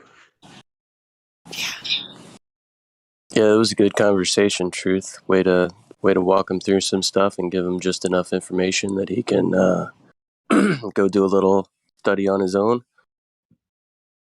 All the NASA stuff can be overwhelming, but I know for like somebody like me, I spent years looking into all the NASA deception, but somebody like my wife looked at about 30 minutes to an hour and was like, oh yeah, it's all BS, You just got to look at it, the footage, especially the ISS and stuff like that. It's just like, whoa, like even just the normal people, you're just like, hey, like, what, do you see anything wrong with this? And they're just like, oh my God, like that looks sus as hell. Yeah, one anomaly you'd be like, oh, okay, maybe that's just something weird. But then once you 2, 3, 4, 5, 6.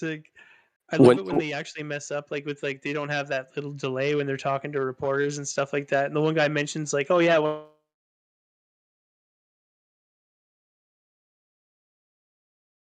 You cut out, Claw. Yeah. You said the last thing we heard was the one guy mentions, and then that was it. He'll be back. Yeah, but it's true. I mean, you could put a compilation together of NASA fails that would be, 3 days long, 3 full days long. There's just so many of them out there. Yeah, because it's kind of like that, isn't it? Like it was for me. Exactly what you said. Like when you first look into them, you're like, well, this is just 1 or 2 instances. Like maybe, goof ups or just digital defects or whatever. But then you're like, all right, well, where is the actual footage? Because none of this is real. It's like when you see like everyone that you see has something wrong with it. I'm not going to say an artifact, because an artifact it's a little different than what's going on. It's a lot different than what's going on. Right, and like you can only take so many instances of being able to like dismiss it as something else before it starts to stack up and you're like, okay, there's obviously manipulation going on, like people fading in and out. That's something that isn't a glitchy anomaly. Beaming in a stuffed animal, that's not a glitch. There's just so many of those. Once they start to add up, it's like, yeah, that's why when it comes to their fakery, I just like to point out just a brief scratching the surface of it, and then point them to the direction of where it's all at. Because if they so choose to look into it further, then they can spend an entire day doing that, right? Because it's like that doesn't prove that the Earth isn't a sphere. It just proves that they're faking a lot of stuff. But you have to ask yourself, why are they faking so much? If any of this is real, why are they faking it? It's just like circumstantial evidence at that point. Yeah, exactly. And it's one of those things, it's like, how many anomalies within your relationship that point you towards your significant other cheating on you does it take before you realize, okay, maybe I need to stop trusting this person? It doesn't take 675,000 like we can find with NASA. Yeah, the one that always gets me is the astronaut going around the corner, and then their whole body fades out completely before they even make it around the corner. Yeah, the fade out is not something that could just be an anomaly of, Yeah, that's not a glitch. That's not a glitch or anything. That's not poor connection. That's editing. Right. Nowhere in any real video footage does somebody just fade away without it being a video edit. No, maybe it just works different in space. The Yeah, lower right. the lack of gravity allows people to fade in and out.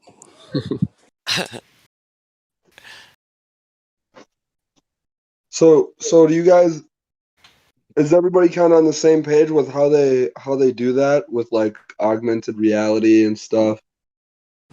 Or has anybody looked into it? They use a combination of they'll use a combination of all of it. Sometimes they specifically use one type, but they can use CGI. They can use the chroma key. The augmented reality is using the green screen. They can use green screen, blue screen, red screen, whatever, right? But it's like they can use a combination of all of it. Just the video, just the editing. Yeah, and we know all this technology exists, right? Because it's utilized in movies, and it's not outside the realm of possibility that NASA may even have more advanced stuff than people use within movies. So it's a combination of They got more money than movie, movie budgets. yeah, they have the largest green screen studio in the world. It's television in general that's doing all this. Without television, none of this would be possible. Think about it. Well, the main The TV reason is they're what's getting you. is because the money gets divided out between all their contractors. They've got contracts with like GE and Boeing and such, so the money's got to get portioned out to them too.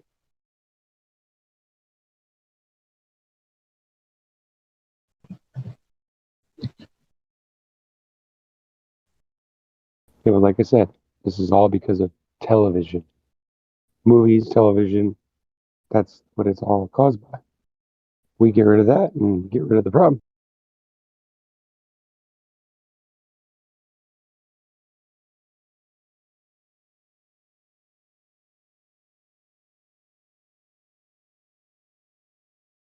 It's hard to know what their angle is though anymore because a lot of it. It's like if they really didn't want some of this information getting out, then it wouldn't be. They just wouldn't let it get out because we know how they work when it comes to that, and we know that they still need people to believe in it. And I think it's just, I don't know. It's just they realize that people are just so brainwashed that even when it's right there in their face, that they don't even question it. But it's like right now at this point, I'm trying to see what their angle is because, I mean, are they gonna? I don't know, man. I guess the fact that people still believe them means that they don't have to really worry about it, and they don't really have to have an angle, right? Well, I mean, look at the amount of people that have looked into this topic that are still on the globe side, right? That have maybe done a decent amount of looking at what we present as far as the NASA fails, that still will fight for NASA and for the globe and can't comprehend all of these anomalies, obviously are taking place. They don't need to be squeaky clean about everything being perfect. They don't need to be. And they know that. They know they have such a grip and a control over people's mind through the globe programming that it doesn't have to be 100% perfect. They can make mistakes and people will just believe them anyways. They can talk their way around any of it because the deception is so deeply ingrained into people. They're not going to lose a grip on the majority of people.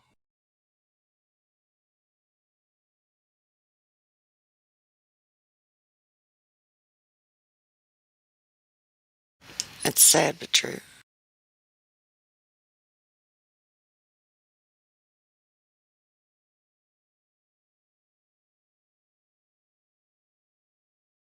Because even with all the hours and hours of footage of NASA fails, how many people still come in here and will either excuse away a lot of it, make excuses for it, or any of that,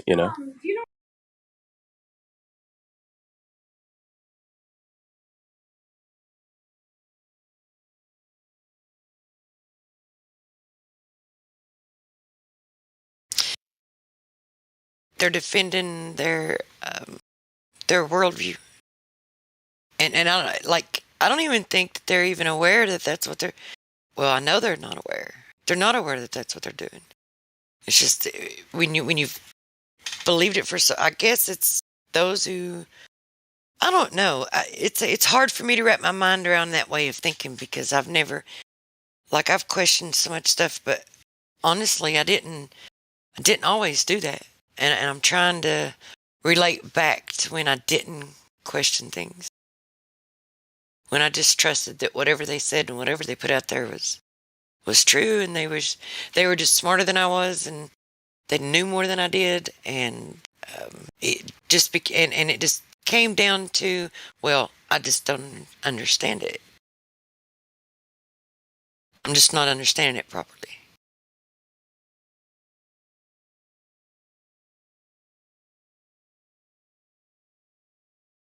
And I guess that's our blue-pilled way of justifying it not making sense. It's our fault because we don't understand it. Until you give it an honest look and you just realize, no, they're just lying right at us.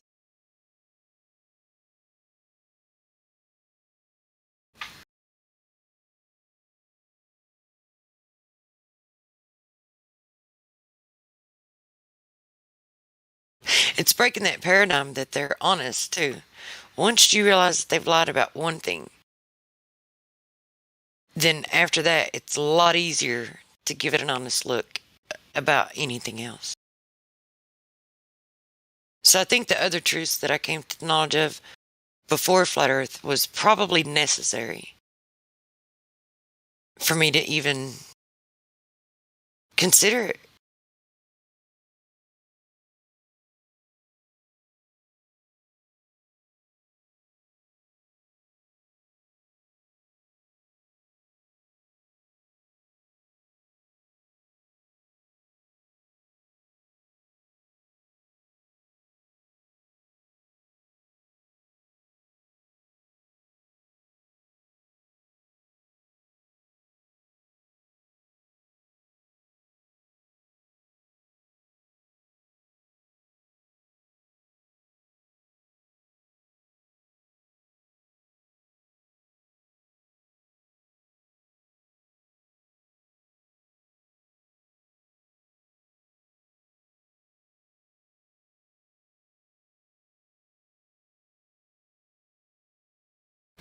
It's a process, though. It's a process that you're not even aware of while you're going through it until after you've already went through it. So trying to break it down, it's really just pure speculation because you really just don't know. I mean, it literally could be a spirit of awakening too, like a spirit of truth.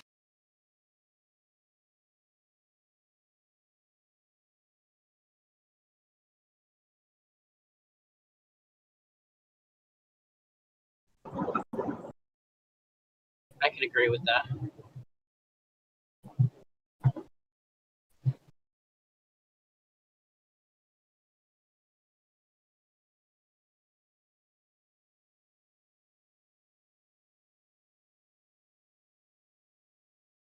So do you approve this message?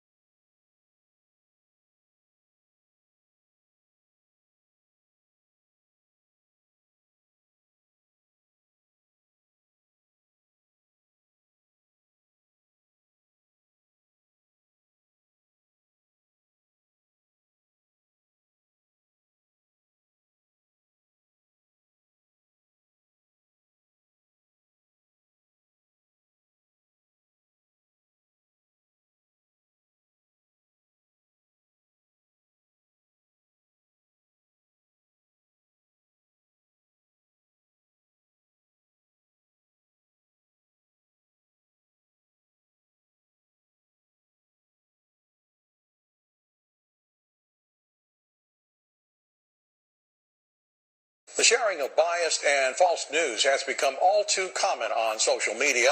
More alarming, some media outlets publish these same fake stories without checking facts first. The sharing of biased and false news has become all too common on social media.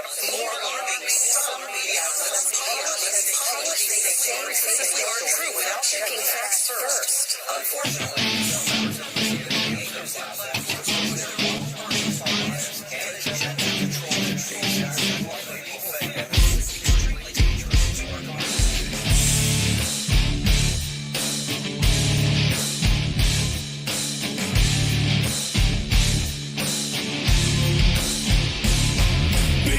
of you, we're in this mess.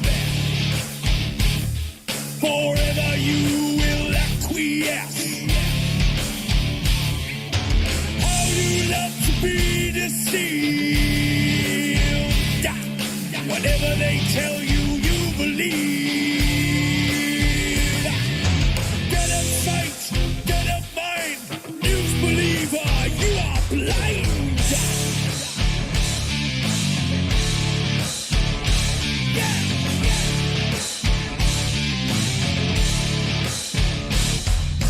Critical thinker, you are not. Never independent thought. Busting through your paradigm. Hypnotized with pantomime. Regurgitating all you hear. Spread your terror, spread your fear. Never your mind to be free. Never your eyes will ever see. Lick the boot of tyranny, begging for your slavery. They who have remote control, the TV know your very soul. Tune into the great deceiver. Television watching news believer.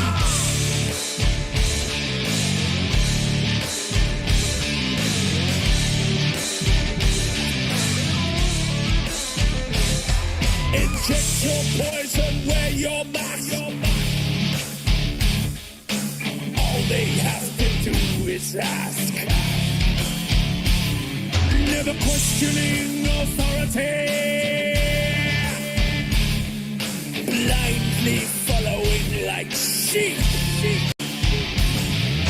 Yes sir, no sir, free backs full. You television watching fool. Never your mind to be free. Never your eyes will ever see. Lick the boot of tyranny, begging for your slavery. They who have remote control, the TV know your very soul. Tune into the great deceiver. Television watching news believer. This is extremely dangerous to our democracy. Extremely dangerous to our democracy. This is extremely dangerous to our democracy. This is extremely dangerous to our democracy. This is extremely dangerous to our democracy. This is extremely dangerous to our democracy. Is their world forever locked into their world forever boxed? Reality you leave behind,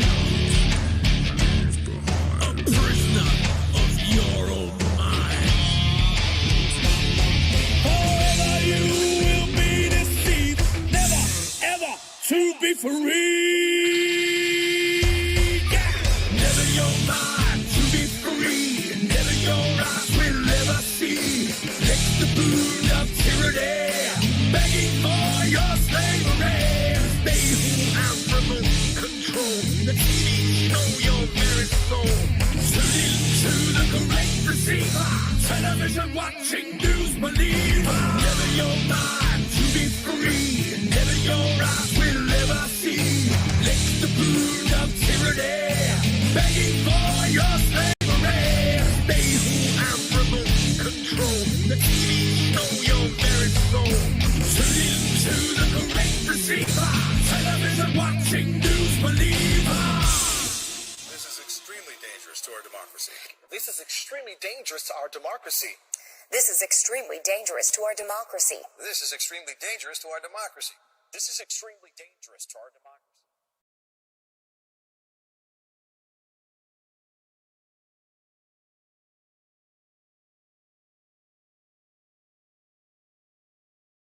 Yeah, such a gem is this song, man.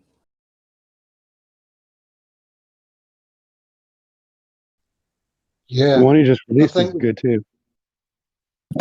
Yeah, I think we could do a lot more with the convo when it goes quiet. There's enough DJs now and enough tracks. We could play select stuff like that throughout the conversation. And I think it lays weight to the new people that come along when they hear the production value and the honesty. I think we could use it a lot more. But yeah, stuff like that's phenomenal, man. Pure gold. Let me play another one. 1 second. Is it that we don't have enough people to cover the whole 24 hours, or is it just we just get like openings? I don't know. Sometimes I've noticed even when we have moderators in here, it gets quiet.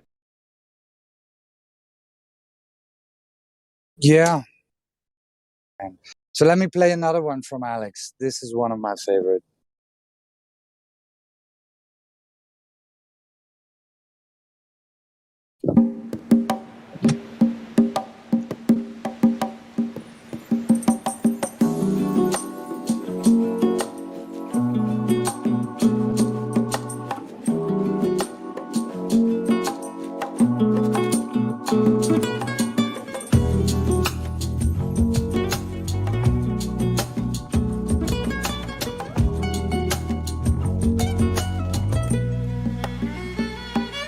Well, we all believed in that spinning ball.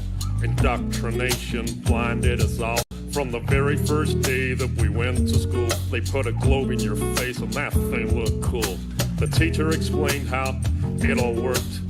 Of course it sounded so berserk, but who was I to question it? Because I was just a tiny kid. It sounded crazy as could be, but teacher would never lie to me. She was real nice, she didn't know. She too was taught to believe in that globe. I don't blame her, it wasn't her fault. She was only repeating what she'd been taught. I went through life believing that lie. That spinning ball was now in my mind. Don't let them take your mind. Don't let them take your mind, man. Don't let them tell you that you are not divine. Don't let them do it, man, no. Take control of your soul. Take back control. Yeah. Find the truth. Find it all. Find it all, man. Yeah. Don't believe their lies. Don't believe it, man. Let them take your mind. Don't let them take your mind, man. Alright, man, listen up. So I'm hurling through space on a road to nowhere. So I live my life without a care, cause I was taught that there ain't no creator. That's what I was told from my educator. So I live my life so selfishly, there ain't gonna be no hell for me. I'll do what I want with no care for others, with no respect for my brothers.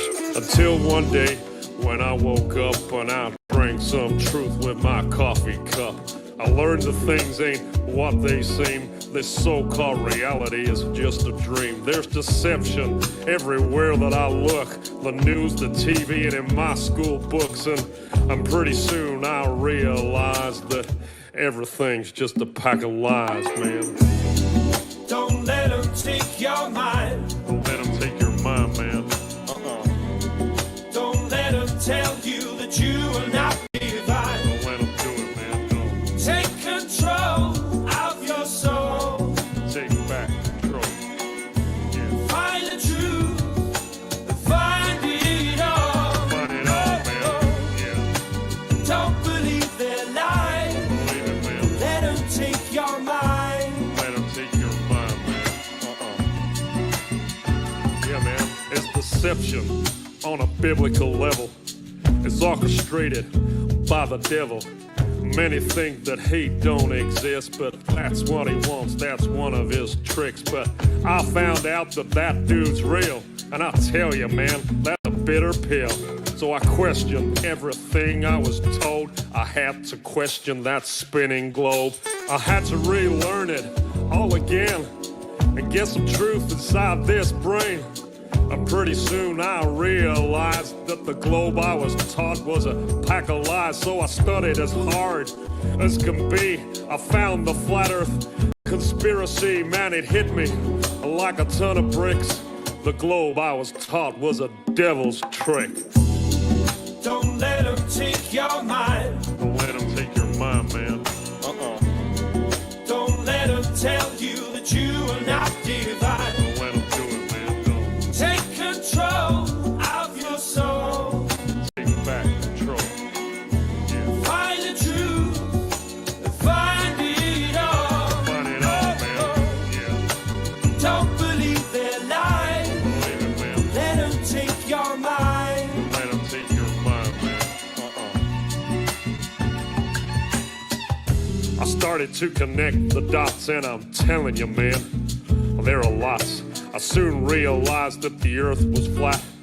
It's not a belief, man, it's a fact. And once I found out that reality, well, it did a funny thing to me. For a while there, I was pretty shocked, but now I know that there is a God. And once you get to that point of understanding, and once you know there ain't no moon landing, and once you know that space is fake, you view your life with a different take. It ain't just random chance that we're here. We ain't living on no stupid sphere. It ain't some ridiculous spinning ball. The earth is flat, and God created it all. Don't let them take your mind. Don't let them take your mind, man. Don't let them tell you that you are not divine. Don't let them do it, man. Don't. Take control of your soul. Take back control. Yeah. Find the truth and find it all. Find it all, man. Yeah. Don't believe their lies. Don't believe it, man. Let them take your mind. Don't let them take your mind, man. Well, now I found out about all these lies. I live a completely different life. I stopped reading the news and turned off the TV. That thing is evil as can be. I started being a nicer guy, and God forbid I tell a lie. I treat people with more respect, and I've got me a wife that I'd never neglect. Yeah, being good's working out for me. Now I ain't blinded and I can see. I know that there is a God above, and if I'm good, then he'll show me love. I try to live life selflessly to be the best that I can be. I treat people how I want to be treated since my indoctrination was defeated. So don't believe in the devil's lies because it's God he wants to hide. That's why they teach that spinning ball, to make you think you ain't special at all. Don't believe what you're being told. Don't believe that you're evolved. It's all an accident and you are too. No, you're someone special and God made you. Don't let them take your mind. Don't let them take your mind, man. Don't let them tell you that you are not divine. Don't let them do it, no. Take control of your soul. You gotta take back control. Find the truth. Find the truth. Find it all. Find it all, man. Don't believe their lies. Don't believe it. Let them take your mind. Don't let them take your mind. Yeah, play that guitar.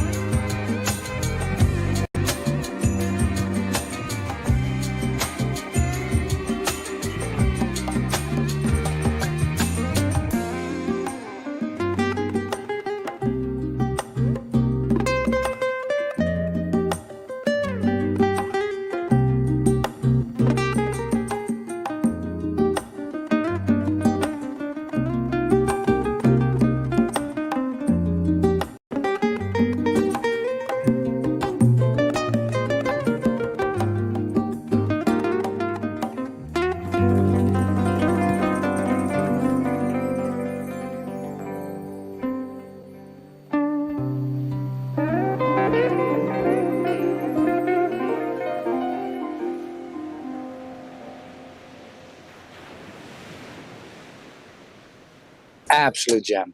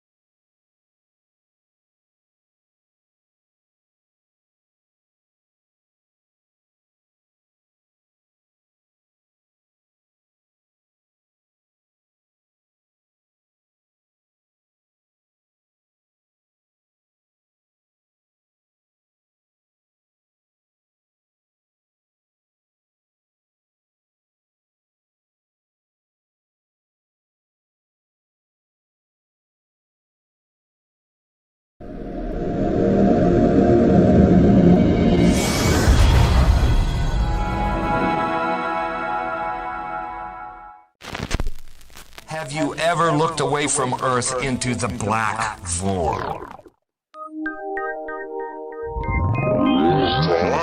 Because you can see the stars. Oh yeah.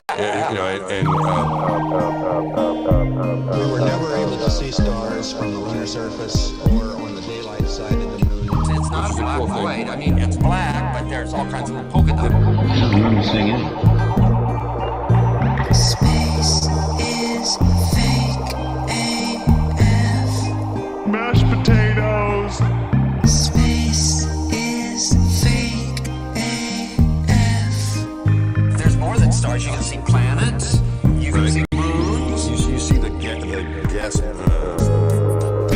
don't let it. Say the sky was not the limit.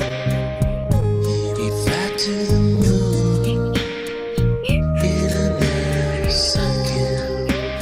But we haven't been back since 1972. I gotta play the didgeridoo. Destroyed all the papers and blew up the Challenger crew.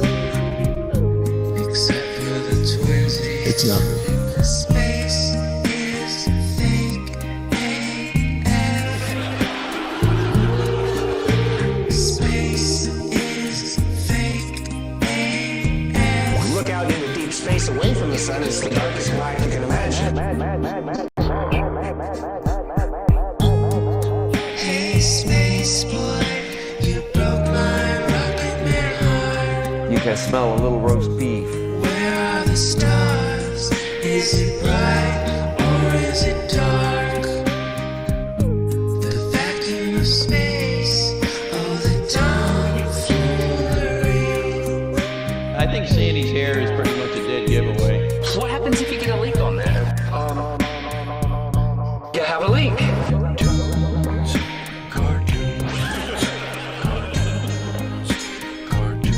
Debunk my bubble.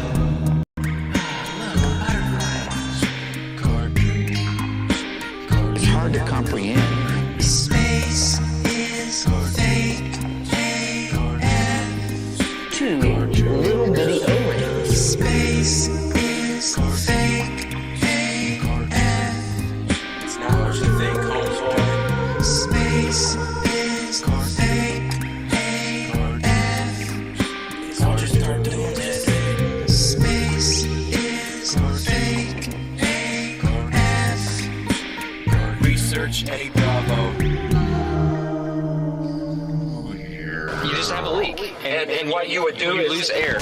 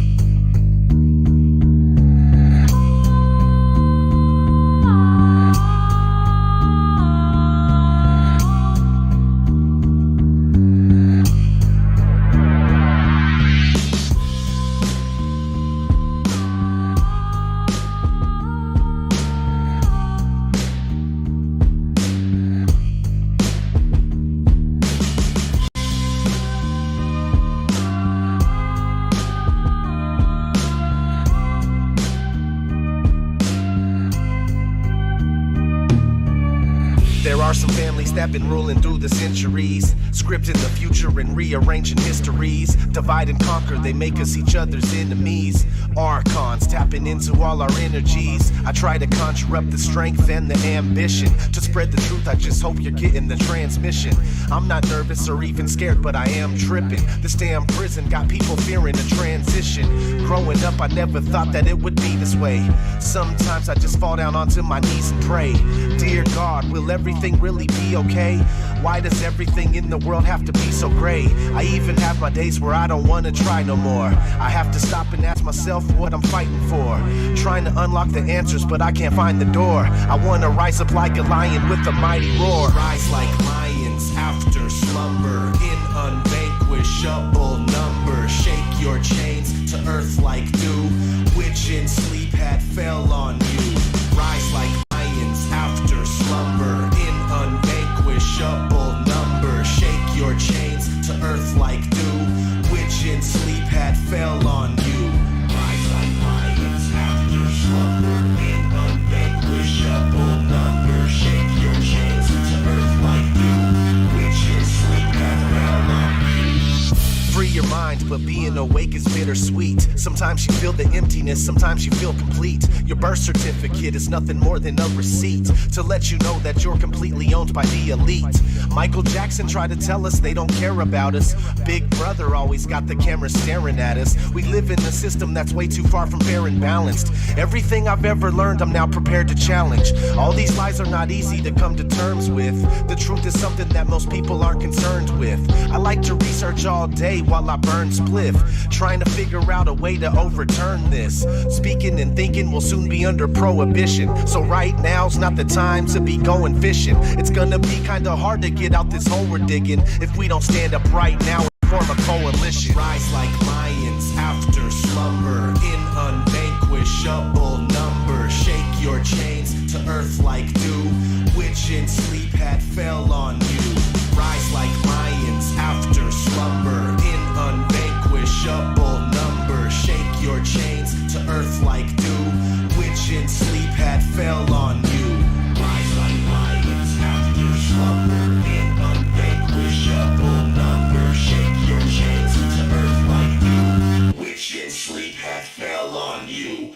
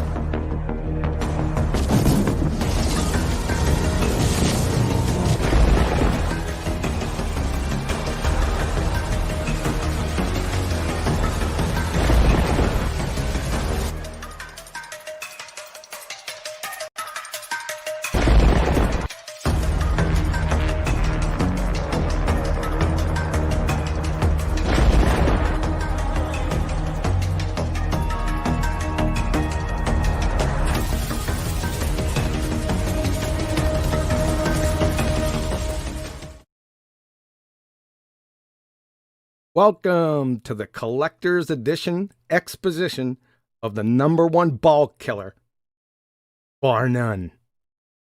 I've given everyone the afternoon off, so it's just you and me. Let's call it quality cowbell time.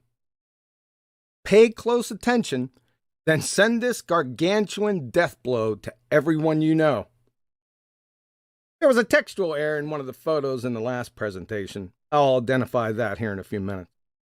It has no material impact on the argument whatsoever.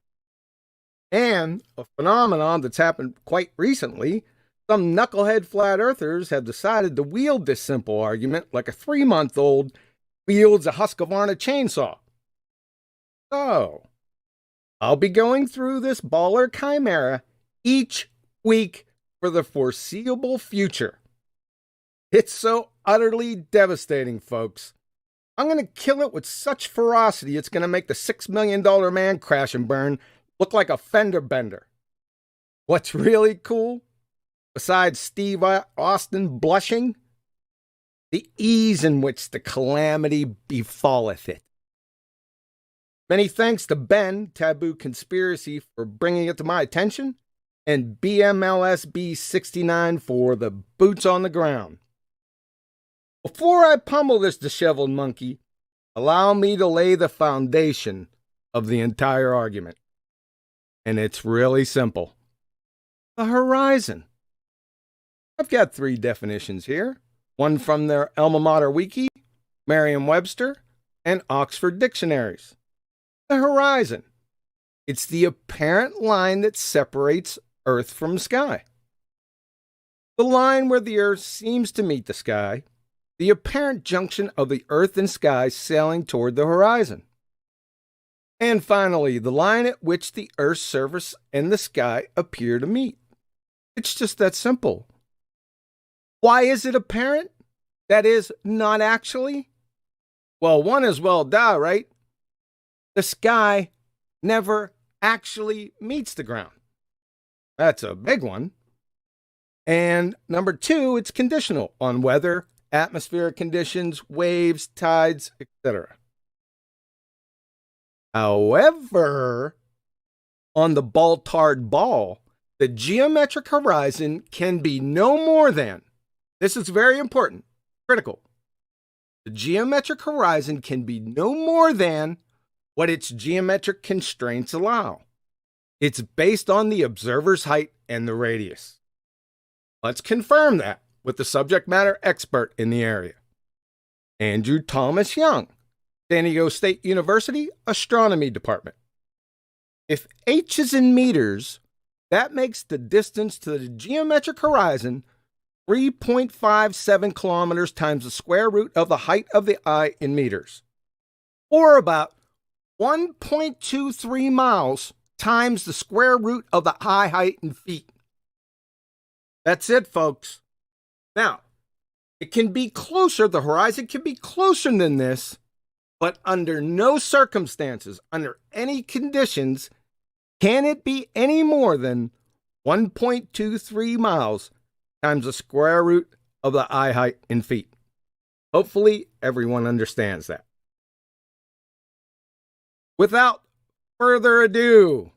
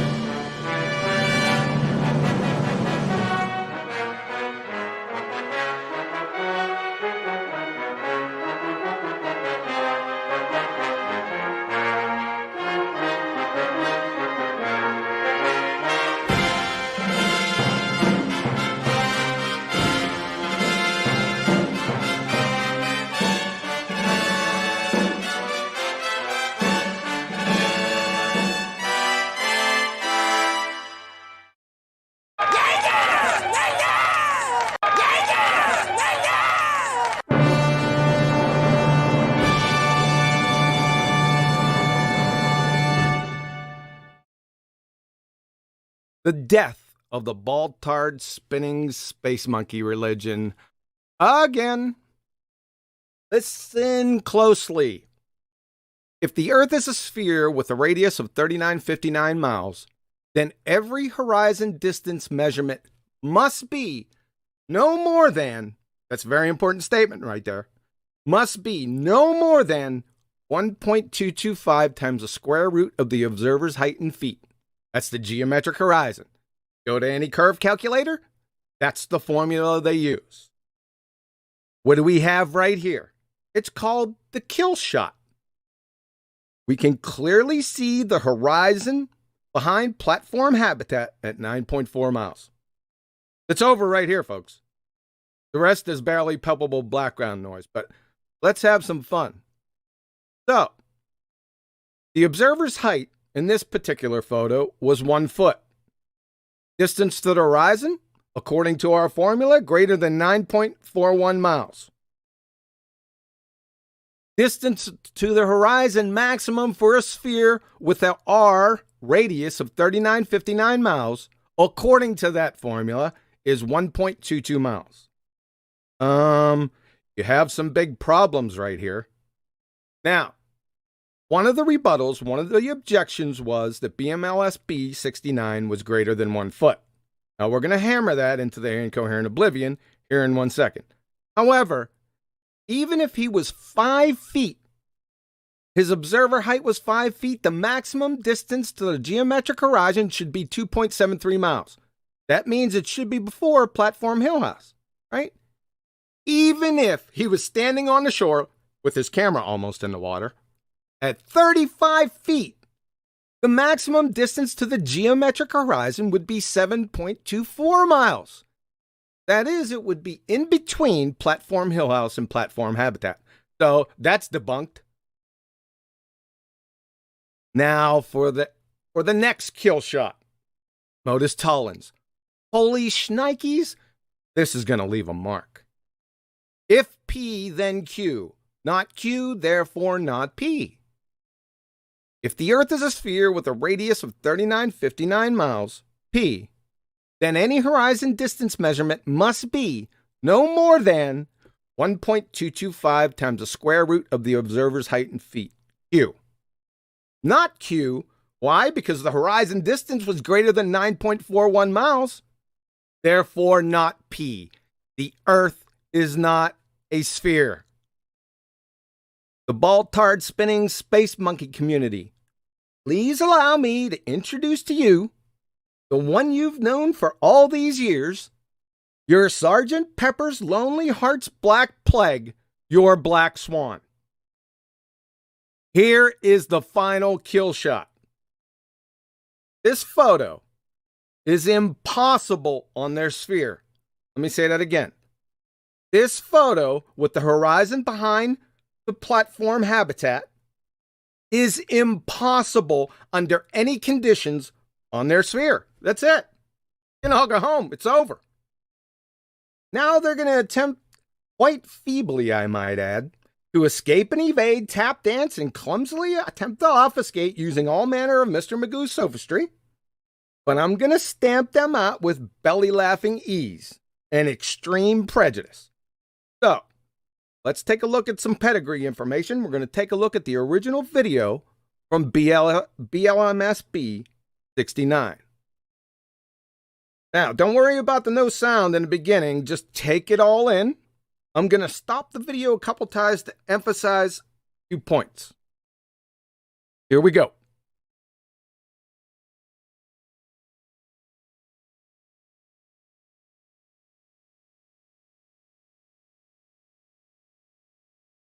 Platform Hill House. Going to identify it for you on the map.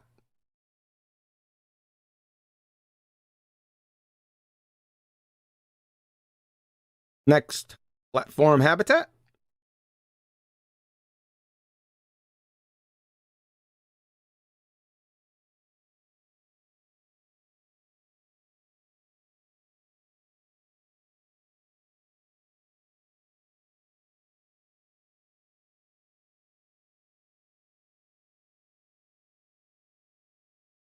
Platform habitat there. He's going to orient you Platform habitat, platform hill house, observer's location. Let's get some distances, because that's all we need. That's all we're using these platforms for. Demarcating distances. So, platform hill house, the closest platform, 6.21 miles. Platform habitat, 9.41 miles. Pedigree information.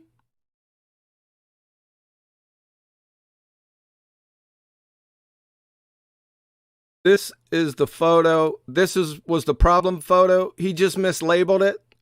This says 1 foot elevation. This is incorrect. It's 30 feet elevation. It doesn't matter anyway, but I wanted to keep everything wired tight, so I took this photo out of the presentation.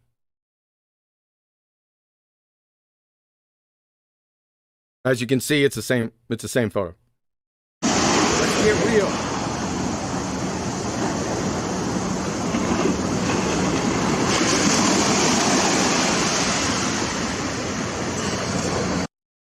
Couple things here. Obviously, he's pretty close to sea level, don't you think?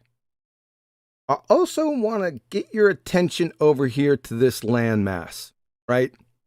Because we're going to pummel another rebuttal, quite feeble one, I might add, here in a couple minutes. This is Santa Cruz Island, and it's off to the right because the platforms are right here. It's going to be off to the right of these platforms. Let's continue.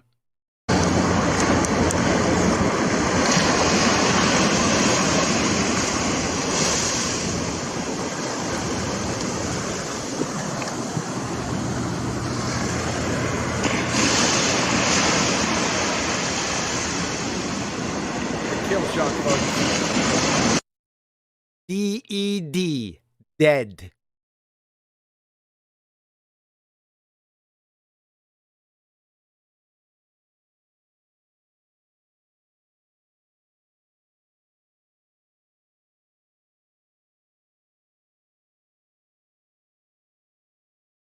Curve calculator, one foot eye height, 1.22 miles to the horizon.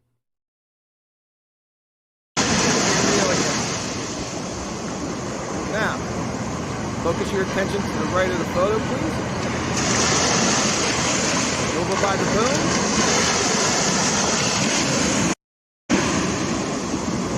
Here you go. This is the end of Santa Cruz Island. It abruptly stops quite a distance away from that right platform, correct? Focus your attention over here. Uh-oh, what's that? That's another landmass over here. That's Anacapa Island. There is about 4 3/4 mile distance between the end of Santa Cruz Island and Anacapa. What I'm trying to say is he is looking out into open water. And I'm going to show you that here in 1 second.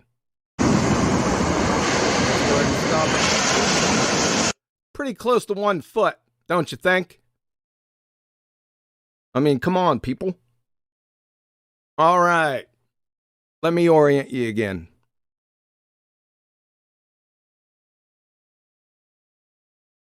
We're going to take a look at those 2 islands. We're going to take a look at the line of sight down the lane of the platforms and the 2 islands. Like I said, the one to his right is Santa Cruz Island.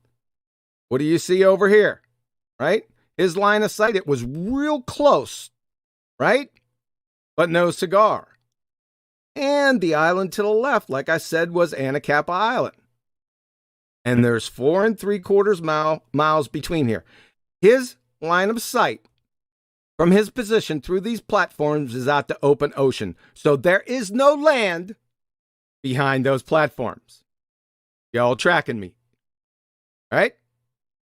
Take a closer look in here. Platform habitat.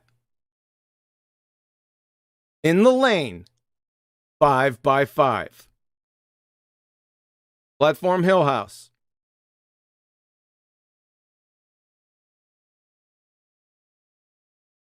In the lane, 5 by 5. His position.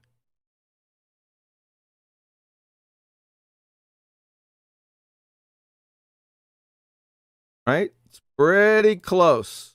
I'm pretty close in there. We're going to take a closer look here. I don't want to go down the street view, so I'm being real careful for you. That should be just about good enough, right? Let's take a look on where he's at, and we'll come back here. Because he's going to get up and turn around.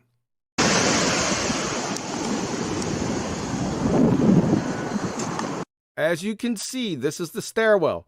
He is just right to the stairwell, and as he walks up here, about 18 paces, he's going to shimmy to the left a little bit to align with his stairwell. Let's take a look.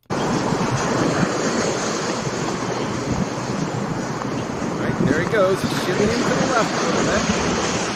Align himself to those stairs. Right? Quite interesting. And what do we got here? Right? We got those same stairs right here. I got him just over to the right of the stairwell. This is 1 foot elevation. He's going to start walking up 7 or 18 paces. He's going to shimmy to the left and align himself with these stairs. Let me tell you something. If BMLSB 69 would go back to that same spot that he took these photos from, and I put a firecracker right at the end of this red line, I'd blow his toe jams out. Anyone willing to make that bet? I didn't think so. So, potential debunks. We already took 2 to the woodshed. The first one was BMLSB 69 isn't 1 foot elevation. Well, kind of is. I'll tell you what. I'll give you 1 to 3 feet, no problem. It doesn't matter anyway, because I took this to the woodshed in the beginning. He could have been 5 foot. He could have been at 35 feet at that same position. It matters not. Number 2, there is land or islands behind the platforms. Clearly, I showed you when we were keeping it real and with Google Earth that that's not the case. Number 3, you can't see the horizon. One of 2 things is happening here. Number 1, you need to remove the baked-on cognitive dissonance mud from your eyes.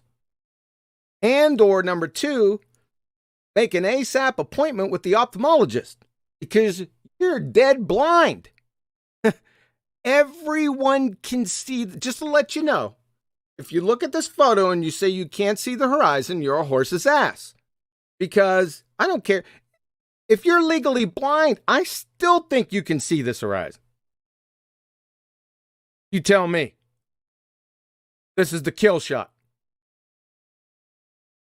This is the black swan. Oh, number 4, the white swans.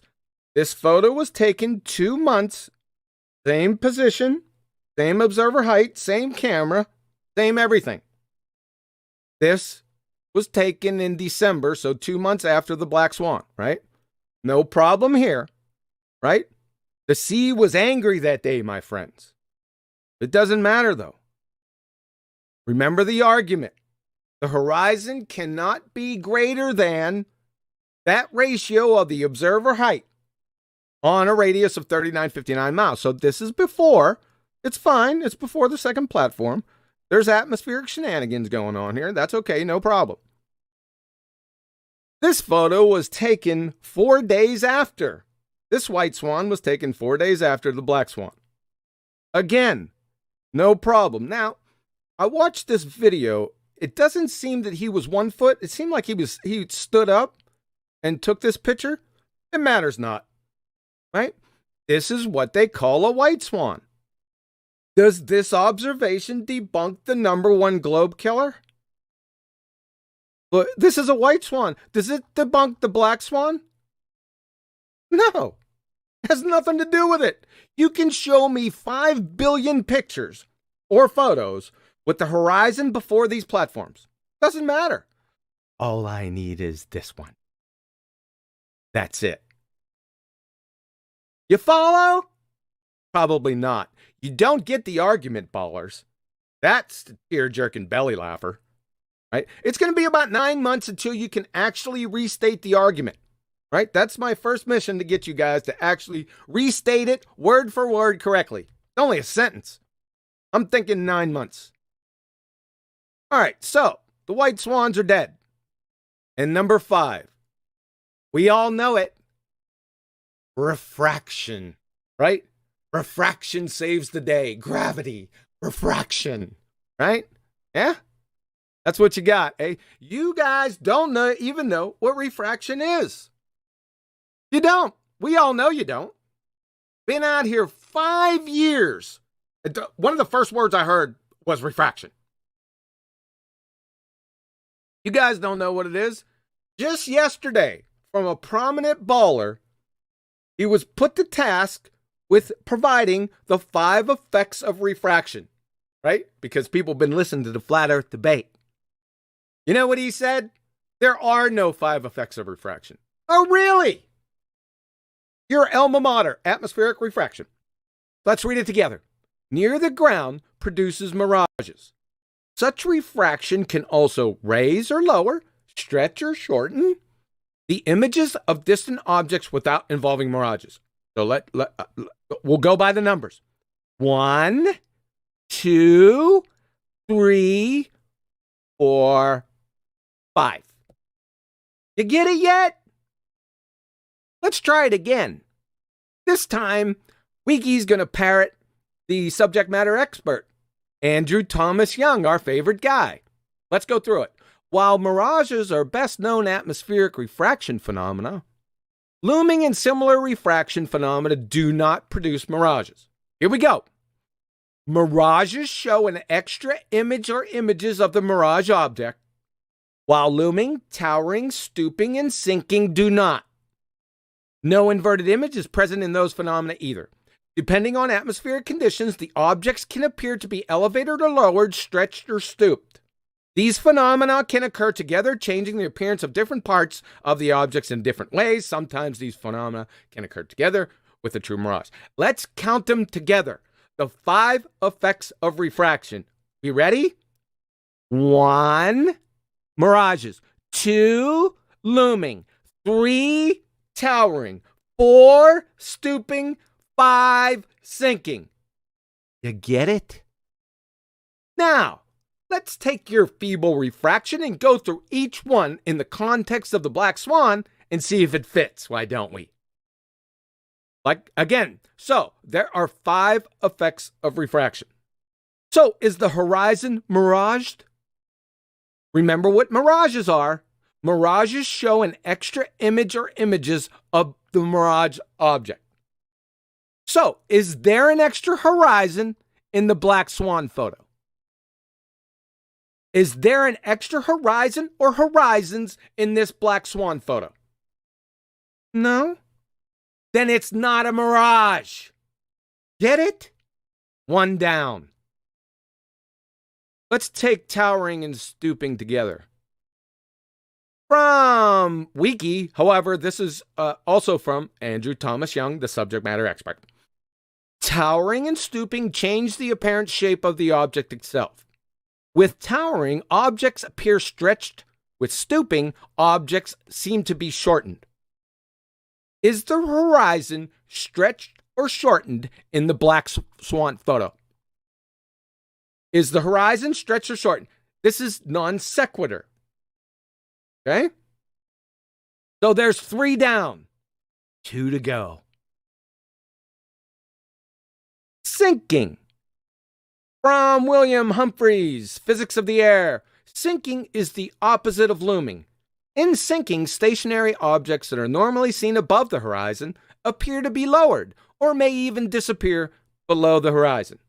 In looming, the curvature of the rays is increasing, while sinking produces the opposite effect. Is the horizon lowered or disappeared below the horizon in the black swan photo? Does the horizon disappear below it, or is lowered below the horizon? Non sequitur fallacy again, isn't it? You only got 1 left.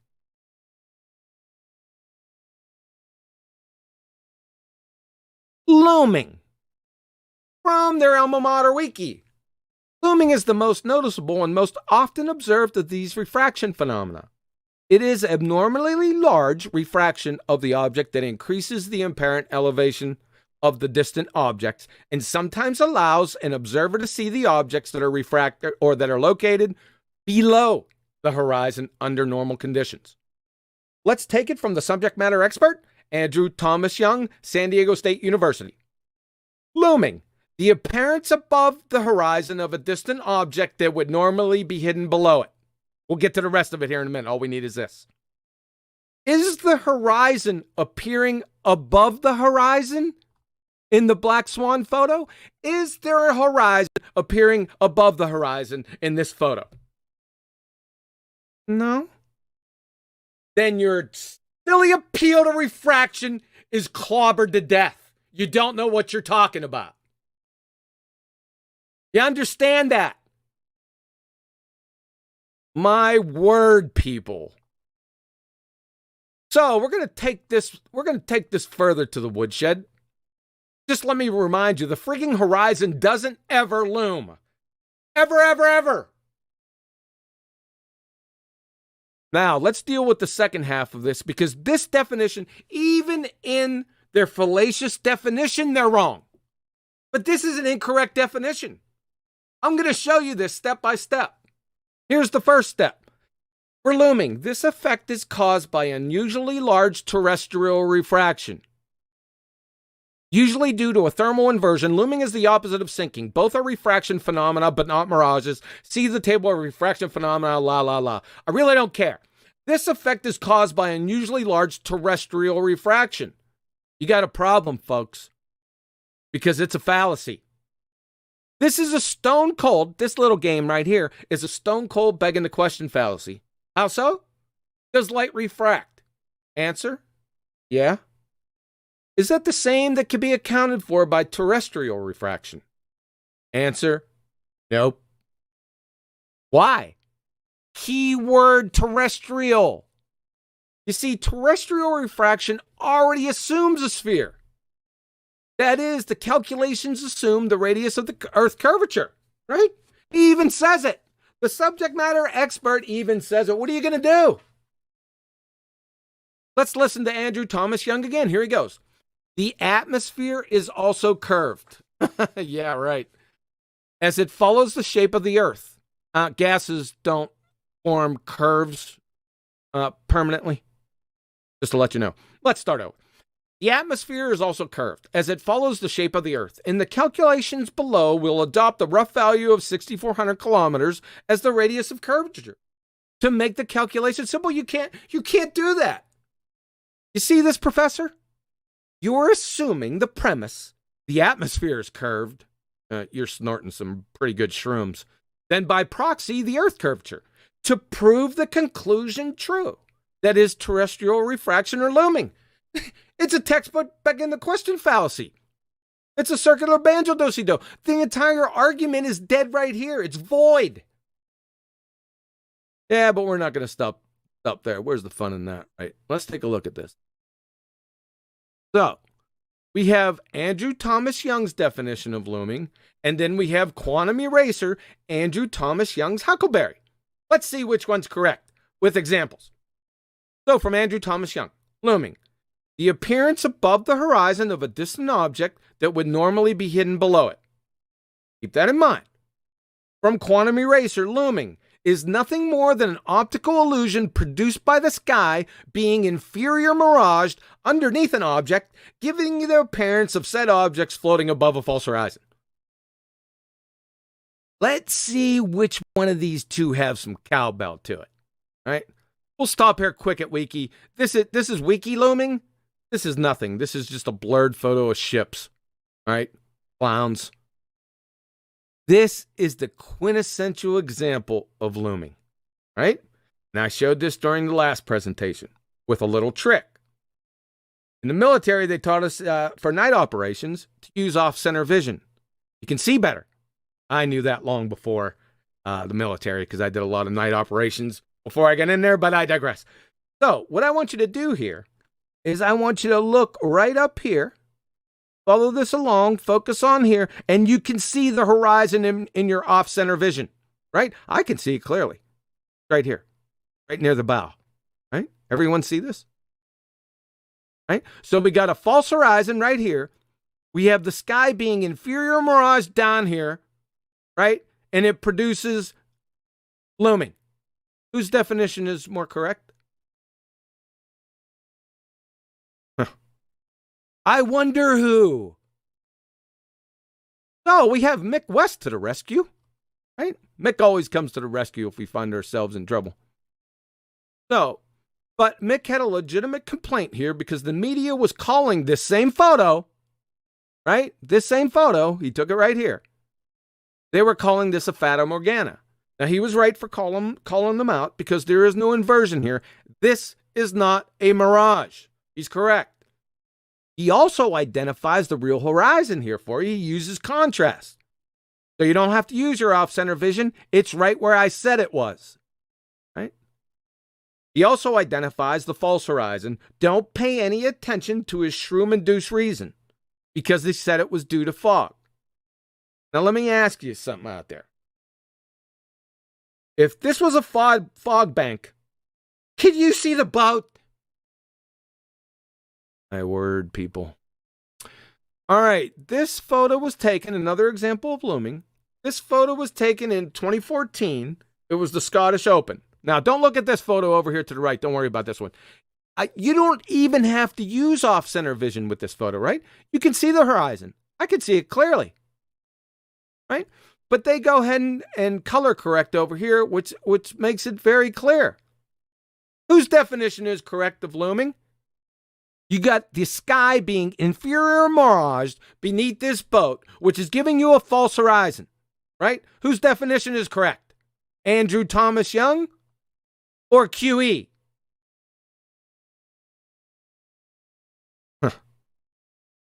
This is probably the best example of looming I've seen. Betty called it, as soon as she seen this, she said the boats were being raptured, which I thought was hilarious. It looks like it too. However, even in this photo, I can still see the true horizon. It's real easy. You don't even have to use off-center vision here, right? Don't have to use it. I can see it. It's right there. This is a great photo, right? Now, whose definition is correct? Because we have the sky being inferior mirage beneath an object, which makes it appear to be lifted up or floating, right? You can see that the sky's being reflected here. You can see the clouds here, right? It's a collage, but you can still see them in here being reflected down, right? This is a no-brainer, man. There's the false horizon right here. Whose definition is correct? Andrew Thomas Young's or QE, his Huckleberry? Yeah, that's what I thought. I mean, this is a joke, folks. A joke. Now, let's go back up. I want to go through the argument one more time. It's going to be quick. Now, if you see this argument, let's go to this. If you see this argument presented by anyone in any other form than what I am going to lay out and did lay out before, that is word for word, including this modus tollens, with the exact same photo, it is not the argument. Is this clear? Is this clear? Let's go with the argument. Modus tollens. If P, then Q, not Q, therefore not P. If the Earth is a sphere with a radius of 3959 miles, P, then any horizon distance measurement must be no more than 1.225 times the square root of the observer's height in feet, Q. Not Q, because the horizon distance is greater than 9.41 miles, therefore not P. The Earth is not a sphere. It's their black swan. It's the kill shot. It's over. Now, like I said, if this argument is presented and doesn't go over each thing I said, it's not the argument. I don't want to have anything to do with it. I'm not signing off on it. Is this clear to everyone? Hopefully so. Now, can I please have everyone stand? For you soldiers out there, on your feet. Please remove any headgear. Do not rest in peace. spinning water ball, but in tortuous agony forever and ever you so richly deserve.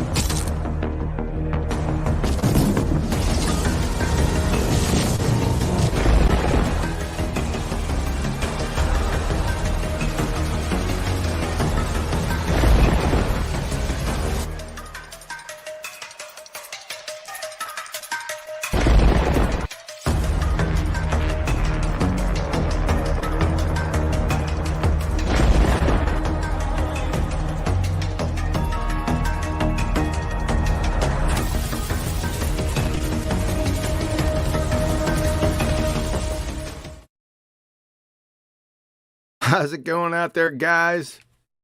Got a great show for you today. If you'd like to support this channel, there's PayPal and Patreon links in the info box below. Let's roll on over to Discord, see what we have here. What's going on over there, Discord? Hey. Hey, who's all in there? I can't see you. 1 second. I'm always number 10. You got to control the excitement out here. Who do we got? We have the beautiful Betty Van Velsen. How's it going today, Betty? Yeah, I was a little late, so I hope that I'm up to date. Up to date with the Flat Earth debate. You're a little late. Everyone's late. Everyone is late all the time. You know, we have to get sound checks just to remind you guys, all right? You come rolling on in here 5 minutes before. It cracks me up, man. So, Hey, I just jumped off the tractor. Give me a break. yeah, I'm sorry about that. We got the distinguished Nathan Oakley. How's it going today, sir?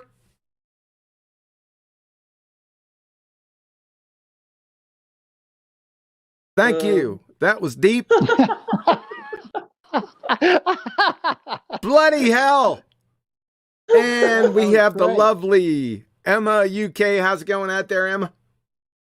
Not too bad, thank you. We're all on lockdown here, so Nathan's probably, I don't know, been called away by the police. Told to get offline. Is Nathan locked down? He just dropped out. Yeah. He must have had some problems, maybe with the connection or something. Yeah. Did he get his new iPad yet? Hey, Nathan, did you get your new iPad? I guess not. I think that he has it to reinstall or something. Yeah, this is really rolling good this morning. I'm ready. What you ready for? I'm ready for rolling. I've been rolling since 5 o'clock this morning. What are you talking about? You get up at 5 o'clock. Rolling Stone. Oh, hold on a second. Hold on. You get up at 5 o'clock every morning? I'm California. How do you think I get Nathan's show so early every day? That didn't answer my question. Do you get up? What time do you get up every day? 5 o'clock. So you wake the chickens up. No chickens. Everything's been cold. They're either in the freezer or they're coming next year fresh. The chickens? Everything. Why did the chicken cross the road? Oh no. We went through this I got the an other answer day. for that. He saw my farm. And he crossed the road to get away. All right, Nathan, sir, did you get back yet? Radio check. Lost 3. This is lost 1, and you lost 2 over. I think my last statement got fouled up. Chickens are birds. I think Nathan has to check out what's going on. I don't think that he's responding. He's trying to get on, but he might be on mute. No, he's good. He's squared away on here. He was working just fine just a couple minutes ago. That lockdown must be secure in the UK. But let's check on Emma. Emma, radio check. I'm here, sir. See, Nathan. Already. Yep, Nathan just dropped again. Yep. So he must be having some technical difficulties. I think he might have been having some technical difficulties earlier today also. He didn't get a chance to talk about it. So he's back again. There was no show, right? No. Yeah, something happened. Like I said, I was thinking it was some technical difficulties, and he seems to be having the same now. So, and just to let him know, when you don't have your show, Nathan, people get like DTs. I mean, even the ballers, it seems like they need it, right? And if they don't get it, they start spazzing out. Just something I noticed. Maybe his computer caught a virus. Oh, listen at you. Hey, there's Anthony. Hey. There's the echo. That's right. We got him. You won't have an echo now. Always Tony, every time he enters a room. It's because I have it on loud so I can hear it in the background. It's okay. It's your trademark, Anthony. It's priceless, man. But you're good now. So what's going on? Are you on lockdown too in the UK? Oh yeah, it's getting serious now. I mean, people are actually being told that they've got to stay in, otherwise the police will be implementing fines, and you're only allowed outside to go to the shop to do one piece of exercise a day. I don't think that's mandatory though. I don't think you have to do one piece of exercise a day. Obviously, I won't be applying that bit, but I think that bit's discretionary. But yeah, you're allowed out once a day to go shopping if you need to. You can go shopping. I think you're allowed to take the dog for a walk as well. I think they're allowing that, provided that you behave. But yeah, things seem to be getting serious here.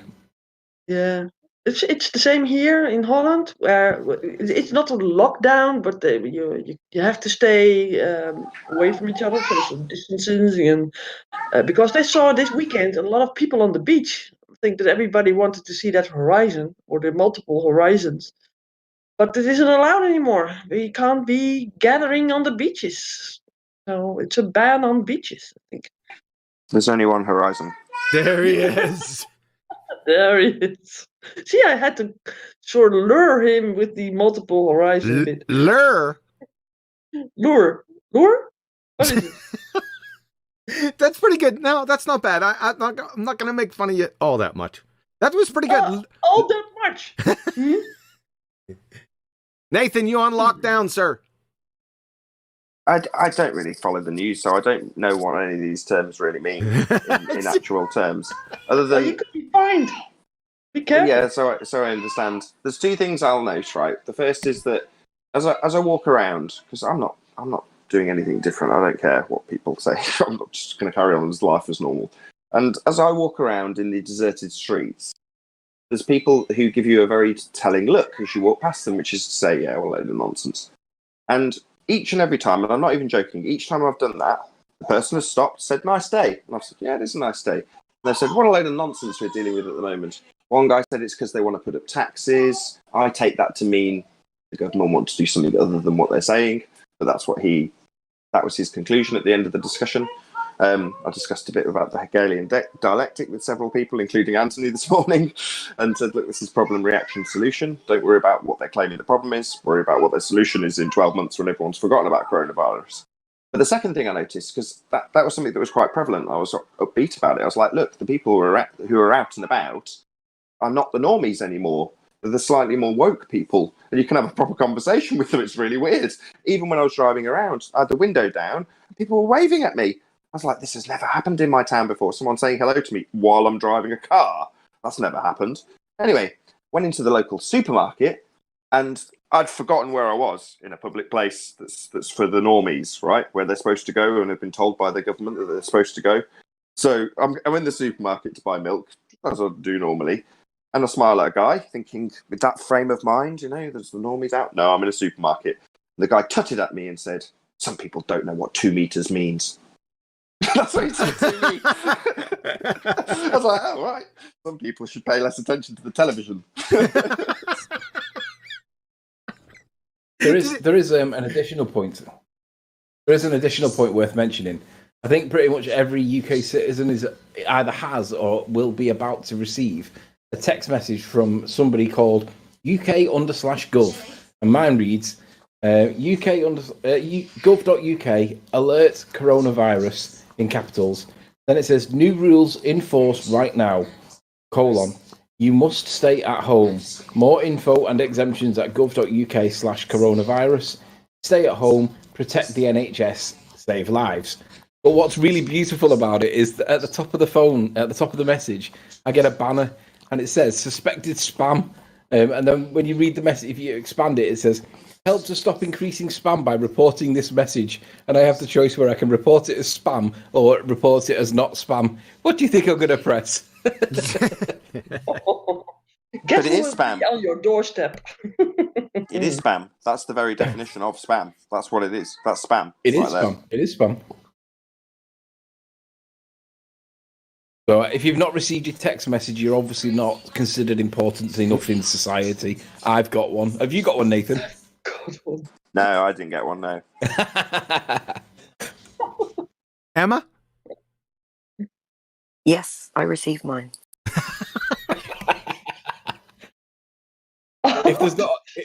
if there's not a more formal but polite way of saying we're watching you, the UK government has texted us. We've all been profiled, and now they're coming to take us away. Ha ha, hee hee, ho ho. That's an old one. Yeah. It's a weird one, that song, right? So people want to, so you can only go out once a day, is what you're saying, Tony? You can go to the shops only once a day. You can go for exercise only once a day, and I think you can walk your dog. I think there's something like you have to take him on the shortest possible run and stupid things like that. But you can walk your dog. But yeah, they're definitely clamping down on it. And it also, Boris said on the news last night, he said, if society does not take this seriously, then you will be forced to take things. You will be forced. Now, here's an interesting twist, right? One of my mates lives in London, and he's a blue pillar. He's a normal blue pillar. He thinks I'm daft. He points the finger at me and he giggles. But he sent me a message this morning, and for the last for the last week or so, he's been asking me, well, what the hell's going on here? None of this makes any sense. Anyway, he sent me a message and he said, yeah, I've got something for you. And on the show with Good Morning Britain, Good Morning with Phil Schofield, we came across him recently. I think it's Good Morning. If it's not Good Morning, it's one of the morning shows. It shows the underground was packed with people, and the TV was reporting that people are not listening to the government. But my mate was there in the same tube station that this footage was actually recorded at the time, and he's took pictures, and it was basically a ghost town. So on the TV, they're showing that the underground in London was packed like sardines, the way you'd normally expect it in peak rush hour. But my mate was actually there, and it was pretty much empty. So what we're being told isn't matching what's actually happening in real world. So I guess the point I'm saying is keep an eye out for what is actually happening and compare it to what we're being told is happening, because it doesn't seem to be consistent. You're saying he was at the same place? Yeah. I'll send you do you want me to send you the pictures in the so you can see them? Yeah, send them over Skype. Same place, same time? Same place, same time. It was being reported as whatever on TV. No offense. No offense. The TV lies. Yeah, shock horror. Yeah, they create narratives and edit videos. What a shock. This is not exactly, this isn't a shock, right? Is it? No. To me, it's not in the slightest bit shocking. So, again, this is something I say to all the same people part of the conversation. Say, look around you. Use your own eyes. It's a bit like when you're debating fundies about the globe. What they see is on a screen in orthographic Muppet vision. That's what they see. And what I see comes through my eyeballs. I'm looking at a horizon right now. That's what I see. I don't see corpses piling up. I don't see anybody dying. That's what I see. Now, I don't care what people tell me they see on the TV. I don't have a TV, and I'm not in the slightest bit concerned. I'm better off for it. Half the time I don't know what's going on, but I'm in blissful ignorance of the nonsense that I'm supposed to be aware of and supposed to concern myself with. I just don't. It's not worth your worry. What they want is your fear. That's the purpose of this. I don't care what. I don't need to know the details. I know what they want. They want everyone terrified. And it sounds like they're achieving it. Me, I'm not in the slightest bit worried. Until the solution comes along, then I'll be worried. So, John, you've got it in Ballbusters. Appreciate that, man. Thanks. Yeah, I did want to touch on these things because it's affecting everyone. Not so much. It's not affecting me all that much, but I can see it. I can feel it. Especially my extended family members, I could feel it a little bit. It hasn't really. The biggest thing is the kids are home from school. That's the biggest thing. Is it this feeling that you've got, John? Is it a bit like the apparent geometric radius? Sorry, messed that up. The geometric horizon. It's not really there, but you can feel it. It's sort of something like that. Yeah, I suppose. Go on, Nathan. What were you going to say? I can't remember now. Sorry. Your thoughts are on lockdown. All right, so let's get to the subject matter. And I know I haven't been around this guy all that much, Craig the Fat Girth, but I was bombarded a couple days ago by videos. Now I usually just blow them off with this guy because I seen it about a year ago. and we're going to go over that here in a few minutes. I don't follow him, but not only did one person, it was like 10 people sent me this video, right? And it was the video of him debating Nathan Thompson. And I'll tell you what, I think my mouth was gapped here listening to this absolute nonsense. I couldn't believe it. And no one was doing anything about it. No one was saying anything in the comments. Everyone was, they didn't even bring it up. And it was an absolute train wreck. The things that he was saying, we're going to go over, you're going to see this. What in the world is going on out there, people? Are you all retards? People. I mean, not to even say anything to him. Everyone was dogging Nathan Thompson out. They were praising Greg in this debate. Praising. Wait till you see this, folks. You want to talk about language isn't able to encapsulate the stupidity of this. So we're going to get to it here in a few minutes. I'll just I know some people have some opinion. I don't know him all that well, only to see him on a video. He's cocky, and I guess I don't know what he's trying to go for here. Maybe saying things like in a cocky manner, like confident that's going to cloak your abject horseshittery. I don't know. You tell me. I've got something to add. I've just remembered my point. Don't ruin it again. So this has affected you, and it's directly related to the middle of the presentation, which is why I'm butting in, even though I wouldn't normally. I know the rules. So this is affecting you. This live show is not reaching your audience. Do you know that? How many people are watching, Betty? Sorry? How many people? 55. Sounds pretty low, doesn't it? Yes. Yeah. It is low, I assure you. I've looked at the stats. So as of about 5 days ago, our live shows stopped going out to a live audience. Or not stopped going out to a live audience, stopped being, publicised to your own subscribers. So half of your own subscribers now, or the vast majority of them, in fact, don't know you're live right now. So there you go. This is affecting you. So presumably, and I'll leave the speculation till later. I just wanted to get it in now because I want to discuss it later. But the reason I've dropped it in now is because those 55 people who are watching now, this is me speaking directly to you.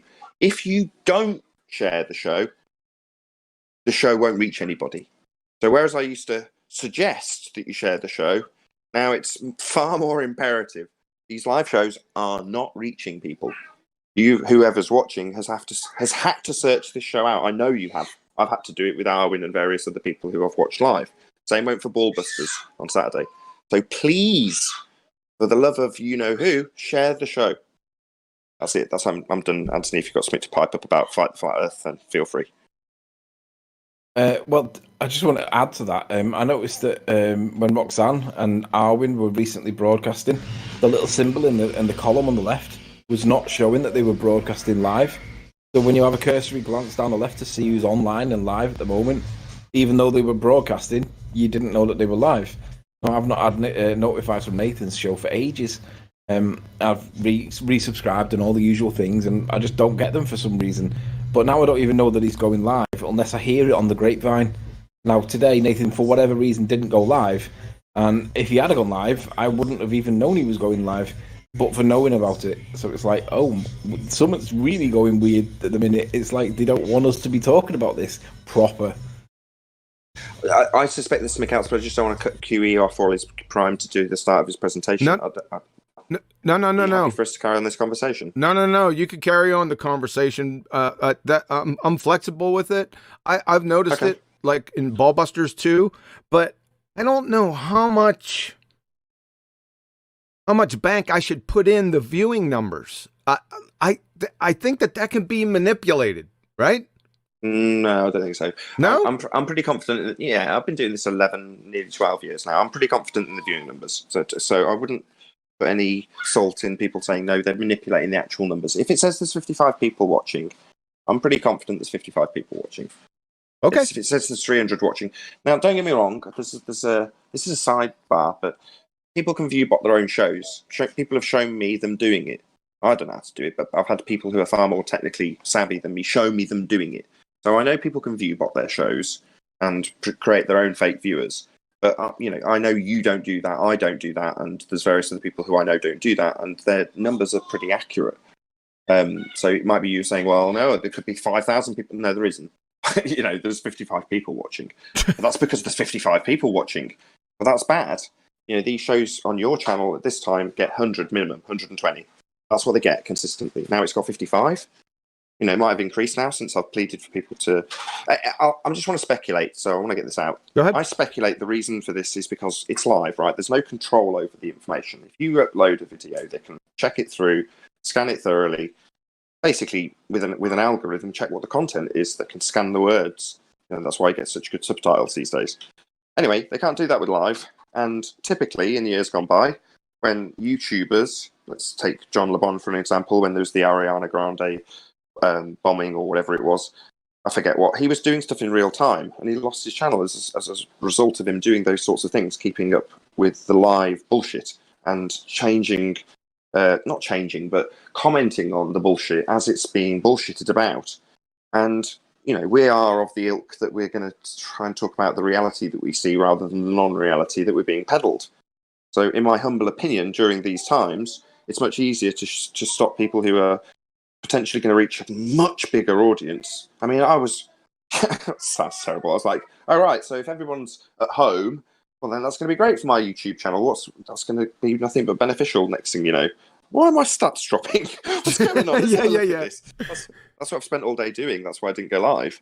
So, after looking at it, you go, okay, right. So it's clear that they don't want us talking without there being any sort of control over what we're saying. And obviously live broadcasting, reaching as many people as you could reach within your subscriber base, they don't want that. So they just don't let people know that you're live right now. That might never change back. For all we know, that's it now for us. We will never be, out there potentially broadcasting to our own audience that's actually subscribed to us. They'll never know we're live. Maybe it will change back after they get the people back instead of the bots back at Google. Because currently, the reason for this is because of the shutdown. There's not enough people. They've given us notifications and said via email and via some of the notification tabs in the studio app that they haven't got the manpower to actually go through and check things that are potential community guidelines violations. Therefore, what they'll do is just automatically censor them. Well, if you think, if they haven't got the manpower to go through and check us and they haven't got anybody there at all to check what's going on live, then why bother risking there being something detrimental to the current spin and narrative that's being pumped out? Why not just shut it down completely? Any opposition that might be challenging it in the moment. And then once it's all done and all the seeds have been planted, they can start to, maybe they'll start to let us have our ability to actually live stream to an effective audience again back. Maybe they won't. Scary.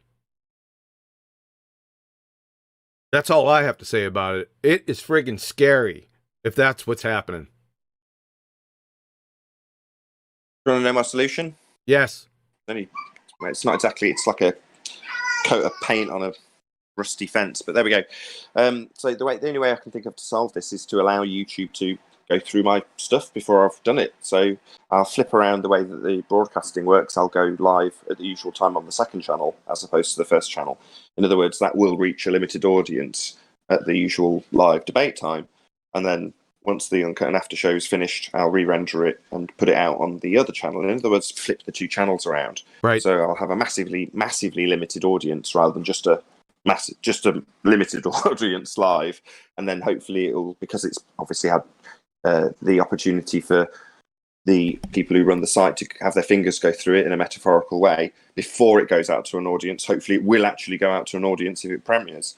So for the time being, I'm just going to flip around the debate, do it live on the second channel, and then have it go out at the usual second channel time on the main channel. So everything will just mirror itself from one channel to the next, and hopefully that will retain some of the audience that just simply aren't watching as a result of this.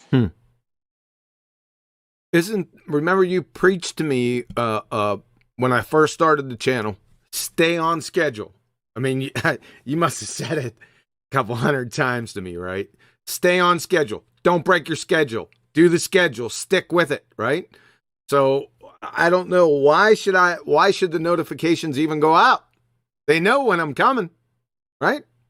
And you're coming. Well, that's why that's exactly why you've still got an audience.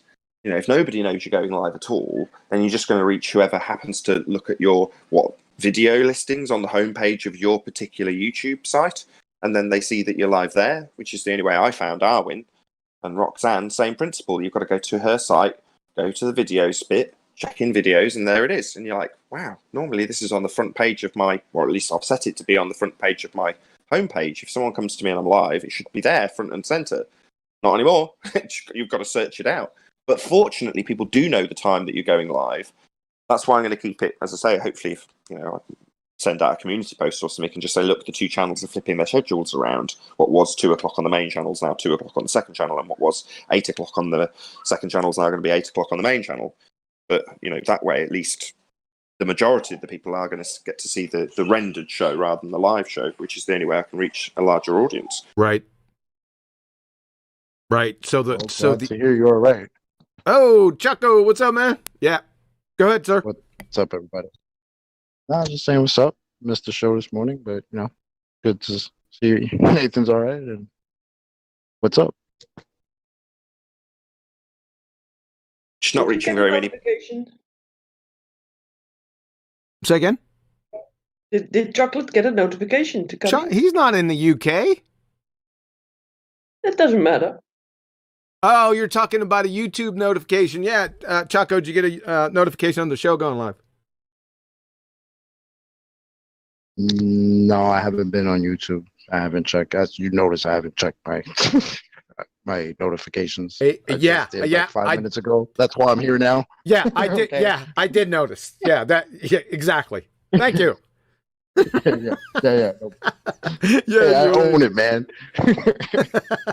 You're exposed now, man. Yeah. You like my snide little comments too. They were heartfelt. I was just like, oh God, here we go. I looked at my watch like, fuck. Yeah. Anyway. Yeah. So we want to roll on with this Craig nightmare. It's going to be pretty funny. We did have to deal with some admin before. I think that's important to touch on and to let everyone know out there that it's affecting everyone. And I don't know what the end game here. I don't got a good feel for this. I'd have to admit to you. I'm not only talking about, you know, the YouTube channel and the information getting out. I'm talking about the entire world's philosophy here. Usually I got a good feel. This one I don't got a good feel on. I just don't. Well, you should, because this is something really important. It's worldwide, right? Yeah, it is. I just don't have a feel for it. I thought that you were also all over prophecy and stuff. I am. I don't see this in prophecy. Can't you see it? Nope.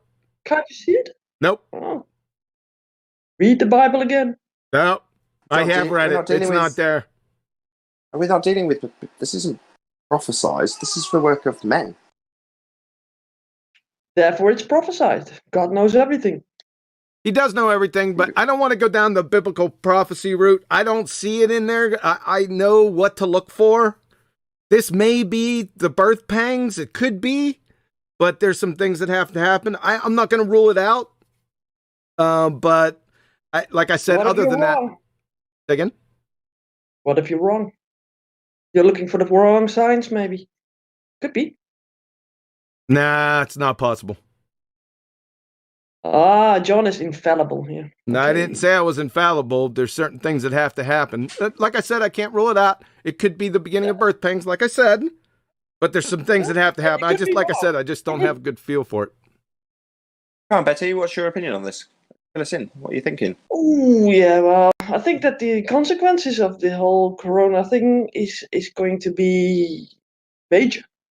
I mean, they can roll in cashless society, mandatory vaccinations.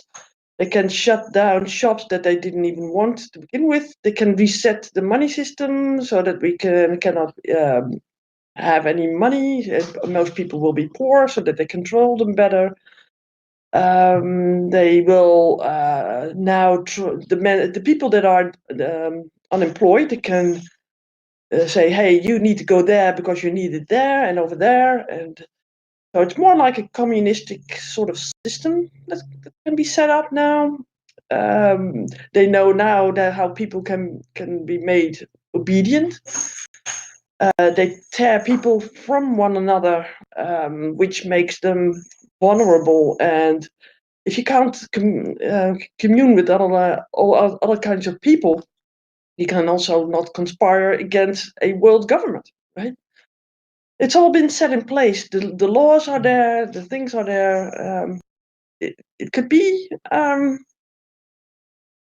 totalitarian system in the making. That's what I'm seeing. This was laid out. There's a movie called The Dictator, Sacha Baron Cohen movie. Not very funny. Nevertheless, there's a scene in it where he's the dictator in the movie, and he's addressing all the world leaders and explaining in very simplistic terms how to propagandize the people. And he just describes everything that's going on right now in detail and says, if you were a dictator, you could do this, implying that it's only dictators that get to do the things he's describing. But it's implied that he's saying, or the implication of what he is saying is that obviously this is happening with every single government world over, but it's implied that it's only dictators that do that. So like you say communistic, but, say piss in a different bowl as far as I'm concerned. Yeah, well, if some people have maybe read the Protocols of the Elders of Zion, for example, there are other documents where things are being laid out. If you control the press, media, education, all things that we already talked about, and everybody, I think, in this scene knows a little bit about, or maybe much about, we can all see this coming, right? It's obvious to me. So yeah, more people will have read about it. We all have maybe heard about 1984 from Orwell, Brave New World. Well, I think, right? Yeah, and I think that everything that's written in the Bible in tells you this, somewhat the same thing. So it's culminating in the end of days. To me, I'm surprised more people haven't highlighted how Orwellian it is, what's going on now. But yeah, obviously a few people have spotted it, but the majority of the normies, they don't recognise it. And it makes me puzzle over why they get you to read it in school. Why would they give you this information in school in the form of 1984? Put it in plain sight. I'm cringing, honestly. I'm sorry, Betty. But I just want to say I cringe at the response to this from, normal Joe public. To me, it's insane. But at the same time, they're very good at scaring people, who just aren't capable of, figuring this shit out for themselves. And to me, it saddens me to see everybody walking around with masks. Everybody's just scared to leave the house and all this craziness. Like, I don't know, man. It's crazy. Sad, to be honest. It is sad, yeah. And the scare, the fear mongering is so huge. You can rule your population with fear. I mean, if you see people in North Korea being fearful about their government, they bow and they cry at command, right, for their leaders and stuff. And yeah, we're being herded into a certain way too, I think. So yeah, birth pains or not, I think these could be birth pains because it's just the beginning of it. They know now that this works. They will do it more and more. In my humble opinion, we're answering the question: why would they not want us live at the moment? This is the reason. Yeah. There's definitely some deeper questions with this. There's no doubt. It seems like small potatoes to go after retards, but that's my business for right now. So okay, we won't meddle with your business then. Yeah. Do we want to get on with this? Yeah, we still absolutely want to hold Craig to the wall. That doesn't mean that business stops. For the normies and the sheep too, they're all still generally, some of them, doing their general stuff. So we're still going to do our general stuff, and our general stuff is absolutely nailing globetards to the wall. But it's not like, oh, well, we've still got a bit of business to do. No, hooray! Let's nail this cracker to the wall. I'm with that. You're with that? Yeah, it's relatively easy. This is gonna be real easy. Like I said though, I was pretty surprised that no one else. I didn't hear anything else. Not like I have my ear to the, to the phone of what everyone's talking about. But I was looking around Discord, mainly reviewing the comments under the video or the debate, so-called debate that went on, and I didn't hear anyone say anything about it. That's unbelievable to me. Just let me tell you, Craig, Numpty, by tomorrow morning, if you have more than 2 subs, that's you and your mother, then your subs are more retarded than you are, sir, because you can't recover. You're not going to be able to recover from this. Just to let you know. Can I shout out 2 super chats? Yeah, before we get started, go ahead, Betty. Yeah, you got a super chat. Let me see, where is it? From Michael B. It's a sticker, and I think that he wants you to give you a cup of soup or something. I don't know. It's on the sticker. Cup of soup. We got one. Is that ice wall soup? Well, it's in a white mug, so maybe. That's right, ice wall soup. Yeah, we might want to touch on that before we go. Okay, and we from Darwin. Arwin showed up. Views went up by 30%. He says. Oh, when Arwin brought everyone with him, I knew there was something up with that man. All right, let's see what we got here. Give me one moment. All right. So listen, I'm going to start out with, and like I said, I've been saying this for years.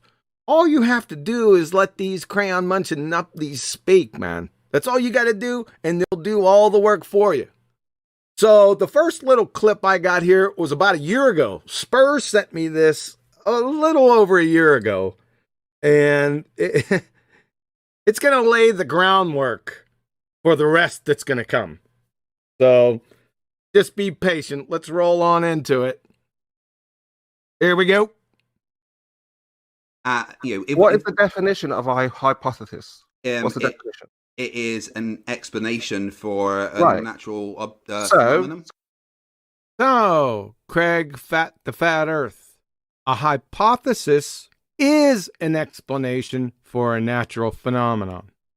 Then, in the very next breath. Look, so hold on. So you were explaining something before you researched it. How is that possible? No, I'm not explaining it. You're giving the hypothesis. You just said you're explaining something the hypothesis before isn't you an researched explanation. it. So now a hypothesis isn't an explanation, right? Apparently, you picked the wrong week to stop sniffing glue, you double-speaking, window-licking crayon muncher. I don't think that was that harsh. Here we go, Craig, the fat Earth, and you can check these timestamps. I'll probably put the original videos in the info box. I didn't do it beforehand, but I will. So we got Craig, the fat Earth. Hypothesis is an explanation. And in the very next breath, a hypothesis isn't an explanation. Which one is it, Craig? Por favor. I mean, come on, brother. This is the type of ridiculousness, and this is just the first shot across the bow. I could end the presentation right now. Because he's just making shit up. That's what they all do. They just make it up. They say, like I said before, just because they say it with confidence and cockiness, that seems like they think that it cloaks it or something. I don't know. Can somebody explain this to me? Yeah, go ahead. I'm stopping.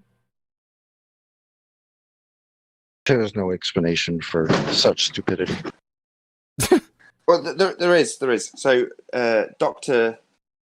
or Professor Phil Bell, new dude on the scene, and in a chat, is it Professor? Very questionable. Anyway, he made it explicitly clear with all caps, where you're saying, oh, well, they put in the bravado and the confidence. Well, in a chat, he was made very clear to say a hypothesis, and then in all caps, is not a prediction. So these guys haven't got the slightest clue. Obviously, hypothesis is a prediction. Now, it's not exactly the same as the flat Earth, but it's a similar, it's a similar tangent, similar vein, right? Yeah. Saying hypothesis is not a prediction. You're like, oh my God. So I had to dig out a few quotes. Thank you very much for those, by the way, Kiwi. And quote a few actual scientists saying just how much of a prediction it is and why it's predicting things and how it's predicting things, predicting cause and effect. So now every time I see this Phil guy, I'm just going to call him Phil from now on. When I see this Phil guy, I quote him and say, a hypothesis is not a prediction. Prof, very questionable Phil Bell. Because he hasn't got a clue. Like, you call yourself a professor, you should know that it absolutely is a prediction. It predicts cause and effect. But they don't. Yeah. Like I said, this was just the first shot across the bow, and I could stop right here, but I won't. Let's continue. Now, that was from about a year ago. This is from a couple days ago. From here on out. All right? So let's roll. So if the Earth rotated, it would rotate under hot air balloons. That's not what the Coriolis force is. Balls You're wrong. that you throw in the air. Okay, I need to educate you on what the Coriolis force is, obviously, because you've no idea. The Coriolis force is not the Earth rotating under things. Oh, really? Craig, Fat the Fat Girth. This is what he said. The Coriolis force is not the Earth rotating under things. Numpty Burke, you never define something as to what it's not. For example, if somebody asks you to define a banana and you say a banana is not a walrus, then that's not the definition of a banana. Okay? My word. Number 2, Numpty Burke. A part of the definition and a pillar of the Coriolis effect is the Earth rotating under things. Let's have a look-see. This is why that I've been preaching for the past few months, is to get these people to actually cite the correct definition of what they're talking about. It doesn't matter. It doesn't have to be Coriolis effect. Whatever they're talking about, force them to cite it, because they're just going to make shit up, right? So let's take a look-see, because he said the Coriolis force is not the Earth rotating underneath things. Okay, the Coriolis effect. From Sigard Douglas, Introduction to Ocean Sciences, 2nd edition, Critical Concept Reminders. When set in motion, freely moving objects, including air, that's atmosphere, and water masses, that's clouds and water vapor, move in straight paths while the Earth continues to rotate independently. Let me break this down for you. See, the air and the water clouds are above the Earth, with the Earth rotating underneath it, Craig. Because freely moving objects are not carried with the Earth as it rotates, they are subject to an apparent deflection called the Coriolis effect. To an observer rotating with the Earth, freely moving objects that travel in a straight line appear to travel in a curved path on the Earth. Why? Because they're above them. And the absolute foundation of your fairy tale folk called pendulum, undergirding that is what? The Earth rotating underneath the pendulum. From plusmass.org. Once you set one in motion, its direction of swing will rotate at a rate of about 0.2 degrees every minute. But in fact, it isn't really the pendulum that's rotating. The pendulum is swinging back and forth in exactly the same direction. It's the Earth which is rotating underneath the pendulum, Craig, which makes it appear that the pendulum is in fact changing direction. So, you're wrong, but this is the least of the train wrecks. Quick comments on this. Oh, when I watched this nonsense, I almost threw my phone, just based off the stupidity that this man, I shouldn't even call him that, but this person does not understand his argument to the extent where he literally says the opposite of what it's supposed to be. So I don't know. It's beyond ridiculous how they have to assert Coriolis, but yet fight for there not being any Coriolis. Great. I can explain this too. So imagine the comments you get under this and many other videos. They'll say things like, "How do you explain the 15 degrees an hour?" And that's all they say. The 15 degrees an hour of what? 15 degrees an hour of what? Exactly. Well, 15 degrees an hour of the Earth rotating underneath the gyroscope, Craig. That's what your 15 degrees an hour is, you complete moron. Exactly. We're going to see some more of that stuff in here. But like I said, this is just the first minor shots across the bow, and he's already bashed himself in the head with the spade shovel. Anthony, Yeah, anything? Go ahead. Sorry. Yeah, they conflate the two reference frames as well. When they refer to like the rotation of the Earth, they always put themselves in space and say that you wouldn't see, you would see the apparent deflection from space, but you don't see it from Earth. But that's the wrong way around. On their model, you do see the apparent deflection on Earth, and you don't see it in space, but they flip it around. So just be careful for that bait and switch technique that they use there. They always flip it around and conflate it, and if you point them out, they'll revert back and say, "No, I never said that." They'll go with the proper narrative. It's just total doublespeak, confusion, smoke screens, anything to get away from like addressing the point that the Earth's got to turn underneath to give an apparent deflection. Then they'll just do it. It's like wacky races when Dick Dastardly will put like traps out on the road. You're trying to engage in the race like a normal racer, and Dick Dastardly's thrown tacks over the road so you get flat tires. That's what ballers do with the Coriolis argument. They lie, they conflate, they conflate terms, they interchange words, they confuse you with the inertial frame of reference and the non-inertial frame of reference. It's all nonsense. Just like the Earth's Zen turning, did. things have got to deflect. Yeah, if the Earth's turning, the planes have got to deflect. It's got to appear like they're deflecting. They don't deflect. The only time they actually deflect is when you're observing it from the perspective of the observer on Earth, not from the perspective of the observer in space. They would see the planes going straight. They just deliberately confuse the matter. It drives me mad. Yeah, it's just like Zanuck did the other day with calling the Earth and the atmosphere the non-inertial reference frame, and then said the inertial reference frame was up in space. So, what do I say after that? Like, what? Well, then there's no Coriolis on Earth then. Thanks. That's our argument. Yeah, they don't even realize it, right? With their nonsense, you're right. Yeah. 10th, quickly, anything?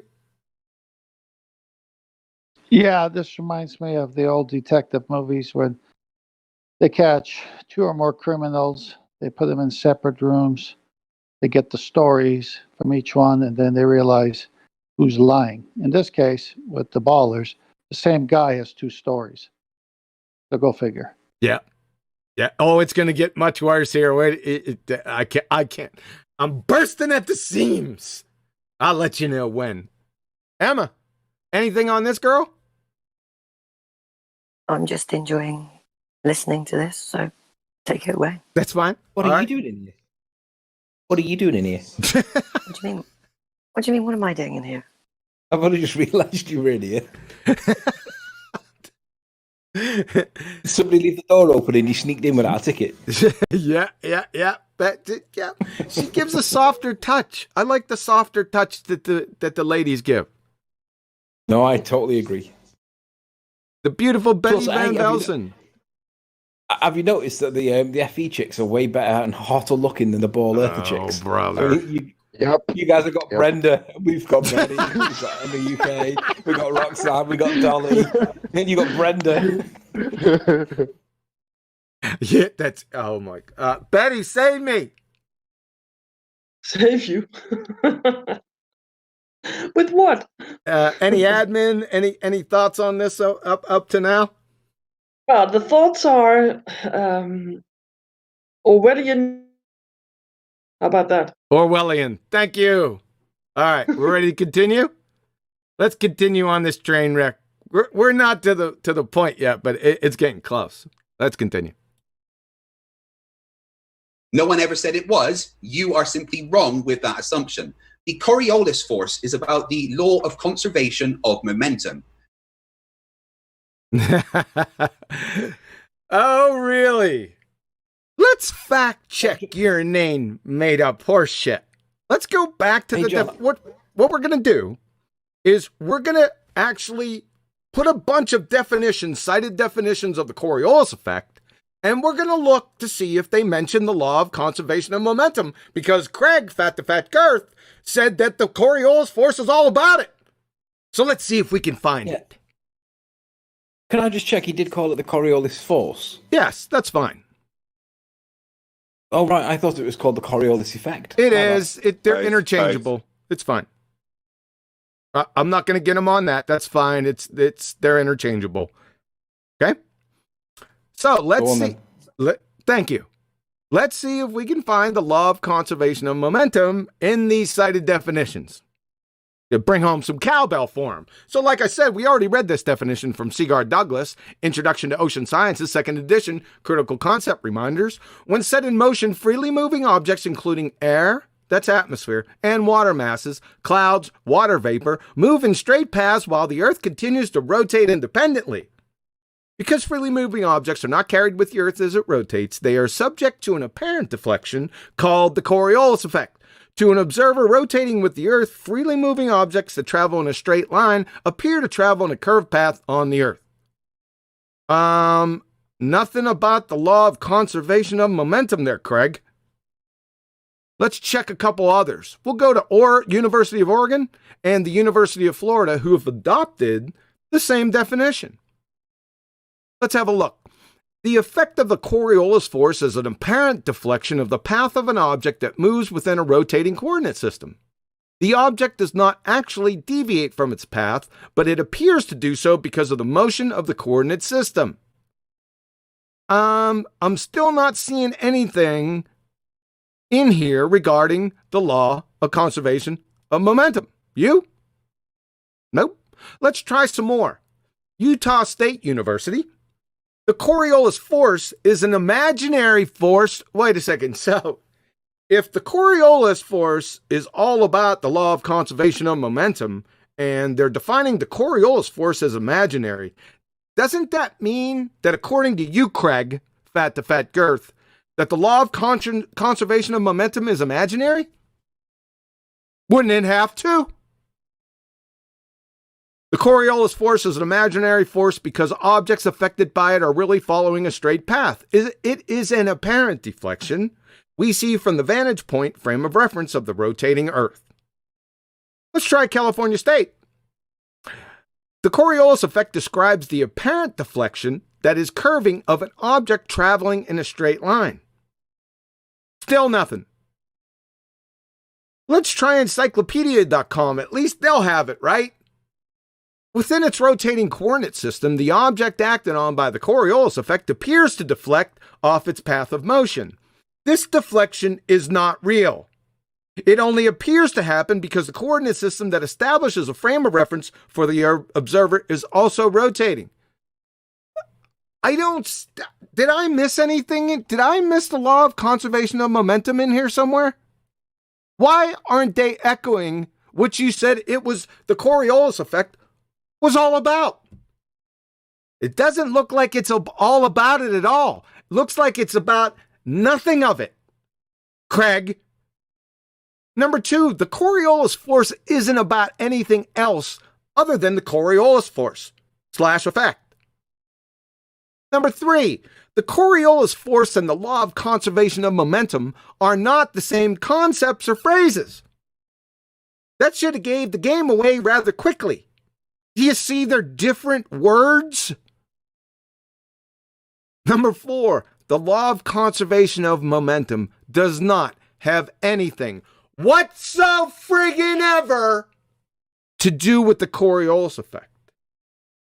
You just say these phrases. It's like, bagak, gravity, bagak, refraction, bagak, law of conservation of momentum. I don't know. What is it? Do you think that because of your target, the retardedness of your target audience, do you think that once you say one of these science-y type of phrases that no one's going to challenge you on it?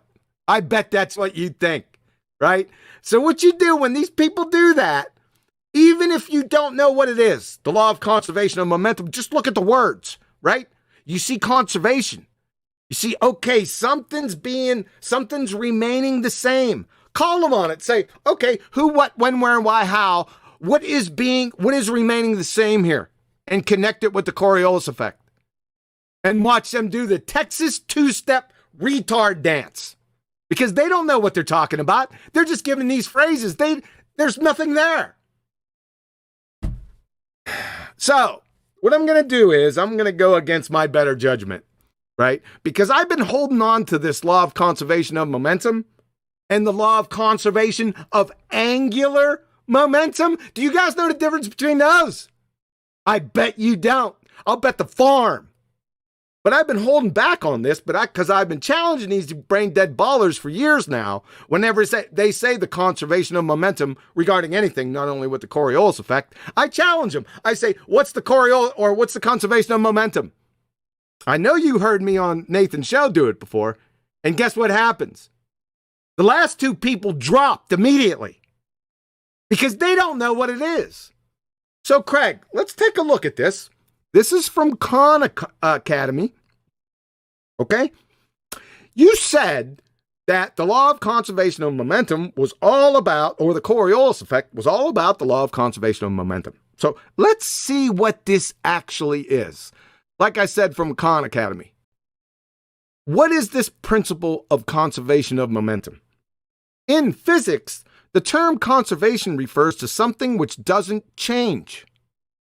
This means that the variable in an equation which represents a conserved quantity is constant over time. It has the same value both before and after an event. There are many conserved quantities in physics. They are often remarkably useful for making predictions in what would otherwise be very complicated situations. In mechanics, there are three fundamental quantities which are conserved. These are momentum, energy, and angular momentum. Conservation of momentum is mostly used for describing collisions between objects. Listen to this. Just as with other conservation principles, there's a catch. Conservation of momentum applies only to an isolated system of objects. In this case, an isolated system is one that is not acted on by force external to the system. That is, there is no external impulse. What this means in the practical example of a collision between two objects is that we need to include both objects and anything else that applies a force to any of the objects for any length of time in the system. So, Craig, fat to fat girth.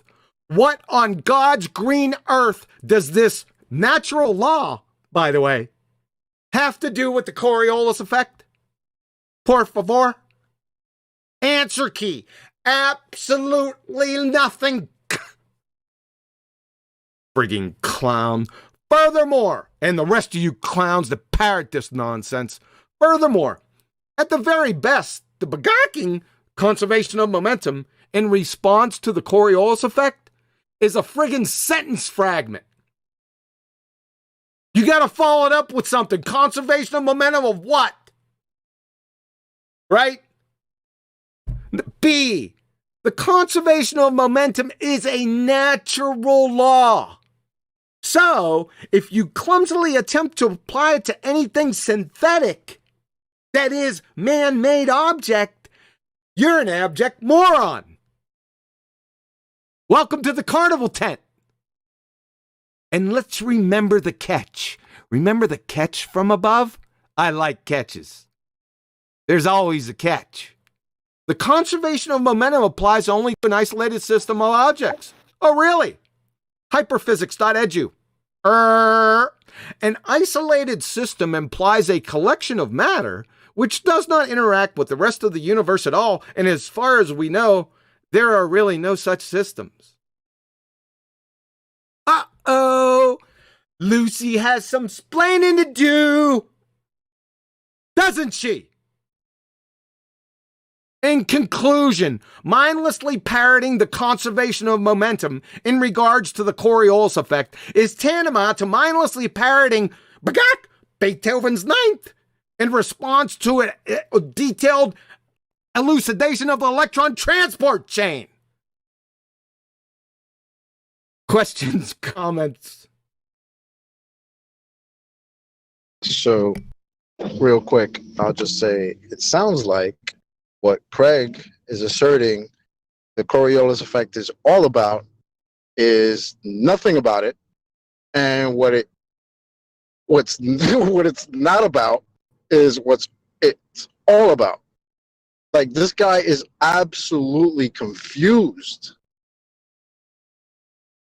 It's amazing to me. It's not about the Earth spinning underneath objects, really. Might want to brush up. I'm done. Oh, it's going to get much worse. Oh, it's going to get much worse. And it's coming. I know. That's what's so great. Anthony, anything? Can someone pause the bot, please? Sorry, John. I'll be honest. I was trolling in chat. I wasn't really listening at that occasion. I'm sorry. That's not a surprise, Anthony. You don't listen to any of my presentations.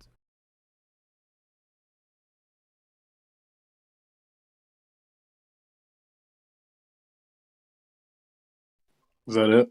I think that's it. Macos, what's up, buddy? It's going good. It's going good. How's your day going? Oh, it's going well, man. Sun's shining. I'm just getting started. Oh yeah, it's rainy over here for me, so can't say the same. But Well, yeah, I just wanted to go over a couple things with you, man. You were asking about the basketball and stuff. So, well, it was more with reference to what Nathan was saying in the sense that he's saying that correct me if I'm wrong because I don't want to misrepresent him. He was saying that in order to determine the shape of something, you have to measure it, which I don't necessarily agree with that because you can simply look how an object behaves in relationship to another object to determine its shape, confirm it rather. yeah, man, I agree with that. But he's directly referring to the Earth, right? We can't just work backwards from an assumption that it's already a ball, right? So we need the measurements to work forward from that. Well, I would disagree with that. And here's what I mean is that, so in the sense that I would say that if you're going to assume that, so you're right, it is not right to only assume that the Earth is a ball. So you would assume that the Earth is another object, i.e. being flat as well, mainly to give credit to both sides. No, let me stop you there because we wouldn't say the Earth is an object. Flat isn't a shape. So that doesn't describe a disk or any type of object. Flat is just a description of the surface. So that isn't really, it doesn't work both ways. Well, I'm not saying, oh, the flat Earth has automatically an object. I'm not saying it specifically like that, but like. I know, just highlighting that was a kind of a false dichotomy though. Because the globe Earth would be an object, right? It would be it's a ball, right? It's in space. Yeah, it's a ball. But flat. Yeah, but that doesn't mean. I'm just saying that necessarily it wouldn't automatically mean that. Because the Earth is like a disc or a flat plane map or whatever. I don't know whatever example you could give. I'm saying that by definition that would be an object in and of itself. We don't know what that object is. I would disagree, but yeah, that's besides the point. But yeah, well, the ultimate point, I guess, is that we shouldn't work backwards from an assumption. Would you agree with that? Not necessarily. I mean, it depends on what the assumption is, and if you're assuming the opposite of what you're assuming as well. Basically, if you're getting credit to both sides. No, I don't. It doesn't work like that. So, when I'm directly referring to the globe, right? They're working backwards from an assumption. That's why Nathan brought up a measurement, right? We don't have measurements for the globe, but they're saying it's a globe. So how did you determine it was a globe? They're just working backwards from an assumption here. Well, with the thing, like I said, I don't believe you need to. I don't believe that you need to make measurements of an object to determine the shape of that object.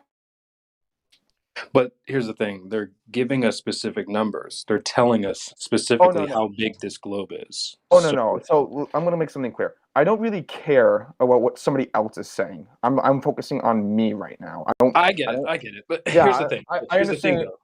I Here's the understand thing. that that's what If you're afraid of. Not necessarily afraid is not the correct word.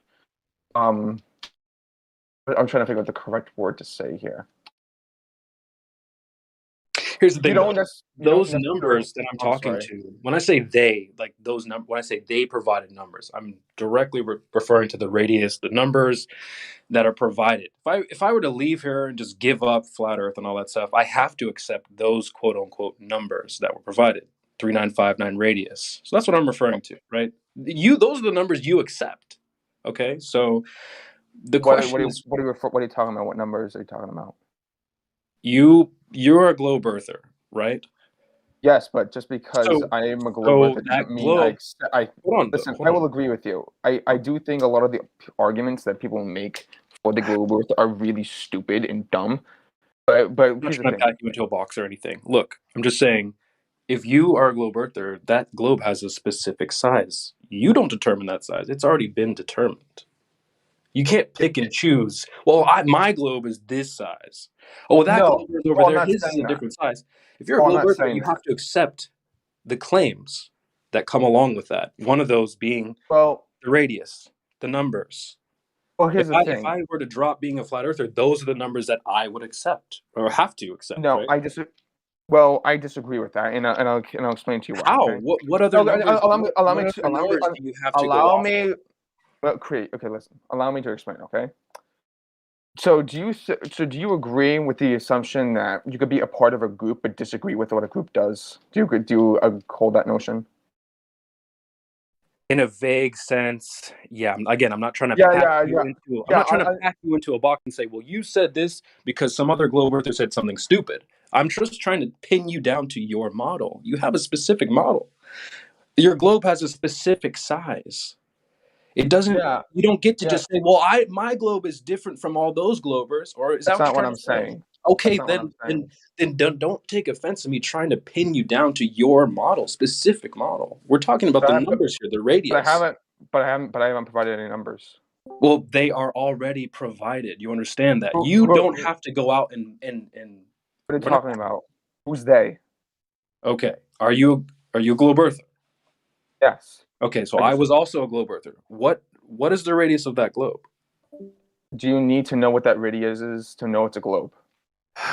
Yes. You have to have measured a radius to determine the size of this globe. There is no other way to determine the shape of that globe. Look, I'm just again. You keep asking whose numbers. This is the size of the globe. Okay, this is what they're telling you. Who's they? You keep saying they. Establish the shape of the Oh my God! sphere. I'm not trying to. I'm not I'm trying. not trying to say anybody. There's no conspiracy Illuminati group that came up with these numbers. Look, these are the numbers that you have to accept. If I was a globe earther, those are the numbers that I accept. Okay, there's no other number. There's no other radius. So these are the numbers. When I say they, I mean the globe earthers as a whole, right? These are the numbers. Don't take offense to that. That's your model, correct? Yeah, but well, so we're asking, where did those numbers come from? I'm just here's what I'm saying here. You need Okay? the measurement for that. That's why Nathan said you need the measurement. Listen, don't. Okay, this is one thing that I'm getting a little annoyed with. Okay, you keep trying to pin me as in, oh, this is your model. You have to accept this. Okay. Do you have another model? I'm not talking about any specific models. Okay. I specifically made the point. You're a globe earther. So just because I'm a globe earther doesn't mean I have to go behind arguments. Is your globe different from any other globe earther? That's not the point I'm trying to make here. That's the point I'm trying to make. You are tied down to a specific model. You don't get to pick and choose your numbers. I'm not picking choosing any numbers. I haven't provided any yet. Well, they're already provided, Macos. They are already provided. I didn't provide any. Yeah. They are already provided. Yeah. They are already provided. You were supposed to know them. Not upon you. What are you talking about? Like I said, you don't. Yeah, when you say you are a glober, you say that you know the numbers. If you don't know the numbers, then you are a liar. That's yeah. So because I am this, I must know Because this. earlier, I just heard you that measurements do not establish the shape of objects. I happen to that's correct. work in the metal industry, yeah, manufacturing car parts, precision car parts, and I don't do them by the way I feel or the way I see. I measure them. And if they don't match the measurements, the requirements given by the technical drawing, it's our shoes. It's bad. Okay, so It's not gonna be good Can I part. explain that? Can I explain something real quick? Okay. Do you know how to measure? Am I gonna be allowed to answer my point? Yeah, or go rather ahead, say my- Marcos. Go ahead, buddy. Yeah. So obviously, in your specific industry, you need a specific shape in order to do that. So that's different. Okay. That's I would say that's completely different. So you in your specific industry, you cut certain parts. Okay. In order to and you use measurements to make that. Okay. Now here's my question to you. Okay. I don't know what specific objects you cut. I imagine I don't know if they're circles. I don't know if they're squares. I don't know what they are. I would Yeah, imagine all though. shape. I would imagine that object behaves a specific way in relationship to another object. So, for example, if you let's say if it's a cube, for example, okay, you could say that it's a cube based by how the cube behaves. Yeah, it's not gonna roll as a sphere. Yeah, Yes, I get that. exactly. That's something else. I was about to ask you if you know how to measure roundness of an object, of a sphere or a cylinder or an axis. I do Yeah? not know. Do you know to measure the roundness? No. So then why are you talking about the roundness of the earth? Yeah? Because round Because you don't know how to measure it, because but you you are don't talking about it. because you don't need to know a specific Yes, you do. If it is a sphere, it has a roundness, arc curvature, Yes, but which is given by the radius. And listen. the radius, you can deduct it from diameter or the circumference. Listen. Let me help you real quick. The reason why you're triggering everybody is because you keep saying you know when you just have a belief. Yeah. If you know you have experience and you can show that you know through your empirical evidence, you don't have any of that, so you just have a belief. I didn't even If I go to Google and I Google Earth radius, a number will pop up. So where did they get that? Sorry, I don't want to say they. I don't want to trigger you, Marcos. Where did that number come from? I don't know because I don't speak for the people who got that number. Bro, that's your number that you accept. You accept that radius. Oh, hold on. You're Yes or no? assuming that. First of all, I'm not even talking about numbers because you. Bro, you have a specific model. You don't get to pick and choose. I'm not picking and choosing. Listen, I'm not picking and choosing. Okay? I'm going to the point that you don't Marcos, need. can I No. don't have much time. I want to ask you a question quick. It's shoot it. elementary school. Yeah, tangent alpha. Tangent alpha? Is that what you're asking? Yeah, tell me the formula. I don't know what that formula is because. Oh, you don't know the calculus formula. Good. Then you don't know much. Pretty much nothing. Well, I'm not going to speak for something that I don't know of. Like, I don't do that. Yeah. Do you accept 3959 miles as the radius of the globe, Marcos? I'm not going to accept something that I don't know. But you're you will claim you're proudly claiming to be a globe earther, yes? Yes, but it's for not So, for, it's not for the reasons does that you're is giving. that globe just vaguely big, or does it have a specific size? I mean, I would imagine that there is a specific size for it, but you don't Okay, need. okay, let's But pause there. oh Where no does no so no how would you no. have determined Allow that me to finish. Allow me to finish this. Okay. hold on. I got a line of questioning here. So how would you have determined that specific size? I'm not here to determine the specific size. Not I'm here you. to determine the shape. How would that specific size have been determined? I don't know because I'm not talking about With the specific size of it. I'm well, you would talking need about the shape of it. here's my point though, Makos. You would need the measurements to determine that specific size.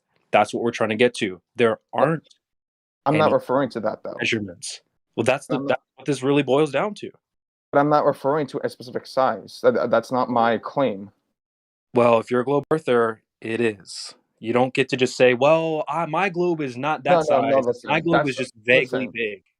I'm not talking about. Listen, my argument for the Earth being a globe isn't based on the numbers. Okay. Well, Because here's the reason why. Okay.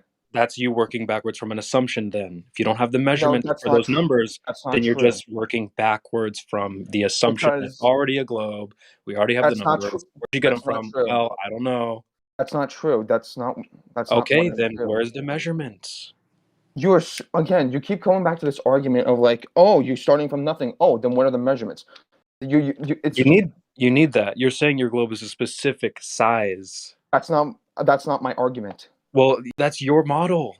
You don't get to just pick and choose your model. I'm not No, just that listening. radius. I don't like that radius number. Mine is just It's not vaguely my big. argument. That's not my argument though.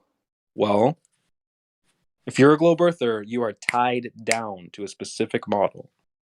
But the problem is that I haven't even laid a specific model at all. I'm just saying you don't get to separate. If you're a globe earther, that's the globe. You just Google Earth radius. There's the number. Listen. Are you throwing that away? I know you want. Listen, Creation Bear. I know you want me to pin me down to a specific model, whatever. So you're No, you know all the you measurements. have a specific model when you claim you're a glober. Any form of begging the question or other fallacies are not going to help you. So you need to validate your premises in your argument if you want your argument to be valid. I would love to say it, but you guys aren't even letting me get a chance. All right, look, go ahead. We'll let you say what you got to say. Well, okay, fine. So here's my argument. Okay. This argument is predicated on the idea that you don't need to know what the shape of an object is in order to determine the shape of that object, okay? So starting from nothing, okay? We don't know if you want to figure the shape of the Earth, okay? And we don't know anything about it, okay? Okay. We need to look at how the object behaves that we're standing on in relationship to other objects, okay? Well, So wouldn't that be assuming the Earth is an object? I don't think everyone here would accept that. I sure don't. But go on. Well, by definition, by definition, it is an object. No. Yeah, I disagree with that. But go on with your point. All right. Yeah. Okay. Fine. So we look. So in order to do that, is that we can't really look at stuff that is connected to the said object because it's connected to it. It's not going to give us a correct proper representation of how that object behaves. So we need to get and look at something that is different from it. So, or rather separated from it, I should say. And so there are only two current examples of this right now, okay? That being the moon and how the sky works, and specifically with how the stars work. So Professor Dave, right? Is that what you want to claim? The moon? What are you talking about? Well, Marcus, it's on a simple we're standing on the ground and we're looking up at the moon. How does that help us? How does that give us any implication of what's under our feet? Wouldn't that just be assuming, well, I look up and see a ball, which I don't even know if it's a ball. We could show you a little GIF here that would help demonstrate that you don't know if it's a ball or not. So let's just go ahead and assume that what's under our feet is also a ball. And let's give it a number. Let's give it a size. So you can't just point to the sky and say, well, there we go, folks. We're on a ball. It That's doesn't not work. what. Well, if I wasn't specifically done with with what I was saying. So No, it's but not. we've heard this so many times, man. Like most globe earthers have this idea that you can just point to the sky and know that you're on a ball. Like that's Well, not. I feel like. Well, can I be honest here? Can I be honest here? Yeah. I feel like that's a little bit disingenuous. And I say this in a way like of honesty. I feel like I that's mean, isn't that disingenuous by saying verbatim what simply you saying. said? We can point to the moon and the star in the sky. Well, I wasn't done yet because I know, but we've been around the block, man. We've heard this So so what many am I? times. So what am I Like going to say? this isn't the first time we've heard this. So what am I going to say? Right. Because there are spheres, quote unquote spheres in the sky, that means the Earth is also a sphere. Well, that's not. Well, that's not Isn't what I that was going to say. But isn't that the okay. base premise? You were saying, well, we Wait, don't know we're on a ball, so if we look at the moon, that's a ball, so we also must be on a ball. Well, Star, I said Marco, that Star Trails? Is that what you're going? Star Trails? Is that it? I wasn't. Well, I wasn't going to get there yet, but Yeah. I So was going. I was yeah. going to go with Star This Trails, isn't but our I first wasn't. rodeo, Michaels. So Polaris, right? How long has it been? Is it so? As long as humans could record it, Polaris has always been the North Star, right? Well, I'd imagine so, but to my knowledge, the North Star has the ability to change which star it is. To my knowledge. Yeah. So that cannot be validated, right? It's always been the North Star, Polaris. Always. As long as humans could record it. So your assumption that it can change has never been proven. Well, but that's a completely different argument to what I was. Yeah, making star there. I mean, trails, because, right? So these stars circle around Polaris, and according to the heliocentric model, your model, right? Your model, which you want to go away from, but this is your model, right? We're hurtling through space. Our galaxy is moving 500,000 miles per hour through space, right? And Polaris is always at the north, and the stars are always going around it, resetting every year. All right. Right. So how does that make the Earth a ball then? Well, it's specifically in relationship to the southern hemisphere as well, because that's one point. And I'm using southern hemisphere because, that's just a way to describe the southern part of the Earth. I'm not. Yeah. So you're affirming the consequence now. So the Earth is a ball. We have a southern star trails. We have southern star trails. The Earth must be a ball, right, Mackles? Well, it's more the fact that the star trails in the southern hemisphere go in the opposite direction. They aren't, right? It's the way you are looking. No, so all stars go one direction. Well, they do, but can I explain why? Can I explain why they do that? You'd realize they are going. Just saying. So you first said they aren't, but now they do, right, Mackles? Okay. So double position, right? Well, you can have it both okay, ways. okay. So allow me to explain. Okay, so this actually There's no way to wiggle out of this. You're just wrecking yourself here. Then allow me to explain it. If I'm not going to be able to wiggle out of it, then allow me to explain. Okay. Well, you got to pick one now. You can't just explain why both work. You gotta pick one. Are they moving in the same direction or not? I can actually, So if you allow me to explain it, yes, allow me to explain it. Oh my! Are stars moving in one direction? Yes or no? Can you allow me to explain how it can be both? First of all, no, it can't be both. It can't be both. Sorry. Why not? Because that's what is that?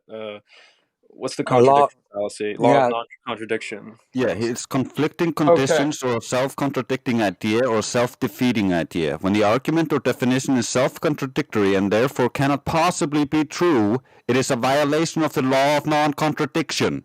Learn some logic, bro. Allow me to explain it then.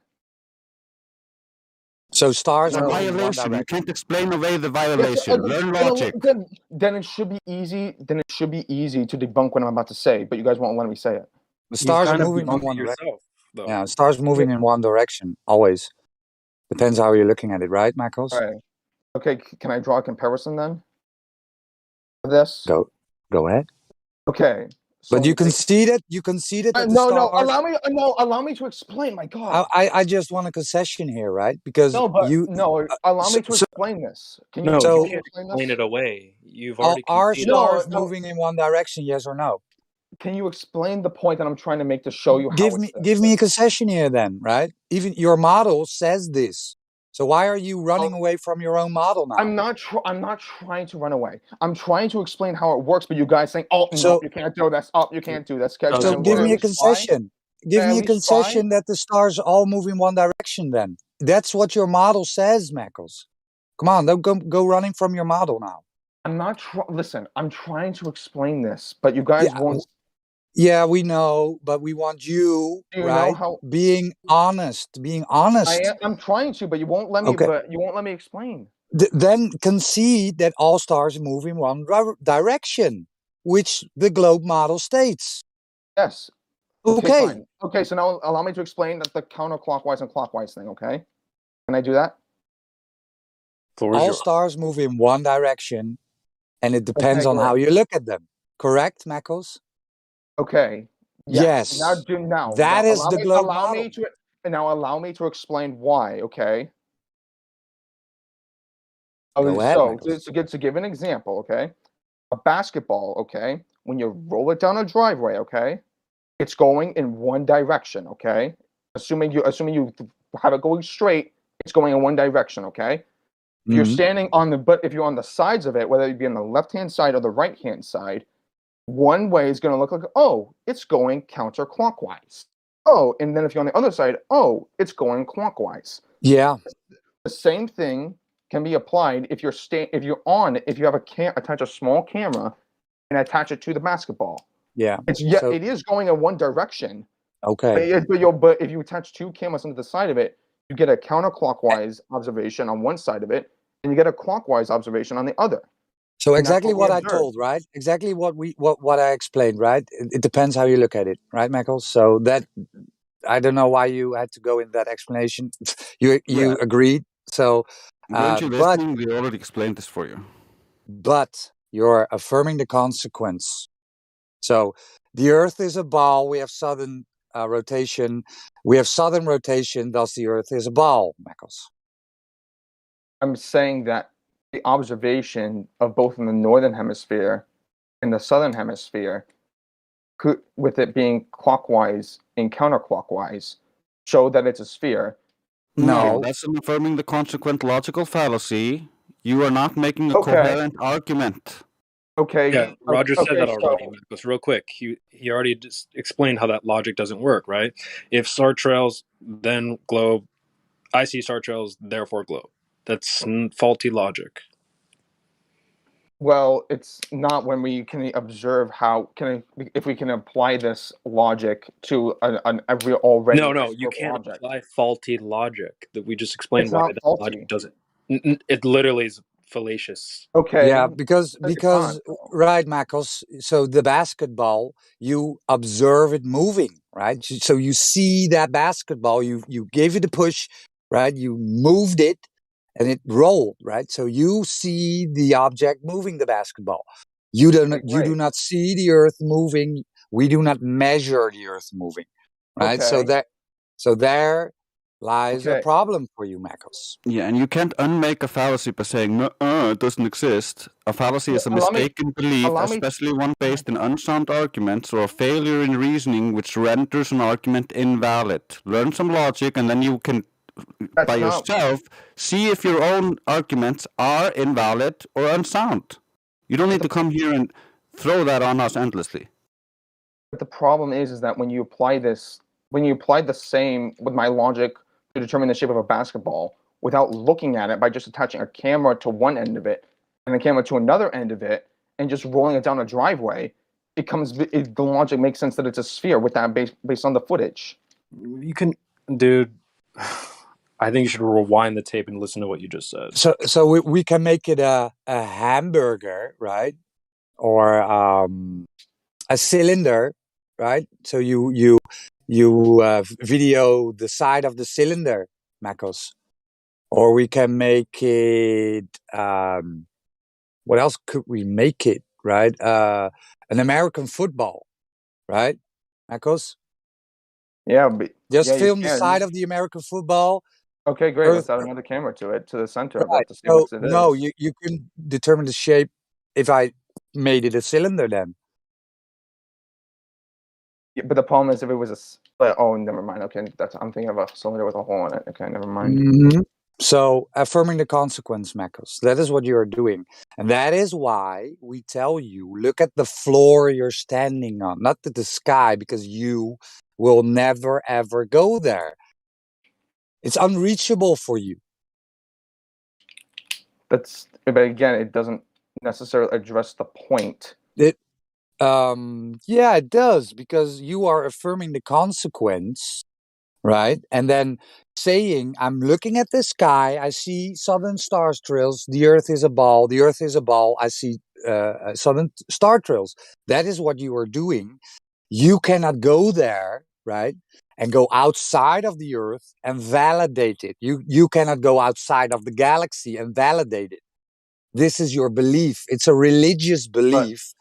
It's but a the problem religious is, belief with no empirical evidence of it. But the problem is when you take the observations that we do with the sky and apply it to any other spherical based object on a much smaller scale, it clearly shows that they correlate with each other heavily and can with the same exact results. Okay, so now how are we going to go forward and verify that now we are on a sphere? We look at our observations that we make and apply it to objects to see if the Yeah, if the you just observations said correlate. that. My question is, how do we verify what you've just told us? Right? I just did. You just repeated the same thing you said 2 minutes ago. That's the observations that we make are what we don't know at the current moment. We then applied the observations we make to smaller objects to see if shapes rather. It's begging the so question. you said we Begging just the compared question. two objects, right? It's So not now begging. how do we verify that we are on a ball now? Verify. Do you understand what that means? Verify.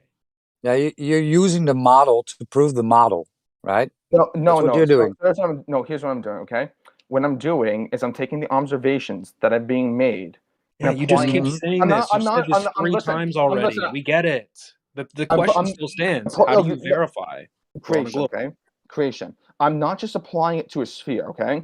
I'm applying it to a flat plane, rectangles, cubes. I'm not just applying it to all the sphere. End of discussion. That's not it. Who said anything about cubes or any of that stuff? You still think flat means an object, right? So Yes, worry because about trying to prove your glob. Don't try to put stuff on us and say, well, it can't be flat because my observation is on a ball. because so do you agree with do you agree with this that if something is repeatable, that by definition is verified?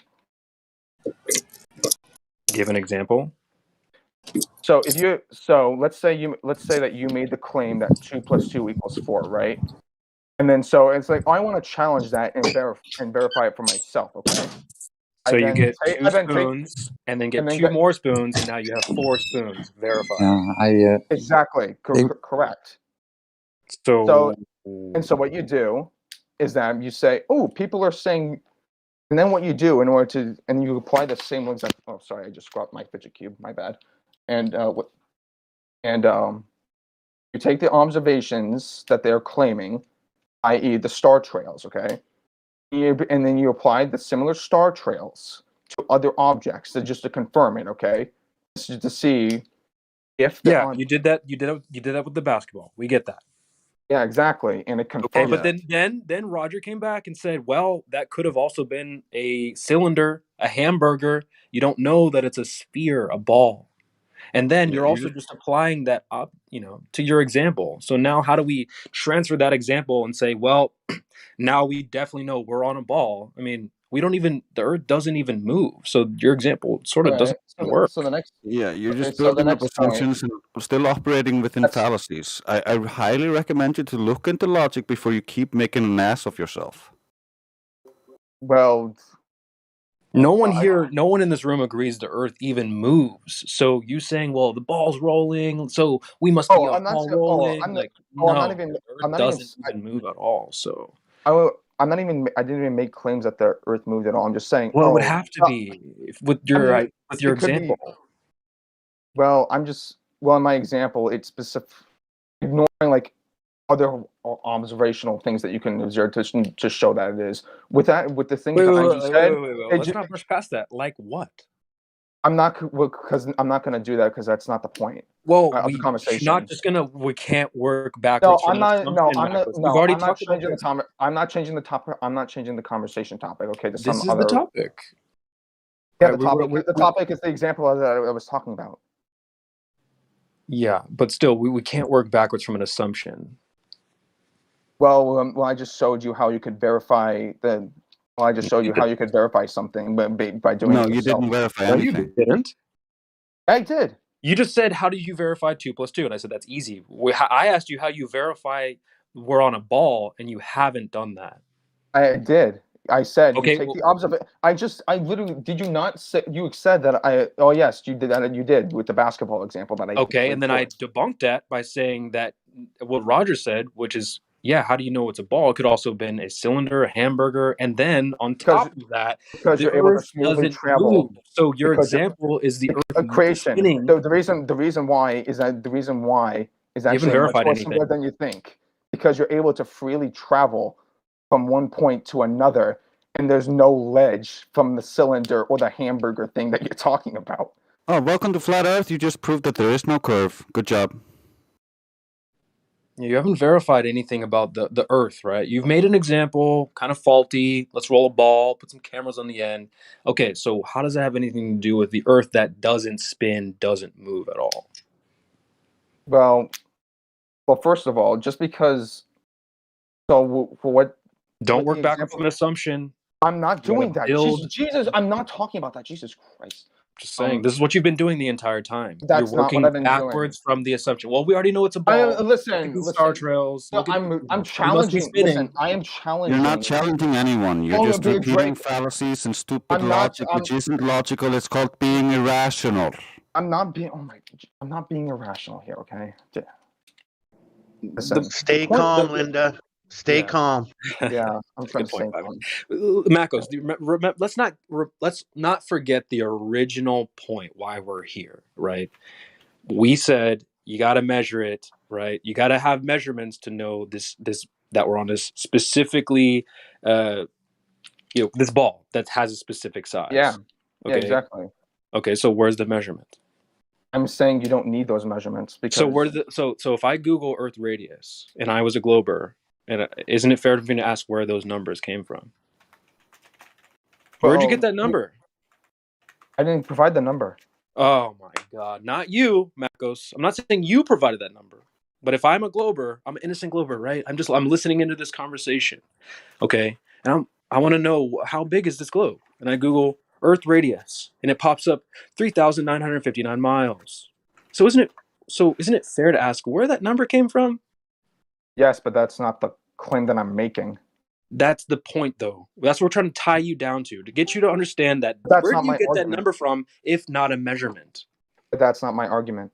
Well, that's what it boils down to. That's not my argument. That's the original point. You were responding to what Nathan said in the lobby. He was saying you gotta have a measurement to know that we're on this sphere with a specific size. You're saying no, you don't need a measurement. Yeah, it has a specific size. Yeah, it has a radius. But you don't Where that need came to know from, that. no clue. We're just gonna work backwards from an assumption that the Earth spins and all this other stuff. Oh no. So with the star trail example, that's specific. It could spin, but that doesn't mean it is. It just means that the Earth itself is either a stationary object or it's a moving object. Okay. It's one of the.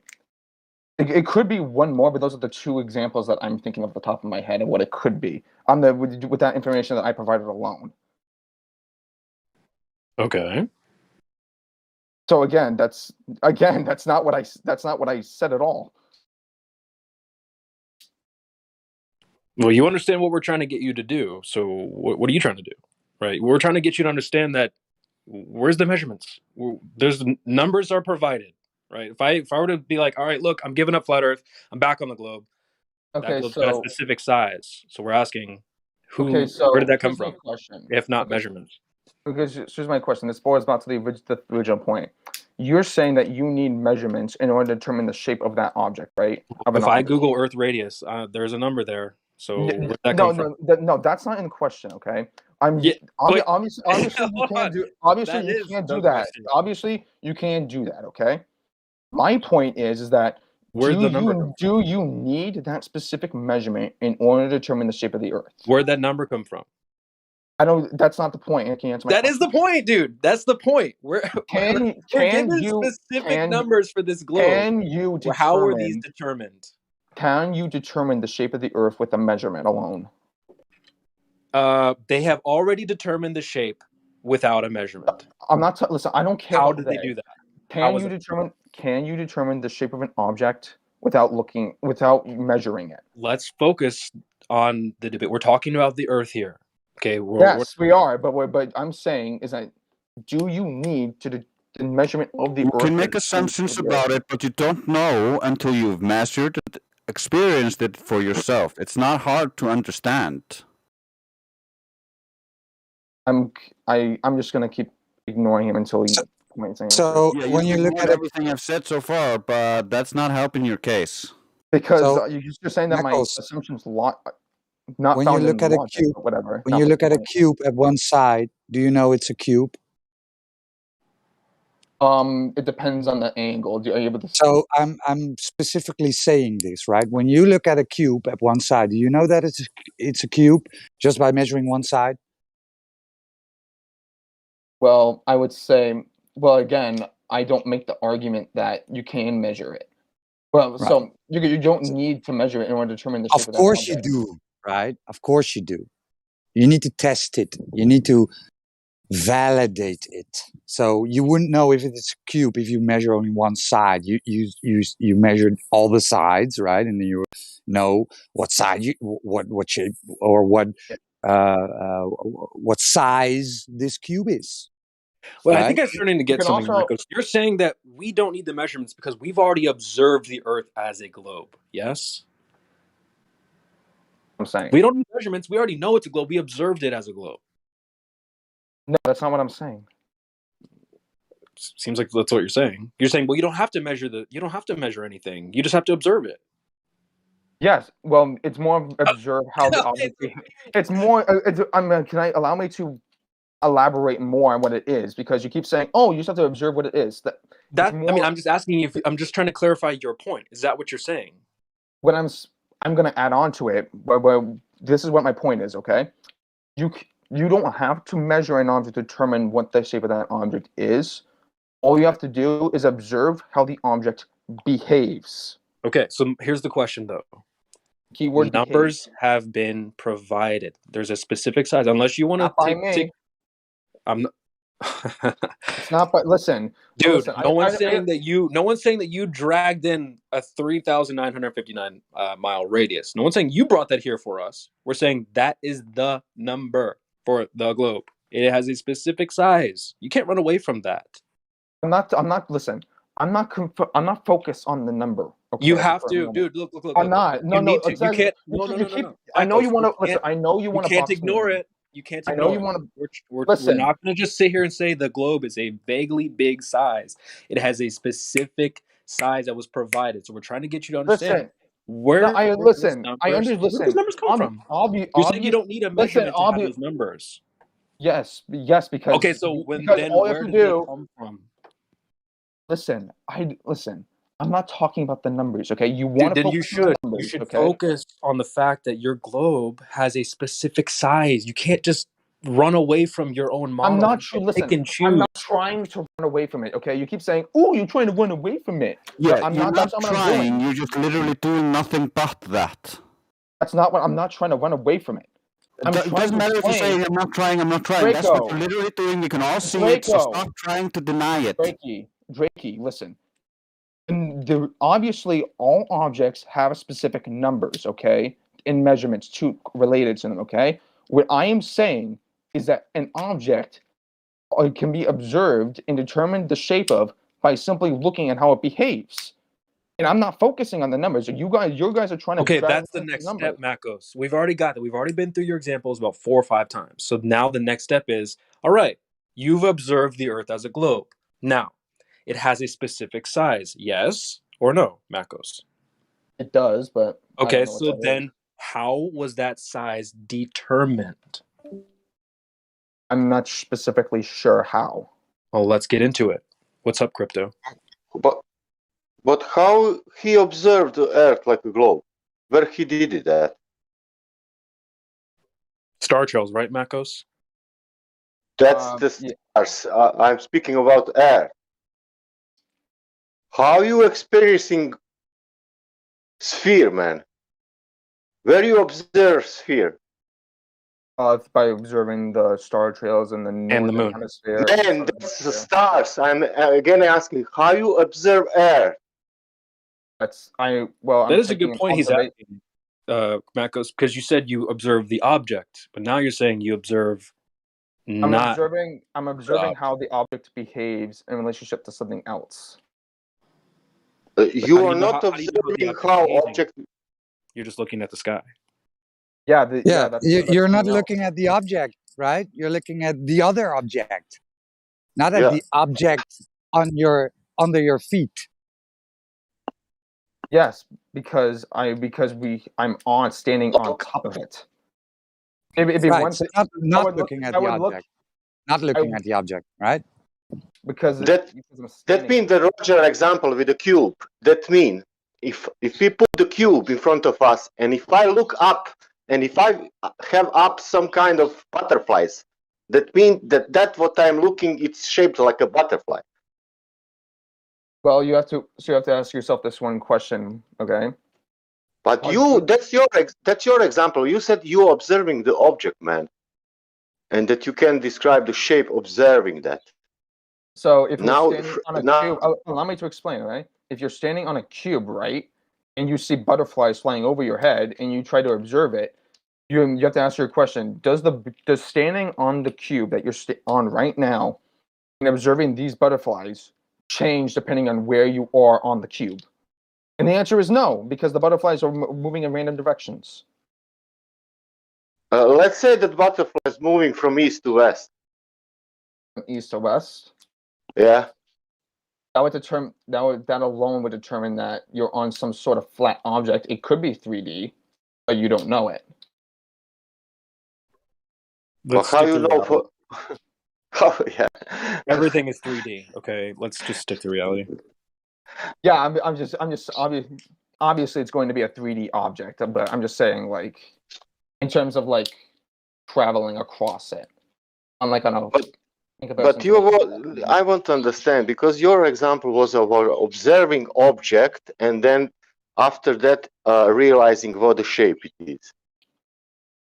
Well, it's specifically that. So you said that, I think. So it's specifically related to the one point that I'm making is that. So the example with the butterflies, correct? With them going only east to west. But let's leave that now, the butterfly. I want to really come back to your point. Like you said that if we observe some object, that we can realize which shape it is. Yes. Okay. Now we are observing Earth. We are observing the star trails. No. Leave it the stars now. Let's observe the Earth now.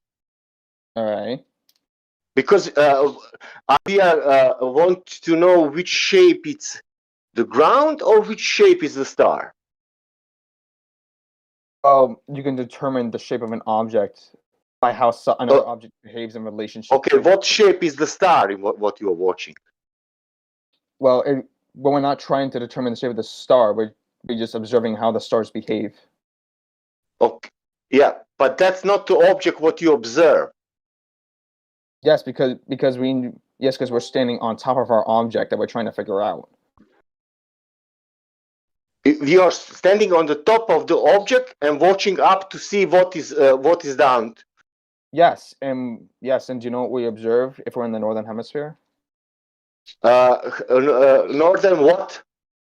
The northern hemisphere. I'm using the word not as a way to be like, ooh, I'm affirming. I'm just using that as a point to call a specific location on the planet.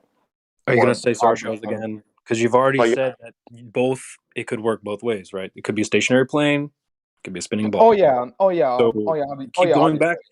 Here's the problem, right? Your original point was, well, we just need to observe the object. And now you're saying, well, if you observe how the object behaves, so what if the object isn't doing anything? Right? That's why he brought up the cube and butterflies. So like that's what we're trying to get you to understand is we're trying to observe the earth. You're saying you just need to observe the earth to know its shape. And then you're going away from it. Well, let's not look at it. Let's not observe the earth. Let's observe star trails. That's why he brought up the butterflies thing, because you're not observing the thing. Well, to elaborate on what you're saying, like I understand what you're saying. Like you're saying, oh, you're observing. I'm not just observing it. I'm observing how it behaves. What if it's not doing anything? That's what I would propose. Tell me now how Earth behaves when you're watching stars. What if it's not doing anything at all? What do you mean behave? What is Earth doing when you're watching stars? So how Earth is behaving? You've already conceded it could also when be you're saying plane, stationary.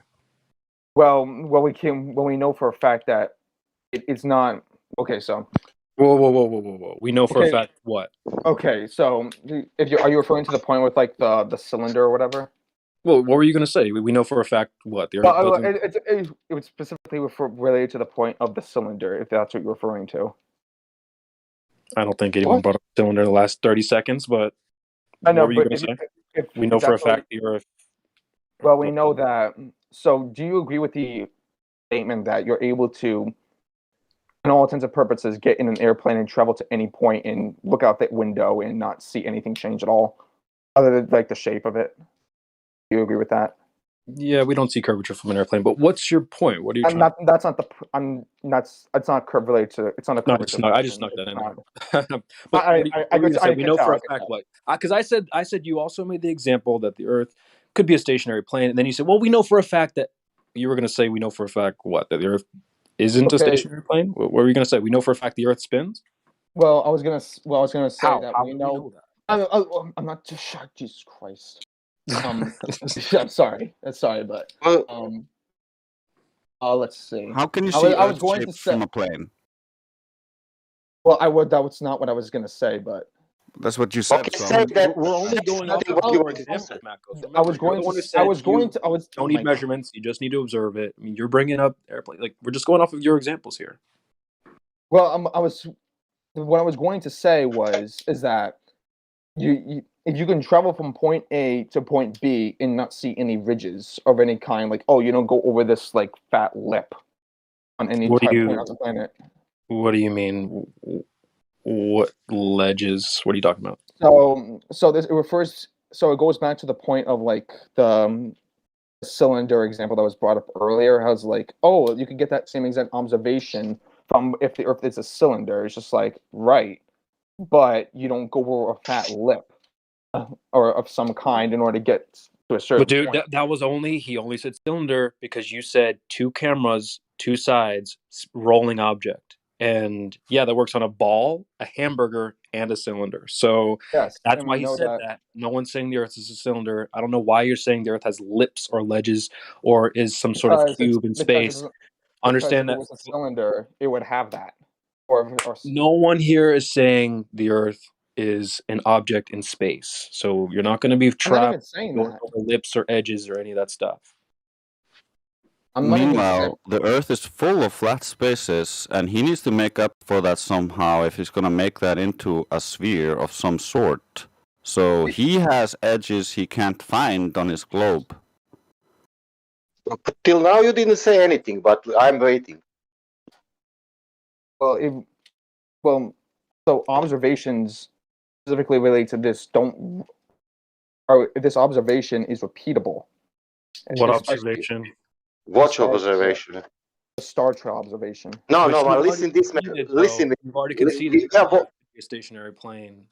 And we still see the star trails. You've already conceded that point that it could be both ways. So you can't keep going back to the well and saying, well, star trails. when you've already said, well, star trails could also work on a flat stationary plane. Yeah, so you've Can already we? admitted No, that's that not what I argument said. isn't That's not what I valid and said. doesn't That's not what work. I So said. prone Well, I to can go back rewind to the this tape is if you want me illogical. to. That's not what I said. I'll rewind the tape if you want me to. But Listen, you I said want to what I clarify? was saying. What I was specifically saying is that the star trails and how we observe them don't work on a flat plane. That's There not is a what form Allow of me a to explain. consequent that is not logical. Allow Try me to to be explain. logical. Can you allow me to explain? Can you allow me to explain? But that's You can't wrong. explain away a logical fallacy. It's The not a logical premise of your fallacy, though. argument is not logical and therefore illogical. So try to I will- form it in a logical way, and then we can continue. Don't try to rationalize Can you away actually the explain illogical how? errors. Can you explain how it is? How it's illogical? Affirming the consequent is a form of logical fallacy, and I can help you here. I have a document about this. Yeah, and we did Just to already help go over people this. like you. We've already Affirming the highlighted this. consequence. Here it is. A converse error, the fallacy of the converse, or confusion of necessity and sufficiency. It's a defective argument. These fallacies arise from errors in the formal logic, for example, an error in mathematical proof. The antecedent in an indicative conditional is claimed to be true because the consequent is true. This is what you did. If A, then B, B, therefore A. One way to demonstrate the invalidity of this argument form is with the counterexample with a true premise, but an obviously false conclusion. If the Earth is a sphere with satellites A, then we should see satellites B. We have seen satellites B, therefore the Earth is a sphere. This is not logical. Okay, so we already Mark, only one thing. When Roger's speaking, I want to hear also what he's saying. Yeah, I was just gonna. So like, yeah, I didn't hear anything because of you. You was interrupting him. Yeah, that was my. All I was gonna say was, oh, you could have just said, oh, a circular. Yeah, that's all right, but we let him already finish. did this. We already covered this. Remember, we said your point was, well, if it's a globe, we'll see star trails. We see star trails, therefore it's a globe. We've already touched on this about 5-10 minutes That's not ago. what I said. Well, I'll rewind the tape again, but Well, you understand the circular reasoning. Specifically, what I said was that in the north, and you see it move counterclockwise, and in the southern, you see it move clockwise. No, this story. No, not that story, please. But that's you also not direction. then you also did say, Mackos, they all go in the same direction. But that's specifically related, but that doesn't negate the point that I made. Man, you said on the North Hemisphere again. I'm sorry. Yeah, but I'm sorry, but to have that, you know what you need to have that hemisphere? Explain. You need to have radius. You need to Earth to curve, in nature. Do you need to make that? Do you need to observe and find out what that radius is in order to determine that shape of the object? Dog, I think you're getting more and more confused. I'm telling you, this hemisphere is made by that radius because hemisphere it's half of that. It's really that one, 3959, because you will not have that north hemisphere if you didn't have radius. But again, because somebody realized that we are living on the sphere, and they put numbers, because it's sphere. Yeah, but that doesn't. Let's say like this: if I said the Earth is flat with 10,000 miles, like a square, and then you go there, check, and it's not 10,000, it's 20,000. What that mean? And it's curving plus, and it's curving is not flat. But again, you're missing the whole point of what I'm saying. You can determine the shape of an object without looking or measuring it. All right. So let's look the Earth. Let's walk through this together, Mackos. What do we observe about this thing under our feet? What are we observing to determine it's a globe? We observe that we already did the star trails. We're already done with relationship. We're already done with the Star Trails thing. So No, you said we are observing object. Now the relation. You're not saying we are observing a relationship. Because Yeah. because it's Not because, man. You said first that we can. do you think that objects can't be I determined? don't think, as man. I behavior? have the number 3959 radius, northern hemisphere.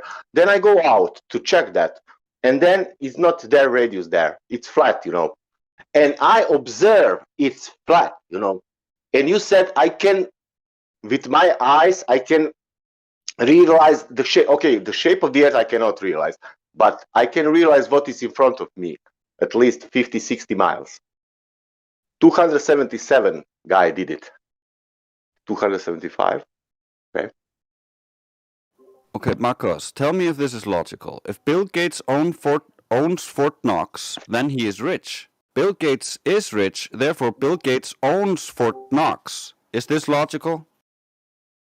It's not logical, but Oh, that's your argument. No, Yeah, but so state my argument then, and I'll tell you. Can I ask Mackles one thing, Mackles? So I've posted an image in the live stream, 40 minutes past the hour. So which one is a ball, Mackles? Yeah, I'm looking at it. Let me see. Let's see. I would have to see how the object work. These objects work in relationship to. Right. Let's So probably determine that. your claim was you don't need to measure, you don't need to, you only observe it, right? That was your claim, correct? Yes. So, but which one is a ball? Which one is a ball? Specifically, you need to see how it behaves in relationship to another object. You don't know the Earth is an object, though. You do not know that the Earth is an object. Can you define an object, please? Yeah, say something maybe, an object detached, something you could hold in your hand. Then you can give it a size or whatever, but I'd say an object is something independent, right? In space. Okay, so can you tell me something? We don't think the Earth is an object. Floating around, moving or anything. So it's not an object. Right. Earth is the ground. So that's how you define it, okay? Can I explain how I'm defining it? Yeah, sure. A material thing that can be seen or touched. Okay, so how does the do you think that how does good? How you see that object Earth in nature, and how is? Don't forget the touching. You can touch the ground. How you see that? And what is Earth's behavior? How do you see that object when you observe? Well, we see that the Earth, depending on where you go, you could observe. Oh my God. Man, do you know that you're contradicting yourself? You're speaking one story and then you're going to another story. You're speaking about observation about one object and then you start to speak about relation between something, doesn't matter, stars, rotation, blah, blah, blah. Man, but that's your point. Your point was that you need to watch only object. That I understand. And now you're speaking about some relationships. Yes, also with your definition, you're looking at lights in the sky, which are not objects either, so you're just lost. Are you referring to the bulbs themselves? The bulbs are like fluorescent light tubes. No one said anything about bulbs. The stars are not physical objects that you can play around with. No, but we can see how it behaves. Yeah, it's just light in the sky. It's apparent. It's optical. Can we watch the Earth and find out shape of the stars? That's your logic. But Makos, what is the Earth's behavior? How is the Earth behaving? Well, we know that. So we can't see any observations that the Earth is making. But sorry, my question is, what is the Earth doing? What's the behavior? Well, we're trying. It's not necessarily we're trying to figure out what the Earth is doing. We're trying to see how objects behave. Makos, look, you're making examples. We're trying to stick to your example, right? I'm reading this original thing that you said today in the lobby. It has to do with how objects behave. Okay, you're saying the Earth is an object, and you're saying it's behaving some sort of way. Can you please answer that? What is the Earth doing? What is the behavior? How is it behaving? Can you answer that, please? Hold on, could you repeat that? Did I say that the Earth is behaving a certain way? Did I It has in to the do. original thing? It has to do with how objects behave. Okay. Correct. So how was the Earth behaving? Well, there's Is the one Earth doing point. anything? First of all. We can't, obviously, at the current moment, no. But Okay. So then, here's the how but. does that work with your example? You're saying how objects behave. If the Earth isn't doing anything, then what are you talking about? So, just because we can't observe that the Earth is behaving a certain way, that That's doesn't your mean premise. That is the does not basis that of creation. your argument. That does not mean that another object cannot. What's the help other us object? determine it. You just said the other objects were stars, lights in the sky. We don't even know that they are objects. They're just apparent, as Dre said.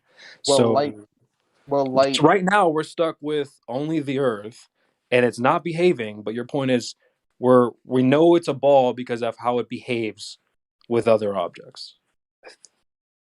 Well, do you see the problem with that? No, I don't. I actually don't. Okay, one. Because I'm not talking. Because I'm not. Man, you're practically not saying anything. But if you realize you don't saying anything, you're saying two stories, and then you don't want to how to say. What are my two stories? Let me just clear it up for the room, okay? So this all started because you were in the lobby. This is what you said, right?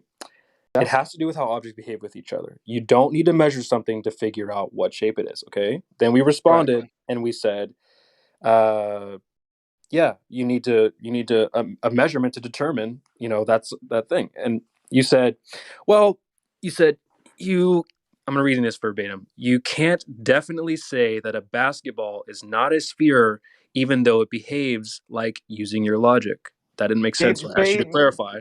That you're leaving out one key point based on the logic there. Okay, so then you said a basketball is not a sphere until you measure it as a question. And then you're saying you can't determine the shape. Yeah, I dropped my cube again. I'm sorry. Shit. My bad. Okay, there we go. Yeah, so with your basketball example, clearly we just observed the basketball. Look, it's a sphere. Done. Great. Okay, so how do we observe the Earth as a ball? We don't. Well, we it's not. And then you're saying, well, it's not. We don't observe the Earth. We just observe how it behaves. So then we're asking you, what is the Earth doing? What's the behavior? It's not doing anything. It's not behaving in anything. It's not doing anything at all. Well, we do. Well, here the problem is that, like I said, I know you don't want me to go back to the Star Trails example. But you already conceded. Marcos against Star Trails. Do you know what problem is? Do you know what problem is? Man, you're speaking about sky. Can you turn back to the Earth, please? The problem The problem is that's the only problem. You're speaking about sky, and we want to speak about Earth. That's the only problem. All right. Yeah, you keep jumping because this is not sky.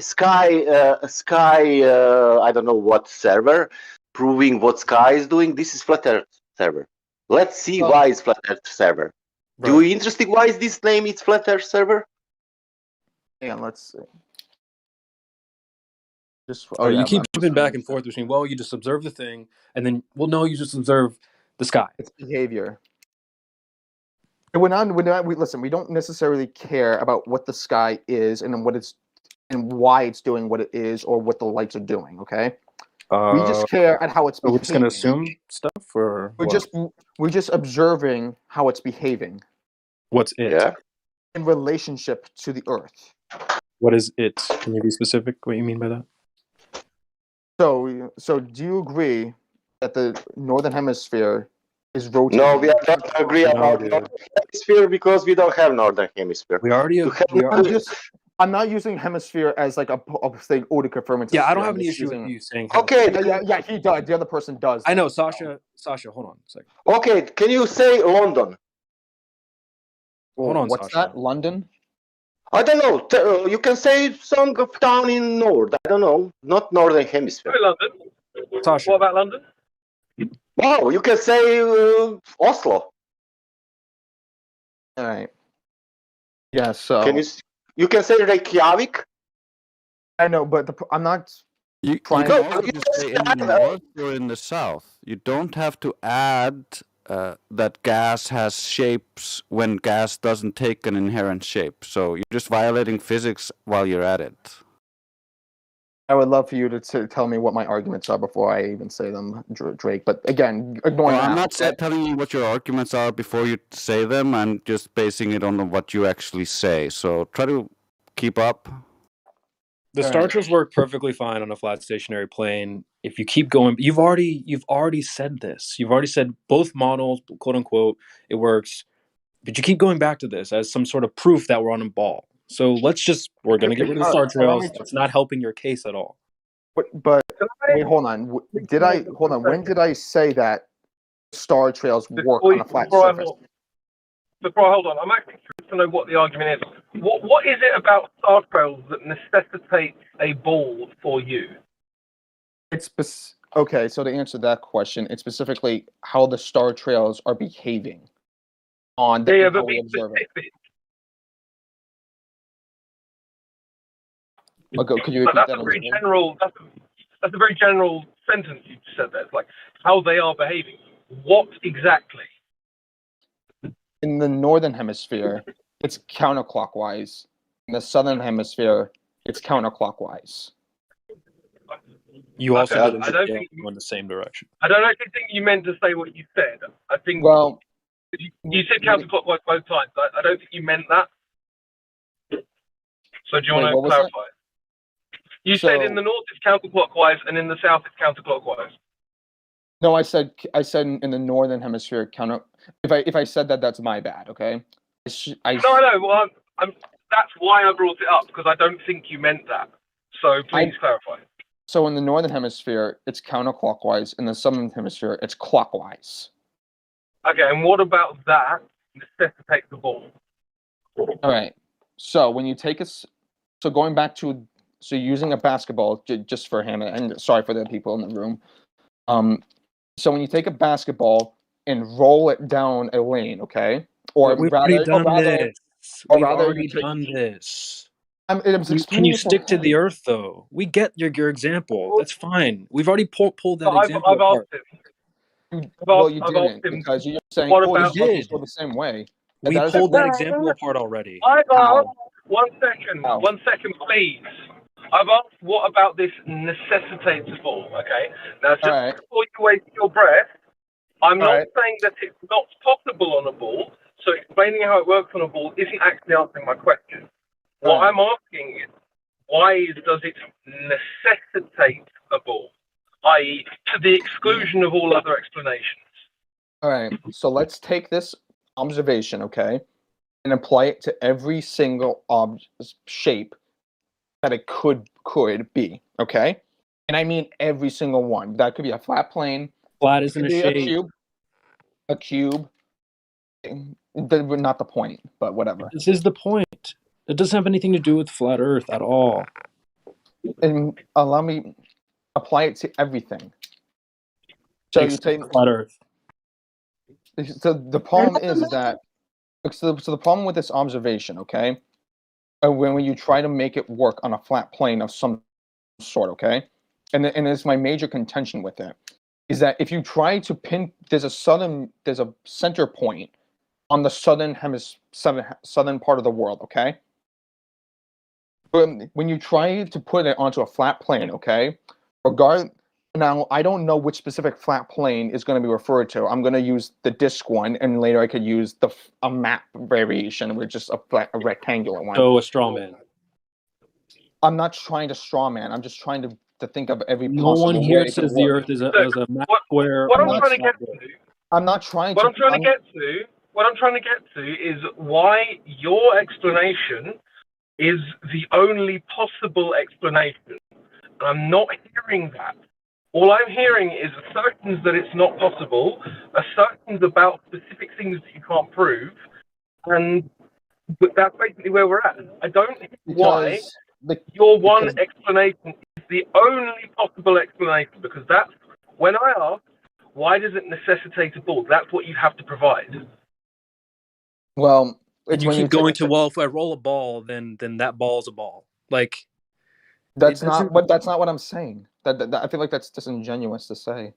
you keep going back to that same example. Crypto is trying to get you to say, how does that necessitate that we are on a sphere, that we're on a ball? Because the observations, when applied to every shape, only works on objects that have some sort of But you're not being circular specific. rotation to it. You're not being specific, right? Let me give an example, right? Let's say I see a red object. I say, oh, the object, I know the object is a Ferrari because it's red. That's the equivalent of what you're doing logically. Yes, not. Ferraris are red, but just because it's That's red not what I'm doesn't saying. make it a Ferrari. That is your logic. That's not what I'm saying. It's like it works on a ball, therefore it is a ball. Isn't a good argument. I'm asking why it necessitates. That's not. No, that's not what I'm saying. That's not what I'm saying. Okay, I'm then saying be ultra specific then, because we've heard your example about five times. What I'm saying is, I'm not just applying it to a sphere. We get it. You're rolling cubes, you're rolling triangles, pyramids down the driveway, and that doesn't work. So therefore, it can only be the ball. Yes, because that's called deductive reasoning.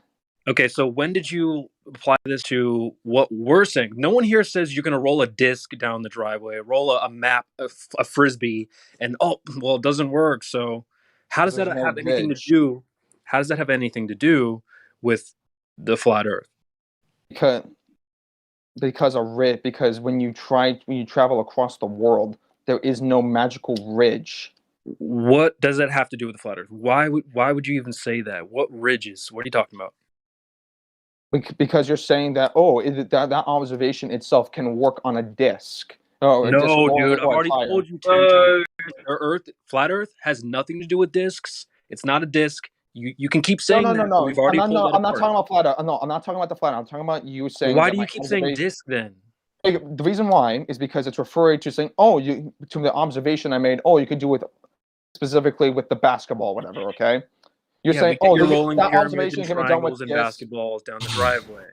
Yes. Question. Yeah. I've got a question. What's your question? Why are you still talking? That's an argument right there. No, that's a question. Anyway. You haven't really presented anything of value. What do you mean? Yeah, I don't get why you keep saying ridges. When we fly in a plane, we don't go over ridges or lips. Why do you say that? Why would that happen in any reality? Question. For my observation that I've made, okay? You're saying that my observation can be done with a disc or a tire. No, dude, no. Okay, then my bad. I thought that's what you were saying. I've already said multiple times, no one in this room thinks the Earth has any